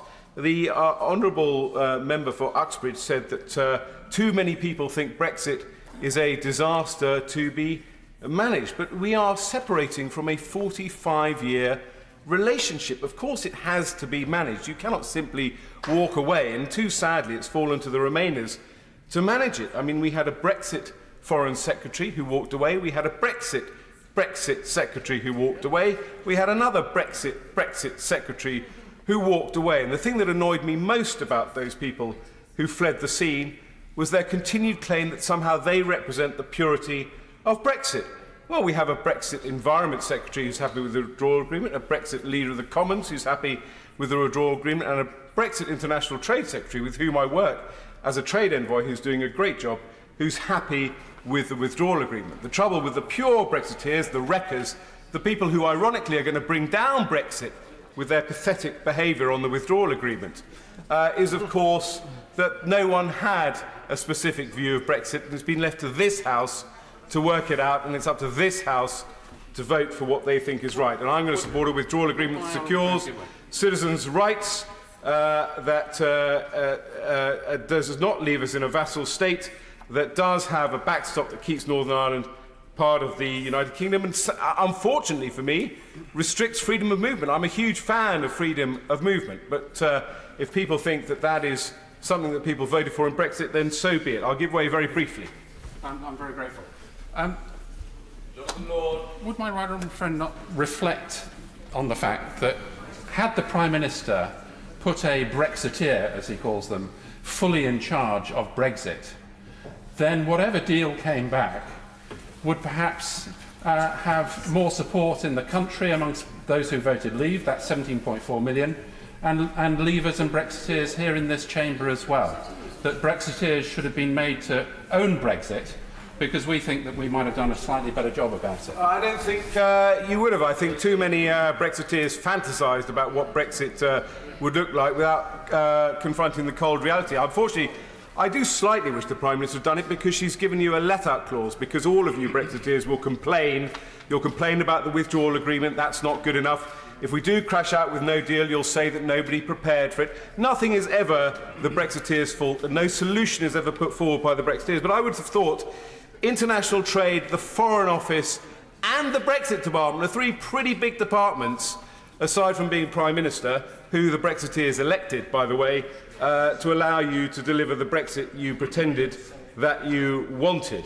And of course, we have the other thing that's really annoyed me most about this whole process is the sudden rising up of free trade deals, which again can be done overnight without any concerns about how the public might react when we do free trade deals with huge economies like China, the US, and India. And also this ridiculous confrontational language. Now, I know I'm guilty of it in this speech, but I'm worked up. You know, the ex-Foreign Secretary saying when the EU decides to let us go, the EU is now at the point where it's desperate for us to go. What people don't understand about the backstop is that we are having, to coin a phrase, having our cake and eating it. We're access to the single market and the European Union without paying anything in and restricting freedom of movement. Of course, the European Union, this isn't part of a plot to turn us into a vassal state. They didn't want us to leave, and now we are leaving. They want us to leave in as orderly a manner as possible, and we should embrace that. It is appalling that we use this confrontational language. But that does not mean, unfortunately, that I support a people's vote. I think a people's vote is a complete red herring. I think the people would be entitled to say, if you're asking us to vote again, can we have your salaries? Because we delivered our verdict in the referendum, and we asked Parliament to reach a conclusion and vote on it. And that's what this withdrawal agreement is about. And I think it will be a humiliation for this Parliament if we go back to the people. And I also think that those who think a people's vote will somehow deliver a verdict that we stay in the European Union will be sorely disappointed by the outcome of that vote. I said at the beginning of my remarks, Mr. Speaker, that I support this withdrawal agreement because I have come to the conclusion it's the right thing to do. I don't support it because I'm a huge fan of the Prime Minister or the way she has conducted herself in the last 2 years. I really have been angered and appalled by the language, the citizens of nowhere language, the queue jumper language. And too often, the Prime Minister has only spoken for the 52%. I was delighted earlier today when she spoke a bit about the 48%, but there was no attempt to heal the divisions after the referendum, which leaves me hugely disappointed. But I will still back her agreement because I believe it is the right way forward. And you know what disappoints me most is that if you look at my genetic makeup, Mr. Speaker, and you analyse it, I'm sure there's a bit of Viking, there's a bit of Huguenot, but actually there's a bit of Brexiteer, as the honourable member for Filton knows too well when he tried to select me for Bristol North West and failed. You know, I absolutely accept what was said earlier by the member for Birmingham in his remarks, that there is a European project, there is a ratchet, there is a will to create a European superstate. And part of me does think that we will potentially thrive after Brexit if we do it properly.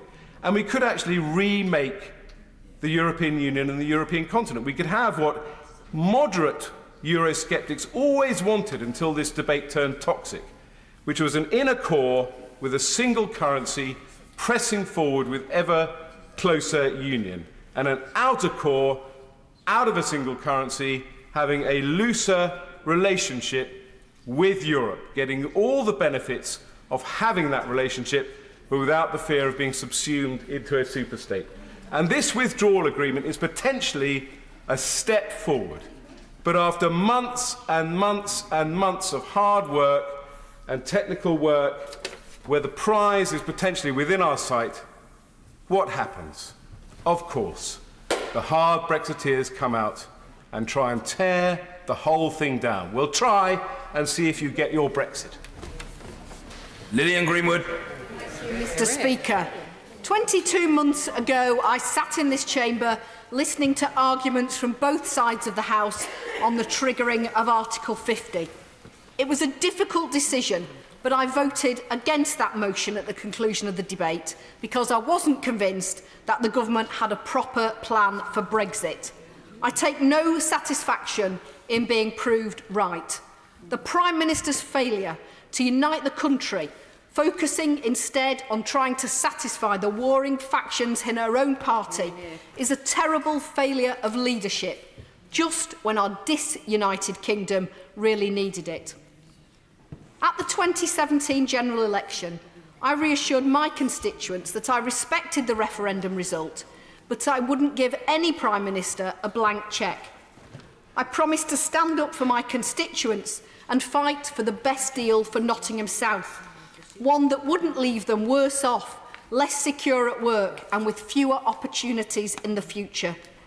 Mr. Speaker, this deal does not deliver on those promises. The party opposite remains bitterly divided about what kind of Brexit they want.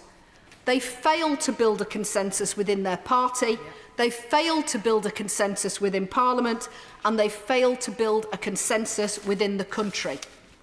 They've not listened, and it's the people I represent, particularly those on low incomes, who are likely to suffer most if we leave the EU on the Prime Minister's terms.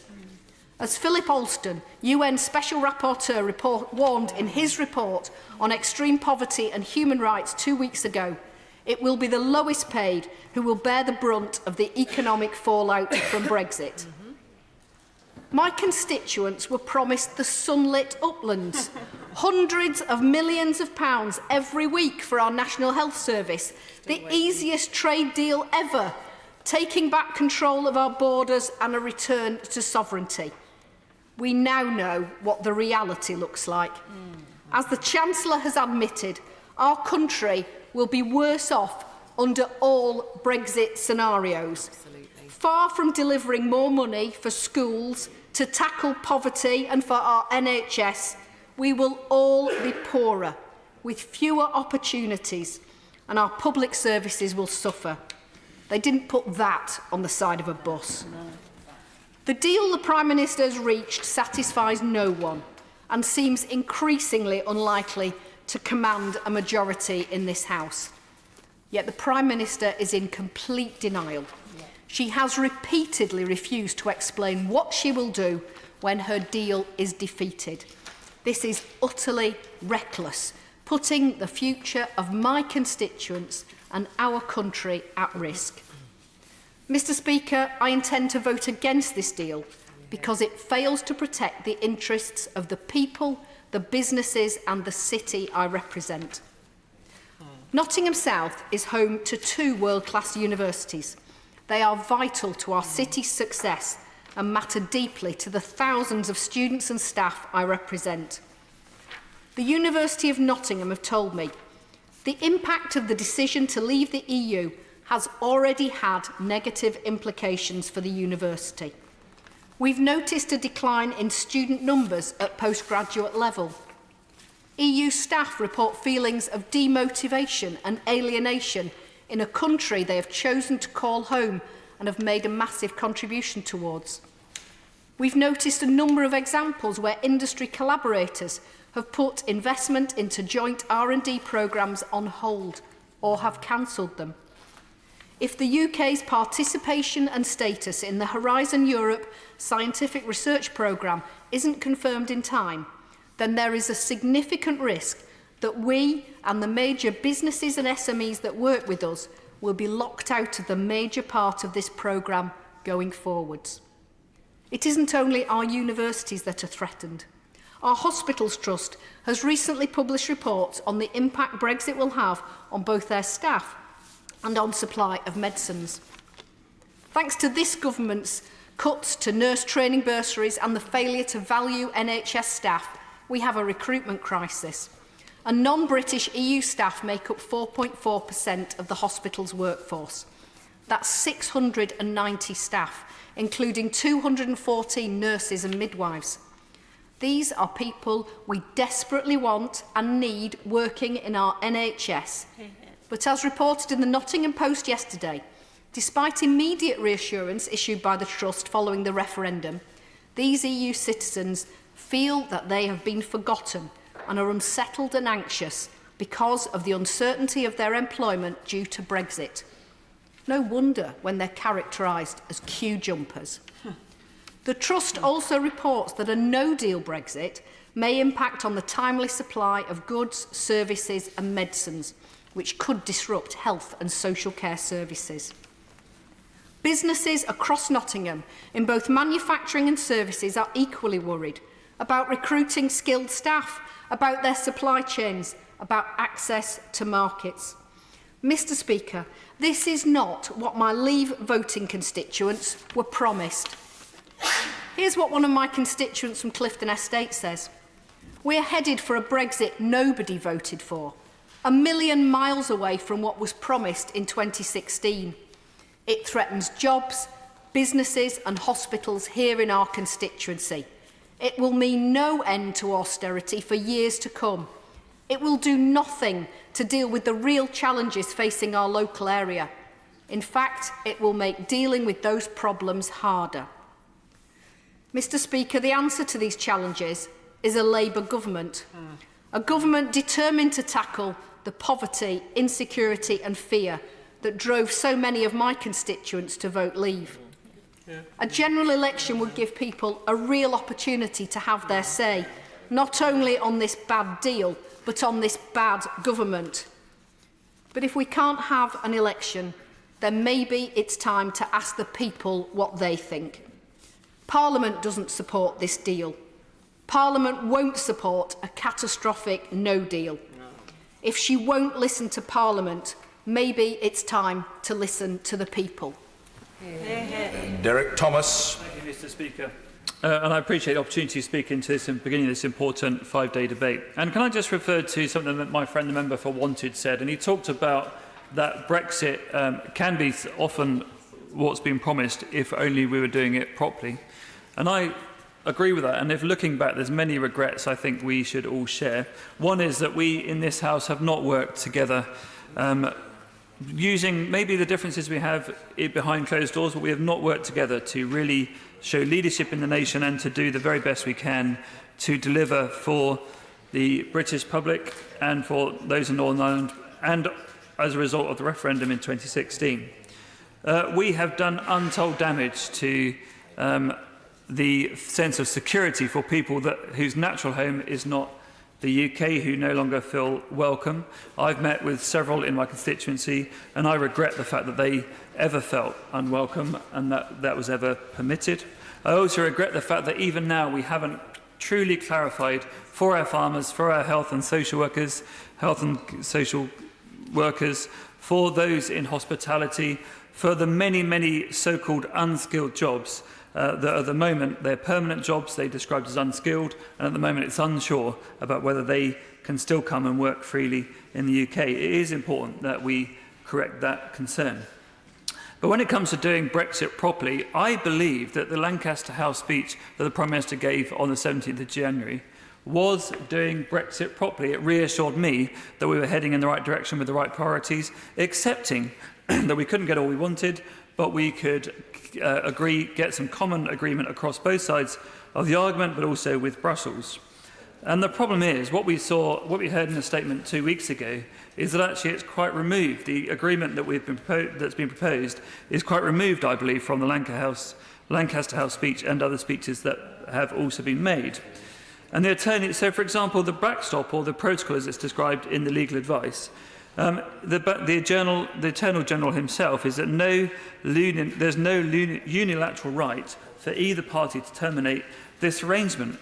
This is grave concern because it says that actually it is not in the hand of the United Kingdom to determine when it actually leaves the EU. And that's exactly what people felt they were voting for in 2016. And as I listened to the Prime Minister's statement 2 weeks ago, I was left with 4 concerns, which I've raised with the Attorney General. I'm meeting him tomorrow, but they rest with me. So I am pleased that for fishermen in my constituency, that we're leaving the common fisheries policy. But actually, what it's not actually clear that this will lead to control by the UK of access to UK waters. Now, there's no fisherman that believes that we won't allow foreign fishermen to come into UK waters, but they believe that we should be the ones who decide when they do, where they do, what they catch and where they land it. And there's nothing I can see in the withdrawal agreement that confirms that that will be the case. If we can address that, then my fishermen will be satisfied. Also, there's a real risk to the integrity of the Union. I am absolutely clear that no part of this agreement should treat any part of the UK differently, and I'll be looking for assurance from the Attorney General tomorrow that that is the case. Unfortunately, and the member for North Shropshire made it clear, that the belief is that actually parts of the UK will be treated differently. Obviously, I'm referring to Northern Ireland. And this really matters. People in Cornwall who are proudly nationalists and believe in the integrity of Cornwall also believe in the integrity of the United Kingdom, and they're as concerned as we are that Northern Ireland should not be treated differently. Also, we were promised control of our own laws. What we'd like to know is when. When will the United Kingdom become a sovereign, independent state where we will be making our own rules and will not be a rule taker? Is that the end of the transition period or the end of the backstop protocol time? It's very important that we know that, because actually what we don't know today is when that protocol will come to an end. And it's really important. I've been attending on a monthly basis international trade briefings and been listening to what work is being done to begin conversations around trade deals. And I've listened to the Prime Minister and others saying that we can strike new trade deals. But the reality is, and I believe this to be true, that while we can strike them, while we can agree them, they cannot be implemented until we leave the EU properly. Is that at the end of the implementation period, or is that at the end of the backstop? I have no desire whatsoever to continue or to see further uncertainty. There are businesses in my constituency and right across the UK that really need to know what the future holds for them, and they want to know soon. I have no desire to prolong the agony that anxiety that many face, but we have a very narrow opportunity to get this right. We have a very narrow window to get this right, and I believe we can get it right first time. And I believe that the vast majority in this House would support the deal if we could address the backstop, even if it meant having to consider a longer implementation period. Thank you, Mr. Speaker. Thank you. Chion Wera. Thank you, Mr. Speaker. This is often described as the most important decision the House has taken since the Second World War, so it is therefore an even greater privilege than usual to speak in tonight's debate. And, Mr. Speaker, in making my remarks, I will try to be less divisive than the times in which we find ourselves, because these are very divisive times. Newcastle reflects that. We voted 49.3% to leave, 50.7% to remain. We reflect the diversity, division and commonality of the United Kingdom. Taking the metro from Newcastle Airport to Byker, and you travel through a reduction of 11 years in the average lifespan of those living nearby. And the North East is the only region to export more than we import, 52% of which goes to the European Union as part of highly integrated, just-in-time supply chains. So, stark inequalities, a regional economy integrated into Europe, but still strong Remainers and committed Brexiteers. How am I to represent that? I believe we have to start with the most important thing about Brexit, what it tells us about our nation. The fact is that the Brexit voters won more than the Brexit vote. They won the right to be heard. Before Brexit, few were paying much attention to the views of people in council estates, like the one where I grew up. They hadn't gone to the right schools, didn't have the right jobs or the right vowels. The Brexit vote caught people's attention. Just one example, as Shadow Minister for Industrial Strategy, I meet industry groups and lobbyists all the time. Before Brexit, they told me how much they contributed to the country, but they meant London. Now they tell me how much they contribute to the regions. They've started measuring it. That is the Brexit effects. And the right to be heard is a key battleground in the history of our country, at the heart of the age-old division between those who labour in silence and those who speak from a gilded platform. And we must also recognise that despite many very well-intentioned people, the European Union did not appear as a champion of the voiceless. I'm Vice President of the Party of European Socialists, and acknowledge that whilst European socialists are responsible for huge important achievements, from the social chapter to protecting the environment to ending mobile data roaming charges, Brussels never felt like a stronghold of socialists standing up for the voiceless. And that was even before the financial crisis and the gospel of austerity championed in Brussels, even if its most enthusiastic choir was in David Cameron's government. Immigration is often cited as the key issue of the Brexit vote, and it is certainly one that was talked about very much on the doorstep. Labour has recognised that leaving the European Union means free movement, as it stands, will come to an end. But I don't believe that will make anyone here more prosperous or jobs more secure.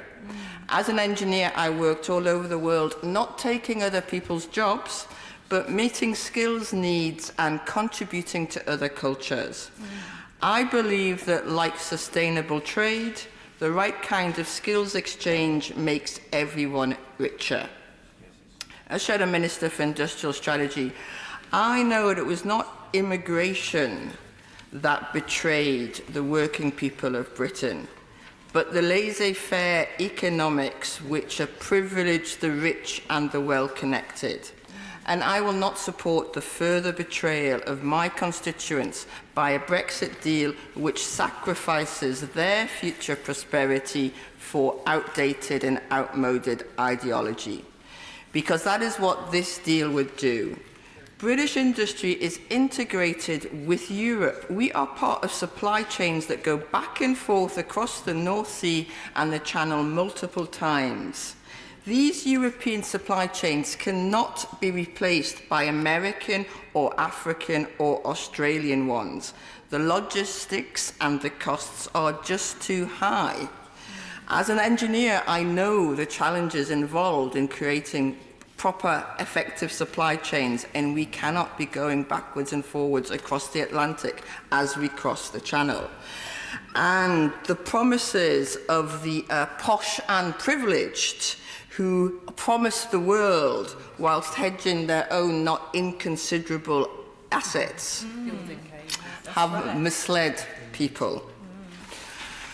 This deal dumps our industry out of the customs union within 24 months. It introduces barriers to our trade and services, and it creates legal uncertainty and regulatory mismatches with Europe. It undermines our science and innovation base, and it cuts off access to key talent.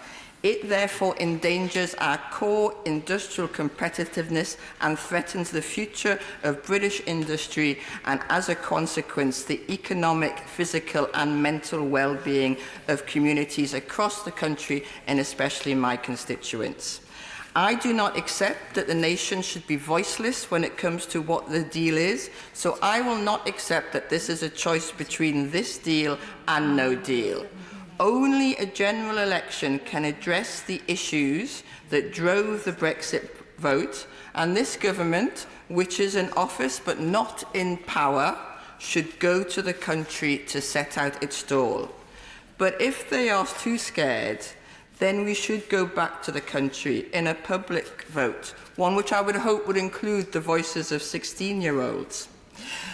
Mr. Speaker, the next few weeks, indeed the next few days, are going to be very difficult for this country.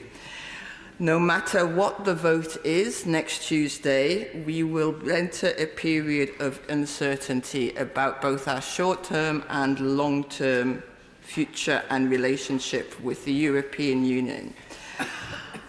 Whatever that uncertainty brings, and whatever the debates following on for that, I will insist that the interests of the people that sent me to Parliament, our values, our solidarity, our commitment to social justice and a more prosperous future define not only the United Kingdom's future, but also the future of our relationship with Europe. Ben Bradley. Mr. Speaker, it's unfortunate I have to rise, Mr. Speaker, to speak against the approval of this withdrawal agreement, which I feel doesn't represent the best deal for the United Kingdom, nor does it fulfil the spirit of the referendum results. It ties us to EU rules and regulations for the long term, whilst removing our ability to influence those rules. It ties us to a backstop arrangement that would create different circumstances for Northern Ireland compared to the rest of the UK, and which we cannot leave of our own volition. It ties our hands to prevent us taking advantage of the full extent of independence over our international trade policy. And for this reason, I feel it's the worst of all worlds. It's a state of purgatory, which the Attorney General yesterday was clear has no fixed endpoint. In her Lancaster House speech, the Prime Minister was clear. She said simply that we would seek to negotiate a bold and ambitious free trade deal with Europe that would also give us the ability to strike out around the world. She was honest with us, and she didn't pretend that this would have all the same benefits of full membership. We were leaving, so things would have to be different, but that we could have a positive relationship built around free trade. She aimed to take back control of our money, our borders and our laws, and she was quite right that these were at the heart of the reasons why people voted to leave. She said that no deal was better than a bad deal, and that if the EU wouldn't give us something that worked for the whole United Kingdom, then we could walk away and succeed on our own merits. And it's hard looking back to understand how we've ended up here, particularly when our manifesto in 2017 committed us to so much more. My Labour predecessor in Mansfield held the seat for 30 years, longer than I've been alive. But more recently, Mansfield has shown its appetite for change. Local people voted Conservative for the first time in 2017, sick of decades of representatives moaning about the past, but having no plan for the future. They also voted overwhelmingly to leave the EU in 2016, fed up with being forgotten by the establishment and eager to take back control of their destiny. I'm under no illusion, Mr. Speaker, that each of my constituents, most people in the country, in fact, have dissected the details and come to a conclusion on their preferred customs arrangement. Some have, the vast majority have not. This doesn't mean that they didn't know what they wanted when they were voting. I've had this conversation on literally thousands of occasions now with local people who felt that, to coin a phrase, leave meant leave. It meant not being part of the institutions, not being tied to their rules and not paying in to their budget. We were leaving in the English dictionary sense, to depart from permanently, to cease to be a part of the European Union. I think that's the fundamental misunderstanding by many, not just in this place, out there too, that it might be possible to make it look like leaving whilst actually seeking continuity. At Lancaster House, the Prime Minister did not phrase things in that way. She accepted our relationship would change, that it would be different and looser and give us the freedoms that we wanted. At that time, I'm fairly certain, and the votes back it up, that she had the support of the majority in this House for that kind of deal. I draw the comparison, though it's an overly simplistic one, between the referendum and a game of cards, a choice between stick or twist. Voters knew, and they were told each and every day throughout that campaign, the risks of voting to leave. They were told all the horror stories, it was overblown and exaggerated just as it is now, but they voted to leave anyway because the status quo does not work for them. In the choice of stick or twist, they opted for twist, recognising the consequences and the uncertainty, but wanting to take that risk in order to seek new and different opportunities, not to try and replicate the status quo, having ticked a few boxes that looked a bit like leaving. They wanted change because they felt that the status quo didn't work for them. You can't deliver an outcome that meets the spirit of the referendum result if we remain tied, possibly indefinitely, to the institution that we promised to leave. And if you compromise on all the things that mattered in that decision, it can't be boiled down to a spreadsheet with data on economic forecasts. It was so much bigger than that, and about the heart as well as the head. The outcome was for change.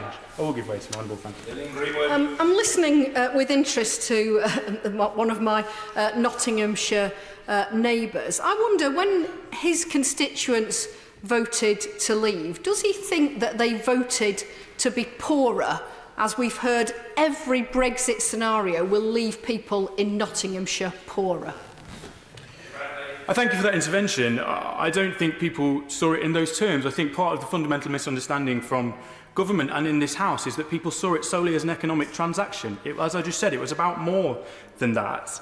And the overwhelming majority of people now, despite the forecasts and the doom and gloom that is discussed in this place and in the media, still come to me, and the vast majority, in local polling nearly 75%, say reject this deal and seek a looser relationship than this. Let's go on, Frank. Picking up the previous intervention, would he agree that his constituents and mine were very sensible and completely ignored these ludicrous forecasts, all part of Project Fear? They've been bombarded with further forecasts. They got more this week. They're utter nonsense. They don't believe them, and they see real opportunities for this country when we get our freedom back. Thank you for that, and I totally agree. The more obscene these forecasts become, the less and less they are believed. My favourite was super gonorrhea. We're all going to get super gonorrhea if we leave the European Union. This week, it's babies will die through the milk shortage of leaving the European Union. These are the stories that exist in the media and mean that people out there give them no credence or credibility. I'd say it was interesting to hear in the debate today my honourable friend, right honourable friend from Beaconsfield, actually making many of these similar arguments. I'd argue that the right outcome to that, the conclusion, is not a second referendum, though. It is to deliver on what we promised.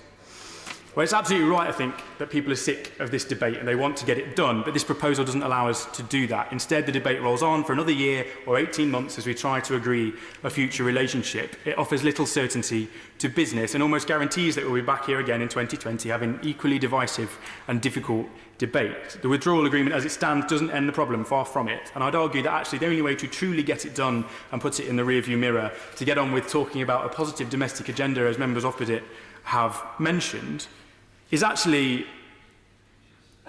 to accept that we can't agree on a specific deal, so we go back and talk to the European Union about how we agree on all those things that we can, how we can agree on issues like citizens' rights and security and travel and all the rest, and carefully manage a transition to world trade terms. The only way to have certainty at this point is to have that clean break. I would prefer us to seek a more positive free trade arrangement first and to be strong in that approach. That's what we promised in our manifesto and at Lancaster House, but we shouldn't fear leaving on the same terms that actually govern 98% of global trade.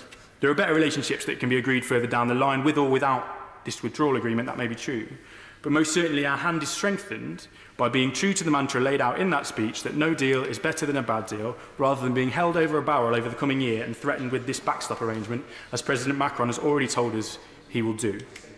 The withdrawal agreement accepts, after months of saying it couldn't be done, it's impossible, it says in black and white that the Irish border situation couldn't be resolved through can be resolved through technological solutions. It's a political problem, not a practical one. Yeah. And again, if we're better prepared for that debate if we leave and come at it from a position of strength. The World Trade Organization has been clear the rules wouldn't require a hard border, and HMRC on both sides has said the same. If the barrier to achieving that is a political one, and the Prime Minister is right that there is no deal without the backstop, then we have to take charge of that debate in the interests of the whole of the UK and put ourselves in the driving seat, saying this is not acceptable and how do we handle that no-deal scenario, because we're not going to agree to something that is detrimental to the United Kingdom. Yeah. That's the only way to force this issue.